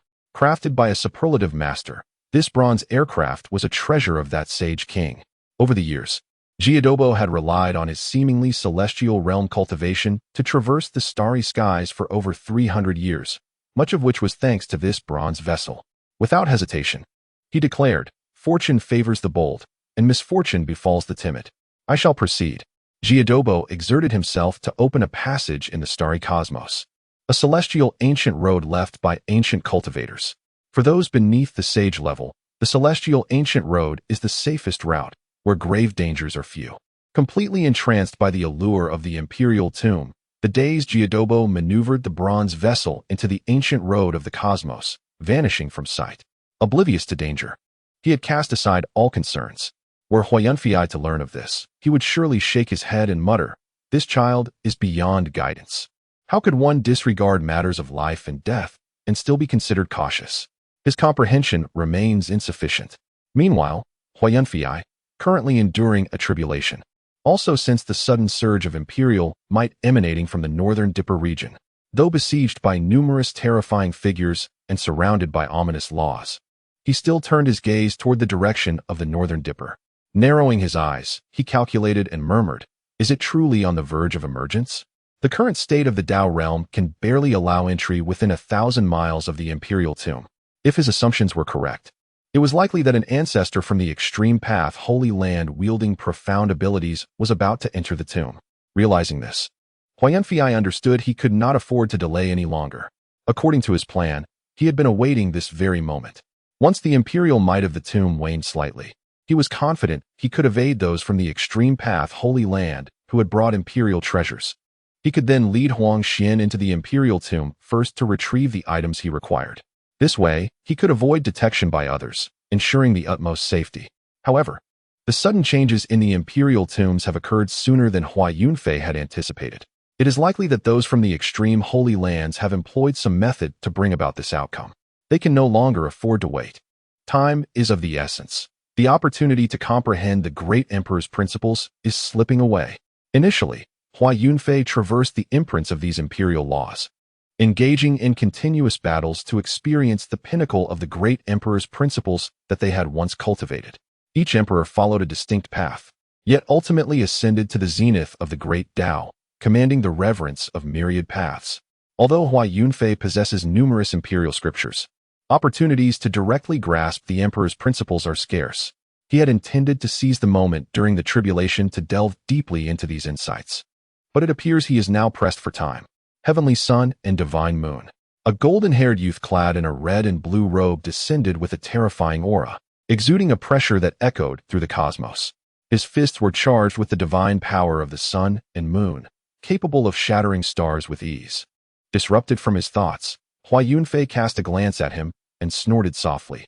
"Sun and Moon's sacred emperor, every time you face tribulation, you seem to leap forth, seeking attention. Youngster, do not be so reckless." The Sun and Moon's sacred emperor, with his flowing golden hair, was strikingly handsome, embodying the essence of nobility with every gesture. He was indeed a former paramount figure of an era. The majesty of the emperor radiated from him.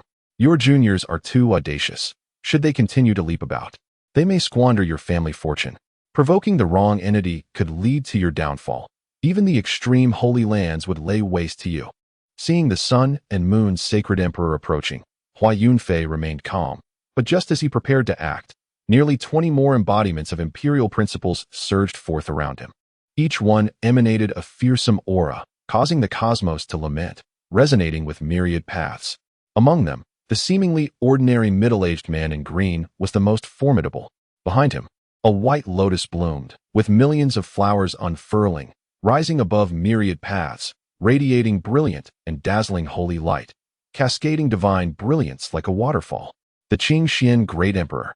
It is said that he once pried open a corner of the celestial gate, nearly breaking free from confinement. Yet ultimately he failed, spilling blood on the immortal path and falling before the celestial gate, leaving his lifeless body there. Chapter 57. Why does this person grow stronger with every confrontation? The Qingxian Great Emperor stands as a paragon among emperors, his true form being a lotus of heaven and earth. Born at the dawn of creation, he gained sentience after countless millennia and embarked on the path of cultivation. Since his inception into the Dao, the Qingxian Great Emperor has sung his way through rarely encountering rivals, swiftly subduing the powers of the star domains, and attaining the title of emperor. It is rumored that he accomplished this feat in the shortest time since the inception of the Dao. He is also highly revered among future emperors of the same realm. The Qing Xian Great Emperor, alongside the Sun and Moon Sacred Emperor, and over 20 embodiments of imperial principles, charged forth. Hua Yunfei, surrounded by overwhelming sacred might. Though he often appeared humble, held a sense of pride within. He saw no need to compare himself to those beneath him. In battles, he could even feign defeat. This was the pride of the strong. Yet, when faced with these former supreme beings, Hua Yunfei's competitive spirit ignited. He unleashed a radiant brilliance from his fists. Akin to the sun, as a great sun slowly rose behind him, shimmering with an imposing presence. The Sun Fist Scripture. This is the imperial Dao fist technique that Hua Yunfei has thrown to Yi Bufan for cultivation. He himself has also been practicing it, and has made significant progress. Behind him, the sun appears almost tangible, radiating an overwhelming heat that melts the starry sky, transforming him into a blinding solar flare as he charges toward Emperor Qing Xian and the others. With a thunderous clash, he and the Sun and Moon Holy Emperor, who employs the Heavenly Sun and Divine Moon fist technique, collide with their fists. Between their strikes, the space compresses and shatters, creating a black hole that whips up a terrifying vortex of dark wind. With a sickening crunch, the Sun and Moon Holy Emperor's arm is obliterated, which Hua Yunfei then seizes and tears off, following up with a powerful kick that sends him flying. The disparity is evident. In the same realm, even the former human emperor, the Sun and Moon Holy Emperor, is no match for Hua Yunfei. However, these former protagonists of the emperor's era are not to be underestimated. Though he is sent hurtling away, the Sun and Moon Holy Emperor, in a last-ditch effort, unleashes a surge of law that strikes Hua Yunfei. Instantly, Hua Yunfei feels as if he is subjected to a trial of ice and fire. With two forces of the Sun and Moon rushing into his body, rapidly surging toward his Dao platform. Just as Hua Yunfei intends to expel this power, Emperor Qing Xian lunges at him, accompanied by a middle-aged man, similar to Hua Yunfei, with a blazing sun behind him.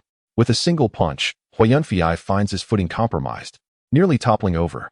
After fending off Emperor Qing Xuan's strike, he turns to the man who threw the punch, narrowing his eyes. The Sun Holy Emperor. The middle-aged man possesses a resolute visage, with well-defined features and a calm demeanor, his fists burning like the sun, the solar phenomenon behind him rivaling that of Hua Yunfei. Since you cultivate my fist technique, you must confront me and defeat me, declares the Sun Holy Emperor, his body igniting as he channels the Sun Scripture, rendering the term fiery sun inadequate to describe his current state. Hua Yunfei furrows his brow, invoking the Sun Scripture to enhance the Sun Fist Scripture, unleashing a power that surpasses the previously unassuming Emperor Qing Xian. Indeed, an emperor-level powerhouse, a favored child of an era, is never to be taken lightly. Well, I shall no longer conceal my prowess. Hua Yunfei, pressed for time, sheds the restraint on his strength, unleashing nearly 70% of his power as he begins to decimate the crowd of human emperors. As time progresses, the ferocity of his displayed strength escalates alarmingly. Even the previously aloof Emperor Qing Xian finds himself moved. Why does this individual grow stronger with each strike? Is there no limit to his power? Just how much has he concealed? Emperor Qing Xian is bewildered, overwhelmed by the depth of Hua Yunfei's hidden capabilities. ThingI sword technique. Hua Yunfei draws forth a sword, executing the imperial Dao sword technique, illuminating the starry sky with a single slash. ThingI sword technique. Suddenly, an extraordinary phenomenon unfolds in the heavens and earth, depicting the growth of a blade of grass. A humble grass, mastering the swordsmanship, becomes invincible for an era. With the grass as his sword, he cleaves through the myriad paths of the universe. ThingI Ancient Emperor. Hua Yunfei is astonished to discover that among the crowd, the ThingI Ancient Emperor is concealed within. Upon witnessing Hua Yunfei employ the ThingI sword technique, the opponent ceases to hide any longer. The ThingI Ancient Emperor's swordsmanship stands unrivaled, as even the most mundane of beings can ascend to the rank of emperor, conquering the vast cosmos. This is a tale of eternal legend. Hua Yunfei wields his sword, while the ThingI Ancient Emperor embodies the sword itself. When their blades clash, a terrifying storm of starlight erupts. The potent force of the laws presses down, forcing the approaching emperor's laws to retreat.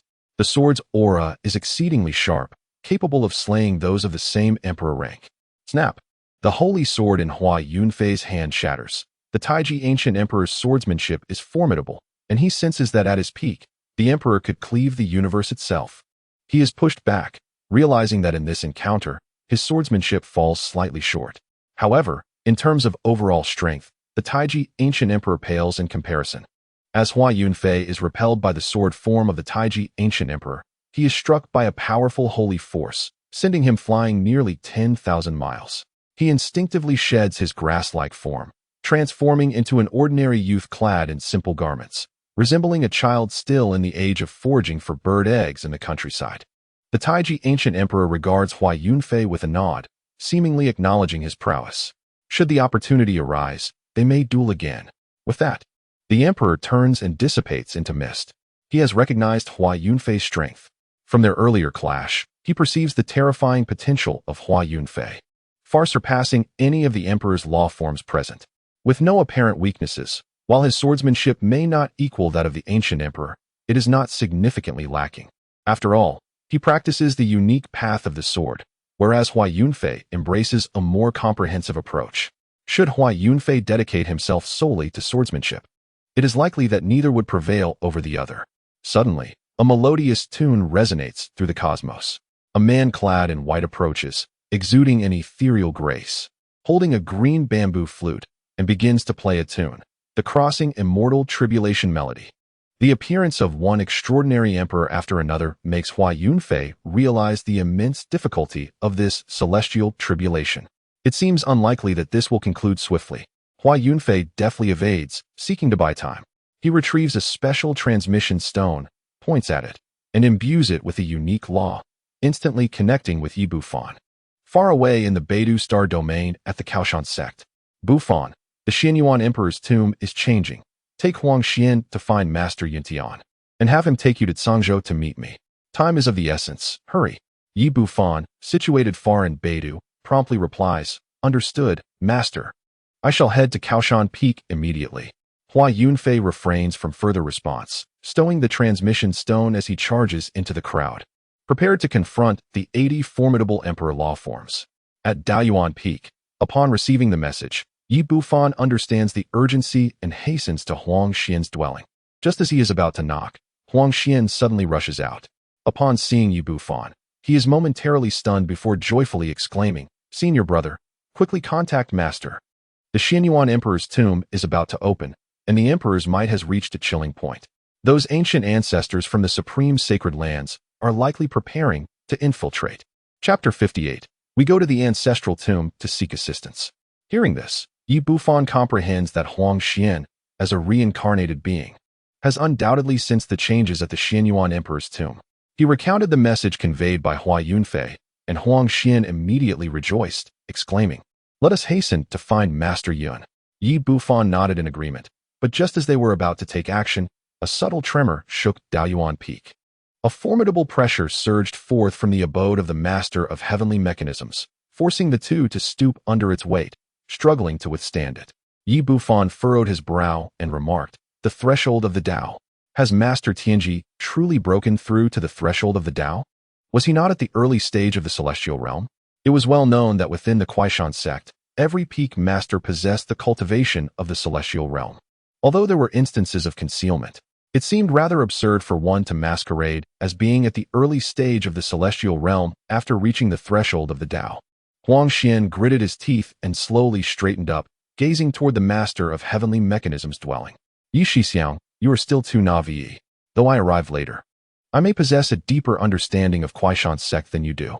This place is unequivocally an old sixth sect.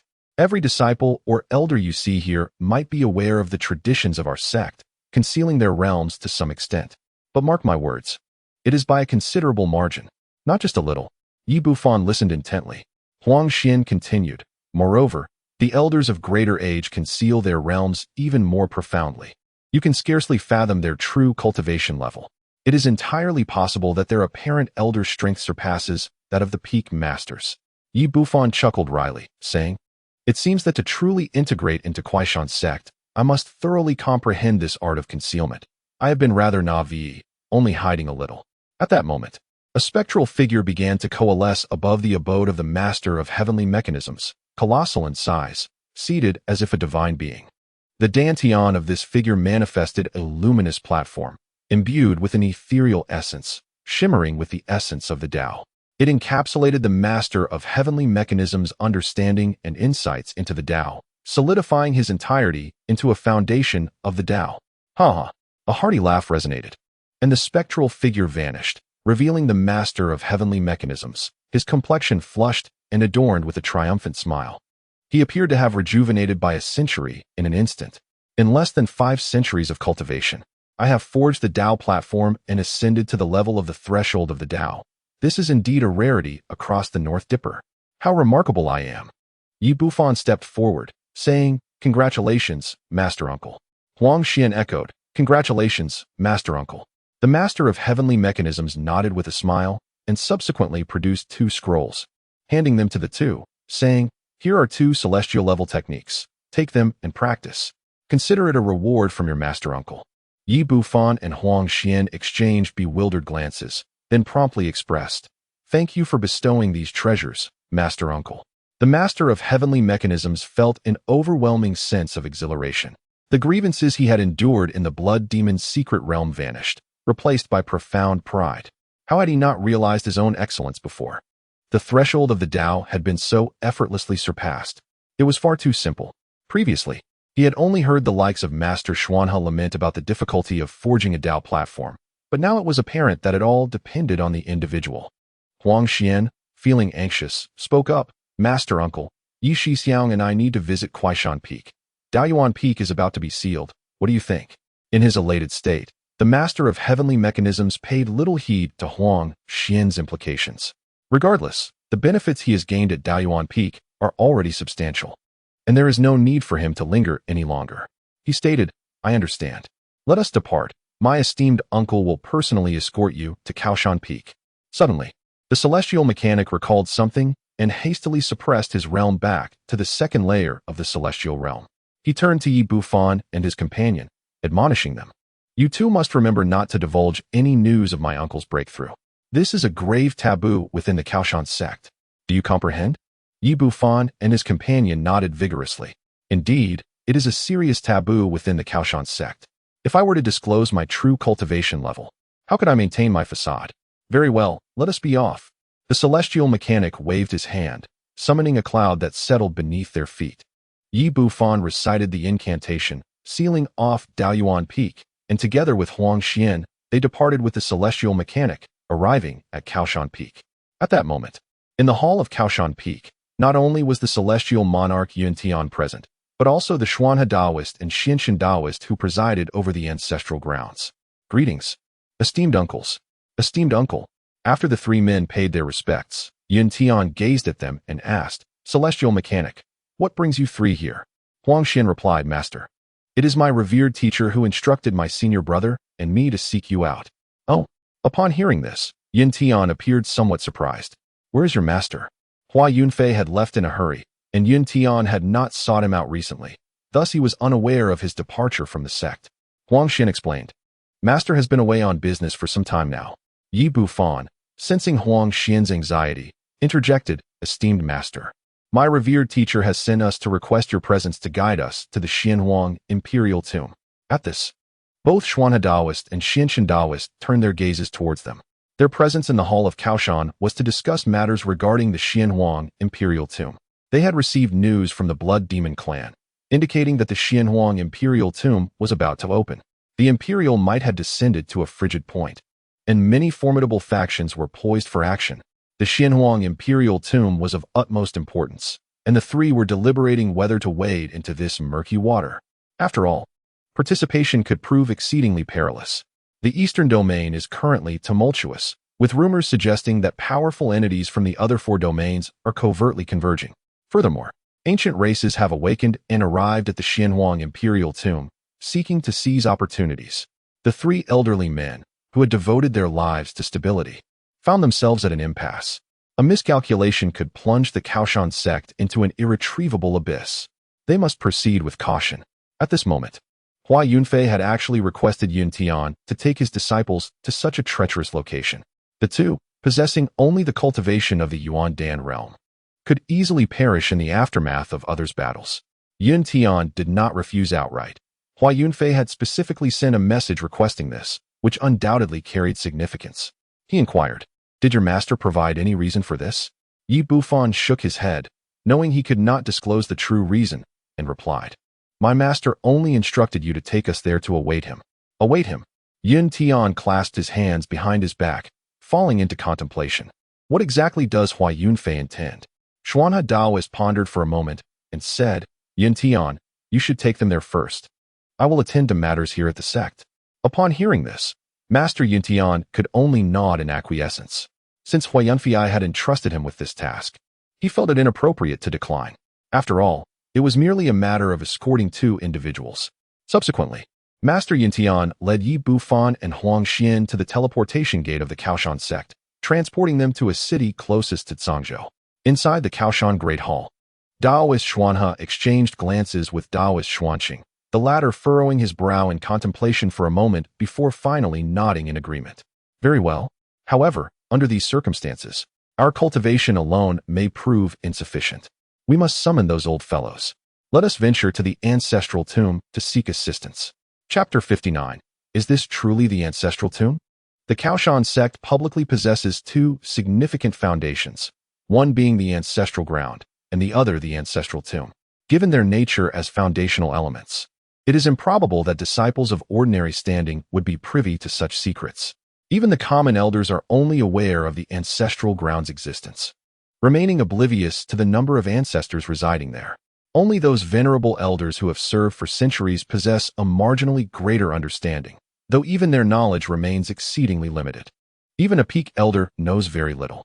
This is not due to the sect's secrecy, but rather a tradition of protecting certain mysteries. Only the successive sect leaders and the ancestors who have entered the ancestral ground truly grasp the core of the sect. Of course, from certain perspectives, this is merely superficial. Upon hearing that Daoist Xuanhe and Xuanqing intended to visit the ancestral tomb, Master Tianji's interest was piqued.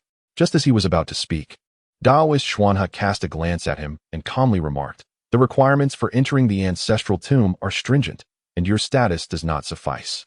Fearing that he might hurt Master Tianji's pride, Daoist Xuanqing added, "This is a tradition of the sect. I too experienced the same in my time." Once, Daoist Xuanqing was a highly esteemed elder of the Kaoshan sect, but he inadvertently revealed his strength at the Lingdao realm. At that time, he was compelled by Daoist Xuanhe to enter the ancestral ground, where he was thought to have transcended into an immortal, vanishing into the sea of humanity. Before entering the ancestral ground, he had only heard whispers of the ancestral tomb and had never been deemed worthy to enter. Master Tianji genuinely yearned to behold the ancestral tomb, for it harbored the true essence of the sect, where many past ancestors lay in eternal slumber. He remained silent, merely nodding in acknowledgement.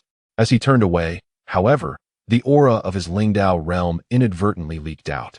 Instantly, Daoist Xuanhe and Xuanqing were taken aback, gazing at him in astonishment. "Have you broken through to the Lingdao realm? You can't be more than 500 years old, can you?" Achieving the Lingdao realm is an arduous endeavor. They recalled their own struggles, having spent countless years barely managing to break through. Moreover, Daoist Xuanhe's expression grew peculiar. Just months prior, during the battle in the Blood Demon Clan's secret realm, he had been aware that Master Tianji was merely at the 8th layer of the celestial realm. At that time, due to not having engaged with Guiwan and his companions, an unpleasant incident had ensued. Who would have thought this was merely an act? In reality, he had already attained the Lingdao realm. Reflecting on this, Daoist Xuanhe smiled, his heart filled with admiration. As expected of a peak elder, your concealment is impressive. Having endured such grievances, he managed to keep it hidden. One could only wonder what expressions Guiwan and the others would wear upon learning this. "Oh dear, my apologies. I failed to control myself." Master Tianji scratched his head, offering an awkward smile. Xiancheng Daoren shook his head and smiled, remarking on the childishness of his companion's clumsy performance. Casting a glance at Xianhe Daoren, he suggested, "Brother, let him accompany us. It would be beneficial for him to broaden his horizons." Since Tianji had already attained the threshold of the Dao, entering the ancestral grounds was merely a matter of time. Xianhe Daoren, no longer in opposition, nodded in agreement, saying, "Then let us go together and allow you to witness the world." "Thank you, Esteemed uncles, Tianji Zhenren replied, a smile illuminating his face as he concealed his aura. He added, uncles, but Xian Cheng interrupted, stating, we understand the sect's regulations. There is no need for elaboration. Tianji Zhenren chuckled with ease, filled with anticipation. Having lived nearly 5 centuries, he was finally to behold the splendor of the ancestral tomb. He yearned to discover what level of cultivation was necessary to rest within the ancestral grounds. Although Xianhe Daoren was a consummate master of the Dao, he merely presided over the ancestral site. The distance to the ancestral tomb, it seemed, was still considerable. The ancestral grounds of the Daoyuan sect lay nestled behind Daoyuan Peak, deep within an ancient mountain. This secluded and tranquil place was rich in spiritual energy, resembling an otherworldly paradise. Upon their arrival behind the old mountain, Xianhe Daoren swiftly performed a series of hand seals while reciting incantations. To Tianji Zhenren's astonishment, he opened 9 concealed formations, revealing the true visage of the ancestral grounds. A surge of potent spiritual energy erupted forth, presenting before Tianji Zhenren a breathtaking landscape, harmoniously nestled among mountains and waters, alive with the songs of birds and the fragrance of flowers. Is this the ancestral ground? During my visit a century ago, I entered a mere illusion. Tianji Zhenren exclaimed, somewhat speechless. The concealment was utterly remarkable, to the extent that even insiders could hardly discern the truth. Xianhe Daoren smiled gently and remarked, let us proceed. It is a rare opportunity to enter the ancestral tomb, and we should invite more individuals to enhance the occasion. Moreover, without sufficient numbers, entry into the ancestral tomb is impossible. The trio traversed the picturesque mountains for a while, discovering several cultivation caves, each inhabited by a venerable ancestor of the sect. Most of these individuals were familiar to Tianji Zhenren, having once held esteemed titles as leaders or elders. Xianhe Daoren counted them. With the addition of the 3 of them, they totaled 10. 10 individuals is just right, he declared. Since they had enough participants, they would not disturb the cultivation of the other elders. Tianji Zhenren inquired, where's my master? His master, the previous head of Daoyuan Peak, had entered the ancestral grounds a century ago, and since then, they had not crossed paths. Xian Cheng replied, your master remains deep within the ancestral grounds. The other former heads are also occupied in their critical moments of cultivation, so we shall not intrude upon them. Xianhe added, indeed, at present, your master's strength is such that even I would not dare to assert certainty in a contest against him. He has truly flourished later in life. In his youth, I could easily outpace him, yet since entering the ancestral grounds, he has seemingly activated some hidden potential. Tianji Zhenren felt a tinge of disappointment. He had hoped to pay a visit to his venerable master on this rare occasion. Very well, old fellows, let us prepare to open the ancestral tomb, Xianhe declared, and with a wave of his hand, he cast forth a drop of his own blood. Subsequently, Xian Cheng and the other 8 ancestors replicated the gesture, each releasing a drop of their life essence. 9 drops of fresh blood floated in the air, emanating a vitality that belonged to the realm of transcendence. Erupting like a tsunami, Xuanhe gazed at the master of heavenly mechanisms and said, the entrance to the ancestral tomb is ever-changing and lacks a fixed point. The most straightforward method is to use the blood of 10 disciples at the level of transcendence from our sect as a guide to unlock the entrance. There was an unspoken truth lingering in Xuanhe's words. Among the 10, at least one must possess the pinnacle of transcendence. Upon hearing this, the master of heavenly mechanisms hesitated no longer. He flicked a drop of his own blood, merging it with the blood of the other 9 individuals suspended in the air. The blood, imbued with divinity, fused together, radiating a dazzling brilliance, with a terrifying power capable of swiftly slaying those at the Purple Mansion stage. As the 10 drops of blood united, Xuanhe channeled his mystical arts, forming seals with his hands, and bellowed, open the ancestral tomb. At his command, a mysterious aura erupted in the heavens and earth, pulling the amalgamated blood into the void. Suddenly, a dark, circular opening appeared in the void, just wide enough for a single person to pass through. A dense and extraordinary aura poured forth from the entrance of the ancestral tomb, causing the master of heavenly mechanisms to gasp in shock. This rich spiritual energy, while slightly inferior to that of the Daoyuan Peak, was remarkably close. What manner of place was the ancestral tomb established by the ancestor of the mountain? Theoretically, the ancestral tomb was a resting place for the deceased. Well, theoretically.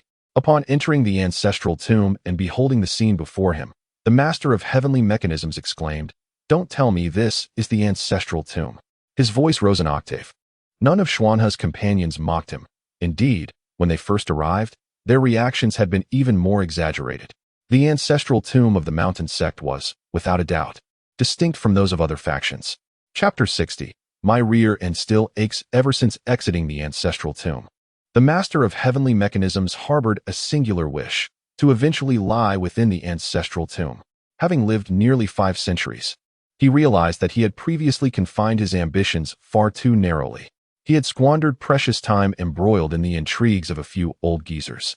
What utter foolishness!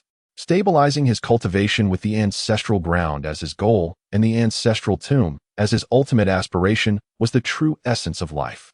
Simultaneously, he recalled how Hua Sanxiong had vehemently refused the sect's arrangements for his demise and to oversee the ancestral ground years ago. Sanxiong, how foolish you are! Had you seen what the ancestral tomb was like, you would surely regret not entering for the rest of your life. That is the true Mountain Sect. Casting a glance at the distracted master of heavenly mechanisms, Xiancheng offered a wry smile, exchanging knowing looks with Xuanhe, both understanding each other's thoughts. Xuanhe then remarked meaningfully, "Qi Tian, you have achieved transcendence at such a young age. Your future is limitless. Strive to enter the ancestral tomb before you reach 1200 years." Upon hearing this, the master of heavenly mechanisms exclaimed that such a timeline was far too slow. Spending so much time cultivating in the outside world was a waste. If he could simply recline and cultivate within, would it not yield greater results? He vowed to step into the ancestral tomb before reaching 1,000 years, becoming one of the strongest foundations of the sect. However, he spoke with a hint of doubt, saying, "Master Uncle, it seems quite difficult. The transformations of the saint have thwarted many a genius."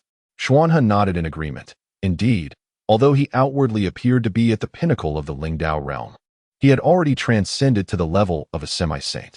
He was currently striving to break through the shackles and endeavoring to enter the ancestral tomb at the earliest opportunity.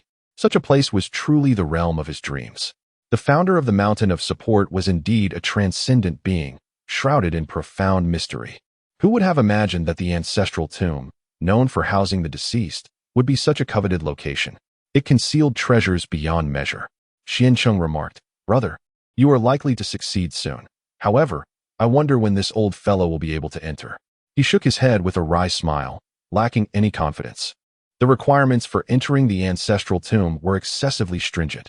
Even the ordinary entry was fraught with challenges, necessitating the assembly of 10 individuals, with a leader who had attained the pinnacle of the Lingdao realm. Furthermore, without a valid reason, one could face severe repercussions for attempting to enter indiscriminately. The other elders of the sect, despite having reached the zenith of cultivation in this age of dwindling spiritual energy, also harbored little confidence regarding entry into the ancestral tomb. However, they would not relent. One must possess aspirations, for without effort, how could one ascertain their limitations? The founder of the Mountain of Support created such a place to instill hope within them, a hope for the entire sect. While the 10 individuals conversed, one person remained silent, the elder who had been summoned from the ancestral tomb.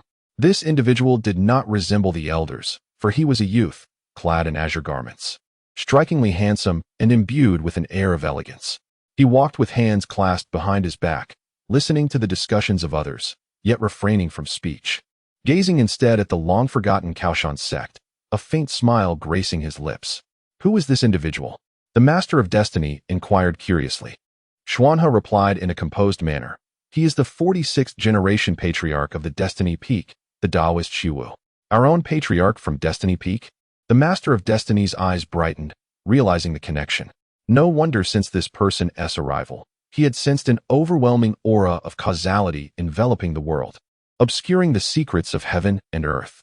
Indeed, Xuanhe affirmed, the matter concerning the Su Huang Emperor's tomb is of paramount importance and far-reaching implications. Considering the potential dangers involved, it is most appropriate to summon the Patriarch of Destiny Peak, who specializes in the arts of destiny and causality.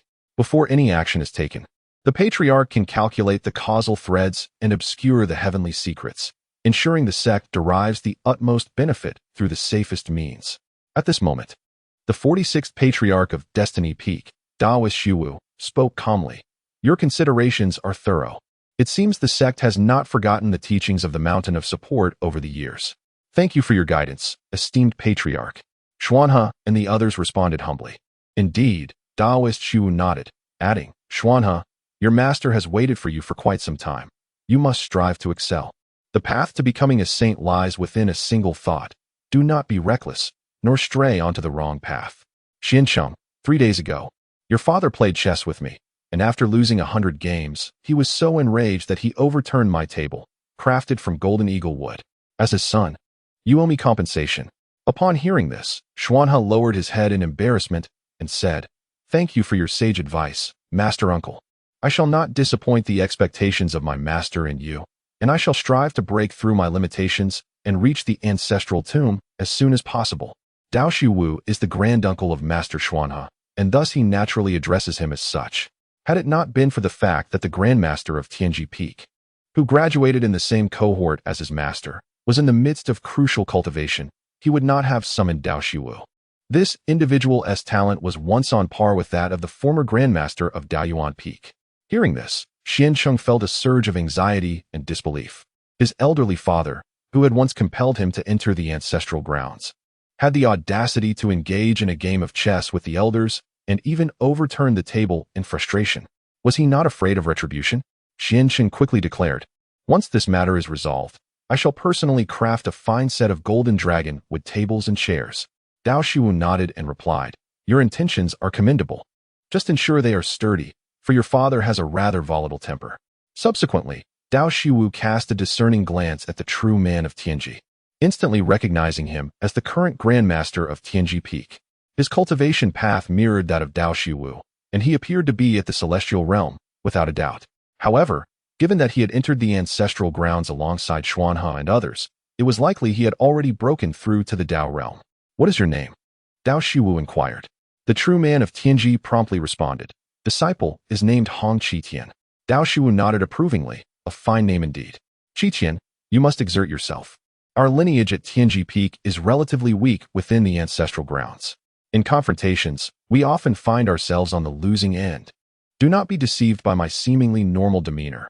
Just days ago, that member of the Hua family struck with considerable force. My rear is still sore. The true man of ThingI was taken aback, feeling quite embarrassed. It turned out that their tradition of resorting to violence at the slightest disagreement persisted even within the ancestral grounds. Xuanhe and the others exchanged peculiar glances, and with a light cough, they felt pity for their own ancestors who had already entered the ancestral grounds. They wondered how they were faring within. Had they faced any punishment? Enough of idle chatter. Dao Shiwu interjected. Let us discuss the matter at hand. What is the specific situation regarding the Xianhuang Emperor's tomb that you mentioned? Previously, when Xuanhe sought him out, he had only been informed of the general circumstances, lacking detailed knowledge. Xuanhe explained, at present, the imperial might of the Xianhuang Emperor's tomb has diminished to an icy nadir. Cultivators at the Dao realm can now approach within 1,000 miles. Those at a slightly higher level in the Dao realm are already several hundred miles distant from the tomb. The forces of the Extreme Dao Holy Lands have likely summoned semi-saints, or even saint-level ancestors, and are probably preparing to infiltrate the tomb ahead of us. Dao Shiwu comprehended the peril of their undertaking through Xuanhe's words. He remarked, although the Extreme Dao Holy Lands possess imperial weapons, one must strengthen their own foundation. Provided their numbers are not overwhelming, I shall take charge of the situation. Chapter 61. The more, the merrier in the face of the Extreme Dao Holy Lands. Dao Shiwu remained remarkably confident, his countenance serene, as if he were merely stating an ordinary fact. After a moment's reflection, he added, however, if their numbers are too great and the consequences too severe, it would be prudent for our sect to avoid confrontation to prevent any repercussions that could implicate us and expose secrets of the heavens. Bear in mind, regardless of the circumstances, we must remain vigilant against the Extreme Dao Holy Lands, for they have previously produced emperors and are far more complex than they appear. Upon hearing this, the others nodded thoughtfully. They sensed a peculiar tension. It seemed they had not regarded the Extreme Dao Holy Lands as lightly as they had initially suggested. Otherwise, why resort to recruiting within the ancestral grounds? Dao Shiwu cast a glance at the group, pondering for a moment before speaking. Xuancheng, and the rest of you, your realms are insufficient. Bring in others. At the very least, They must be at the perfection stage to be of any use. When it comes to a real confrontation, our sect should not be at a disadvantage. Xuanqing felt a twinge of embarrassment at the remark about his low realm. He inquired, Ancestor, how many at the perfection level should we summon? Dao Xihua replied, the more, the better. Remember, they must depart promptly and discreetly. Keep their movements concealed. When the time comes for them to act, I shall signal. Xuanqing nodded and then departed with 7 other ancestors, leaving only the Heavenly Machine Master behind as they returned to their ancestral grounds. The Heavenly Machine Master, sensing the situation, remarked, Ancestor, my realm is too low. I shall refrain from getting involved and will return to the sect to diligently cultivate, striving to enter the ancestral tomb and lend a hand in battle sooner. Dao Xihua nodded in satisfaction, saying, enhance your footwork and boxing techniques. In combat, every punch must land with impact. Go forth. The Heavenly Machine Master appeared enlightened and left with a contemplative demeanor. Master Uncle, shall we proceed? Inquired Zhuang. Dao Xihua nodded, instructing, let us head to the teleportation gate. Time is of the essence. Your disciple Yuntian is there, and his low realm may render him vulnerable. Zhuang smiled slightly and reassured, Master Uncle, though my wayward disciple's abilities may not be formidable, he possesses a certain awareness when it comes to survival. I shall go ahead and ensure his movements remain concealed. In such circumstances, his outward appearance as a heavenly being will not draw undue attention. Dao Xihua nodded in agreement. Soon, the two arrived above the Daoyuan sect, gazing at the 7 main peaks and the familiar scenery of the sect after a long absence. Dao Xihua felt a wave of nostalgia. His gaze swept over the Heavenly Machine Peak before being drawn to the Dao Source Peak. He mused, since the establishment of our sect, the first generation of the Hua family at Dao Source Peak has been legendary, and even now, it remains so. The concentration of spiritual energy has reached such heights. I suspect the current leader of Dao Source Peak possesses a high level of cultivation. Zhuang recalled the visage of Hua Yunfei, remarking, he is but a mere child of around 100 years. His exact realm is unknown, but likely not substantial, though his talent is indeed remarkable. 100-year-old heavenly being in this age of dwindling paths is undoubtedly a top-tier gift. Few can surpass him. After all, once one reaches the Purple Mansion realm, the speed of cultivation significantly diminishes, often taking years, if not decades, to advance even a single stage. 100 years? Dao Xihua furrowed his brow, catching on to a crucial detail. How can the 99th leader be so young? Hasn't his father been in the ancestral tomb for nearly 200 years? Zhuang recognized Dao Xihua's misunderstanding and clarified, the Dao Source Peak has now been passed down for 100 generations. As for the 99th leader, he glanced at Dao Xihua's expression and continued, he ran away 30 years ago. He refused to enter the ancestral grounds, let alone the ancestral tomb. Oh, Dao Xihua narrowed his eyes, pondering, I wonder how his father would react upon learning of this. If I encounter him, I shall certainly impart some lessons. To avoid the ancestral tomb, is he not being reckless? Let us go. We shall converse as we walk. Dao Xihua remained deeply concerned about the current state of the sect. Perhaps due to his prolonged absence, he felt nostalgic, eager to hear tales of the past and updates regarding recent disciples. 2 individuals traversed the domain of the Mount Reliance sect, so ethereal in their presence that passers-by remained oblivious to their existence. They seemed to wander through an abyss of nothingness, veiled by the celestial mysteries, unbound by causality. Soon, they arrived at a humble mountain nestled among the 7 peaks, the very site of the spatial gateway of the Mount Reliance sect.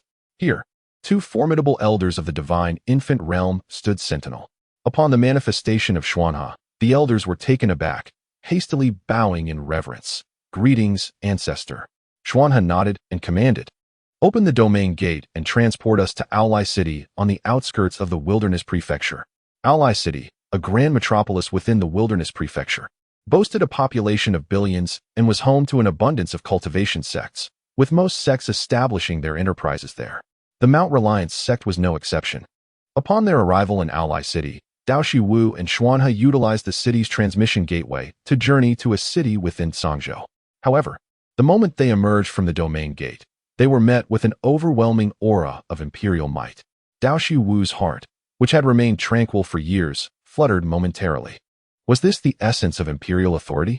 Even he, upon sensing it, was gripped by a chilling fear, an involuntary reverence for those in power.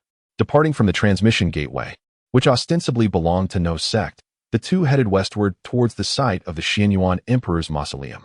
Above them, an abundance of divine rainbows pierced the clouds, exuding immense power and speed. Each rainbow heralded a formidable cultivator, all hastening towards the Xianyuan Emperor's tomb. Casting a glance at the increasingly faint 33 heavens, Dao Shiwu remarked, "I yearn to witness the true manifestation of the Xianyuan Emperor's extraordinary physique. It must be a breathtaking spectacle." The 33 heavens, as the imperial aura waned, became ever more indistinct, with the ethereal palaces gradually fading from sight. Yet, Dao Shiwu discerned that when the genuine 33 heavens would reveal themselves, it would be a sight of unparalleled grandeur. Xuanhe mused, regrettably, even an emperor can only endure for a mere 100,000 years, unable to seal themselves away. Perhaps this is the fairness of the heavenly Dao? As they conversed, they burst forth from the spatial confines into the void, embarking on a swift journey.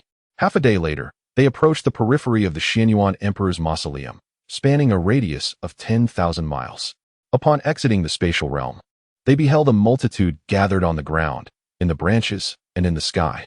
Among them were many fearsome beasts transformed into humanoid forms, while others, disdaining human semblance, manifested in their true terrifying forms, their menacing presence deterring all from approaching. Dao Shiwu furrowed his brow and stated, "I sense the presence of sages, more than one. However, whether the imperial treasures have been brought here remains indeterminate. They must have concealed them by their own means." Xuanhe replied, "Why would they resort to imperial treasures for merely an emperor's tomb? Does the extreme Dao sacred land lack for treasures?"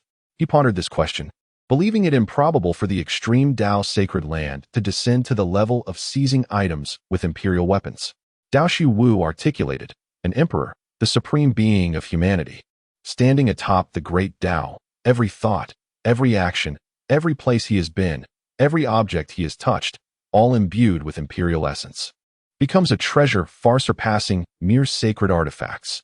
If, in addition, there exists a fragment of the body or a strand of hair belonging to the supreme emperor within the Xian Huang Emperor's tomb, even a mere drop of the emperor's blood would possess an overwhelming intent to kill, capable of slaying even a quasi-emperor in an instant.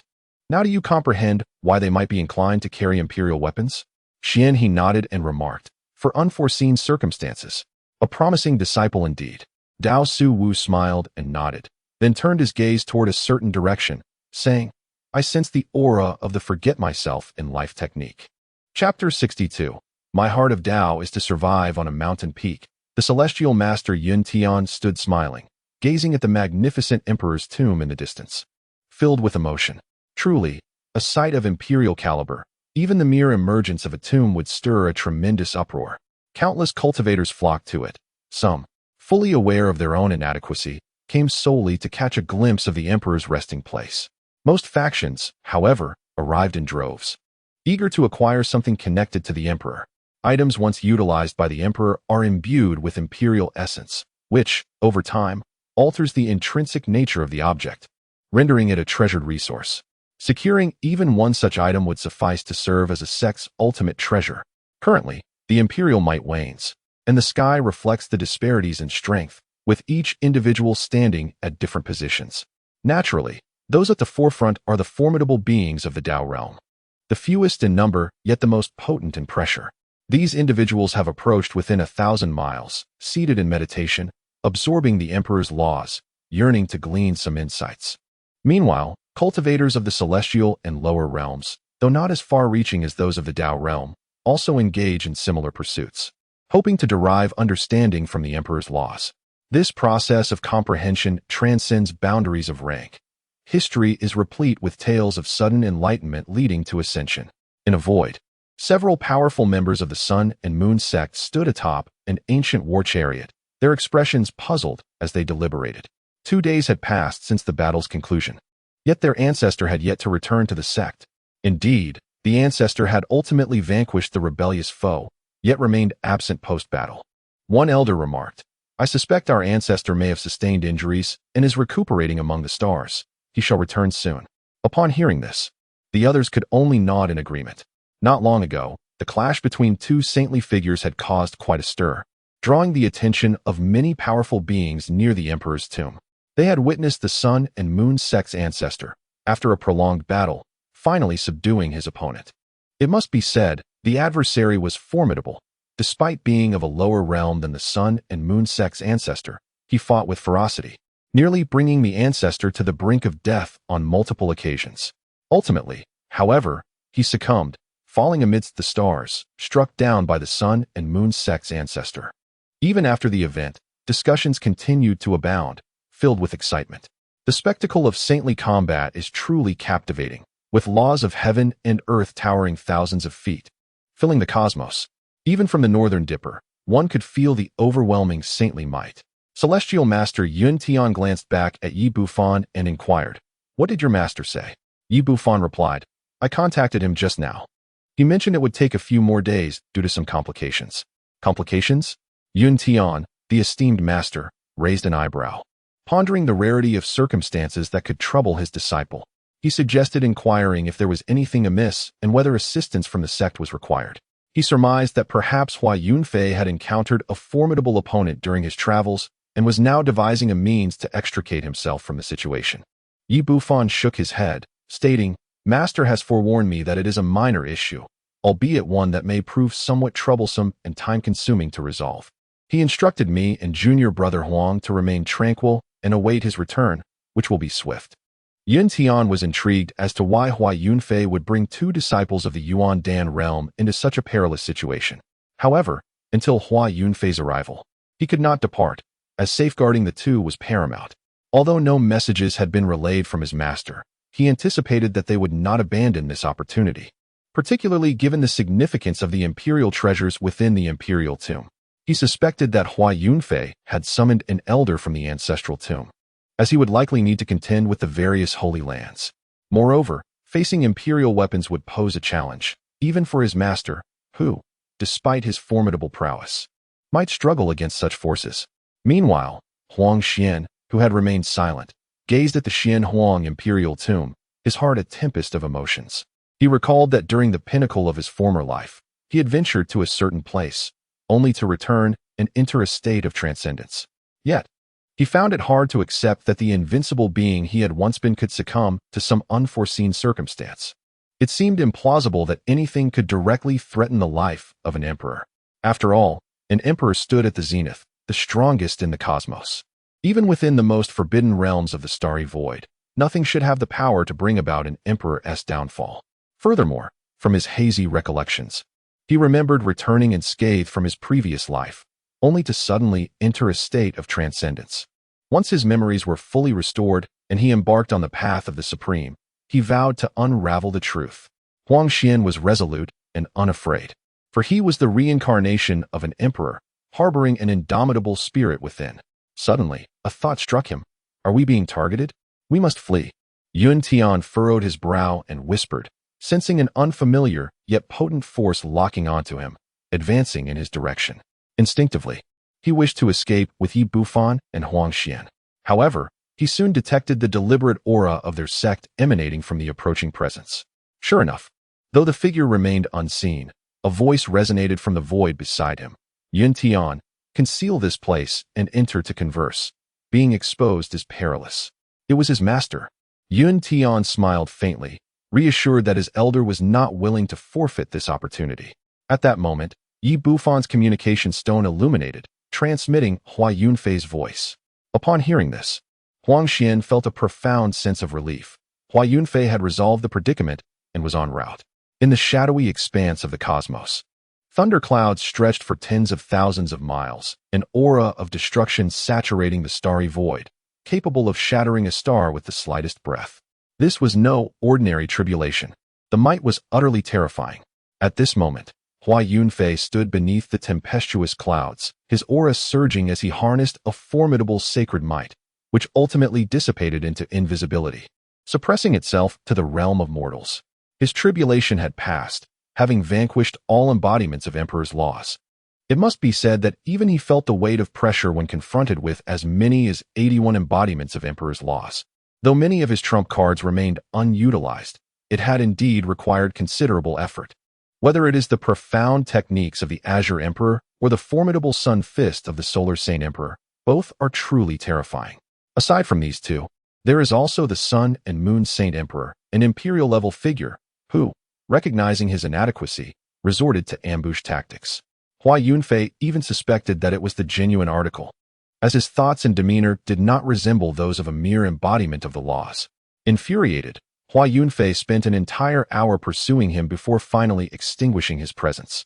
This tribulation was a metamorphosis, an elevation of power, and it allowed him to perceive something he had sensed previously, that the end of the Dharma era imposed restrictions on others, yet did not constrain him.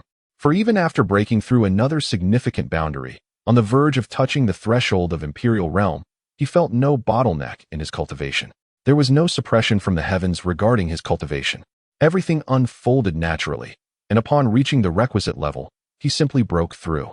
This rapid progress in his cultivation over the past century could very well be attributed to that ostentatious system he so despised. He wondered, on the day he transcended to the Emperor realm, would he be able to challenge the myriad powers of the cosmos without a heart of proof? Impossible. Absolutely impossible. Do not indulge in such fantasies. Hearing the system's words, Hua Yunfei shook his head with a smile and said, I do not possess a heart of invincibility. My heart of the Tao is merely survival. Perhaps I shall carve a new path to enlightenment. Challenging the cosmos is beyond my capabilities. Subsequently, as the thunderclouds dispersed, Hua Yunfei recalled the banners of the concealed formation from the starry expanse and departed from the area. Before he could approach the northern Dipperstar region, he sensed the aura of a heavenly tribulation not far away. The individual undergoing the tribulation was someone he recognized. Chapter 63. Filial Piety and Devotion Above a Dim Star. Tribulation clouds roiled, stretching for nearly 10,000 miles. This was the sacred tribulation. Someone had broken through the confinement of the sage level, prompting a resonance with the heavens, thus summoning the tribulation. A man in a black robe stood tall, his back straight, with confident and excited eyes visible through his bronze mask. The sacred tribulation. This was indeed the sacred tribulation. Ha ha ha. I am finally on the path to becoming a sage. The likes of Yin Tian and his companions would surely be envious. The man in black laughed heartily, exhilarated, for he had achieved sage level at such a young age, likely to infuriate Yin Tian and Go Yuan. Moreover, there was his father, who had been in the ancestral tomb for nearly 200 years. As a child, he used to boast incessantly about his prodigious talents. Although he yearned to show off, he feared a beating if he sought him out, so he resolved against it. Furthermore, should he enter, there was no guarantee he could return. This time, he had important matters to attend to and could not afford to linger in the ancestral tomb as a mere corpse. Boom. Within the thunderclouds, the sea of lightning coalesced, and a dreadful pressure descended, rendering the man in black solemn. Since the end of the Dharma era, there have been two significant challenges to becoming a sage. Firstly, in this current age, it is exceedingly difficult to cultivate to the sage level. Secondly, those who do reach the sage level often cannot withstand the sacred tribulation. This has resulted in a landscape where only those ancient families with substantial heritage and formidable sacred grounds can nurture sage-level cultivators. Other forces typically reach only the semi-saint level before hitting a wall. The sacred land of the extreme path commands a panoramic view of the entire star domain.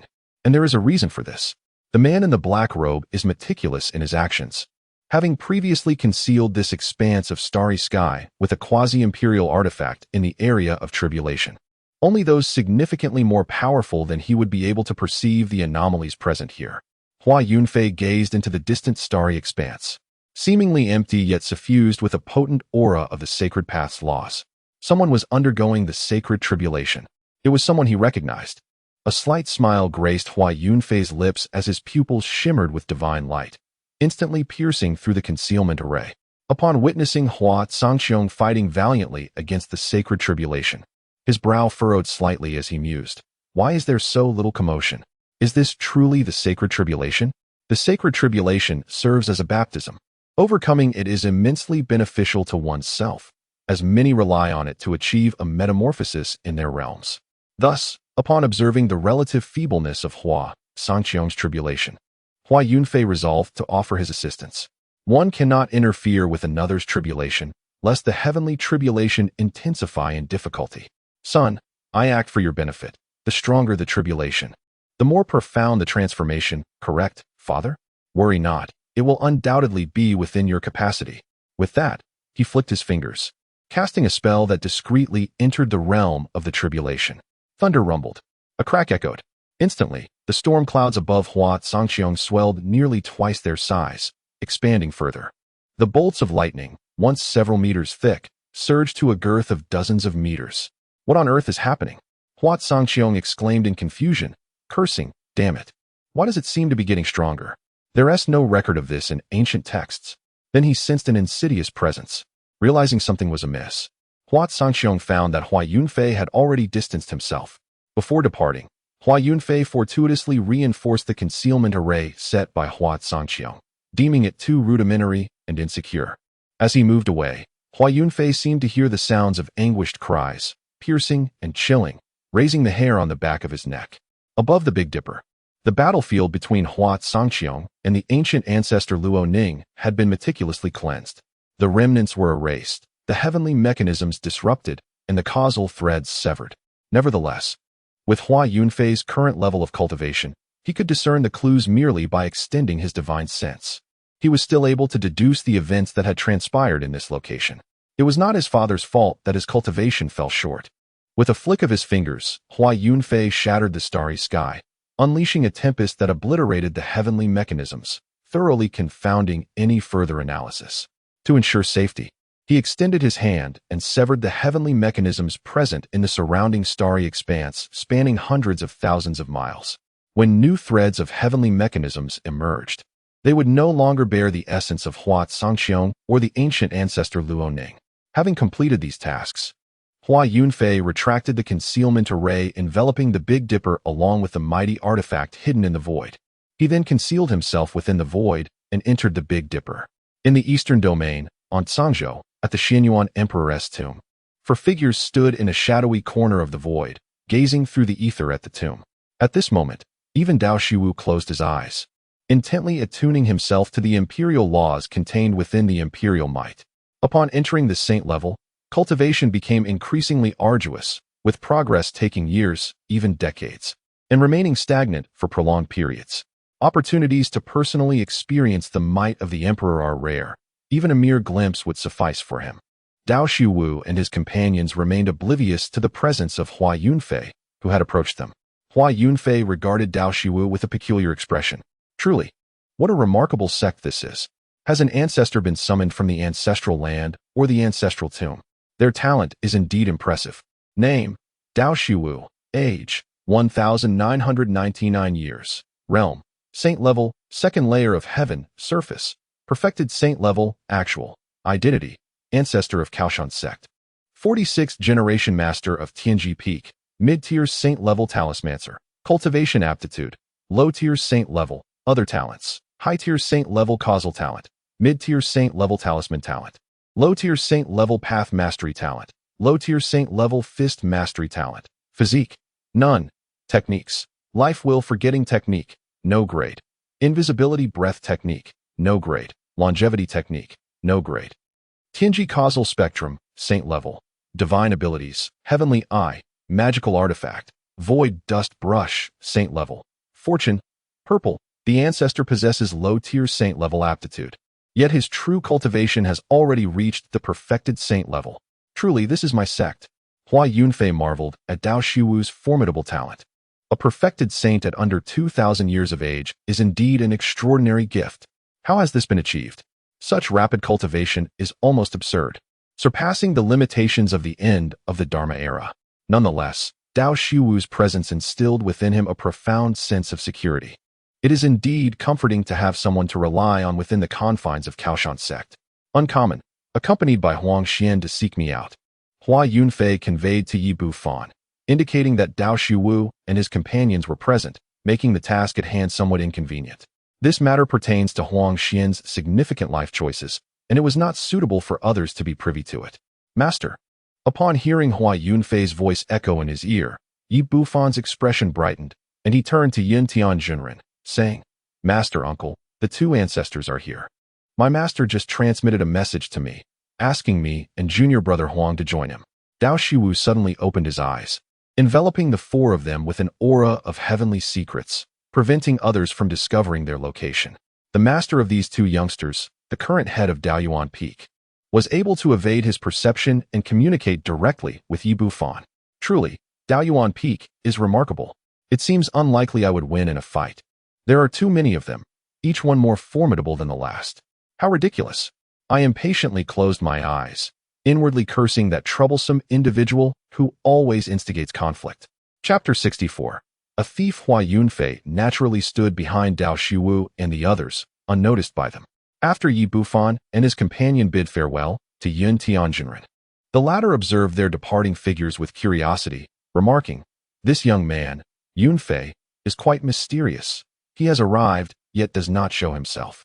Xuanhe smiled and replied, "Let the children pursue their endeavors. It is best for us old fellows to refrain from interfering. After all, if they encounter danger, we shall bear the burden for them. Isn't the sect their steadfast support?" The celestial master Yuntian nodded, acknowledging that the three young ones likely would not cause any significant disturbances here. Xuanhe remarked that this rare opportunity, the imperial might and the laws of the emperor's way, were indeed valuable. Yuntian sighed, expressing a sense of reluctance to depart from the mundane world as he progressed in his realm, stating that he would soon have to sit in the ancestral land. Xuanhe reassured him, saying that the ancestral land was relatively free, and inquired if he was not eager to enter the ancestral tomb. Upon hearing the mention of the ancestral tomb, Yuntian fell silent, contemplating that it might be time to seek a dignified exit when the opportunity arose, and to give his master a drop of blood. In a secluded spot, Yi Bufan and Huang Xian awaited, as per Hua Yunfei's instructions. Soon, they were enveloped in a special concealment technique, and Hua Yunfei appeared beside them, addressing Huang Xian. He noted that with the imperial might having reached a freezing point, those from the extreme sacred lands would likely be unable to restrain themselves any longer. He sensed the presence of more than one imperial artifact in the surrounding void. Although these artifacts were well hidden, the faint imperial might would inadvertently emanate a counterforce when encountering the Xianhuang imperial might, thus attracting the attention of those who were vigilant. Hua Yunfei emphasized that they must infiltrate the Xianhuang emperor's tomb ahead of others, and to do so safely without arousing suspicion from the extreme sacred lands wielding imperial artifacts. Huang Xian's role was deemed crucial. As the reincarnation of the Xianhuang Great Emperor's bloodline, his essence was undoubtedly linked to that of the Great Emperor. By utilizing Huang Xian's blood as a conduit, they could establish a connection to the inner sanctum of the tomb with minimal disturbance. Upon seeing Hua Yunfei, both Yi Bufan and Huang Xian felt a significant sense of reassurance.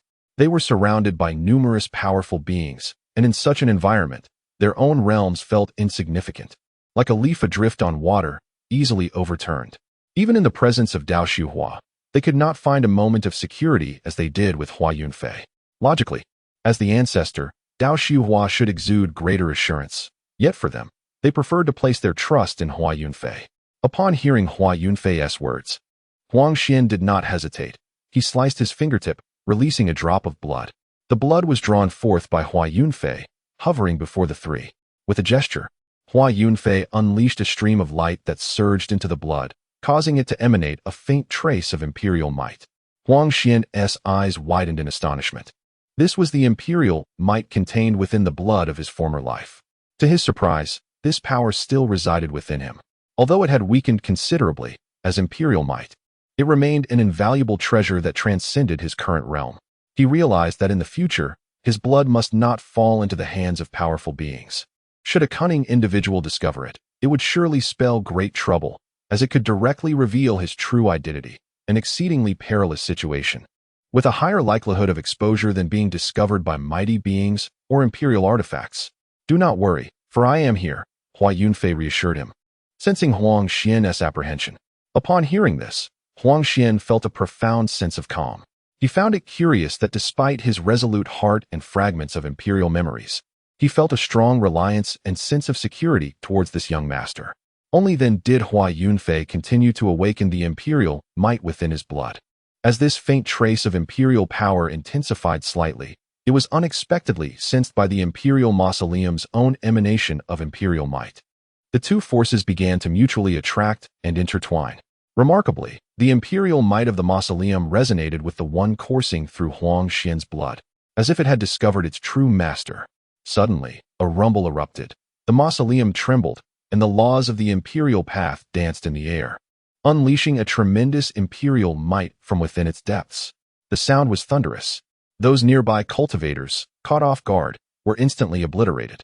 Even those of ordinary Dao approaching level, unable to react swiftly, met a grim fate on the spot.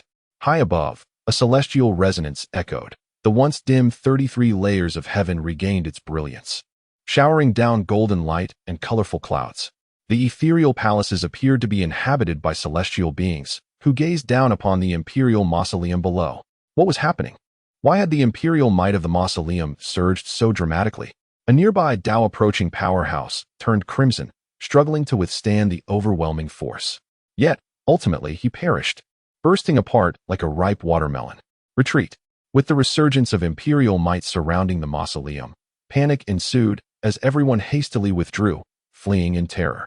It was only after retreating 100,000 miles that the imperial might began to dissipate. In the shadows, the Extreme Dao sacred grounds also withdrew to 100,000 miles away, their imperial weapons emitting a faint glow. The recently unleashed profound yellow imperial might was perceived as a provocation by them. The weapons, possessing a spirit of their own, displayed a rebellious temperament, even yearning to break free from their wielders in the sacred grounds and charge into the mausoleum for a confrontation. What was amiss? The imperial might had plummeted to an icy low for months, yet today it erupted suddenly, forcing us back 100,000 miles. Moreover, there were no forewarnings. From the shadows, an ancient figure from the Tian Shu sacred grounds furrowed his brow and spoke, his voice low yet resonant, as if questioning other Extreme Dao sacred grounds. A woman's voice rang out, clear and melodious, stating, "Perhaps it is a phenomenon of returning light. This may be the final explosion of imperial might, and soon we shall be able to enter the mausoleum." This was a response from a powerful entity of the Yaoqi sacred grounds. Legend has it that the founding ancestor of the Yaoqi sacred grounds was a female human emperor, extraordinarily gifted, who suppressed an entire era and reigned supreme over the starry expanse. Regardless, this time, the profound yellow imperial mausoleum shall be shared among our strongest factions. As for the other forces, humph. A sinister voice responded, dismissing the other factions entirely. A powerhouse from the Tian Shu sacred grounds cast a glance, snorting softly. The Wan Ku mountain was as domineering as ever. Masters of the art of goo poison, they fearlessly engage in group battles, while others harbor great trepidation towards them. Once ensnared by goo poison, one would be controlled and find it exceedingly difficult to escape, which is why the Wan Ku mountain of the southern region is deemed the most formidable of the Extreme Dao sacred grounds. It is said that their Extreme Dao imperial weapons can even sow goo from a distance, making them virtually impossible to defend against. Even among Extreme Dao sacred grounds, few wish to confront them. Enough with the idle chatter. The imperial might is waning. As speculated by the Yaoqi sacred grounds, this is indeed the final explosion. Another faction spoke, clad in Dao robes, their expressions calm as they stood and voiced their thoughts. These individuals hail from the Kunlun Divine Palace of the northern region. It is rumored that their ancestors originated from another star domain. After a devastating war in that realm, they fled in defeat. Meanwhile, other forces remained quietly observant, refraining from speaking, yet maintaining a vigilant watch over the imperial tomb of Xianyuan. Almost simultaneously, their figures gradually gravitated towards the imperial tomb. Unbeknownst to them, the imperial tomb was poised to unleash its final surge of imperial might, a force intended to conceal its true nature. This was a contingency left by the great Emperor Xianyuan to eliminate risks, ensuring that Huang Xian could enter the tomb unimpeded by external adversaries. At this moment, Hua Yunfei, Yi Bufan, and Huang Xian had indeed penetrated the imperial tomb, successfully entering its inner sanctum. However, the trio suddenly froze, for they realized they were not the first to arrive. There were thieves. Huang Xian's expression changed. How could someone already be excavating his ancestral grave? The imperial might had not completely dissipated. How could anyone have entered so swiftly? The supreme sacred grounds had not even stirred. Ha ha ha, what a windfall. This time, I have struck gold. Those foolish sacred grounds remain unaware that I have nearly emptied the tomb. Chapter 65. How can others survive? A maniacal laughter echoed from around the corner. The voice's owner was exceedingly arrogant, stuffing treasures into his possession while incessantly belittling those sacred grounds yet to enter. You are all mere younger brothers. While you are entangled, I have taken the lead. When you finally arrive and behold the empty tomb, will you not be driven to madness? Ha! The very thought of that scene brings me joy. Hua Yunfei, Yi Bufan, and Huang Xian exchanged peculiar glances, their expressions reflecting their astonishment. Who could possibly have entered the tomb so swiftly? Had the recently unleashed Imperial might not been sufficient to obliterate him? Hua Yunfei gestured for the trio to conceal their presence, driven by curiosity as they moved closer. Junior brother, remain calm, Yi Bufan urged, noticing Huang Xian's clenched fists. He understood well that one could hardly find joy in the desecration of their ancestral grave. Furthermore, the audacity of the intruder, who not only crept in stealthily but also mocked the powers of the world, was infuriating. Even one as composed as Yi Bufan felt the urge to charge forward and deliver a few blows. Such insolence. Taking a deep breath, Huang Xian's teeth trembled as he spoke. To enter through proper means is to go with the flow. Yet he has audaciously robbed my grave, master. I implore you to take action on my behalf. Upon hearing this, Hua Yunfei nodded in affirmation, stating, Rest assured, today I shall act on your behalf. Those who dare to plunder my disciple's tomb are surely courting death. Within the tomb, the Imperial might have significantly waned following the earlier explosion. Even those of the highest celestial realm could withstand its residual effects. This was due to the explosive force having emanated from within, rendering the external Imperial might, though diminished, far more potent than that within. Thus, it was not yet time for everyone to enter. Only those sacred grounds equipped with Imperial artifacts managed to approach. Inside the tomb, there lay a grand bronze palace, exuding an ancient and profound aura, devoid of excessive embellishments in its internal structure, yet remarkably spacious. Within the confines of the chamber, where treasures meant for burial should have been displayed, only empty racks remained, or had all the riches vanished. This is rather excessive, not a single piece left behind, Yi Bufan muttered, pondering the ruthlessness of this individual, as if nothing could survive in his wake. As the trio rounded a corner, they finally caught sight of the source of the noise. Before them stood a rotund figure, his large, bead-like eyes bulging with excitement as he beheld the treasures, which seemed to glimmer under his gaze. His plump visage, typically endearing, bore a lewd smile at that moment. In his left hand, he held an ancient bronze compass, while a white silk ribbon was tied around his waist. He was rummaging through what appeared to be a treasure trove within a storage room. Ha ha ha, mine. Oh mine. The portly Taoist chuckled lewdly, hastily stuffing the treasures into his purple abode, his movements fluid and remarkably swift. It was evident that he was a seasoned thief. Suddenly, a chill ran down his spine. He turned abruptly, only to find nothing behind him. Furrowing his brow, the stout Taoist scanned his surroundings, muttering, How peculiar. Why do I sense a cold glimmer at my back? Regardless, he dismissed the feeling, reminding himself that with the recent eruption of Imperial might, the extreme sacred lands would soon arrive. He needed to hasten his efforts. After accomplishing this grand heist, he would swiftly depart from the Big Dipper Star domain. Unbeknownst to him, Hua Yunfei and his companions were indeed lurking behind him, yet he remained oblivious. Observing the stout Taoist, Hua Yunfei narrowed his eyes and remarked, What a pig spirit. Indeed, this rotund figure was a manifestation of a pig. Name, Jiadobo. Age, 421 years. Realm, first layer of celestial being, surface. First layer of Dao realm, actual. Identity, wandering pig spirit. Profession, tomb raider. High-level celestial array master. Mid-level celestial formation master. Cultivation aptitude. Low-level sacred grade. Other talents. Low-level sacred grade formation talent. Low-level sacred grade talisman talent. Low-level sacred grade earth talent, etc. Physique. None. Cultivation techniques. Purple profound art. Purple grade. Sacred map. Saint grade. Talisman deciphering. Saint grade. Tomb raiding revelation. No grade. Divine powers. None. Magical artifacts. Ancient bronze compass. No grade. Filial white silk. No grade, etc. Fate. Golden. A pig spirit possessing sacred grade aptitude and golden fate. How could anyone else compete? Hua Yunfei was at a loss for words, despite being a pig spirit. This individual exhibited remarkable talent, with luck that rivaled both Yi Bufan and himself, reaching the pinnacle of golden fortune. A pig spirit with such extraordinary luck. This character was also a professional tomb raider, and it was likely that most of the treasures he carried were pilfered. Moreover, Being the first to enter the imperial mausoleum suggested that this pig's spirit harbored significant secrets. Although Jiadobo's true strength had reached the Dao realm, such power was commonplace outside the mausoleum. Thus, his early entrance must surely indicate he possessed something of great value. Hua Yunfei's gaze fixated on the ancient bronze compass cradled in Jiadobo's hand, suspecting it to be a magical artifact, yet he could discern no unique qualities about it.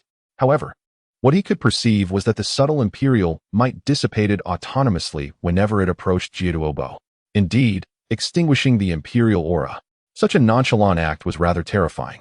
Furthermore, the white silk tied around Jiadobo's waist, seemingly a specialized artifact for tomb raiding, could repel malevolent spirits and subdue the restless souls. Quite affluent indeed.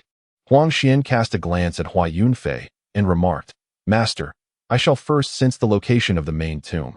I entrust this tomb raider's resolution to you. He must not be allowed to act so arrogantly. It is infuriating." Huang Xian had to locate the main tomb first, for the imperial heart should be sealed there. Only by merging with the imperial heart could his deficiencies be rectified. Perhaps his talent could ascend to the level of a great emperor. However, the main tomb was undoubtedly the most significant place within the imperial mausoleum, exceedingly difficult to locate. Only he, due to the blood of the Xianhuang great emperor coursing through his veins, could sense the approximate position of the main tomb through his own blood. Yet, it required time. "I shall assist you." Hua Yunfei gently touched Huang Xian's brow, and instantly, Huang Xian felt his thoughts become clear. The entire bronze ancient hall seemed to imprint itself in his mind. He sat cross-legged on the ground, beginning to sense the location of the main tomb. Meanwhile, Yi Bufan approached him, standing guard. Hua Yunfei, on the other hand, turned his gaze towards Jiaduobo. At that moment, Jiaduobo had already collected all the treasures within the treasure vault, leaving it utterly barren, perhaps having taken too many items pertaining to the great emperor. An elusive imperial aura began to manifest around Jiaduobo. For ordinary cultivators, this would impose an absolute suppression of their aura, capable of shattering their mental resolve with but a thought. This exemplified the might of the great emperor. Even those who merely acquired his possessions could become formidable. Just as Jiaduobo prepared to move to the next location, suddenly, the ancient copper compass in his hand trembled, and a powerful force began to pull him away. Jiaduobo was startled. The ancient copper compass, which had accompanied him for 3 centuries, was attempting to slip from his grasp. Despite his desperate attempts to suppress it with his Taoist techniques and reciting incantations, he still could not prevent the compass from soaring out of his palm. It floated not far away, now held in Hua Yunfei's hand. Jiaduobo, upon seeing Hua Yunfei, was taken aback. When did this individual arrive? Chapter 66. I am truly impressed. Jiaduobo's flesh quivered as he beheld Hua Yunfei, utterly astonished. He had not noticed how this person had materialized. He was no fool. He was quite astute. Hua Yunfei's ability to forcibly seize the ancient copper compass indicated his formidable strength, at the very least surpassing his own. He cautiously scrutinized Hua Yunfei and said, "Is it not inappropriate to forcibly seize treasures in broad daylight, esteemed sir?" Hua Yunfei jostled the ancient copper compass. No matter how he examined it, it appeared to be an ordinary object. Yet, this seemingly mundane item could effortlessly shatter imperial might. Intriguing indeed. The more ordinary something appeared, the more extraordinary it often was. Having signed in for over a century and handled countless treasures, he was quite experienced. This ancient copper compass was undoubtedly a treasure. Hua Yunfei glanced at Jiaduobo, whose face had turned a deep shade of crimson, and inquired, "Did you rely on this to enter the imperial mausoleum?" Jiaduobo, the monkey spirit, would certainly not admit to it. With a flick of his eyes, he replied, "Of course not. How could such trifling wares gain entry into the imperial tomb?" "Oh." Hua Yunfei raised an eyebrow, a smile gracing his lips as he inquired, "Then how did you manage to enter the imperial tomb before me?" Jiaduobo delved into his purple mansion, rummaging through until he finally retrieved a black jar, dark and unremarkable. Yet, this seemingly plain jar was a genuine Saint King-level artifact, albeit rather unsightly. It was a treasure he had unearthed 50 years prior within a Saint King-level tomb. Although it pained him greatly to part with it, he understood that without presenting something of value, the other party would remain unconvinced. Thus, he had to sacrifice the lesser for the greater. The ancient bronze compass, a treasure that could pave the way to his fortune in future tomb raiding, must not be compromised. Fortunately, The bronze compass bore no distinctive features, rendering its true nature undetectable. He had stumbled upon the compass's remarkable utility during an unexpected fall into an ancient tomb. The other party likely had yet to discern its significance. It was imperative to tempt them with a valuable item in exchange for the bronze compass. This Saint King-level artifact is how I gained entry into the imperial tomb, Jia Duobao said with a flattering smile. Senior, your strength is profound. If you desire it, please take it. However, the compass is a family heirloom, so I kindly ask you to return it to me. Hua Yunfei did not even glance at the black jar, retorting, do you take me for a fool? You entered before me while I could not breach the Extreme Dao Sanctum, and you dare claim it was through a mere Saint King-level artifact? Jia Duobao was aware that Hua Yunfei would not believe him and had prepared his explanation. Those Extreme Dao Sanctums are merely in a state of mutual restraint, while ancient races observe with keen interest. In such a complicated situation, they naturally cannot enter. This black jar, though somewhat unattractive, is a spatial artifact. While its attack power pales in comparison to Emperor weapons, it can indeed create an opening in the Imperial tomb. Is that so? Hua Yunfei chuckled, shaking his head. This pig spirit possessed a modicum of wit, having concocted such a quick retort. Nevertheless, he was resolute in not returning the bronze compass, which he suspected to be a valuable item worthy of further investigation. The pig spirit had appropriated a considerable amount of Huang Xian's burial treasures, and this would serve as compensation. Seeing Hua Yunfei's blatant disbelief, Jia Duobao felt a surge of frustration. How infuriating! This person was exceedingly overbearing. Despite his polite words and the presentation of a Saint King-level treasure, he remained unappreciative.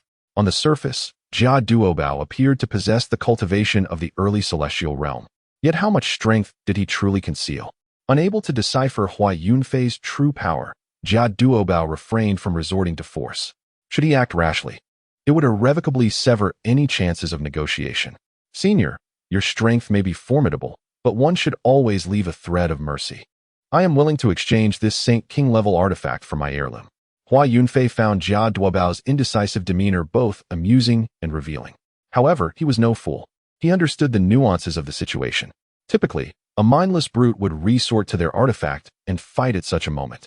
Hua Yunfei inquired, how many more treasures do you possess?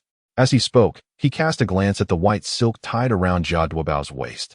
Instantly, Jia Duobao tightened his grip on the silk, wary as he said, Senior, do not go too far.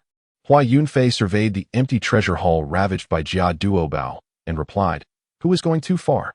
Jia Duobao, without a hint of embarrassment, retorted, it is not even your family's. Do you not understand the principle of first come, first served? Hua Yunfei raised his fist and inquired, do you know what the truth of this world is? Jia Duobao instinctively took a step back, questioning, what do you mean? Hee, you ought to understand, after all. You are quite the crafty pig spirit. Before he could finish, Hua Yunfei had already lifted his hand. Alarmed, Jia Duobao turned to flee, realizing that this man was merely concocting a pretext to rob him. Do not go too far, Jia Duobao shouted, feeling utterly aggrieved, yet with no ability to fight back. He could only escape frantically, evading Hua Yunfei's attacks with agility. He was stunned. What formidable power did Hua Yunfei possess to see through his true form? For him, his true self had always been his greatest secret, aside from the ancient bronze compass. He never anticipated that it would be unraveled by Hua Yunfei. You wish to reason with me? Then allow me to impart a truth. In this world, might makes right. Do you comprehend? Hand it over. Hua Yunfei merely raised his hand, yet to Jia Duobao, it felt omnipresent. No matter where he fled, he could not escape the grasp of Hua Yunfei. Ultimately, with no avenues left for escape, Jia Duobao collapsed on the ground, declaring, I truly concede. I admit defeat. You are indeed formidable. In that moment, Jia Duobao finally grasped that the ominous sign he had foreseen in the starry sky was this very scene. Or perhaps, the harbinger of misfortune referred to the young man in white before him. If given another chance, he would never have ventured to the Northern Dipper. The loss was far greater than the gain. In his heart, no treasure could compare to the ancient bronze compass. Yet now, it seemed not only the compass would be lost to Hua Yunfei, but all his other treasures as well. Seeing that Jia Duobao had ceased his flight, Hua Yunfei withdrew his hand and said, come here yourself. At the sound of this, Jia Duobao pouted, twisting his body, and slowly walked to a spot not far from Hua Yunfei. Casting a glance at Hua Yunfei, he muttered under his breath, "If you curse me again, I shall ensure you will never speak again." Hua Yunfei replied, "You chose the craft of tomb raiding, thus you have sown the seeds of consequence. Stumbling in the imperial tomb today is your retribution. Now, empty your pockets of all valuable possessions." He wished to see if this frequently thieving pig spirit had any treasures akin to the ancient bronze compass. Indeed, this fellow was a bandit. He desired all that was valuable. Jia Duobao's heart bled, yet he dared not resist. The power Hua Yunfei had demonstrated instilled terror within him. He was far stronger than he could have imagined.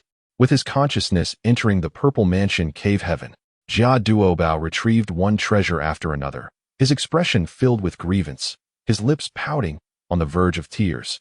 All these had been painstakingly acquired over centuries from various ancient tombs, and now he was forced to relinquish them.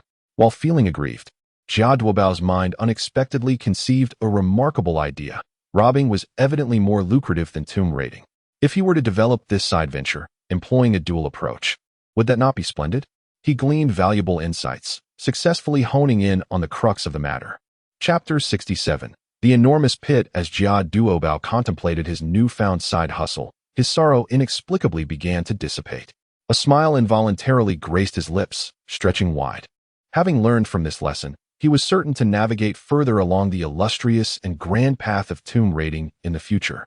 Failure is indeed the mother of success. Furthermore, the equally promising side venture of robbery could expand his entrepreneurial horizons. With this dual strategy, he was bound to amass greater wealth in the days to come. Viable. Absolutely viable. How had he not considered this before? Suddenly, a realization struck him, and his expression stiffened. Wait. Am I not currently being robbed? What am I so pleased about? By the heavens! As the truth dawned upon him, the feelings of grievance that had vanished surged back into his heart. His hands were still busily extracting treasures from the Purple Mansion cave. With each item Jia Duobao pulled forth, a small mountain of treasures gradually formed before the onlookers. Magical artifacts, elixirs, talismans, techniques, spiritual stones, and a myriad of other treasures were present in abundance, surpassing even the repositories of many grand sections. The pile of treasures had grown into a towering mound of several hundred meters high, yet Jia Duobao's hands showed no sign of halting. However, they trembled, for the remaining items were the finest of the lot, and he was reluctant to part with them. 300 years of toil, all returned to square one in an instant. He felt as though he might perish from despair. Yi Bufan gazed in astonishment at the mountain of treasures before him and exclaimed, "Has this person actually robbed the treasury of the ultimate sacred ground? This is far too much." Hua Yunfei chuckled and replied, "There's more to come. This individual is a top-notch tomb raider. It is likely that many grand tombs have fallen victim to his nefarious hands. That white silk sash he wears is a treasure donned only when entering significant tombs, used to suppress malevolent spirits.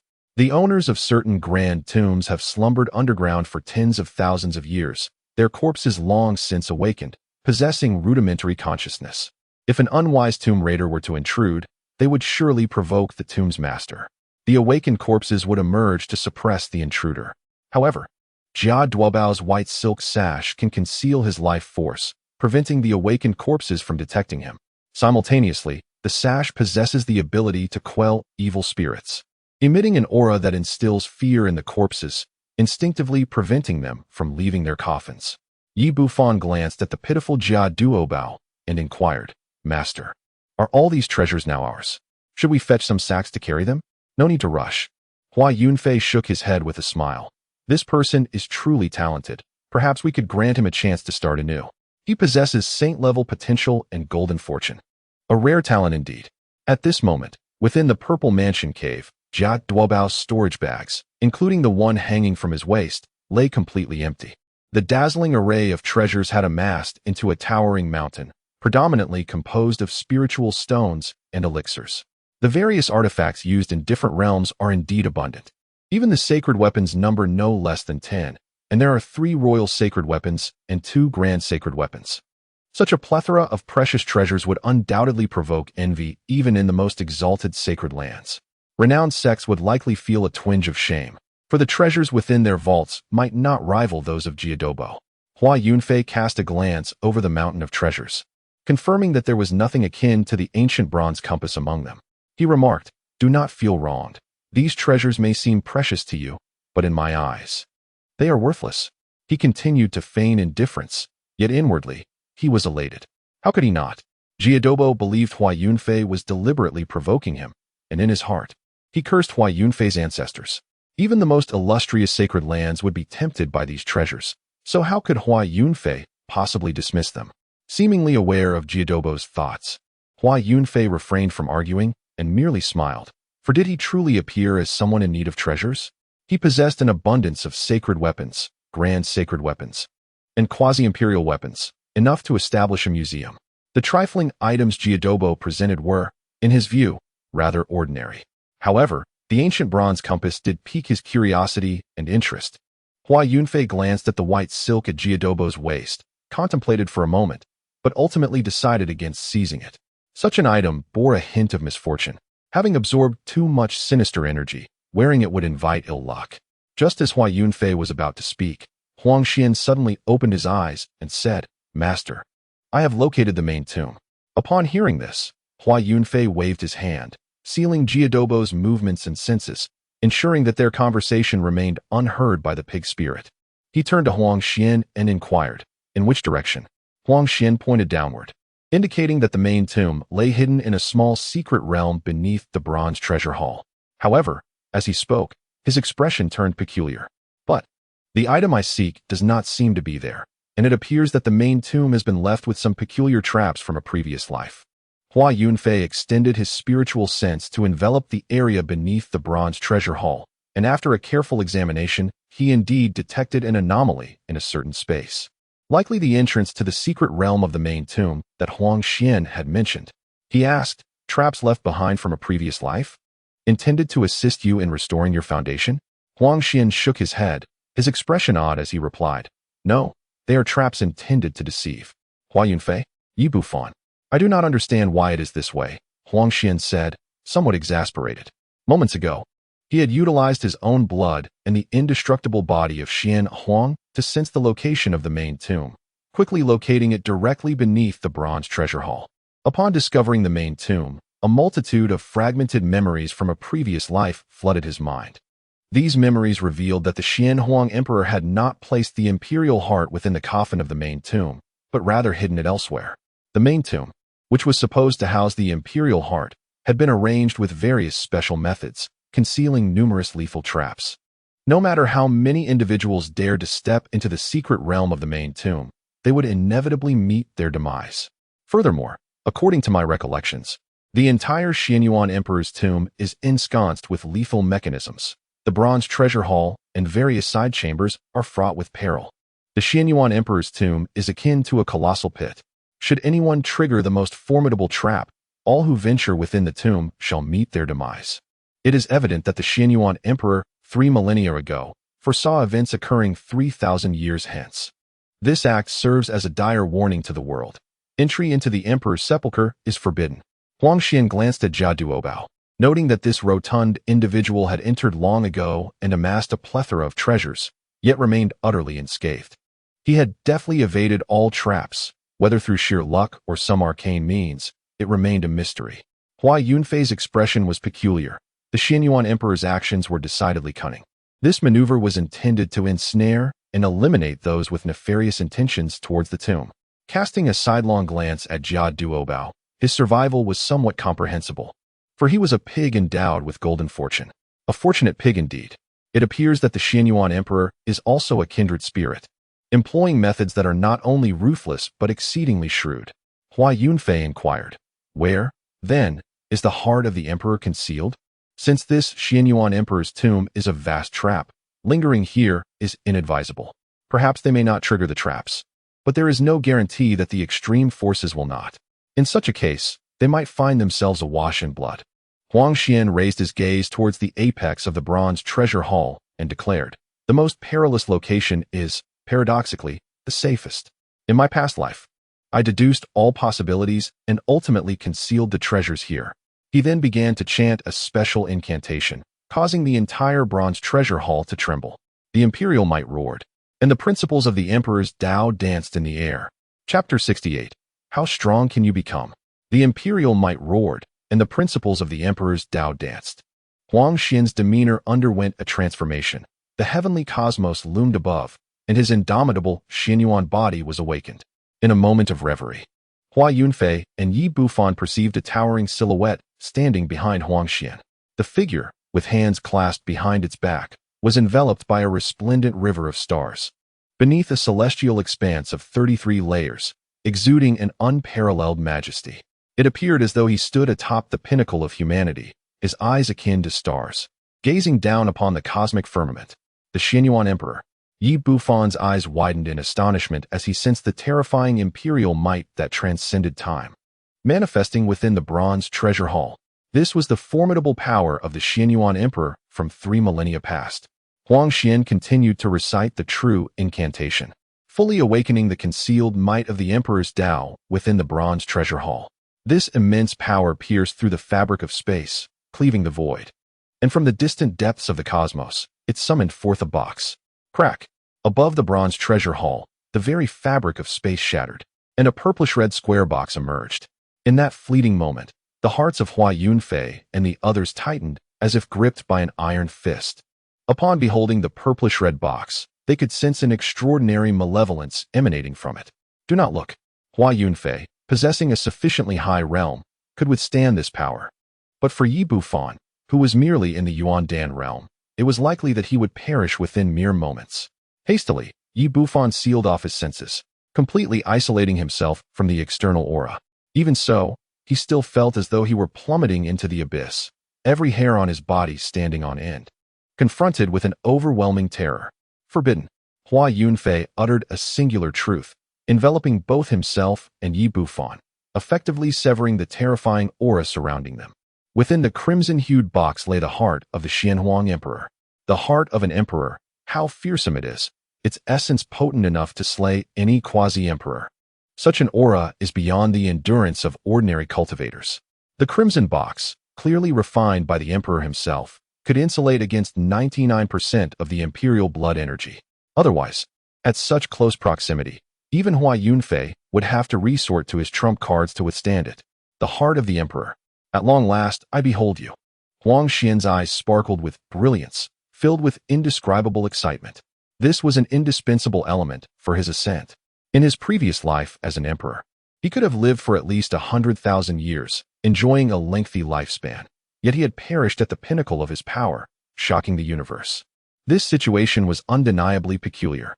The Xianyuan Emperor, unwilling to succumb to fate, devised an alternative plan, laying the groundwork for 30,000 years, giving rise to Huang Xian. Perhaps to accomplish what he had left unfinished. Huang Xian shared this sentiment. Although his memories were incomplete, he could not be fully regarded as the Xianyuan Emperor himself. However, should he attain the status of an emperor in this life, he would undoubtedly seek to uncover the truth behind his predecessor's demise. The tasks left unfulfilled in the past would also be his to complete. Upon its emergence, the crimson box was drawn into Huang Xian's body, vanishing from sight as it was absorbed. The fusion of the emperor's heart required considerable time, and this location was ill-suited for such a process. After all, the Extreme Dao sacred land could be infiltrated at any moment. Should they catch wind of any anomalies, it could ignite a bloody conflict, causing widespread upheaval. For safety's sake, Huang Xian resolved to find a secluded spot to merge with the emperor's heart. Once the box vanished, the bronze hall fell into a profound silence. The imperial might subdued, and the laws of the imperial path dissipated. Huang Xian turned to Hua Yunfei and said, "Master, I have finally achieved my goal. Thank you." Had it not been for Hua Yunfei, he would not have had the opportunity to restore the Xianyuan indestructible body within a century.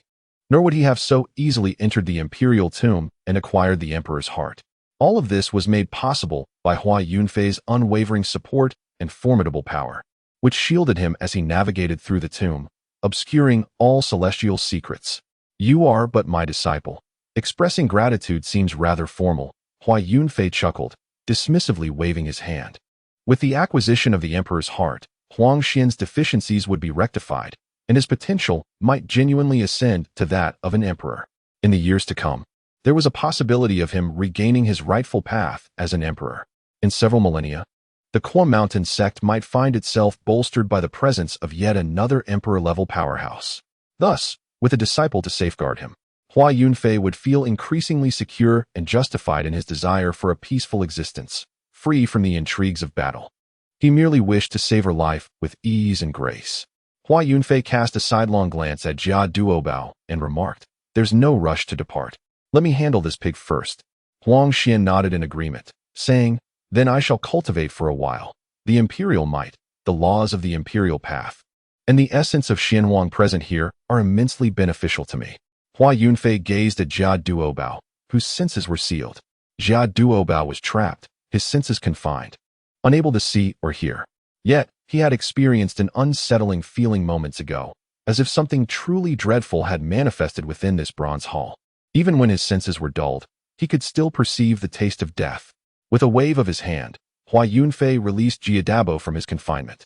As he exhaled deeply, Jiadabo scanned his surroundings, blinking in confusion, finding nothing particularly amiss. He turned to Hua Yunfei and asked, "What on earth do you intend to do? I've given you everything. All that remains is this white silk." With that, Jiadabo tugged at the lifeless white silk, his tone laced with grievance. He wanted to express his anger, but dared not. He feared retribution. "I present you with two choices. First, accompany me back to the sect." Before he could finish, Jiadabo shouted, "I choose the second one." At this, Hua Yunfei narrowed his eyes. "Excellent. I commend your fortitude. The second option is to meet your demise." As he spoke, Hua Yunfei conjured a colossal hand, spanning 1,000 meters, and swung it towards Jiadabo. My heavens! Jiadabo's eyes bulged in disbelief, the enormity of the second option utterly unexpected. "Wait, senior, hold on a moment." Hua Yunfei paused midair, inquiring, "Have you made your decision?" Jiadabo, with a mournful expression, lamented inwardly. What choice did he truly have? He certainly did not wish for death. Encountering Hua Yunfei marked the most unfortunate event in his 4 centuries of existence. What a stroke of ill fortune. With a hushed tone, Jiadabo inquired, "Might I ask which sect you hail from, senior?" Hua Yunfei, with formidable strength, might originate from a powerful holy land. In that case, he could accept the situation. After all, the Holy Land was replete with resources, allowing him the opportunity to rise to the rank of elder. Perhaps even occasionally venturing out to unearth graves, leading a rather comfortable life. Hua Yunfei replied nonchalantly, "From the eastern region, the Mount of Support Sect." Jiadabo was momentarily taken aback. Since arriving at the Big Dipper Star, he had thoroughly researched the various factions. The Mount of Support Sect had once been one of the 9 great immortal sects, boasting a grand ancestor of the path within its ranks. How utterly trivial. Jiadabo was speechless. He understood well that since the emergence of the ancient clans and hidden great sects, the original 9 immortal sects had faded into obscurity. With his own strength having reached the path realm, he could easily assume the role of ancestor if he were to join the Mount of Support Sect. Disappointment washed over him. He had initially believed Hua Yunfei to possess exceptional strength, perhaps originating from an unparalleled holy land. To his dismay, he discovered that Hua Yunfei hailed from a mere sect stripped of its illustrious title among the 9 immortal sections. Observing Jiadabo's expression, Hua Yunfei discerned his thoughts and smiled slightly. "While my sect may appear mediocre on the surface, I offer you a chance to join the Mount of Support Sect as my disciple." Jiadabo retorted, "Is there truly a distinction? I concede that your strength surpasses mine, and you may indeed be the ancestor of the Mount of Support Sect, but is that all there is to it?" At this remark, Hua Yunfei's lips curled into a smirk. Since taking Yi Bufan as his disciple, each student's initiation had been unique, requiring tailored approaches. Dealing with someone like Jiadabo was straightforward. Hua Yunfei locked eyes with him, and suddenly, Jiadabo's consciousness was filled with the image of a towering giant, standing with unwavering authority, gazing into the starry expanse, exuding an overwhelming sacred might, the resplendent sacred aura. Jiadabo's mouth fell agape, his eyes wide in astonishment as he exclaimed, "The great holy realm! How astonishing it is that that venerable figure is of the great sage caliber. I have been bargaining with a formidable great sage, playing mind games. It is akin to dancing on the edge of a blade or bungee jumping over a grave." Chapter 69. This moment in the atmosphere upon realizing the prowess of Hua Yunfei, Jiadabo's pupils quivered, and he murmured, "Indeed, my perspective has been dreadfully limited. The esteemed elder must be the legendary patriarch of the Kaoshan sect, a master of the Dao realm." Jiadabo recalled an undeniable fact known throughout the eastern region. as one of the 9 great immortal sects. The Kaoshan sect boasts a patriarch in the mid-stage of the Dao realm. This young man clad in white, despite his apparent youth, could very well be an ancient being with millennia of cultivation behind him. Perhaps he is indeed the fabled patriarch of the Dao realm, concealing his true strength and merely revealing his mid-stage cultivation. Such a secretive nature is rather excessive, wouldn't you say? Hearing Jiadobo's words, Hua Yunfei shook his head with a gentle smile, stating, I am but a mere peak master, having yet to engage with the core affairs of the sect. Just a peak master? Jiadobo's mouth fell agape. Could it be that the Kaoshan sect harbors individuals even stronger than you, esteemed elder? With a mysterious smile, Hua Yunfei replied, in the Kaoshan sect, I am indeed a small figure. You have yet to answer whether you wish to accompany me back to the sect and join the Dao Source Peak. Without hesitation, Jiadobo recognized the opportunity of a lifetime and promptly knelt before him, declaring, I wish to return to the sect with you, esteemed elder. My master above, please. Hua Yunfei interrupted, there is no rush. I must evaluate your capabilities for a time. If your performance is satisfactory, I shall formally accept you as my disciple. He had just inquired within his mind about when the system would next release a task for accepting disciples. However, the system remained cryptically silent, only delivering the message, please look forward to it. Hence, he could not yet take Jiadobo as a disciple. Otherwise, the system might later refuse to acknowledge it, placing him in a most unfortunate predicament. For now, he would simply bring Jiadobo along. Though he may be somewhat of a simpleton, he possessed the qualifications of the saint level, a rare and promising talent. While his eventual achievements may not rival those of Yi Bufan and Huang Xian, lying within the ancestral tomb should pose no significant issues. As Jiadobo rose, he glanced at the treasure peak nearby, tentatively gesturing toward it and inquiring, esteemed elder, what about these? Hua Yunfei responded, withdraw them. We are all comrades now. How could I covet your possessions? Jiadobo was overjoyed, enveloping the treasure peak with his spiritual awareness and swiftly retracting it, filled with exuberance. Few moments in life compare to such joy and sorrow. Hold on. I have yet to consent to your reclaiming of those treasures. A voice abruptly interrupted, and not far behind the four, the laws of space began to swirl, gradually coalescing into a vortex portal. 3 figures burst forth from the whirlpool, exuding an overwhelming aura of sanctity. As they appeared, this divine presence immediately locked onto Hua Yunfei and his companions, particularly fixating on Jiadobo. The treasures of this rotund fellow intrigued them greatly. The speaker among the trio was a towering man, standing nearly 3 meters tall. Before him stood a figure of formidable presence, his dense hair framing a face adorned with a golden beard and a menacing scar slashing across his left eye. His exposed chest was a testament to his strength, covered in a cascade of golden hair. Even in repose, one could sense the terrifying power he possessed. Were it not for the stabilizing influence of the Emperor's might within the Bronze Palace, this individual could potentially collapse the very fabric of space with sheer force. Jiaduobao, upon hearing his voice, was momentarily taken aback by the unexpected intrusion, yet paid him no heed, engrossed instead in storing treasures into his purple mansion. After all, he had protection now. Who could possibly harm him? In little time, he had secured all the amassed riches back into his possession. The man with the beard narrowed his eyes and barked, "You lack gratitude." With that, he reached out toward Jia Duobao, his fingers shimmering with runes, and an ethereal beast's arm, adorned with golden fur, materialized. Hua Yunfei, who had sensed their presence even before their arrival, observed the unfolding scene. The violent fluctuations in space, so close at hand, could not escape his keen perception.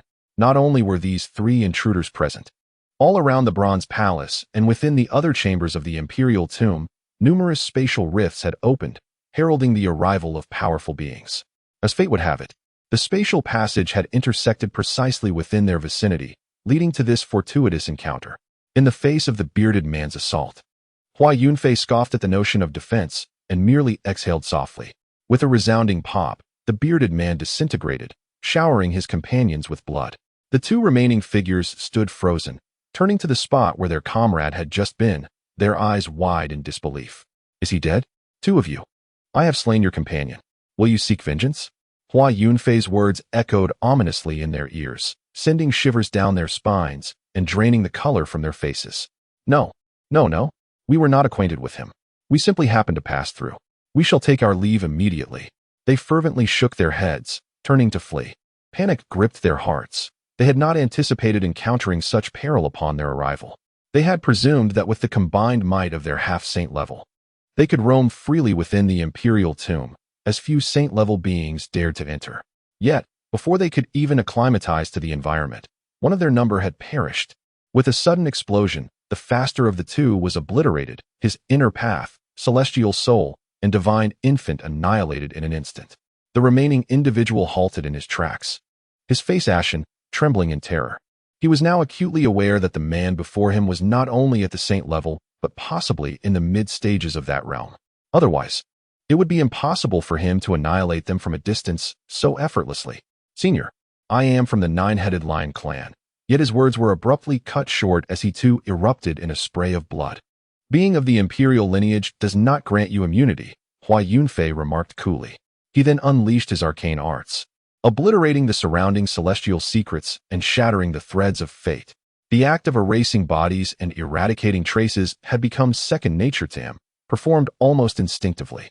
The three individuals belonged to the Nine-Headed Lion clan, a faction of an ancient race, and they are formidable semi-saint level powerhouses, likely of considerable stature. To avoid unnecessary complications, it is prudent to exercise caution. One must be wary of stirring the small, only to incur the wrath of the great. While a mere wave of the hand could dispatch them, the ensuing annoyance would be unbearable. Predecessor, regarding my ancestral treasure. As Hua Yunfei effortlessly dealt with the three semi-saints, Jia Duobao's reverence for him deepened. Yet, his thoughts remained fixated on the bronze compass, yearning to reclaim it. The imperial tomb is not a place to linger. It is best to depart swiftly. Delays could summon dire consequences. Unbeknownst to Jia Duobao, the entire imperial tomb is fraught with countless landmines, where a single misstep could spell doom. Should anyone trigger the most formidable trap, the entire tomb would erupt, unleashing the most potent killing technique left by the Xian Huang Emperor.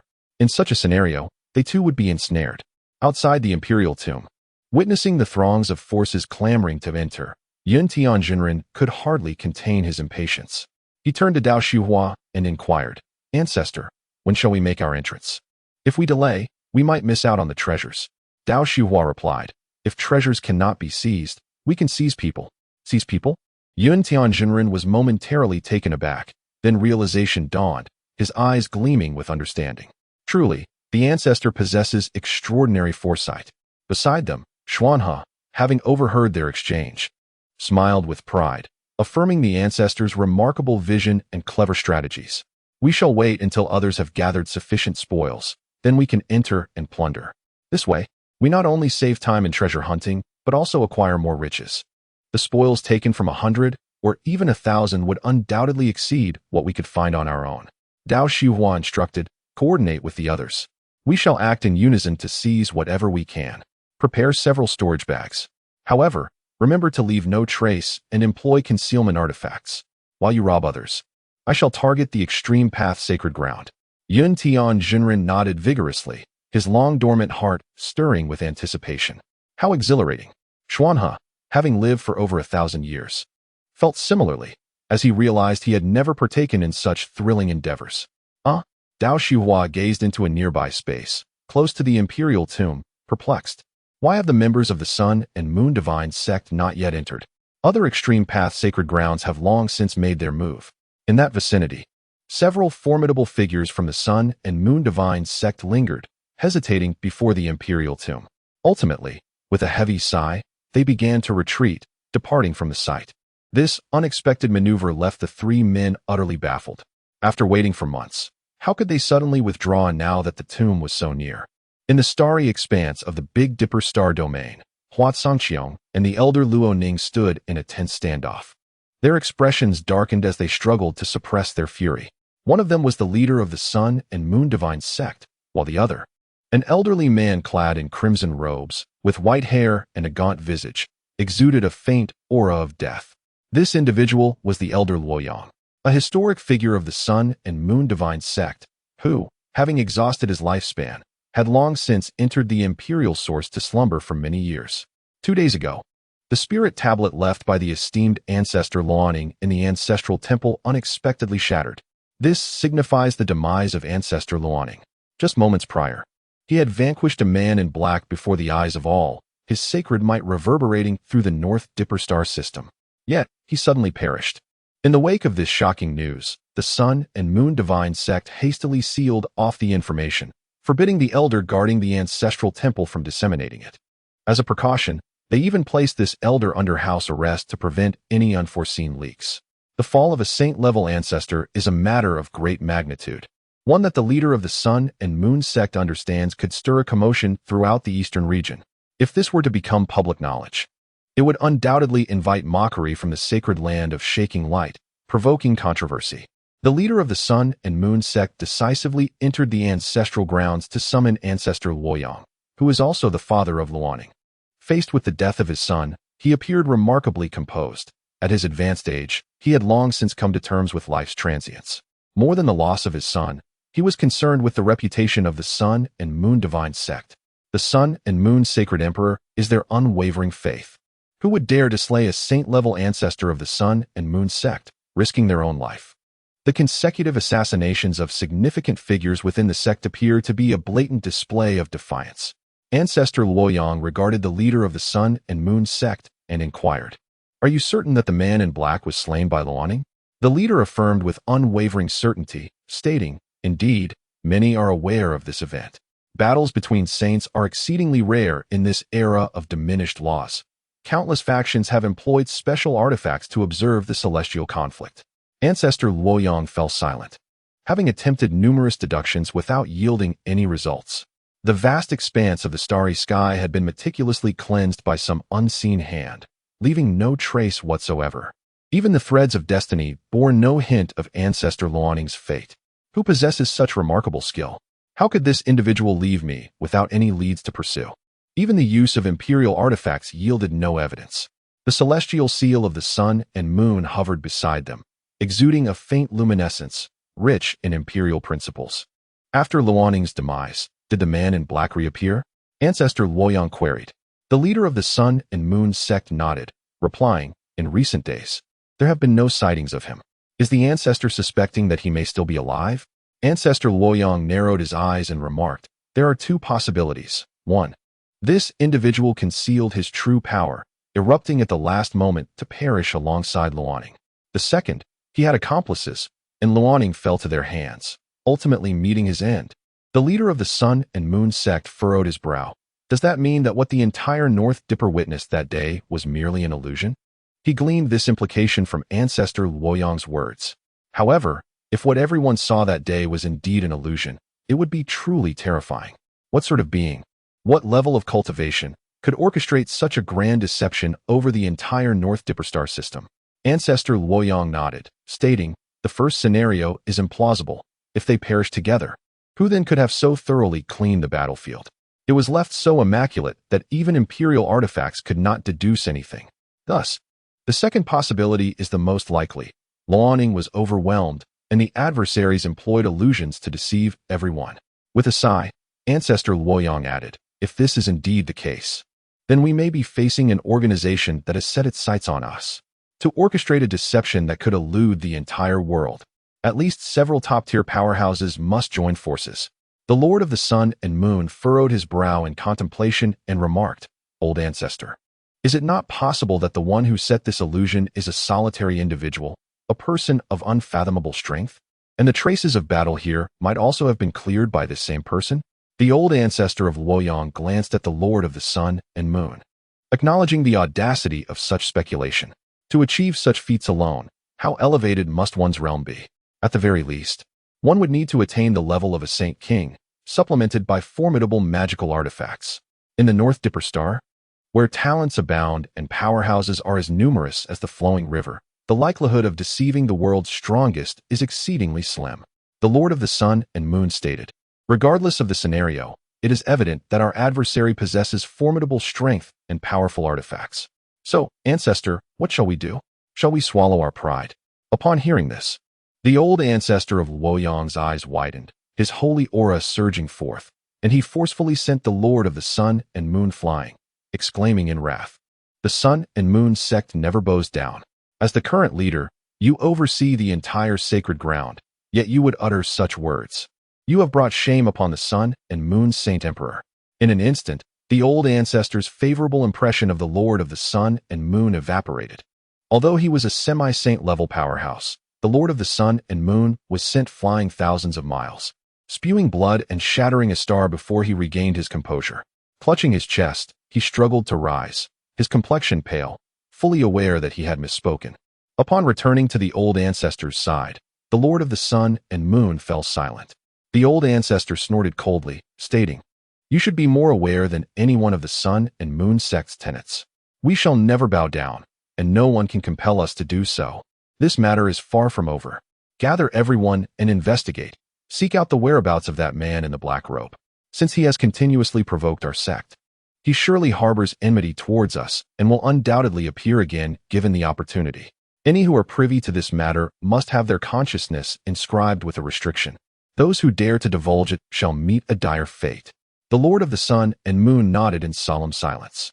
Ultimately, the two returned to the North Dipper Star, commencing a comprehensive search for the black-robed man by rallying the Sun and Moon sect's powerhouses from afar. Just as they departed, on a dim star several thousand miles away, a masked man in a black robe emerged, his body adorned with concealment talismans that cloaked his presence. "If you can find me, that would indeed be a marvel." Chapter 71. Safety first in the present day. The Imperial Tomb is accessible even to cultivators of the Purple Mansion realm. The Imperial might has nearly dissipated, and the 33 layers of the celestial dome above have become faint and nearly invisible. Such a low threshold has ignited hope among numerous low-level cultivators surrounding the Imperial Tomb. Their eyes gleamed with anticipation, and their breaths quickened. Cultivators, by nature, vie against one another and contend with the heavens. Should they discover a few valuable treasures and supreme techniques within the Imperial Tomb, they could transform into dragons soaring through the skies, aspiring to become top-tier powerhouses. If not, they would merely face death. At worst, they could start anew in their next life. This notion reverberated not just in one heart, but within the minds of all cultivators below the heavenly human realm. Since embarking on the path of cultivation, they have faced countless life and death struggles in the relentless pursuit of opportunities. Time and again, they have brushed shoulders with the specter of death. Their fervent endeavors are driven by the desire to carve out a resplendent world for themselves. Unlike those from powerful sects, they possess no abundant resources. Everything must be earned through their own efforts. At last, a cultivator of the Purple Mansion realm took a decisive step forward, transforming into a radiant streak as he sped toward the Imperial Tomb, his expression grave and his magical artifact in hand. This journey could very well be one of no return, yet he bore no regrets. The path of cultivation is fraught with peril, and the luminous world must be seized through one's own struggle. With one brave soul leading the charge, an increasing number of individuals set forth, employing their movement techniques to become fleeting lights racing toward the Imperial Tomb. Suddenly, amidst the throng, a sinister figure emerged. Intent on eliminating competitors, a bald man with a menacing visage, radiating the aura of a divine infant realm cultivator. He swung his blade, severing the head of a Purple Mansion realm practitioner. "Ha ha ha, I shall be the first to enter." He cackled wildly, ruthlessly slaying those of lower cultivation as he surged forward. Others dared not voice their anger, recognizing that the long knife in his hand was a treasure of the celestial realm, imbued with formidable power. Ordinary divine infant realm experts were no match for him. In an instant, a shadow darted past. The bald man's chest was pierced, and his divine infant was obliterated, leading to his swift demise. It was a young boy clad in black, his youthful face marred by an icy demeanor. After dispatching the bald man, he pressed on without hesitation, charging straight for the Imperial Tomb. He was the Black Rakshasa, a prodigious talent who had reached the divine infant realm by the tender age of 100. "He is the pride of our scattered cultivators," someone exclaimed, recognizing the identity of the young figure. Seizing the opportunity, others swiftly followed in the wake of the Black Rakshasa, utilizing his path to reach the Imperial Tomb.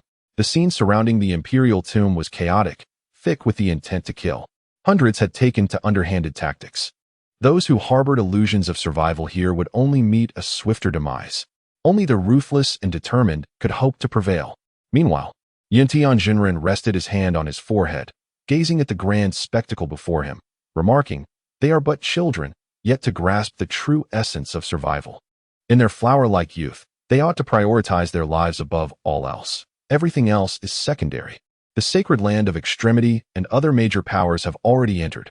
Are you not being reckless? Xuan had chuckled. Yintian, not everyone is like us. Many are valiant souls willing to charge and kill. Though their lives may be brief, they are worthy of respect. Dressed in azure, Dao Shu stared into the distance. The wind gentle and the clouds serene, until he suddenly noticed something, his brow furrowing in concern. Boom! An explosion erupted from the left side of the imperial tomb. A torrent of potent laws bursting forth into the sky. The ascending clouds of dust obliterated thousands of cultivators approaching the tomb. Countless severed limbs rained down like dumplings, while torrents of blood cascaded to the ground, staining it crimson. The tumult here has yet to cease. A brilliant explosion bursts forth nearby, as a colossal sword pierces the heavens and plunges into the imperial mausoleum. The formidable and terrifying aura results in the demise of tens of thousands of nearby cultivators, leaving a gaping hole in the grand mausoleum. How despicable! You humans are so vile. Even the emperor level exhibits such treachery. It is utterly revolting. Wherever I go, explosions follow. How could I be so unfortunate? Within the mausoleum, a thunderous roar reverberates, echoing through the 9 heavens, as an overwhelming sacred might erupts, saturating the surrounding space. This is the cry of a saint, unleashing the fury that is built within. As a dignified saint-level powerhouse, he has faced relentless setbacks since entering the mausoleum. Everything he touches seems to explode. Initially, he encountered mere ordinary attacks, insufficient to threaten him, but as time progressed, the prohibitions he faced became increasingly terrifying, to the point where even his cultivation could not withstand it. His body bleeds, suffering grievous injuries, while a curse ravages him from within, his vitality ebbing away, his blood essence evaporating. If this continues, even a saint shall meet his demise. He curses the Xianhuang Emperor, denouncing humanity, harboring a disdainful view of them that has only worsened. The Xianhuang Imperial Mausoleum has been meticulously concealed with countless prohibitions, clearly orchestrated by the Xianhuang Emperor. Such a nefarious scheme from a Grand Emperor-level being is truly contemptible. While we can understand the necessity of trials, your indiscriminate traps are excessive. What kind of fortune must one possess to avoid triggering these prohibitions? This saint bursts forth from the mausoleum, his face a grim visage, bloodied and battered. His once mighty sacred aura now somewhat diminished.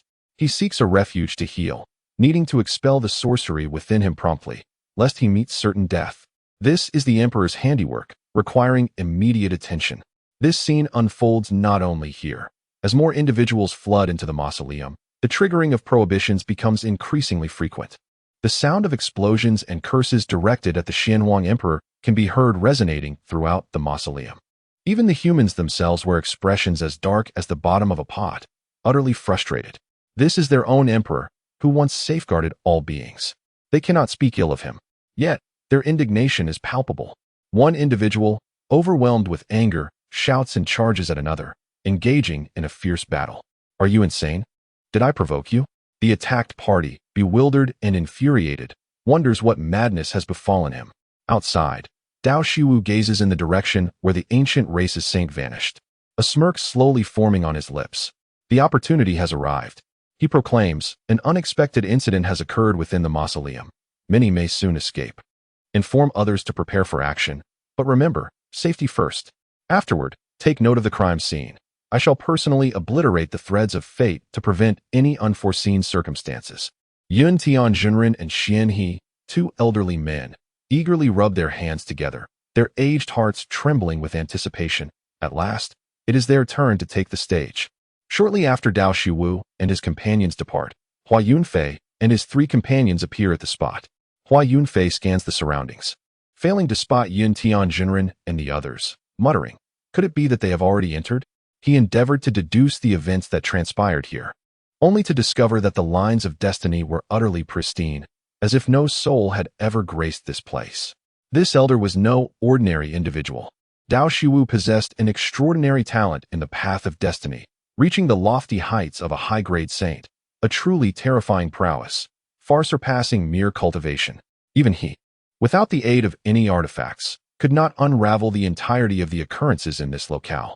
After channeling his formidable power, a voice finally emerged from the fabric of destiny. If treasures cannot be seized, one may resort to seizing people. Hua Yunfei bore an odd expression. Initially, he had been concerned for Dao Shuwu and his companions, fearing they might inadvertently enter the imperial tomb and encounter peril. Little did he expect that they had no intention of entering at all. Instead, they were poised to rob those who emerged from the imperial tomb laden with treasures. Truly, the ancestor of our sect is seasoned and wise, seldom venturing into danger. Safety first. Chapter 72. Observe and learn within a certain mountainous forest. The Jinluan saint of the ancient races was nursing his wounds, his complexion dark red, with deep purple lines appearing on his brow. Cursed human race. Cursed human emperor. A single person with 800 eyes, how utterly distasteful. The Jinluan saint closed his eyes to heal, his eyelids trembling, muttering curses under his breath, his anger rendering him incoherent. He never anticipated that despite his lifetime of cunning, he would falter within the tomb of a dead man, suffering a dismal failure. It was as if everywhere he went, explosions followed. He had secured little in the way of treasures, yet had inflicted internal injuries upon himself. He was undoubtedly the most unfortunate saint to have entered the imperial tomb this time. Once his injuries healed, he would ensure that the human race paid dearly. If he could not seize treasures within the tomb, he would resort to pillaging outside. Surely, he would not encounter such misfortune there. Finally, the Jinluan saint settled down, quieting himself to commence his healing. Fortunately, he had brought ample healing elixirs when departing from the Jinluan clan, which helped stabilize his condition. A day later, the Jinluan saint finally rose. Though his wounds had not fully healed, he was no longer in grave danger. It is now my turn to take action. Even the most formidable holy grounds shall not escape my grasp. I shall claim everything. The Jinluan saint sneered, intent on seizing treasures from the human race, particularly from those who emerged from the imperial tomb. He was resolved to vent the resentment he had just experienced. How dare you, mere first-layer saints? When did the ancient races come to bully our human race? An elderly man appeared in the air, gazing down at the Jinluan saint with a cold demeanor. The elder exuded an ethereal presence, his beard reaching his knees, his complexion rosy, full of vigor, and his eyes shone like two brilliant stars. The Jinluan saint narrowed his eyes, his towering figure emanating an aura of oppression as he fixed his gaze upon the elder, his expression unfriendly.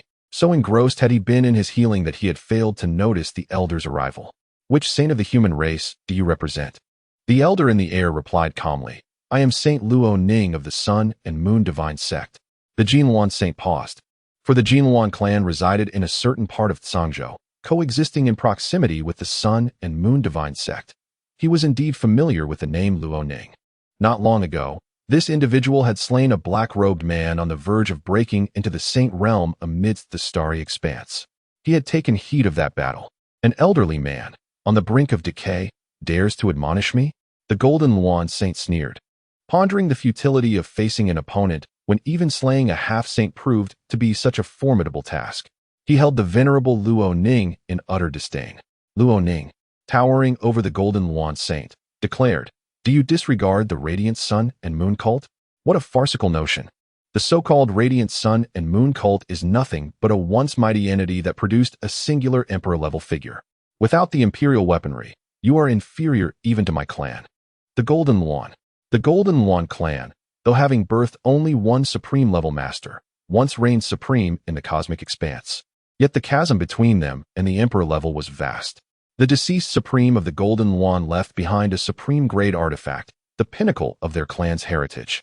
Nevertheless, despite lacking imperial weapons, the Golden Luan clan was not to be trifled with by the Radiant Sun and Moon cult. Unless an emperor wielded imperial weaponry, the Radiant Sun and Moon cult, even if they brought forth their imperial armaments, could not contend against the Golden Luan clan's possession of a supreme weapon. The two glared at each other, tension palpable in the air. Your blood shall quench my thirst for vengeance. All of humanity deserves to perish.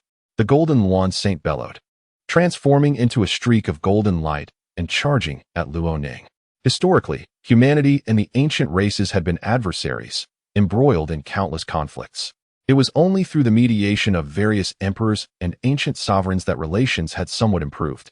However, when calamity struck, both sides would swiftly take up arms against each other.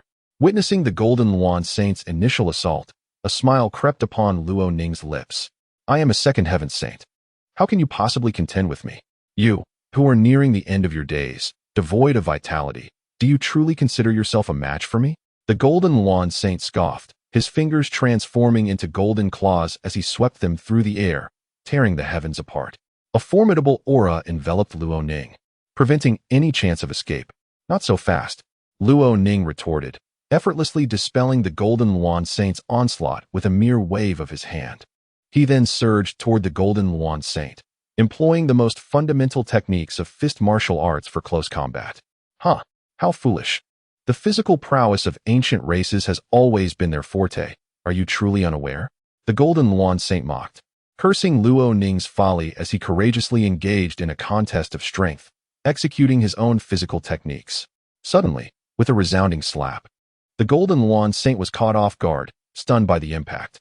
Before he could regain his senses, a powerful kick landed squarely on his backside, shattering the sacred bones of his lower half, the remnants mingling with a gory cascade of blood upon the ground. Following this, Luo Ning's fist obliterated the Golden Luan Saint's ribcage, divine blood splattering as the essence evaporated into the surrounding space. I refuse to believe it. The Golden Luan Saint roared, astonished that he was bested in physical combat by this elderly man. How could someone so close to death, so drained of vitality, possess such formidable strength?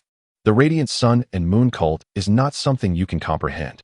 The Sun and Moon Saint Emperor reigns supreme, Luo Ning thundered, unleashing the signature divine technique of the Radiant Sun and Moon cult, leaving the Golden Luan Saint dazed and prostrate upon the ground. Lying there, the Golden Luan Saint was utterly bewildered. He had lost, defeated in a contest of martial prowess. I never anticipated that the Sun and Moon sect could be so adept at masquerading. Just a few days ago, you performed remarkably well in the spectacle of the starry sky, remarked the saint of the Golden Luan. Recently, facing the third transformation of a black-robed man of semi-saint status, the aging ancestor of Luo Ning had to exert considerable effort to subdue him. Today, however, confronting a fellow saint, the matter was resolved with astonishing swiftness. You truly conceal your prowess well. Enough of this nonsense. Surrender all your treasures.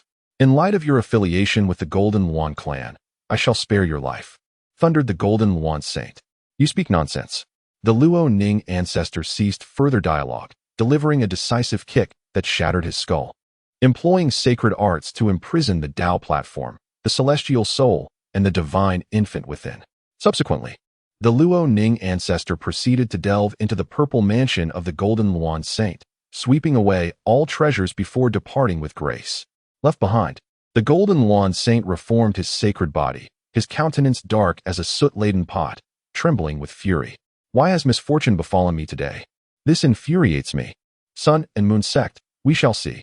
Indeed, there is a certain exhilaration in directly engaging with others.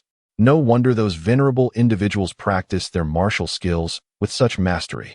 As the Luo Ning ancestor moved further away, his form shifted, transforming into a young man clad in azure. He relished the sensation of having just bested the Golden Luan Saint. Once the Golden Luan Saint had vacated the forest, he returned, deftly manipulating the threads of fate and causality. Rather than obliterating the scene of his confrontation with the Golden Luan Saint, he deliberately left behind a faint trace. This was the effect he sought. Having completed his task, the azure-clad youth departed, vanishing into the void. In the next moment, a figure clad in white appeared, gesturing with a single finger to unleash a unique Dao technique, sealing this realm and rendering the shadow left by the azure youth even more vivid. Thus, discerning the truth from illusion became a challenge. The figure in white addressed the three followers behind him. Observe closely and learn well. The culture of the Dao is vast and profound. The extent of your comprehension depends entirely on your own efforts. Chapter 73. Do not rush. Await my revelation. Yi Bufan's eyes sparkled with excitement, and despite his usual composure, he felt a rush of exhilaration. Such endeavors were thrilling. He proclaimed, "Truly, you are the ancestor. Your words are melodious, and your actions astute, an exemplar for us all. I am well acquainted with this practice." Huang Xian's lips curled upwards. This scene was all too familiar. Before the Xian Huang Emperor attained enlightenment, he had frequently engaged in similar undertakings. For rival sects, he would seize what he could, and when there was little of worth, he would capture individuals, demanding that the larger sects bring spirit stones and treasures for their release. Countless cultivation resources were amassed through this craft. One must admit, this technique is highly efficient and lucrative. As long as one remains cautious, no one can challenge you. Is this truly the Mount of Support sect? How perfectly it caters to my inclinations. Jia Duobao's eyes, the size of soybeans, sparkled with newfound discovery. Feeling a sense of regret for not having encountered the Mount of Support sect sooner, Hua Yunfei smiled slightly. Come, let me further enlighten you. Upon our return, we shall diligently study the essence of this craft. Strive to pass down this skill, for it holds great potential. The Imperial Tomb is shrouded in mystery, filled with countless prohibitions. Those who venture forth without consulting the almanac face certain doom. Ha! I have emerged. Finally, someone has escaped. It is a young man clad in yellow robes, his expression invigorated, his eyes shimmering with brilliance, utterly elated. Despite the myriad challenges within the Imperial Tomb, he managed to unearth several exquisite treasures. The young man hastily concealed his presence and swiftly distanced himself. Having secured the valuables, lingering here would be unwise. Should he encounter others coveting his treasures, he would be in dire straits. Not far from his exit, an elderly man suddenly blocked his path. The old man was diminutive, floating effortlessly, a smile gracing his face as he addressed him. Young friend, may I borrow something? The yellow-robed youth's expression stiffened, cursing his ill fortune. It seemed his thoughts had manifested into reality. Above, a purple-robed elder, with a cultivation level reaching the 8th layer of the path, appeared exhilarated, his delight barely concealed. Just moments ago, he had discovered a profound and esoteric sacred technique within the Imperial Tomb. With this technique, he might ascend to the semi-saint level in the future. Suddenly, a gray-robed elder materialized before him, obstructing his path, courteously greeting him. The purple-robed elder furrowed his brow, sensing impending trouble. But upon realizing the other's cultivation was merely at the 1st layer of the path, he secretly sighed in relief. Do you have business? The gray-robed elder replied with a smile. I wish to borrow something. Borrow something? The purple-robed elder frowned, his countenance darkening. Am I familiar with you? You may lend me the treasures you acquired from the Imperial Tomb, the gray-robed elder stated, hands clasped behind his back, speaking as if to himself. At these words, the purple-robed elder glared fiercely, coldly retorting, Have you lost your senses? I am at the 8th layer of the path, a level beyond your reach. With that, he directly executed a technique, unleashing a breath of energy that transformed into a purple torrent, spanning thousands of meters, hurtling towards the gray-robed elder. For those who lack discernment, he seldom engaged in idle threats. He preferred swift action. Do not be hasty. Allow me to demonstrate my prowess. The gray-robed elder lightly coughed, and his cultivation, initially at the 1st layer of the path, surged to the 2nd layer. Then, under the scrutinizing gaze of the purple-robed elder, the gray-robed elder's power escalated to the pinnacle of the path. With a mere wave of his hand, the purple torrent conjured by the purple-robed elder vanished without a trace. The gray-robed elder, grinning, inquired, May I borrow it now? The purple-robed elder's expression darkened. Who was this person? How audacious to masquerade as a mere 1st-layer cultivator while being at the pinnacle of the path. Was this individual mentally unhinged? Despite the gray-robed elder being at the pinnacle, before he could finish his thought, the gray-robed elder inadvertently revealed a fraction of his semi-saint level power, startling the purple-robed elder into silence. Dumbfounded, he gazed at the gray-robed elder. Might I inquire your esteemed identity? Do you think I would divulge that I am a member of the Sun and Moon Divine Sect? Replied the purple-robed elder. 3 days hence, a piece of news erupted around the Imperial Tomb, creating a tremendous uproar. What? In recent days, hundreds of robbery incidents were instigated by none other than the Sun and Moon Divine Sect. Indeed, those individuals, the victims, convened and reached this astonishing conclusion.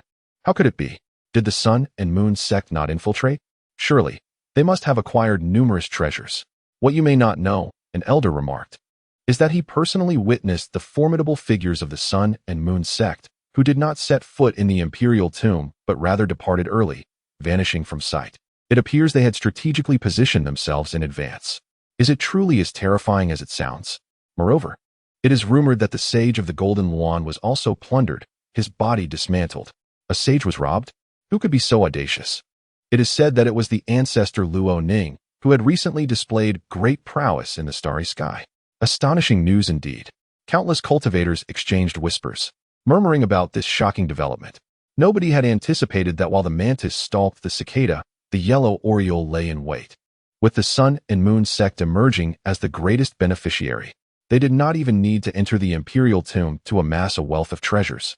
In contrast to those who rushed into the tomb only to return empty-handed, their strategy was remarkably astute, albeit somewhat unscrupulous. A powerful figure from the Sun and Moon sect has arrived. Someone noticed 4 strong individuals approaching from the horizon. Precisely those who had departed earlier from the Sun and Moon sect. The 4 members of the sect remained oblivious to the unusual circumstances around them, as they were on a mission to track down the whereabouts of a man in a black robe. Surrounding the imperial tomb were numerous cultivators, and their purpose for coming was to ascertain whether that formidable individual was concealed within.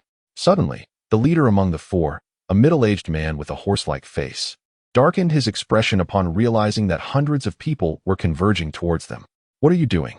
he inquired. Before he could finish his sentence, a hand, as large as a fan, made intimate contact with his cheek, sending him tumbling through the air for hundreds of circles. Before he could regain his balance, he found himself ensnared by a peculiar artifact, rendering him vulnerable to further assault. Numerous assailants unleashed their cruel and vindictive methods upon him. I am an elder of the Sun and Moon sect. You cannot act recklessly." The horse-faced man screamed in agony, invoking his identity in an attempt to intimidate his attackers. However, his words only fueled their anger. "It is precisely you from the Sun and Moon sect that we seek to punish. How dare you steal my techniques? Prepare for retribution," bellowed a purple-robed elder, brandishing a wooden stick like a weapon, striking repeatedly at the horse-faced man's head. The other 3 members of the Sun and Moon sect fared no better. Before they could comprehend the situation, they were struck with blunt instruments and subsequently confined within sacks, enduring a relentless barrage of blows. "Who can explain this outrageous situation to me?" the horse-faced man lamented, unable to comprehend why they were being assaulted without provocation. "Silence your insolent tongue," retorted the elder wielding the wooden stick, delivering 2 more strikes that rendered him unconscious. When he regained consciousness, he found himself alone, save for the other 3 still in a stupor. As for who had attacked him, he had no idea, having been struck and ensnared. He could not discern the identity of his assailants. With a bruised face and aching body, he bribed a cultivator of the Purple Mansion realm for information, only to be left in shock. Ancestor Luo Ning is still alive? Then why is his spirit tablet shattered? Their return to the imperial tomb was prompted by a directive from the Sun and Moon sect's leader, compelling them to trace the whereabouts of the enigmatic figure clad in black robes. Chapter 74. Signing in to obtain the second supreme imperial weapon. The 4 individuals, through various inquiries, uncovered that in recent days, formidable figures from the Sun and Moon sect had been orchestrating a series of audacious robberies, casting a wide net across multiple realms, targeting individuals of all levels. Even those of the sage rank were not spared, with the esteemed ancestor Luo Ning specifically lying in wait. Reports indicated that not only had sage Jin Luan fallen victim, but an elder from the Eastern ancient clan had also been robbed. This elder, infuriated, was now on a quest to confront the perpetrators from the Sun and Moon sect, seeking retribution for the affront. While others remained silent in the face of the supreme sacred land's might, he dared to speak out. The Eastern ancient clan, a venerable lineage with a legacy spanning 1,000,000 years, possessed profound roots and would not cower before the supreme sacred land. Furthermore, given that the Sun and Moon sect was in the wrong, even if he were to take action, repercussions were far from certain. Rumors circulated of the arrival of individuals from the Sun and Moon sect. In the distance, a celestial blue radiance blotted out the sun, accompanied by a palpable fury that resonated with an indignant roar. The elder from the Eastern ancient clan had arrived. Upon hearing this, the 4 members of the Sun and Moon sect wasted no time in fleeing, uncertain of the unfolding situation, unwilling to sacrifice their lives without cause. "Let us contact the leader and report this matter. Whether these robberies were indeed orchestrated by our sect remains to be investigated." The 4, no fools, were all esteemed elders of their sect, possessing late-stage celestial prowess. Yet, they had not received any prior notification of these events. Could it be that their sect had secretly dispatched even stronger individuals to carry out these actions?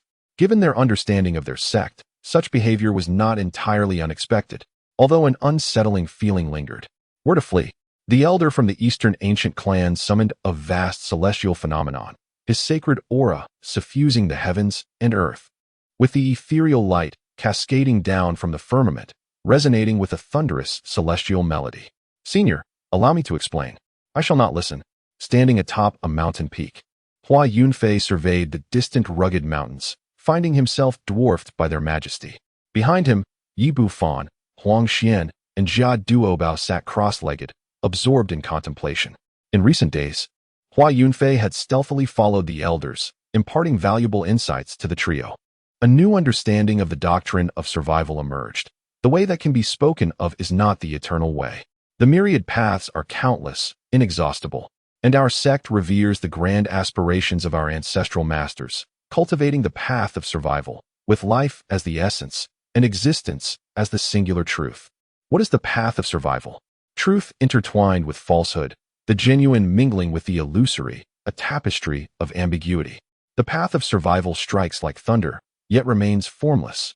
Remember, the path of survival does not equate to cowardice. If provoked, one can still retaliate.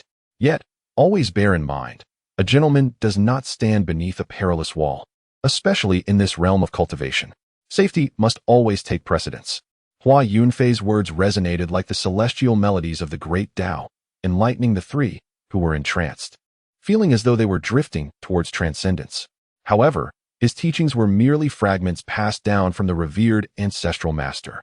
Despite having never met this venerable figure, Hua Yunfei held deep admiration, feeling an uncanny affinity. Alas, the master had departed over a millennium ago, leaving no opportunity for direct counsel. Yi Bufan and Huang Xian have been diligently practicing the elusive breath concealment technique, a paramount skill required for all disciples of the Kaoshan sect. The two have made modest progress in mastering this technique, successfully concealing a significant portion of their strength. However, they still fall short of the standards set by Hua Yunfei. As for Jia Duobo, he has yet to receive his disciple assignment, and thus cannot commence training in the breath concealment technique. As a peak master of the sect, he is bound by the sect's regulations, which he must naturally observe. He may provide preliminary guidance. Yet the core techniques of the sect can only be imparted upon confirmation of a disciple's formal status. The three of them were immersed in contemplation when Hua Yunfei, with a fleeting thought, remembered that it was the beginning of a new month, the day for signing in. With the accumulation of treasures, his enthusiasm for signing in had waned. A regrettable lapse. System, initiate the sign-in process. Beep, sign-in successful, cumulative sign-in duration, 101 days. Hua Yunfei raised an eyebrow, hoping to exchange 10 years of system longevity for something extraordinary. In recent months, aside from the time-space divine realm, he had not acquired anything of note. The system's annual sign-in was the most reliable means to obtain valuable items. If something is to come, let it be a top-tier treasure. Beep, sign-in successful. Reward, Dan Emperor's Supreme Cauldron. The Dan Emperor's Supreme Cauldron? The legendary alchemist? Hua Yunfei had perused the vast archives of the Kaoshan sect, studying the prominent figures of the cosmos. His fascination with historical documents had begun long before his transmigration. The Dan Emperor's Supreme Cauldron had left an illustrious mark in ancient times. However, the tales surrounding the Dan Emperor were rife with contradictions, primarily divided into two distinct perspectives. Some claimed that the Dan Emperor was extraordinarily gifted, surpassing his contemporaries, ultimately achieving enlightenment through alchemy and becoming the first alchemical emperor in history. Others contended that while the Dan Emperor indeed overshadowed his peers as a rare, epic-defining figure, he met with catastrophic tribulations during his ascension, ultimately failing to transcend, but surviving as a supreme powerhouse. Despite being a supreme, the Dan Emperor's failure to ascend to the Emperor realm left an indelible regret in his life. Yet, Hua Yunfei uncovered a hidden legend through his research.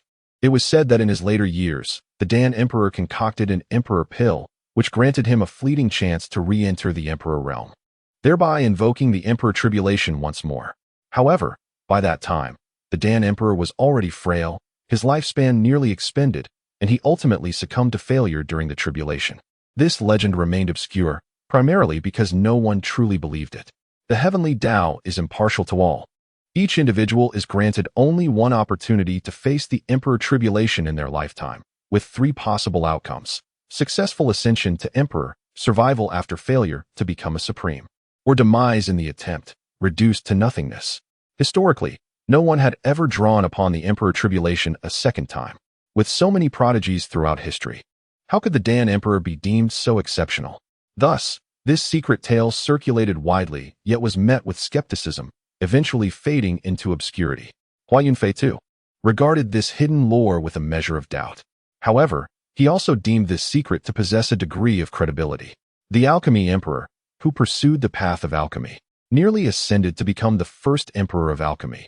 It was entirely plausible that he devoted his entire lifetime to concocting the Emperor Pill. With the Emperor Pill, the Alchemy Emperor would once again traverse the realm of emperors, invoking the calamity of the heavens for a second time. The host's conjecture is astute. Indeed, the Alchemy Emperor did summon a second tribulation, yet perished beneath its weight. At that time, he was far too aged. Even with utmost ascension, his combat prowess was insufficient. Hua Yunfei displayed an expression of admiration, stating, although he did not survive the tribulation, the deeds of the Alchemy Emperor are unmatched by any other emperor. Had he not been betrayed by a scoundrel during his first tribulation, the Alchemy Emperor would undoubtedly have attained the status of emperor. Just as Hua Yunfei was about to voice his curiosity, he heard the system declare, "One day, the world will shine brilliantly, and you shall come to know, and know even more. Ding, the Alchemy Emperor's Supreme Cauldron is being released. As per the host's request, it can be stored in the system space or reclaimed to the Purple Mansion." Hua Yunfei retorted, "If I store it in the Purple Mansion, you will certainly create another commotion." "Ah, the host understands me well. It can only be stored once a month, and it's quite stifling." Ding. The Alchemy Emperor's Supreme Cauldron has been stored in the system space, and it can be retrieved at any time when needed. Ding. A reminder to the host. Although the Alchemy Emperor's second tribulation ended in failure, he harnessed the power of the tribulation to forge his life's artifact, ultimately transcending the Supreme Cauldron into an emperor weapon. He is also the only supreme powerhouse in history who, despite not being an emperor, possesses an emperor armament. Upon hearing the system's words, Hua Yunfei could not help but harbor great respect for the Alchemy Emperor. The transformation of his life's artifact into an emperor armament could be considered the fulfillment of half of his aspirations. This implies that the reward for this sign-in is yet another extraordinary emperor armament. Are you pleased? Feel free to express your joy without restraint. Am I the type to wear my emotions on my sleeve? Hua Yunfei responded, yet the corners of his mouth involuntarily curled into a sly smile. With yet another extraordinary emperor armament, combined with the Chaos Bell, he now possessed two. This is something even emperors cannot accomplish. Chapter 75. The Scapegoat. Days later, the vicinity of the imperial tomb was filled with ceaseless rumblings, as an increasing number of individuals triggered the restrictions set forth by the mysterious Yellow Emperor. Some met a tragic end on the spot, while the survivors continued their treasure hunt, grumbling and cursing. Among these restrictions, the most terrifying were the special incantations, such as the God-slaying technique and the corrupt blood technique, which could lead to instant death upon contact. The explosive traps were merely ordinary restrictions, making the most noise yet posing the least threat. The truly perilous ones were those that remained silent. Initially, one might not perceive any abnormalities, but once they did, it might be too late, as they would find their deceased companions beckoning from beyond. Nevertheless, the multitude of restrictions surrounding the imperial tomb could not deter some fervent treasure seekers. These individuals wagered their lives within the tomb, aspiring to carve out their own destinies. As long as they remained alive, they would press on with unwavering resolve. Some succeeded and departed with boisterous laughter, while others failed, forever lying in the tomb, reduced to mere bones. Hee, I shall take my leave, dear friends, until we meet again. The formidable warriors of Wonkuzen erupted in hearty laughter. Although they had sustained losses of several semi-saints, their gains were not insignificant, having acquired astonishing treasures. They intended to withdraw, unwilling to linger any longer. After all, the imperial tomb was fraught with countless restrictions, and none could predict whether a certain barrier might trigger a catastrophic explosion. In such a scenario, even a saint would likely meet an unjust demise. The people of Wonkuzen departed, only to return 2 days later. They had left with high spirits, yet returned in a disheveled state, their eyes filled with resentment, their faces as grim as if they had tasted excrement. Where are the members of the Sun and Moon sect? Come forth, roared the elder saint leading Wonkuzen, his formidable presence overshadowing the heavens. The cultivators surrounding the imperial tomb struggled to breathe under the oppressive pressure, their faces flushed with distress. Suddenly, a cultivator from the Purple Mansion realm could no longer withstand the strain and exploded. This was merely the beginning. The saints and several powerful figures from Wonkuzen unleashed their overwhelming might, filling the heavens and earth, resulting in an increasing number of casualties beneath their sanctified pressure. Even those at the celestial level felt as feeble as ants under this divine weight. The once proud forces of nature now faltered, completely under the control of Wonkuzen's might. A terrifying consciousness swept through the crowd, seeking the miscreants of the Sun and Moon Sect. Heh, old withered wretch, if you're incapable, do not blame the uneven path. Being robbed merely signifies your lack of strength. We, the Celestial Pivot Holy Land, shall no longer engage in this matter. Farewell. I advise you all. Deep within the Imperial Tomb lie great restrictions. The main tomb is to be avoided. Mark my words. After mocking Wonkuzen, the powerful figures of the Celestial Pivot Holy Land left a warning to those intending to seek the main tomb. From their observations, it was evident that the main tomb was likely a tremendous danger, given the restrictions surrounding the Xianhuang Imperial Tomb. Judging by the circumstances, the Xianhuang Emperor did not appear to be benevolent. Before long, the Celestial Pivot Holy Land returned once more. Their expressions were as dark as the bottom of a pot, with the saints bearing hues of deep purple and black. The powerful figures of Wonkuzen, still present, could not help but chuckle at the sight of their earlier mockers now in disarray. How does it feel? If I am weak, then it seems you are not much better. The saints of the Celestial Pivot ground their teeth in fury, their eyes ablaze with animosity. What are you still doing here? Queried the elder saint of Wonkuzen. We are waiting for you. I await others as well. Once we have sufficient numbers, we shall demand an explanation from the Sun and Moon Sect. It may have been acceptable to covertly annex smaller sects, but now they have set their sights on us. The Holy Lands. Do they think themselves superior to us? The Celestial Pivot Holy Land shared similar sentiments. Known for their fearlessness, the head of the Sun and Moon Sect was notoriously resolute. Relying solely on their two factions, the Sun and Moon Sect might not easily concede. Do you truly believe this matter is the doing of the Sun and Moon Sect? Asked an elderly figure clad in green, who approached quietly. He was an elder saint of the Eastern ancient clan, recently victimized by the looting of the old ancestor Luo Ning. Waiting here, he aligned with the views of the two holy lands. The Sun and Moon Sect would not regard the Eastern ancient clan lightly. The saint of Wonkuzen sneered coldly. Is it vital whether it is or is not? I only seek results. The responsibility of uncovering the truth lies with the Sun and Moon Sect. As long as sufficient compensation is provided, Mount Wanku can forgive past grievances. Otherwise, they will not hesitate to retaliate. The Saint of the Heavenly Pivot remarked, indeed, if the Sun and Moon Sect feels wronged, they should investigate themselves. We are solely concerned with the treasures within the Imperial Tomb. Naturally, they must also provide an explanation for the physical and psychological torment we have endured. If the true culprit remains undiscovered, they shall bear the blame. Those who have ascended to the status of ancestors in the sacred land are undeniably exceptional, possessing profound wisdom. From the very beginning, they sensed something amiss in this matter. However, this was of little consequence to them, as they were resolute in reclaiming what rightfully belonged to them. The Sun and Moon Sect must shoulder this burden. If not, they should reveal the individuals behind this, and they would accept that as well. Someone must take responsibility.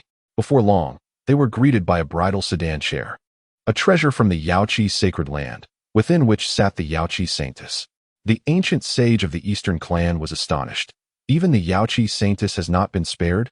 It seems the opposition is impervious to reason, showing no regard for decorum.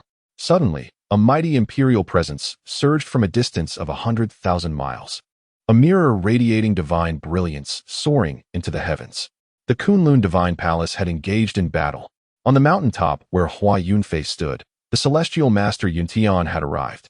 And soon after, Xuanhe returned, leaving only Daoshi Wu not yet back. The celestial master Yuntian stated, the ancestor Wu is confronting the Kunlun Divine Palace. Those individuals are extremely cautious, carrying imperial weapons with them. Mount Wanku, the heavenly pivot sacred land, and the Yaoqi, among other sacred lands, had already returned to their respective territories, having no need to rely on imperial weapons to access the imperial tomb. However, the Kunlun Divine Palace was exceedingly prudent, maintaining a watchful presence outside, awaiting the return of their strong members from the imperial tomb. Xuanhe remarked, the Kunlun Divine Palace has a mysterious origin. Hailing from other star domains, it is likely that Ancestor Wu will face considerable challenges. Hua Yunfei replied, with the strength of our ancestor, success is assured. Yet the difficulties remain daunting. The saints of these sacred lands were of advanced age. Their cultivation stagnated at the initial third level of the saint realm due to the decline of the era. Both the celestial master Yuntian and Taoist Xuanhe nodded in agreement. Indeed, even with the foundation of the sacred lands, they could barely nurture saints in this declining age, which represented their utmost limit. The third level of the saint realm was nearly the end of the road. Yuntian gazed towards the imperial might on the horizon. I wonder at which level Ancestor Wu is currently stalled? 3 days later, the imperial fluctuations ceased, and several powerful figures from the Kunlun Divine Palace returned with grim expressions. Casting a glance at the strangely colored saints from other sacred lands, one of them snapped. What are you staring at? In the Sun and Moon Palace, the sect leader paced back and forth, his head throbbing, brows furrowed, face darkened. He had just received news that Ancestor Luoning had allied with other strong members of the sect to rob all those who emerged from the imperial tomb. They demanded the loan of anything, not only the treasures from the tomb, but all valuables on their persons. As for ordinary people, they were of no concern to the Sun and Moon sect. Yet, even the major sacred lands of the extreme paths have not escaped unscathed. Not even the powerful beings of the ancient races have been spared. Who could be behind this? The master of the Sun and Moon radiated a pressure akin to that of a half-saint, the force of the Sun and Moon filling the entire temple. With narrowed eyes, he pondered the root of the issue. Although Ancestor Luoning had perished, others remained unaware, yet someone was brazenly robbing under his name. The master murmured, this indicates that this individual is allied with that mysterious figure in the black robe. Indeed, it appears to be an organization targeting my Sun and Moon sect, intent on scheming against us. How utterly despicable. Who could it be? The master grew increasingly enraged, but could not arrive at a conclusion. He mentally reviewed the powers he had offended or annihilated over the past few centuries. The Lihua sect, the Zhengyang sect, the Luo Shui Immortal sect, the Tian Dijingyi sect, the Kongshan sect. No, these sects, while some may have concealed their true strength, do not seem to match the power exhibited by the black-robed man and his associates. Could it be that the master of the Sun and Moon's eyes glinted with malice as he fixed his gaze upon the direction of the Yaoguang sacred land? Is it this hypocritical faction? The Sun and Moon sect may indeed be labeled as petty and capable of underhanded methods, with many aware of its misdeeds. Yet, in his eyes, the oft-praised Yaoguang sacred land is the true villain. For countless years, the Sun and Moon sect has occasionally been unjustly accused of annihilating other sects, secretly reviled by many. In truth, these sects were not destroyed by them. Rather, after someone else obliterated them, the blame was cast upon the Sun and Moon sect. Such incidents have not occurred just once. After several repetitions, the Sun and Moon sect could no longer tolerate it. 1 or 2 instances could be overlooked. As the Sun and Moon sect has indeed engaged in such actions, which could not be easily explained. However, to repeatedly smear their reputation was excessive, was it not? Did they not regard them as human? Ultimately, after thorough investigations, they discovered that nearly every major sect's demise bore the shadow of the Yaoguang sacred land. On the surface, the Yaoguang sacred land appeared resplendent, engaged in benevolent deeds for the masses, while surreptitiously committing dark and bloody acts. In some regions, disasters arose, with the Yaoguang sacred land as the root cause. They personally intervened to alleviate the calamities they had caused, only to receive accolades from the world. Once, an elder from the Sun and Moon sect confronted them, yet the Yaoguang sacred land adamantly denied any wrongdoing, feigning ignorance. This infuriated the elder to the brink of causing an uproar within the Yaoguang sacred land. Since then, a silent rivalry has emerged between the two leading factions of the eastern domain. However, after his ascension and the rise of the new master of the Yaoguang, such confrontations diminished gradually. The two new leaders seemed to share an unspoken understanding. Yet now, it appears that such understanding is mere folly. Their opponent is undoubtedly plotting something grand. They are intent on driving him to madness. Recent events have inflicted significant losses upon the Sun and Moon sect. One saint-level member has perished, as has one half-saint, along with a venerable elder at the 9th layer of the Dao realm. Is it truly you, Master of Yaoguang? The Master of the Sun and Moon has recently felt utterly constrained, his eyes filled with resentment, wishing to tear apart the garb of the Yaoguang's sacred land to uncover the truth. At this moment, an urgent voice echoed through the air. The Master of the Sun and Moon, the Lord of the 10,000 Caves, the Kunlun Divine Palace, the sacred land of the Yaopool, the sacred land of the Celestial Pivot, the Golden Phoenix clan, and the ancient Eastern clans have come to pay their respects. Upon hearing this, the Master of the Sun and Moon felt a greater burden, as one issue remained unresolved while another arose. Even though he was a half-saint, he had recently felt somewhat exhausted. He instructed, quickly summon the ancestor of Luoyang. Atop the mountain, the figure of Dao Shiwu emerged from the void, clad in azure garments. Appearing carefree and unrestrained, with the visage of a youth, a smile graced his lips, exuding a unique confidence. Upon seeing Dao Shiwu, Xuanhe displayed a joyful expression and inquired, "Master Uncle, what brings you here?" Dao Shiwu's lips curled into a smirk as he replied, "The treasures of the Kunlun Divine Palace have not yet been fully claimed. With the strength of that child, Luoning, he is still insufficient to seize treasures from the Kunlun Divine Palace, which has already employed imperial weapons. After I discreetly obtained 2 treasures, I left them in a state of disgust and fled heavily injured." Upon hearing this, Xuanhe and the real person of Yuntian chuckled merrily. Truly, the ancestor was astute and skilled in his methods, leaving no flaws. "Your harvest must not be meager either?" Dao Shiwu inquired. He. The real person of Yuntian and Xuanhe exchanged glances, revealing proud smiles as they declared, "Everything is under our control. Is this the current first seat of Daoyuan Peak?" Dao Shiwu glanced at Hua Yunfei, who stood behind them, his eyes narrowing slightly, a glimmer of brilliance flickering within his pupils. Hua Yunfei performed the junior disciple's salute, stating, "I pay my respects to the ancestor. I am Hua Yunfei, the 101st seat of Daoyuan Peak. Indeed, your grandfather has mentioned you to me," Dao Shiwu said with a smile, approaching Hua Yunfei and circling him 3 times, nodding in approval. Truly a descendant of Daoyuan Peak. This hand, though seemingly delicate, must deliver quite a sting when struck. Dao Shiwu grasped Hua Yunfei's hand, feeling and squeezing it, reminiscing about the previous incident of being kicked. He felt a strong urge to return the favor with a kick of his own.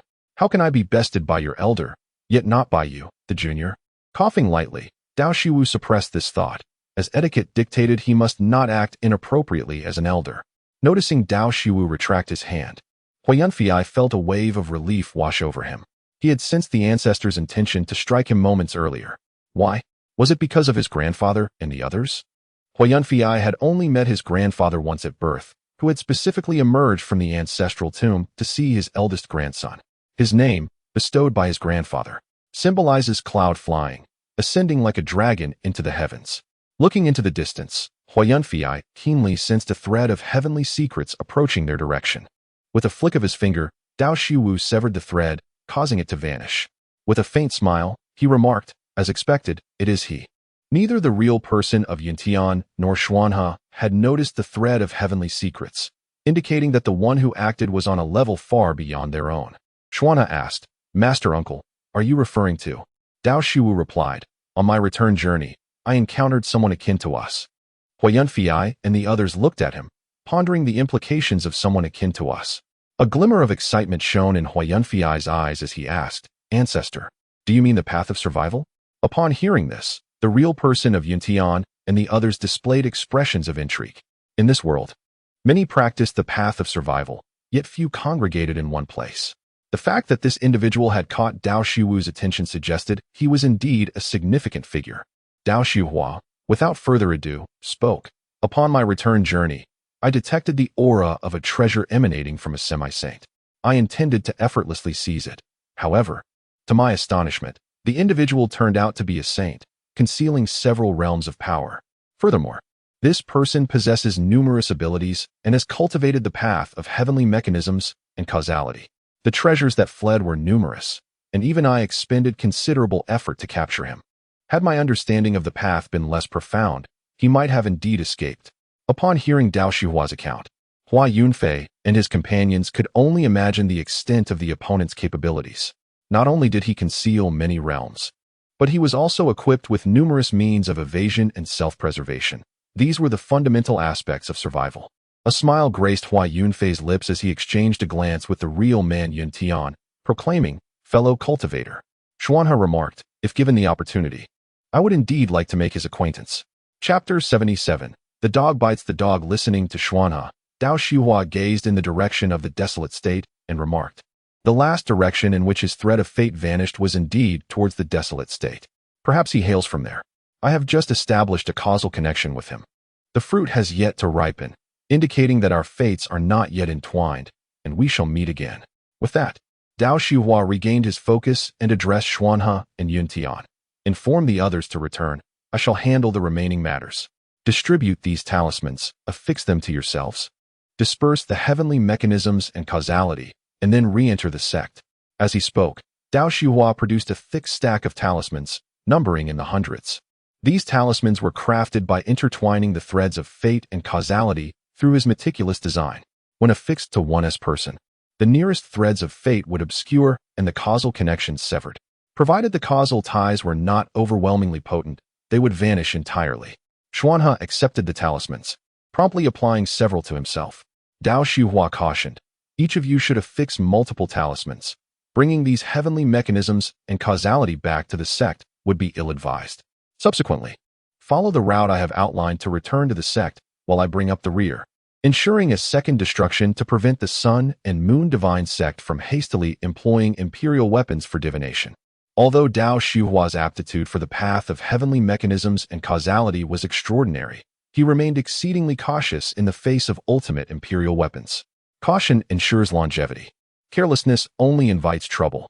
Having shifted the burden onto the Sun and Moon Divine Sect, he understood the necessity of ensuring they bore the weight securely.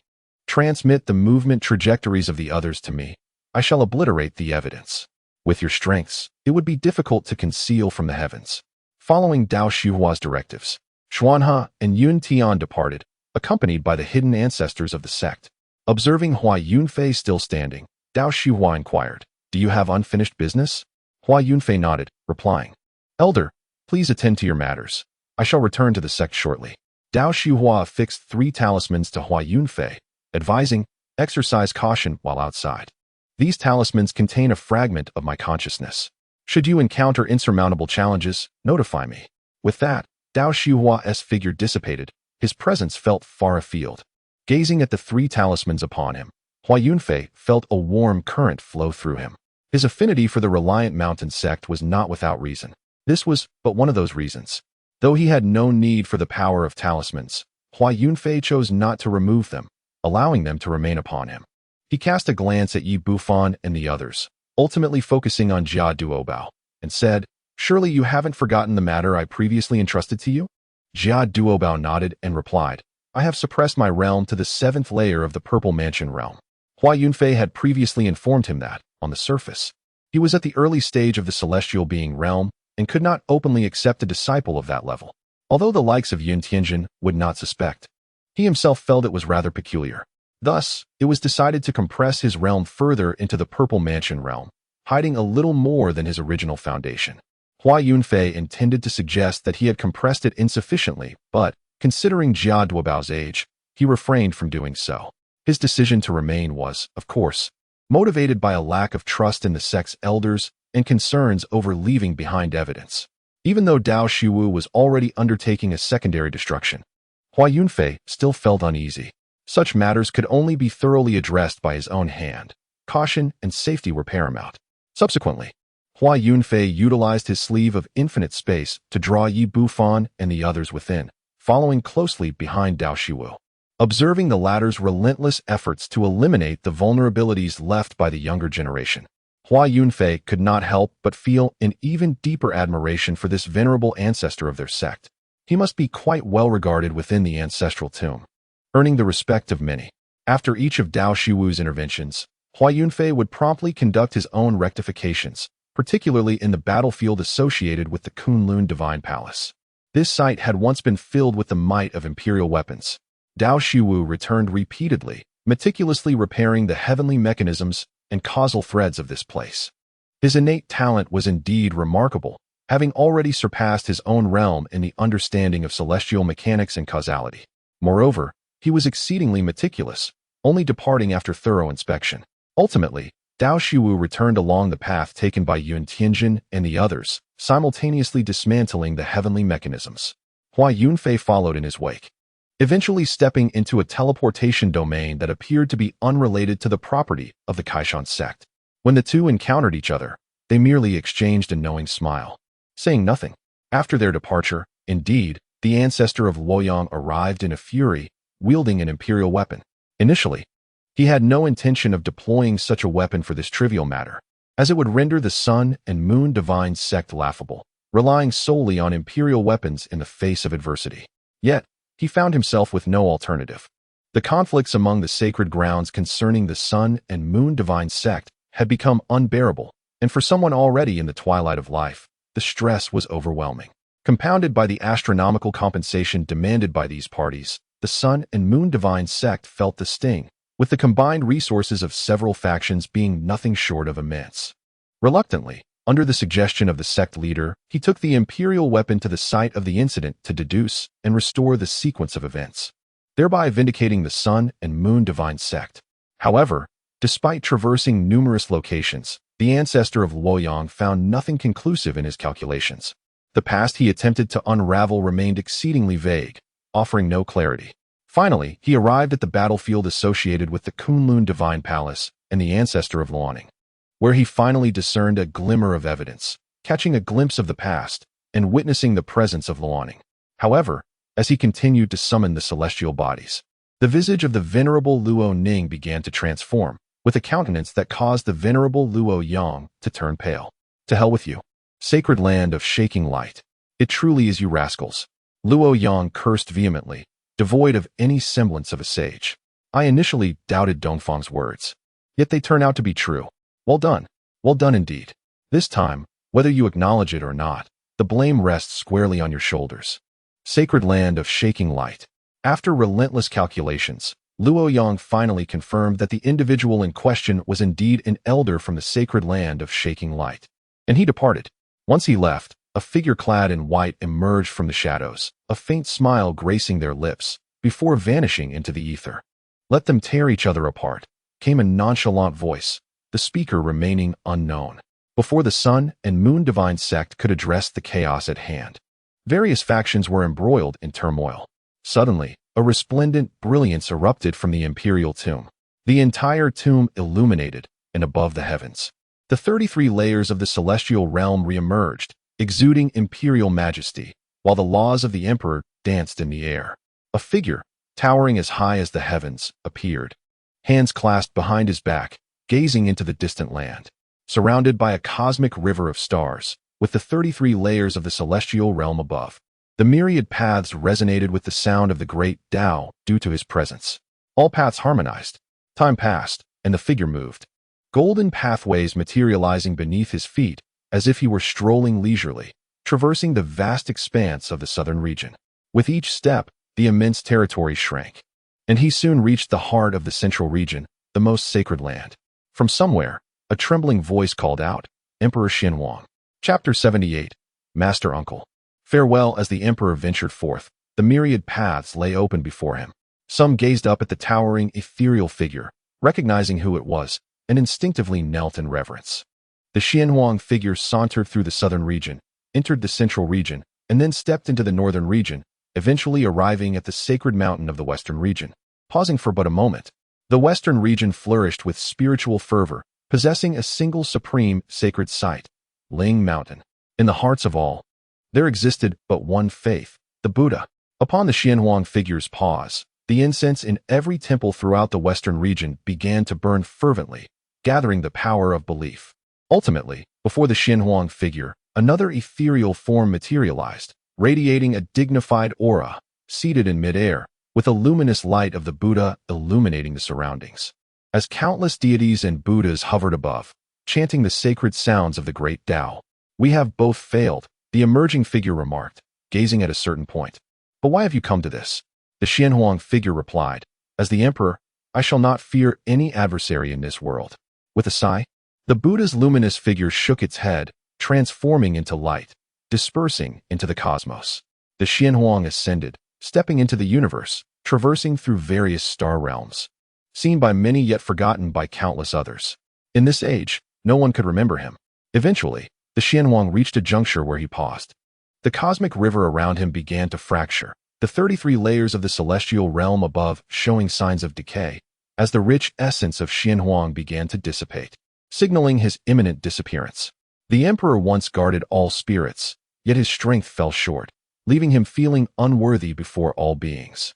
The ethereal figure of Xianhuang grew increasingly faint as he gazed toward a certain place within the northern Dipper, locking eyes with a young man. You are merely yourself. Pursue what you truly desire. The future is daunting, and you need not face it. With these words, the phantom of Xianhuang completely dissipated into countless stars, drifting toward the zenith of the universe. Faintly, a final message echoed in the air. In a distant corner of the future, who would that figure be? In an even more remote corner, obscured from view, the two appeared to be one, yet not one.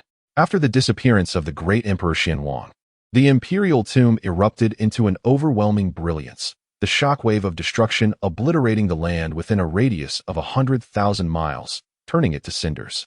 Hua Yunfei, along with Yi Bufan and Dao Suhui, returned to the Mount Kaoshan sect. As they approached, a mournful cry resonated through the air. Junior brother, your death is so tragic.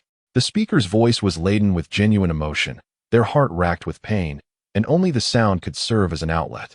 Hua Yunfei raised an eyebrow, recognizing it as the voice of the true man of heavenly mechanisms, who has perished.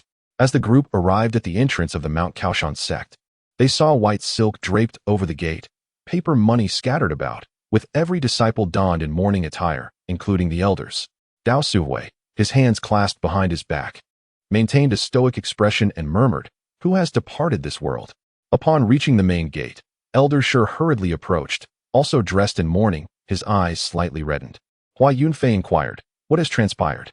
Elder Shi shook his head in anguish, stating, "Yesterday, the true man of enemy god practiced his techniques, but accidentally fell into demonic possession.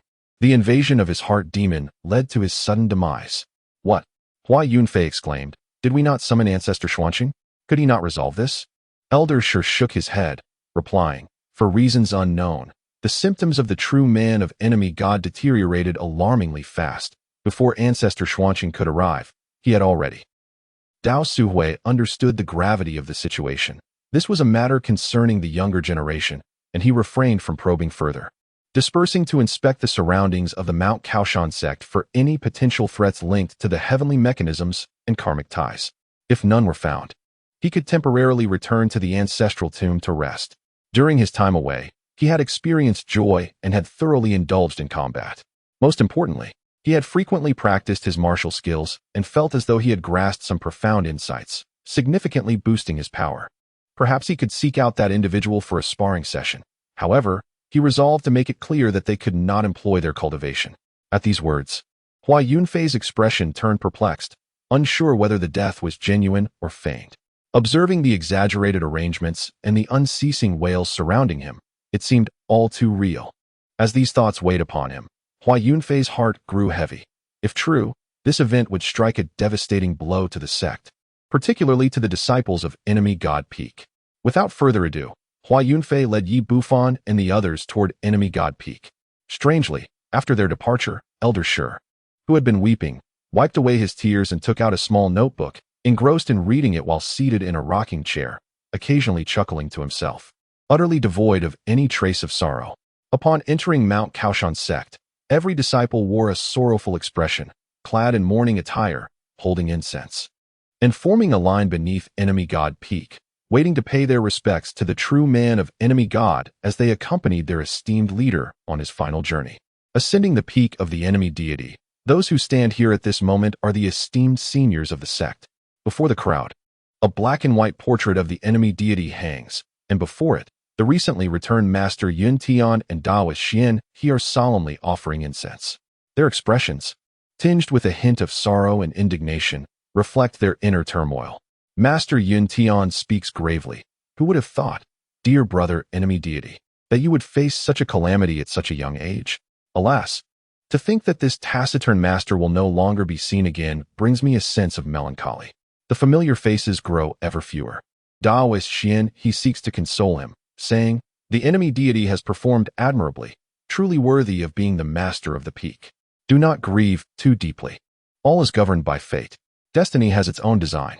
Nearby, the trio of Master Go Yuan, Master Tianji, and Master Xia Xian listen intently, their expressions grave. Indeed, these events are all preordained. When one's time has come, it is time to depart. Master Tianji wipes a tear from the corner of his eye, his voice trembling as he states, I never imagined that our last meeting would be but a few days ago. Alas, dear brother, your passing is profoundly tragic. Just the day before, Master Tianji had visited the enemy deity, and they had shared a private conversation. Shortly after Master Tianji left, the enemy deity fell into madness, meeting a dreadful end within his cave. Master Go Yuan places a reassuring hand on Master Tianji's shoulder and leans closer to whisper, What exactly did you discuss with our brother? His swift demise, could it be your doing? Master Tianji raises his head defiantly, replying, Do not indulge in conspiracy theories. Am I the sort of person to harm our dear brother? Master Xia Xian glances at the two, scoffing softly but remaining silent. What did you truly say? Master Go Yuan inquires with curiosity, placing the incense he holds into the burner. We merely discussed matters of cultivation. Was he not on the verge of the Dao realm? I sought his guidance. What is wrong with that? While you all seem to be flourishing, I remain at the 8th layer of the heavenly realm. Oh, and there's also our junior sister, but she is too young to count, Master Tianji responds. Master Xia Xian casts a sidelong glance at him, a faint smile betraying his amusement. At that moment, Master Go Yuan notices Hua Yunfei returning, his eyes drifting to the trio behind him, particularly resting on the rotund figure. A new disciple, I presume? Without further contemplation, he calls out, Yunfei, come quickly, pay your last respects to your master uncle. It may be quite some time before we see this taciturn figure again. Hua Yunfei nods, accepting the incense offered by an elder. After lighting it, he approaches the portrait of the enemy deity and bows solemnly. Master uncle, may you rest in peace. Chapter 79. Testing the limits of the strong in the ancestral grounds of the sect, within a newly hewn cultivation cave at the outermost perimeter. A figure sits cross-legged upon a mat, fingers forming seals as he closes his eyes in deep meditation. The aura of the Dao realm envelopes the cave, filling it with a potent energy. Suddenly, with a tremendous surge, his power escalates dramatically. He has broken through another barrier. Opening his eyes, a smile graces the man's lips as he murmurs, After 10 long years, I have finally ascended a level, though I must admit, it has come rather slowly. Uncertain, is the ancestral tomb truly as the heavenly secrets have revealed to me? His words regarding the matter were indeed hasty, yet if the ancestral tomb is as he described, then this endeavor should yield no loss.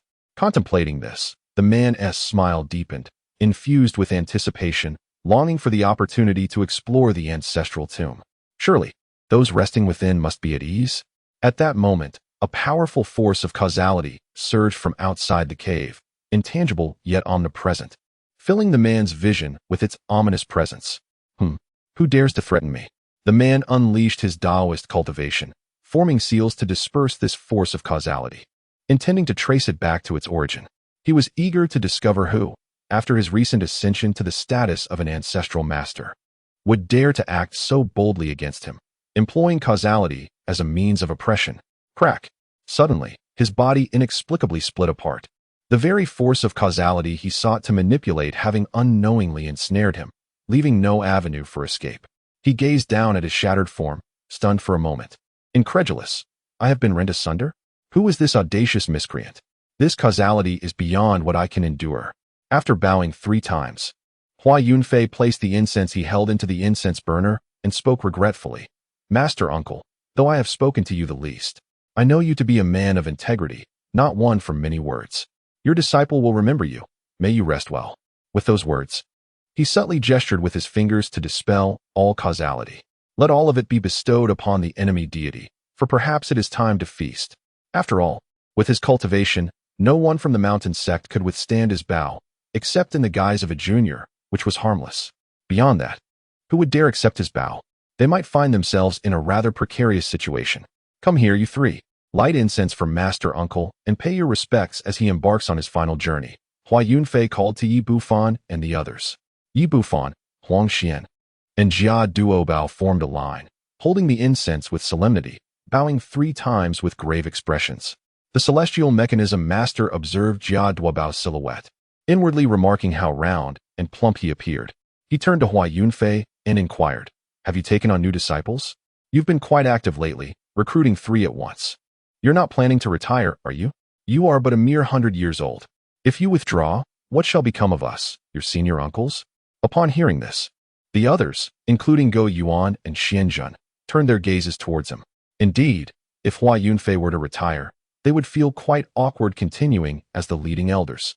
Just as Hua Yunfei was about to respond, the tardy Wu Ji master rushed forward, tears streaming down his face as he clutched the image of the enemy deity. Weeping for a considerable time, among the 6 leading elders, the enemy deity was the most taciturn, while Wu Ji had the most fiery temperament. They were polar opposites in character, yet their bond was the strongest. Even during their days as true disciples, they had ventured out together on many adventures, with Wu Ji risking his life countless times to protect his honest and straightforward junior. Now, with the enemy deity gone, Wu Ji felt a profound sorrow. Knowing he would seldom encounter this taciturn companion again, no one would dare to soothe their emotions at the risk of being struck in moments of profound anger any longer. "Enough, enough," murmured the esteemed Master Tianji, his eyes glistening with unshed tears as he stepped forward to assist Master Wujizi, whispering gently, "Exaggeration breeds disbelief. Such antics would be met with skepticism. Should you wish to meet, the ancestral grounds suffice. While frequent visits may not be feasible, occasional reverence is permissible. However, when in public, you must refer to him as Old Ancestor, for that is the custom." Upon hearing this, Master Wujizi grunted, suddenly fixing his gaze upon Master Tianji. "What is your intention?" Master Tianji instinctively took a step back, sensing an odd hostility directed towards him today. He had done nothing wrong. "I will strangle you. I just heard that it was you who spoke to my junior brother, leading him to lose his way." The 2 masters grappled fiercely, with Master Wujizi gaining the upper hand, straddling Master Tianji and delivering a series of blows to his backside. What a disgraceful display. This is the funeral of the enemy god. What decorum is this? Xuanhe chastised, then turned to Master Tianji, who he surmised had revealed something to the enemy god. This old fool, nearing 500, still cannot keep a secret. Quickly separating, Master Wujizi and Master Tianji ceased their scuffle. Xuanhe stated, "If there is something to discuss, do so privately. This is not a place for your quarrels. Tianji, regarding certain matters, you would do well to keep your lips sealed. Otherwise, I shall not hesitate to teach you a lesson in propriety." A chill ran down Master Tianji's spine, and he nodded in agreement, aware that Xuanhe had deduced what he had said to the enemy god. Nevertheless, this turn of events was not without merit. With the enemy god sidelined, surely, among the 6 peaks, I would emerge as the strongest, right? With only a few at the 9th tier of the celestial realm, they could hardly rival me. My junior sister, younger than us, poses little threat. Noticing Master Tianji's newfound restraint, Xuanhe refrained from further comment and, after exchanging a glance with Master Yuntian, vanished from sight. Master Yuntian surveyed the assembly of esteemed elders and the leaders of the various peaks, speaking meaningfully, "You must strive harder." At this, a peculiar expression spread across the faces of the gathered individuals, exchanging glances filled with a resigned smile. The implication was painfully clear. It was time for a generational shift. As is the way of the world, a fondness for the mundane can lead to downfall. Now, then, Master Yuntian addressed the elders of the enemy god Peak. "Who among you wishes to assume the position of leader?" Upon hearing this, the elders exchanged awkward smiles. One elder, adjusting his long beard, remarked, "Master, you see us old men, practically half buried in the earth. We are hardly suited for leadership." Master Yuntian chuckled lightly. "You are aware of your state. Yet you remain stagnant in your realms, clinging to your positions for centuries without progress. Do you not find that absurd?" This last remark was directed at all the older members present. However, these elders had seen enough in their long lives to remain unfazed by such comments. With an awkward yet courteous smile, a venerable elder spoke, "Sect leader, we, these aged men, possess inferior talents. The heavenly human realm is but a distant dream for us. It is not that we do not aspire to break through. It is simply that the conditions are lacking. Not everyone is like the illustrious Hua family from Daoyuan Peak, where every member is a prodigy." Casting a glance at the gathered onlookers, Hua Yunfei blinked, wondering how this was connected to him. Realizing the implications, the esteemed Yuntian gazed at Hua Yunfei, before casually pointing to a slightly younger elder, stating, "It is you who shall temporarily assume the position of the Supreme Goddess seat. When the Supreme God's most esteemed disciple transcends to the heavenly human realm. Should you wish to relinquish your role, you may pass it to him." The young elder let out a bitter smile, questioning why this responsibility had fallen upon him. As the Supreme, one must possess a certain caliber of cultivation. "Tomorrow, I expect to witness your ascension to the heavenly human realm. Surely, that is not too much to ask?" Yun Tian proclaimed. The young elder sighed in exasperation, "But I am merely at the initial stage of the divine infant realm." He felt somewhat speechless, as it seemed an unreasonable demand. Chapter 80. An indescribable existence in a remote land of there lay an ancient lineage, whose legacy spans over 1,000,000 years. It is said that 1,000,000 years ago, the commanded respect across the eastern domain, wielding significant influence throughout the northern Dipper Star, with an unfathomable depth of heritage. Even the most exalted sacred grounds held them in esteem. While they lacked the supreme imperial weapons, the ancestors had produced more than one supreme being, and their supreme artifacts, when combined, rivaled even the imperial weapons. Thus, in that bygone era, they reigned supreme, basking in their glory. Their disciples traveled with magnificent flying vessels accompanied by spirit beasts, a display of grandeur unmatched. However, their fortunes shifted upon encountering a certain individual. From that moment forth, they began to temper their presence, gradually fading from the public eye. It was not long before a harrowing tidings emerged that had been purged by a mysterious entity. Their ancestral lands ravaged, their kin perishing in flames, and their patriarch meeting his end in the void of space. The news sent shockwaves through the realm, yet it swiftly devolved into mere gossip until it was forgotten. The name vanished into obscurity. Unbeknownst to all, they had not been annihilated. Rather, they had chosen to live in seclusion. Indeed, they had once drawn the attention of a great terror, intent on seizing their supreme artifact. In due course, they encountered an elderly man, seemingly unremarkable yet immensely powerful. He devised a strategy for them, advising them to remain hidden and live in the shadows, while he would confront the Great Terror. The Patriarch of at that time embraced the Elders' Council, meticulously orchestrating a FAAD of extermination, thus ensuring their survival in secrecy. The feared entity never pursued them. In the end, the Patriarch met the Elder for the last time. The Elder uttered but a single sentence, leaving behind a tome before departing. Even the Patriarch, who had attained the quasi-imperial realm, could not discern how the Elder vanished, as if he had never existed or perhaps belonged to a different dimension of time and space. In the myriad paths of existence, only the Tao endures. Title: The Path to Saintly Virtue. The venerable Nangua ancestor sought to uncover the name or the Tao title of an elder.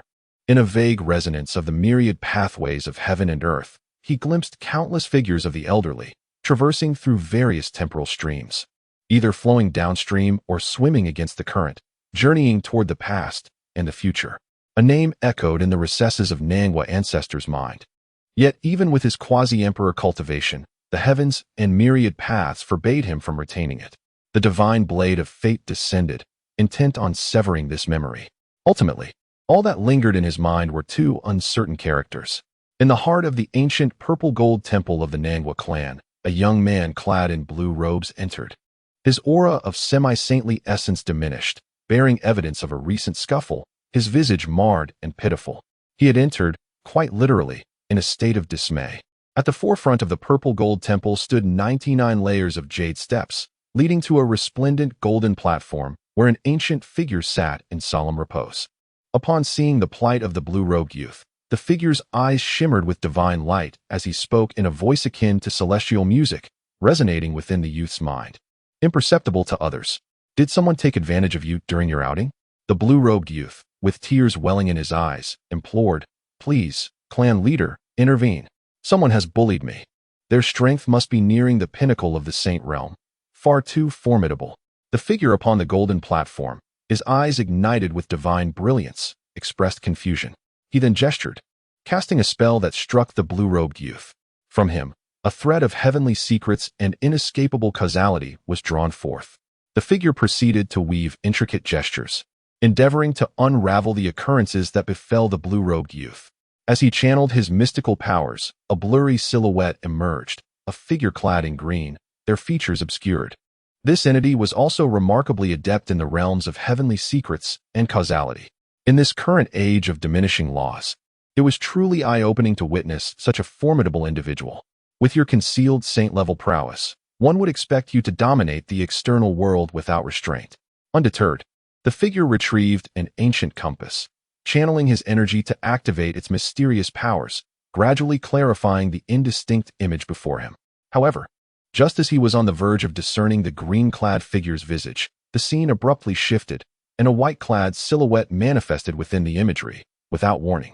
With a swift motion, the white-clad figure reached out, shattering the vision and causing the ancient compass in the figure's grasp to splinter into fragments. What is this? The figure gazed at the remnants in silence. The green-clad silhouette was already formidable, yet he believed he could manage that threat. However, the subsequent appearance of the white-clad figure was a profound descent in dimensional power. The two were not on the same level of strength.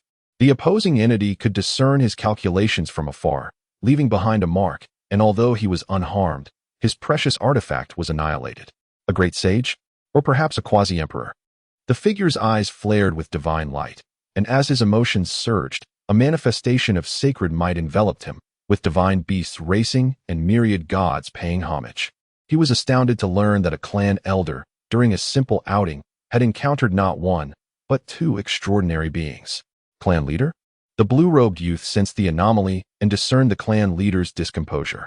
Seated upon the golden platform, the patriarch of the Nangong clan shook his head, a smile gracing his lips as he spoke. When you encountered that individual, did you not find that as the battle progressed, their realm only ascended higher, rendering you utterly incapable of grasping their secrets and the threads of fate? The young man in the blue robe nodded, initially believing that concealing his saintly prowess would render him impervious to the figure draped in green. However, when the other party requested a loan, he sensed something amiss. Though the figure was clearly speaking, he found himself unable to perceive them. By the time he regained his composure to unleash his power, it was far too late. Despite deploying every possible means of escape, he was ultimately captured and stripped of all his possessions. In desperation, he exerted all his strength to gather a wisp of heavenly insight, intending to trace the figure in green, but was ultimately discovered, his connection severed. With no choice but to return to the patriarch and lament his plight, he expressed his frustration, as a half-saint in appearance but a true saint in essence. How could I have suffered such a calamity on a mere outing? The Nangong patriarch replied, you encountered a kindred spirit, and being unable to escape before such a senior is entirely to be expected.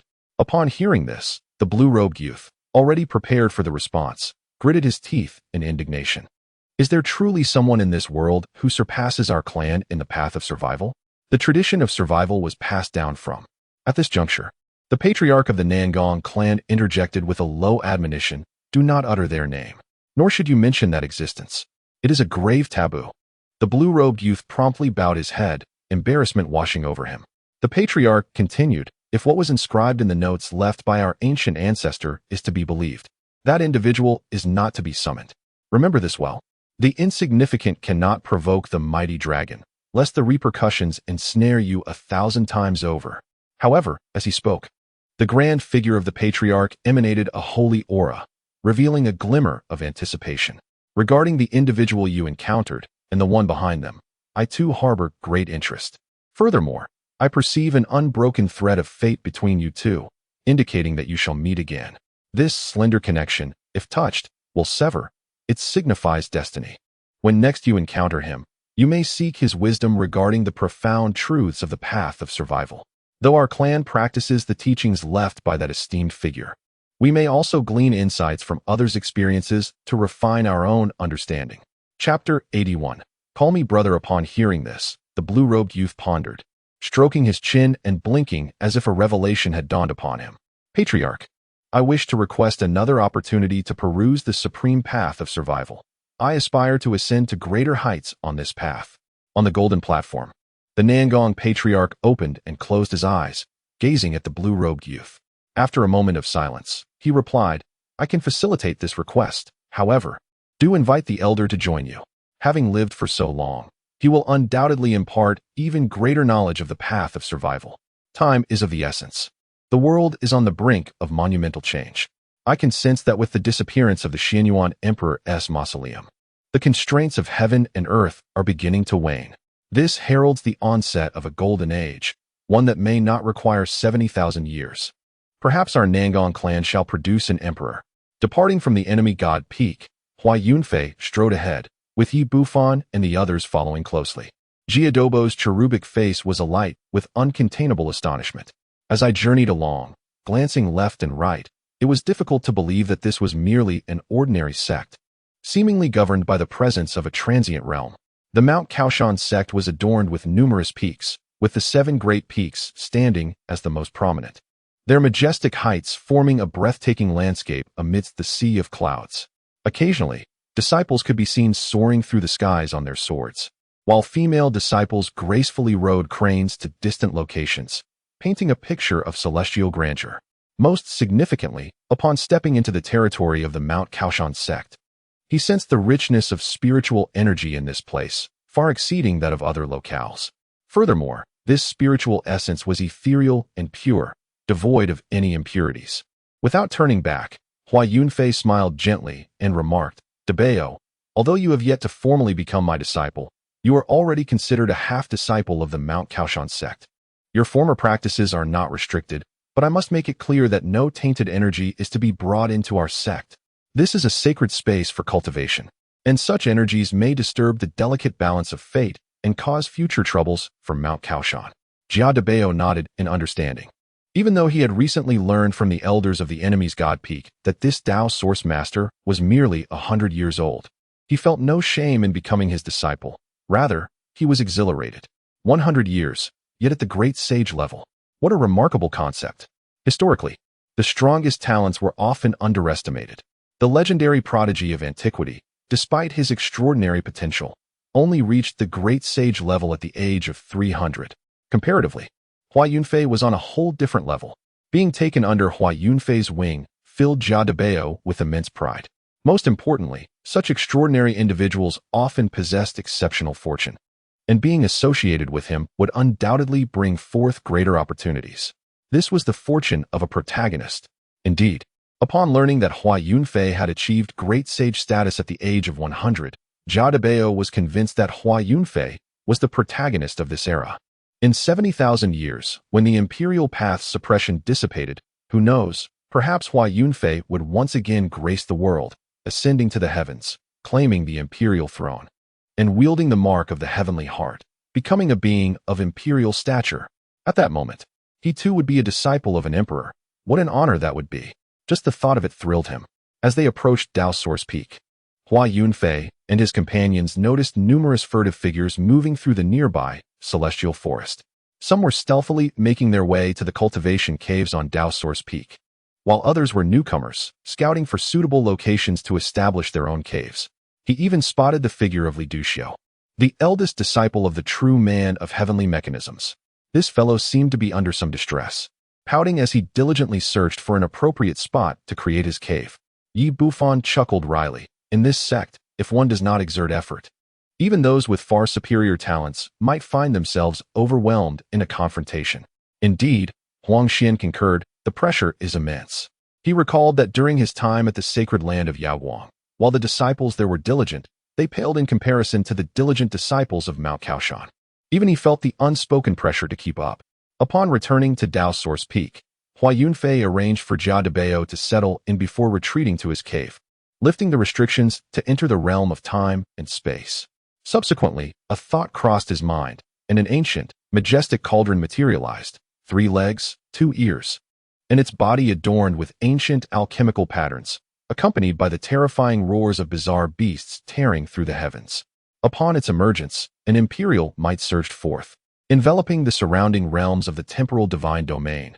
As the laws of the imperial path danced in the air, he floated there, as if he were the very epicenter of this divine realm. The alchemist emperor was indeed a prodigious talent, among the myriad of powerful beings throughout history.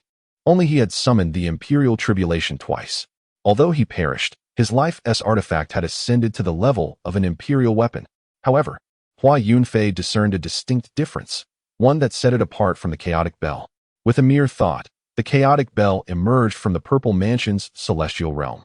Yet, upon its appearance, the chaotic energy surged forth, swiftly suppressing the imperial might of the Alchemist Emperor's supreme cauldron. The two imperial weapons seemed to engage in a contest of strength, with the laws of the imperial path swirling around them, their might trembling as they vied for dominance in the air. Hua Yunfei refrained from interference, quietly observing to validate his suspicions. Indeed, the chaotic bell, provoked by the relentless assaults of the Alchemist Emperor's supreme cauldron, quaked fiercely, swiftly overpowering the latter. The imperial might of the Alchemist Emperor's supreme cauldron was forced back within its vessel, all of its associated laws of the imperial path shattered into fragments. Before the chaotic bell, it appeared merely an ordinary weapon. Was it due to the Alchemist Emperor not being a true sovereign? Hua Yunfei shook his head in negation. As fellow extreme imperial weapons, the disparity should not be so vast. The chaotic bell was the weapon of the chaotic emperor before it was refined into a celestial artifact. It contains chaotic celestial gold. Though both are extreme imperial weapons, within the realm of imperial artifacts, the chaotic bell stands as a pinnacle. Moreover, it harbors the chaotic energy of the chaotic emperor, infused with a trace of the celestial aura from when the chaotic emperor ascended to the celestial domain, which the Alchemist Emperor's supreme cauldron cannot hope to rival. The system provided an answer. Hua Yunfei nodded. It was no wonder he felt something amiss upon encountering the Alchemist Emperor's supreme cauldron. The disparity compared to the chaotic bell was far from negligible. It was akin to the chasm between a sovereign and a supreme being, entirely different realms. Indeed, the chaotic bell was deserving of its reputation. At this juncture, Hua Yunfei cast a glance at the Alchemist Emperor's supreme cauldron and remarked, "The Alchemist Emperor's supreme cauldron is commendable as well." As soon as he spoke, the imperial weapon, imbued with sentience, sensed the underlying implications of his words and, in a huff, plunged into Hua Yunfei's purple mansion, vanishing from sight. "Why the sulking? It's like dealing with a child," Hua Yunfei chuckled, shaking his head. He then turned his attention back to the chaotic bell, which trembled with chaotic energy, seemingly flaunting its form. In the distance, Hua Yunfei faintly heard a voice. "Weakling, from now on, when you see me, call me elder brother. Otherwise, each time I encounter you, it will be a beating." Hua Yunfei was rendered speechless. The chaotic bell, said to be an extreme imperial weapon forged by the legendary chaotic emperor who had seemingly entered the celestial domain, exhibited a temperament akin to that of a child. A friendly reminder, the personalities of imperial weapons often mirror their masters, and here it refers to the chaotic emperor. That individual is quite the jester. One can only wonder if you shall ever meet him. Hua Yunfei mused, "If I seek eternal life, I must tread into the celestial domain. If the chaotic emperor is not dead, there will undoubtedly be an opportunity to meet him." Seemingly responding to his words, the chaotic bell suddenly erupted with excitement. As if anticipating something, Hua Yunfei quipped, "This fellow wouldn't he betray me upon meeting the chaotic emperor, would he? Surely not. Perhaps?" Hua Yunfei? Chapter 82. Who arrives first? Faced with the ambiguous words of the system, Hua Yunfei chose to disregard them entirely. He believed that the Chaos Bell would not act in such a manner, for even the Chaos Emperor, upon entering the immortal domain, had not mentioned taking him along. The excitement of the Chaos Bell was, at most, mere nostalgia. Reason should still prevail. Subsequently, Hua Yunfei retracted the ostentatious Chaos Bell and, with a hand gesture, summoned a luminous 9-story pagoda that soared forth from his brow. The pagoda irradiated a dazzling and ethereal light, resplendent yet formless. It was Hua Yunfei's innate magical artifact, which had yet to be fully refined. Hua Yunfei was not lacking in magical artifacts. Thus he had not prepared to complete his innate artifact, awaiting superior materials. If he were to create one, it must be grand. A simple artifact would not suffice for his lofty standards. After all, he possessed a system. Ordinary artifacts were beneath him. How perceptive, I appreciate it. Hua Yunfei dismissed the system's remark, sensing that it was anything but sincere, evidenced by its frequent trickery. He then retrieved the celestial river water, eternal celestial gold, and the myriad strands of Xian Huang Qi he had gathered from the Xian Huang Emperor's tomb, pouring them all into the radiant 9-story pagoda. In this realm of time and space, he felt no need to hold back. His aura surged, and he unleashed formidable Taoist laws into the pagoda. Afterward, Hua Yunfei ascended into the heavens and sat cross-legged beneath the pagoda, emanating a unique aura that influenced the transformation of the 9-story pagoda. The temporal laws of the surrounding time-space realm began to oscillate as he harnessed these laws, intending to incorporate them into his innate artifact. Why not directly merge the entire time-space realm into it? Such an action might induce a metamorphosis. In the future, once your strength allows you to traverse the river of time, you may elevate the temporal laws of the time-space realm further. Hua Yunfei replied, "Do not propose foolish ideas. I still require the time-space realm. If I merge it, what will I use?" He was not yet prepared to fully shape his innate artifact, as he was still far from his expectations. The materials you are using, even if they are imperial weapons, fall significantly short. Is that not satisfactory? If I were to merely compare with imperial weapons, why would I still seek longevity? You have a point, I support you. Support me? Then produce something tangible. Do not merely speak empty words, offering nothing in return. In the future, for sign-in rewards, I hope for more substantial items. Not much, just a tiny fraction would suffice. Such naive aspirations. Do you think I am foolish enough to fall for your schemes? How can you be so certain? Time swiftly passed, and within the time-space realm, 300 days had elapsed. The 9-story pagoda above Hua Yunfei's head sparkled like crystal, its sacred might intertwined with a hint of imperial majesty. Moreover, the body of the pagoda was enveloped in 9 strands of celestial energy, ethereal and seemingly unadorned, yet concealing formidable laws within. Hua Yunfei had expended nearly 80% of his celestial river water to extract these 9 strands of celestial energy, which were exceedingly precious. Even he possessed only 3 strands of celestial energy. It could be said that when the 9-story pagoda truly took shape, it might surpass him in strength, perhaps even more. Hua Yunfei withdrew his hands and stood up, gazing contentedly at the 9-tiered pagoda. "I shall name you when you take your final form," he proclaimed. As if responding to his words, the pagoda emanated radiant halos that enveloped Hua Yunfei's body. In the midst of the brilliance, a childlike figure appeared beside him, seemingly echoing his sentiments. "Of course, should you wish to name yourself, I shall not hinder you. Choose a name that exudes power. However, do not forget the original intent of my teachings. One must never forget their roots." The childlike apparition of the pagoda spoke in a vague tone. "All right, let me think." Hua Yunfei nodded, then retracted the pagoda, causing the extraordinary phenomena of the time-space divine realm to vanish. "Practicing is exhausting," he mused. "It took me 300 days to forge a single artifact. Nevertheless, my strength has improved somewhat during this time, bringing me a sense of reassurance." Exiting the time-space divine realm, Hua Yunfei stowed away his token and stretched languidly. 300 days in the divine realm equated to merely 10 days in the outside world. In the realm of cultivation, 10 days could pass in the blink of an eye. Careful now. By the Spirit Lake, Huang Xian was engaged in a spar with Jia Duobao. Of course, Jia Duobao was suppressing his realm, and they were battling on equal ground. The outcome was predictable. Jia Duobao struggled to lift his head, as Huang Xian's formidable physique and a plethora of techniques overwhelmed him. One punch nearly sent him crashing down. Who could have imagined that a practitioner with inferior saint-level aptitude would become a mere punching bag in a duel of equals? Jia Duobao, recognizing the futility, quickly retreated from the fray, collapsing onto the ground, gasping for breath, his expression a portrait of discontent. Observing the bout, Yi Bufan prepared 2 cups of tea and presented them to the combatants with a smile. "Junior brother Jia, your strength is commendable. With a saint-level inferior aptitude, you are already among the elite in this era." Although Jia Duobao had not officially been accepted as Hua Yunfei's disciple, it was practically a foregone conclusion, and Yi Bufan had taken to addressing him as such. Jia Duobao accepted the teacup, offering a wry smile. "Compared to ordinary folk, I may be considered elite, but in comparison to you all, I am merely mediocre." Huang Xian gently blew on the steam rising from his teacup, taking a sip before responding, "Junior brother, the world is ever abounding with talent. Do not succumb to unnecessary worries. Have faith in your own abilities." Jia Duobao, fixated on the steam from his cup, suddenly turned to Huang Xian and inquired, "Do you think you could defeat our master on equal footing?" At this, Huang Xian paused mid-sip, exchanging a glance with Yi Bufan. After a moment of hesitation, he replied, "I believe it would be a 50-50 chance. Wouldn't you agree, senior brother?" When Huang Xian tossed the question back to him, Yi Bufan was momentarily taken aback, contemplating before he articulated, "I think saying it's 50-50 might be somewhat presumptuous."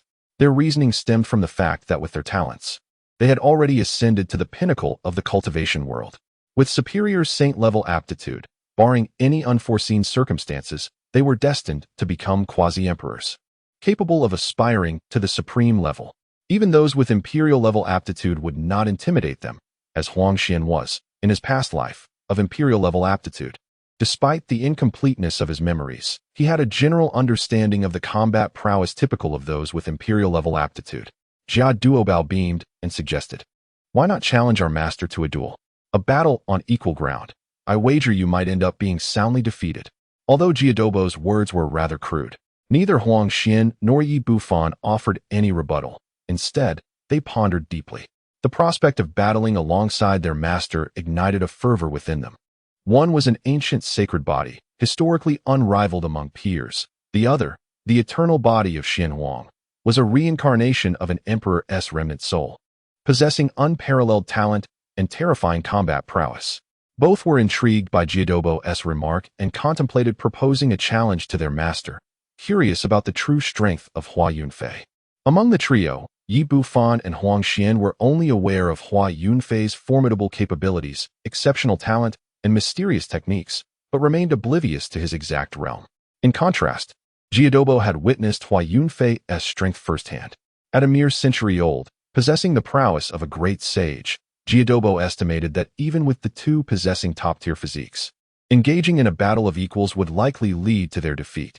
Before their conversation could unfold further, Hua Yunfei had quietly taken a seat beside them. He brewed a cup of tea, savoring it slowly while listening to their discussion with a smile. This harmonious scene was indeed quite delightful. Casting a glance at the trio, Hua Yunfei smiled and inquired, "Who shall go first?" Yi Bufan, Huang Xian, and Jiadobo exchanged glances, instinctively swallowing hard. Though Hua Yunfei merely sat there drinking tea, without revealing any aura, his single utterance conveyed an immense pressure, as if a divine mountain weighed heavily upon their shoulders. Yi Bufan and Huang Xian shared a knowing smile, simultaneously pointing at Jiadobo and suggesting, "Since our junior hasn't yet entered the fray, why not let our master test him?" Hua Yunfei turned his gaze towards Jiadobo and asked, "What do you think?" "I believe it's not very wise," Jiadobo replied, taken aback that his companions had thrown him under the bus. "I am hardly a match for my esteemed brothers, let alone contend with our master." Hua Yunfei replied, "If you face me, I shall reward you with a tome of great sage techniques." Jiadobo's countenance shifted as he rose, saying, "Well, perhaps I could give it a try. After all, I wish to validate the Dao techniques I have recently studied. The techniques are of little consequence. I primarily seek to spar with our master." A moment later, as Jiadobo lay on the ground, Hua Yunfei sipped his tea and sighed, "You need more practice. Your physique is rather fragile." Yi Bufan and Huang Xian exchanged glances, their lips twitching as they realized that before they could even discern the outcome, Jiadobo had already succumbed. This was indeed a swift demise. Looking at Hua Yunfei, it was evident that he emanated the aura of a seventh-layer purple mansion cultivator, matching Jiadobo's apparent strength. Huang Xian shot a glance at Yi Bufan, taking a step forward, his combat intent ablaze. His eyes sparkled with a faint yellow lightning, directly activating the eternal body of Xian Huang, while a small celestial dome formed above him, exuding a formidable presence. Hua Yunfei remained unfazed, remarking, "Why don't you first merge with the Emperor's heart? Then we can battle. Your chances of victory may improve." Huang Xian shook his head, responding, "Master, since you are aware of my identity, you should understand that the path of the invincible emperor does not permit retreat in equal combat." Yi Bufan dragged the unconscious Jiadobo away from the battlefield, ensuring he was at a safe distance. Observing Huang Xian's fearless display of strength, his fighting spirit was ignited, and a torrent of golden spiritual energy surged around him, his blood essence akin to a vast ocean. Huang Xian was so earnest that, as his master, he could no longer conceal his own prowess. It was time to take things seriously. Huang Xian declared, "Master, if you truly regard me as your disciple, then do not hold back." The master understood. As he spoke, Hua Yunfei's aura became restrained before emanating the overwhelming presence of the ninth layer of the Yuan Dan realm. Profound and substantial. Even amongst equals, the power Hua Yunfei exhibited sent a tremor through Huang Xian's heart. He had never experienced such a sensation in the same realm. Not even during the epoch of his enlightenment, when he invited the strongest beings of the universe to battle, had anyone in the same tier imposed such immense pressure upon him. With a resolute spirit, Huang Xian unleashed his ultimate technique. Knowing that ordinary moves would prove ineffective against Hua Yunfei. Sun Fist Scripture. Hua Yunfei activated the Imperial Fist technique, his fist radiating a blinding crimson light. Resembling a blazing sun, a magnificent celestial manifestation arose behind him, exuding an overwhelming sense of oppression, as if a celestial king were delivering a blow. Bang! With a single punch, all the energy Huang Xian had gathered was obliterated, and his nascent technique crumbled. The vast heavens above him vanished in an instant. He was propelled like a cannonball, hurtling away until he collided with a ginseng fruit tree, finally coming to a halt. Coughing up blood, Huang Xian stared in bewilderment at his own hands, momentarily lost in thought. Just one punch. He could not comprehend the magnitude of the disparity. Furthermore, he sensed that in the final moments, Hua Yunfei had restrained his strength. Otherwise, a single strike could have obliterated him entirely. Gazing up at the lush ginseng fruit tree, Huang Xian found himself at a loss as to how to confront Hua Yunfei. Is your invincible path truly so feeble? Hua Yunfei approached with hands clasped behind his back, his voice calm as he remarked, "The invincible path does not necessitate invincibility. It requires an indomitable spirit. You may falter, yet your heart must always believe in your capacity to surpass those who have bested you." Yi Bufan rushed forward to assist Huang Xian, sensing his profound sense of defeat. The reincarnation of a great emperor, endowed with exceptional talent, yet vanquished by his master's single blow, a blow so crushing that it was unfathomable. Should Huang Xian fail to overcome this setback, he might forever be estranged from the throne of the great emperor. As Huang Xian absorbed Hua Yunfei's words, a flame ignited within him. He began to understand why Hua Yunfei had struck him so forcefully. It was to impart this crucial lesson. In both his past life and the present, he had been unrivaled within the same realm, his confidence leading him astray in the illusion of invincibility. Hua Yunfei was correcting him. Only with an invincible heart does the path manifest itself. In your past life, you must have grasped this fundamental truth, Hua Yunfei stated. Bufan, you too must heed this. To become the first ancient sacred body to transcend the great emperor realm, your journey will be far more arduous than Huang Xian's. Yi Bufan nodded, his golden blood essence surging, and declared, "Master, I am ready to take on the challenge. Let us engage." By the spirit lake, Jiadobo awakened, rising to witness a shooting star hurtling straight toward him. It was a person. Bang! Who goes there?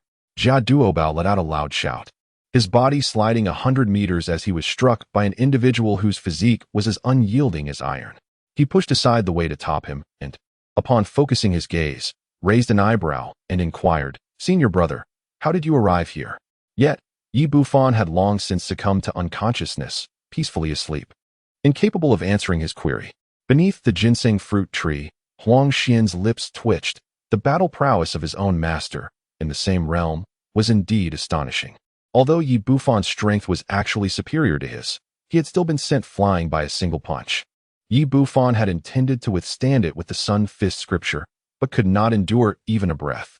Directly soaring through the air and crashing into the face of the just awoken Jia Duobao. "Master, to be frank, how much strength did you just use?" Huang Xian asked. Hua Yunfei pondered briefly and replied, "About 90%. You are all top-tier prodigies. As your master, I cannot afford to be careless." Upon hearing this, Huang Xian felt a mix of disbelief and relief. If it were indeed 90%, the disparity was not as vast as he had envisioned, allowing room for aspiration to surpass. Jia Duobao, carrying the unconscious Yi Bufan, stepped forward and inquired, "Have you already sparred? Was I truly unconscious for a long time?" Huang Xian coughed awkwardly and responded, "Quite a while, approximately 6 hours." Jia Duobao was taken aback. Yi Bufan and Huang Xian had managed to contend with Hua Yunfei for such an extended period before being defeated, truly worthy of being top-tier prodigies. At that moment, Hua Yunfei raised an eyebrow, sensing a familiar aura entering the Kaoshan sect. "Father has returned?" At the gate of Kaoshan sect, a man in a black robe descended, covered in bright yellow talismans adorned with intricate patterns. These were all used to obscure heavenly secrets, having recently attracted considerable trouble. He needed to apply more for peace of mind. Elder Shur, seated in a rocking chair, closed his notebook and frowned at the man in black. "Elder Shur, long time no see. You still enjoy reading such books," the man remarked, removing his hood and bronze mask to reveal a resolute and smiling visage. Chapter 84. A true man can bend and stretch. The man's countenance was resolute and handsome, his stature grand and imposing, radiating a powerful aura as he stood there, exuding confidence in his demeanor. Upon seeing the man's appearance, Elder Shi was momentarily taken aback, then joyfully approached, grasping the man's arms, exclaiming, "You actually returned. How extraordinary!" The man smiled slightly and replied, "This is the place where I was born and raised. Regardless of how wild the path may be, I must return to see it." Elder Shi chuckled heartily, saying, "I recall when you left the sect, the real man Wuji was furious, vowing to strike you every time he saw you. Do you remember?" It seemed he was inadvertently reminding the man of this, fearful he might have forgotten. Hua Sanqiong smirked, "Of course I remember. Soon, I shall visit Daoyuan Peak to discuss life and ideals with him. 30 years have passed. His temper must have grown considerably, but I wonder if his realm has improved." At that moment, the real man Wuji, currently cultivating on Daoyuan Peak, suddenly felt a chill run down his spine, sensing a frosty aura. Is someone plotting against me? He calculated with his fingers, his brow furrowing in surprise as he exclaimed, "Am I to encounter a calamity of bloodshed in the near future?" Elder Shi remarked, "Indeed. His cultivation level has surely ascended. I heard that during the recent expedition to cleanse the Blood Demon clan's secret realm, he displayed remarkable prowess, single-handedly pursuing and slaying over 20 celestial beings. Quite impressive indeed. Slaying more than 20 celestial beings is no small feat. After all, even flies can be a nuisance." Hua Sanqiong nodded in agreement, saying, "However, Elder Shi, did our sect not just hold a funeral? Who has passed away?" Hua Sanqiong noticed scattered paper money in the corners of the sect and the main square, items traditionally associated with the deceased. Upon hearing this, Elder Shi's eyes glistened with unshed tears as he lamented, "It is the deity of enmity. He has transcended." Alas! Hua Sanqiong turned towards the direction of the deity of enmity Peak and inquired, "Is this truly the case?" Elder Shi replied solemnly, "Is there any room for doubt? Such a jest is not one our sect would ever entertain." Indeed, Hua Sanqiong concurred, nodding thoughtfully. The Kaoshan sect values its reputation and never resorts to falsehoods, always adhering to the truth. This has fostered a favorable perception of the Kaoshan sect in the outside world. Let us not linger on this matter. "I shall first pay my respects to the deity of enmity," Hua Sanqiong stated. "By the way, please refrain from announcing my return for the time being. I wish to surprise those old fellows later." Elder Shi patted his chest confidently, assuring, "Rest assured, who does not know that I, Shi Changsheng, am the most tight-lipped? I shall not utter a word."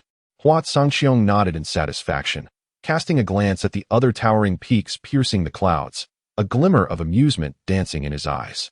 Once Hua Sanqiong departed, several disciples stationed at the gates stealthily approached and asked, "Elder, who was that person just now?" With a proud demeanor, Elder Shi replied, "That was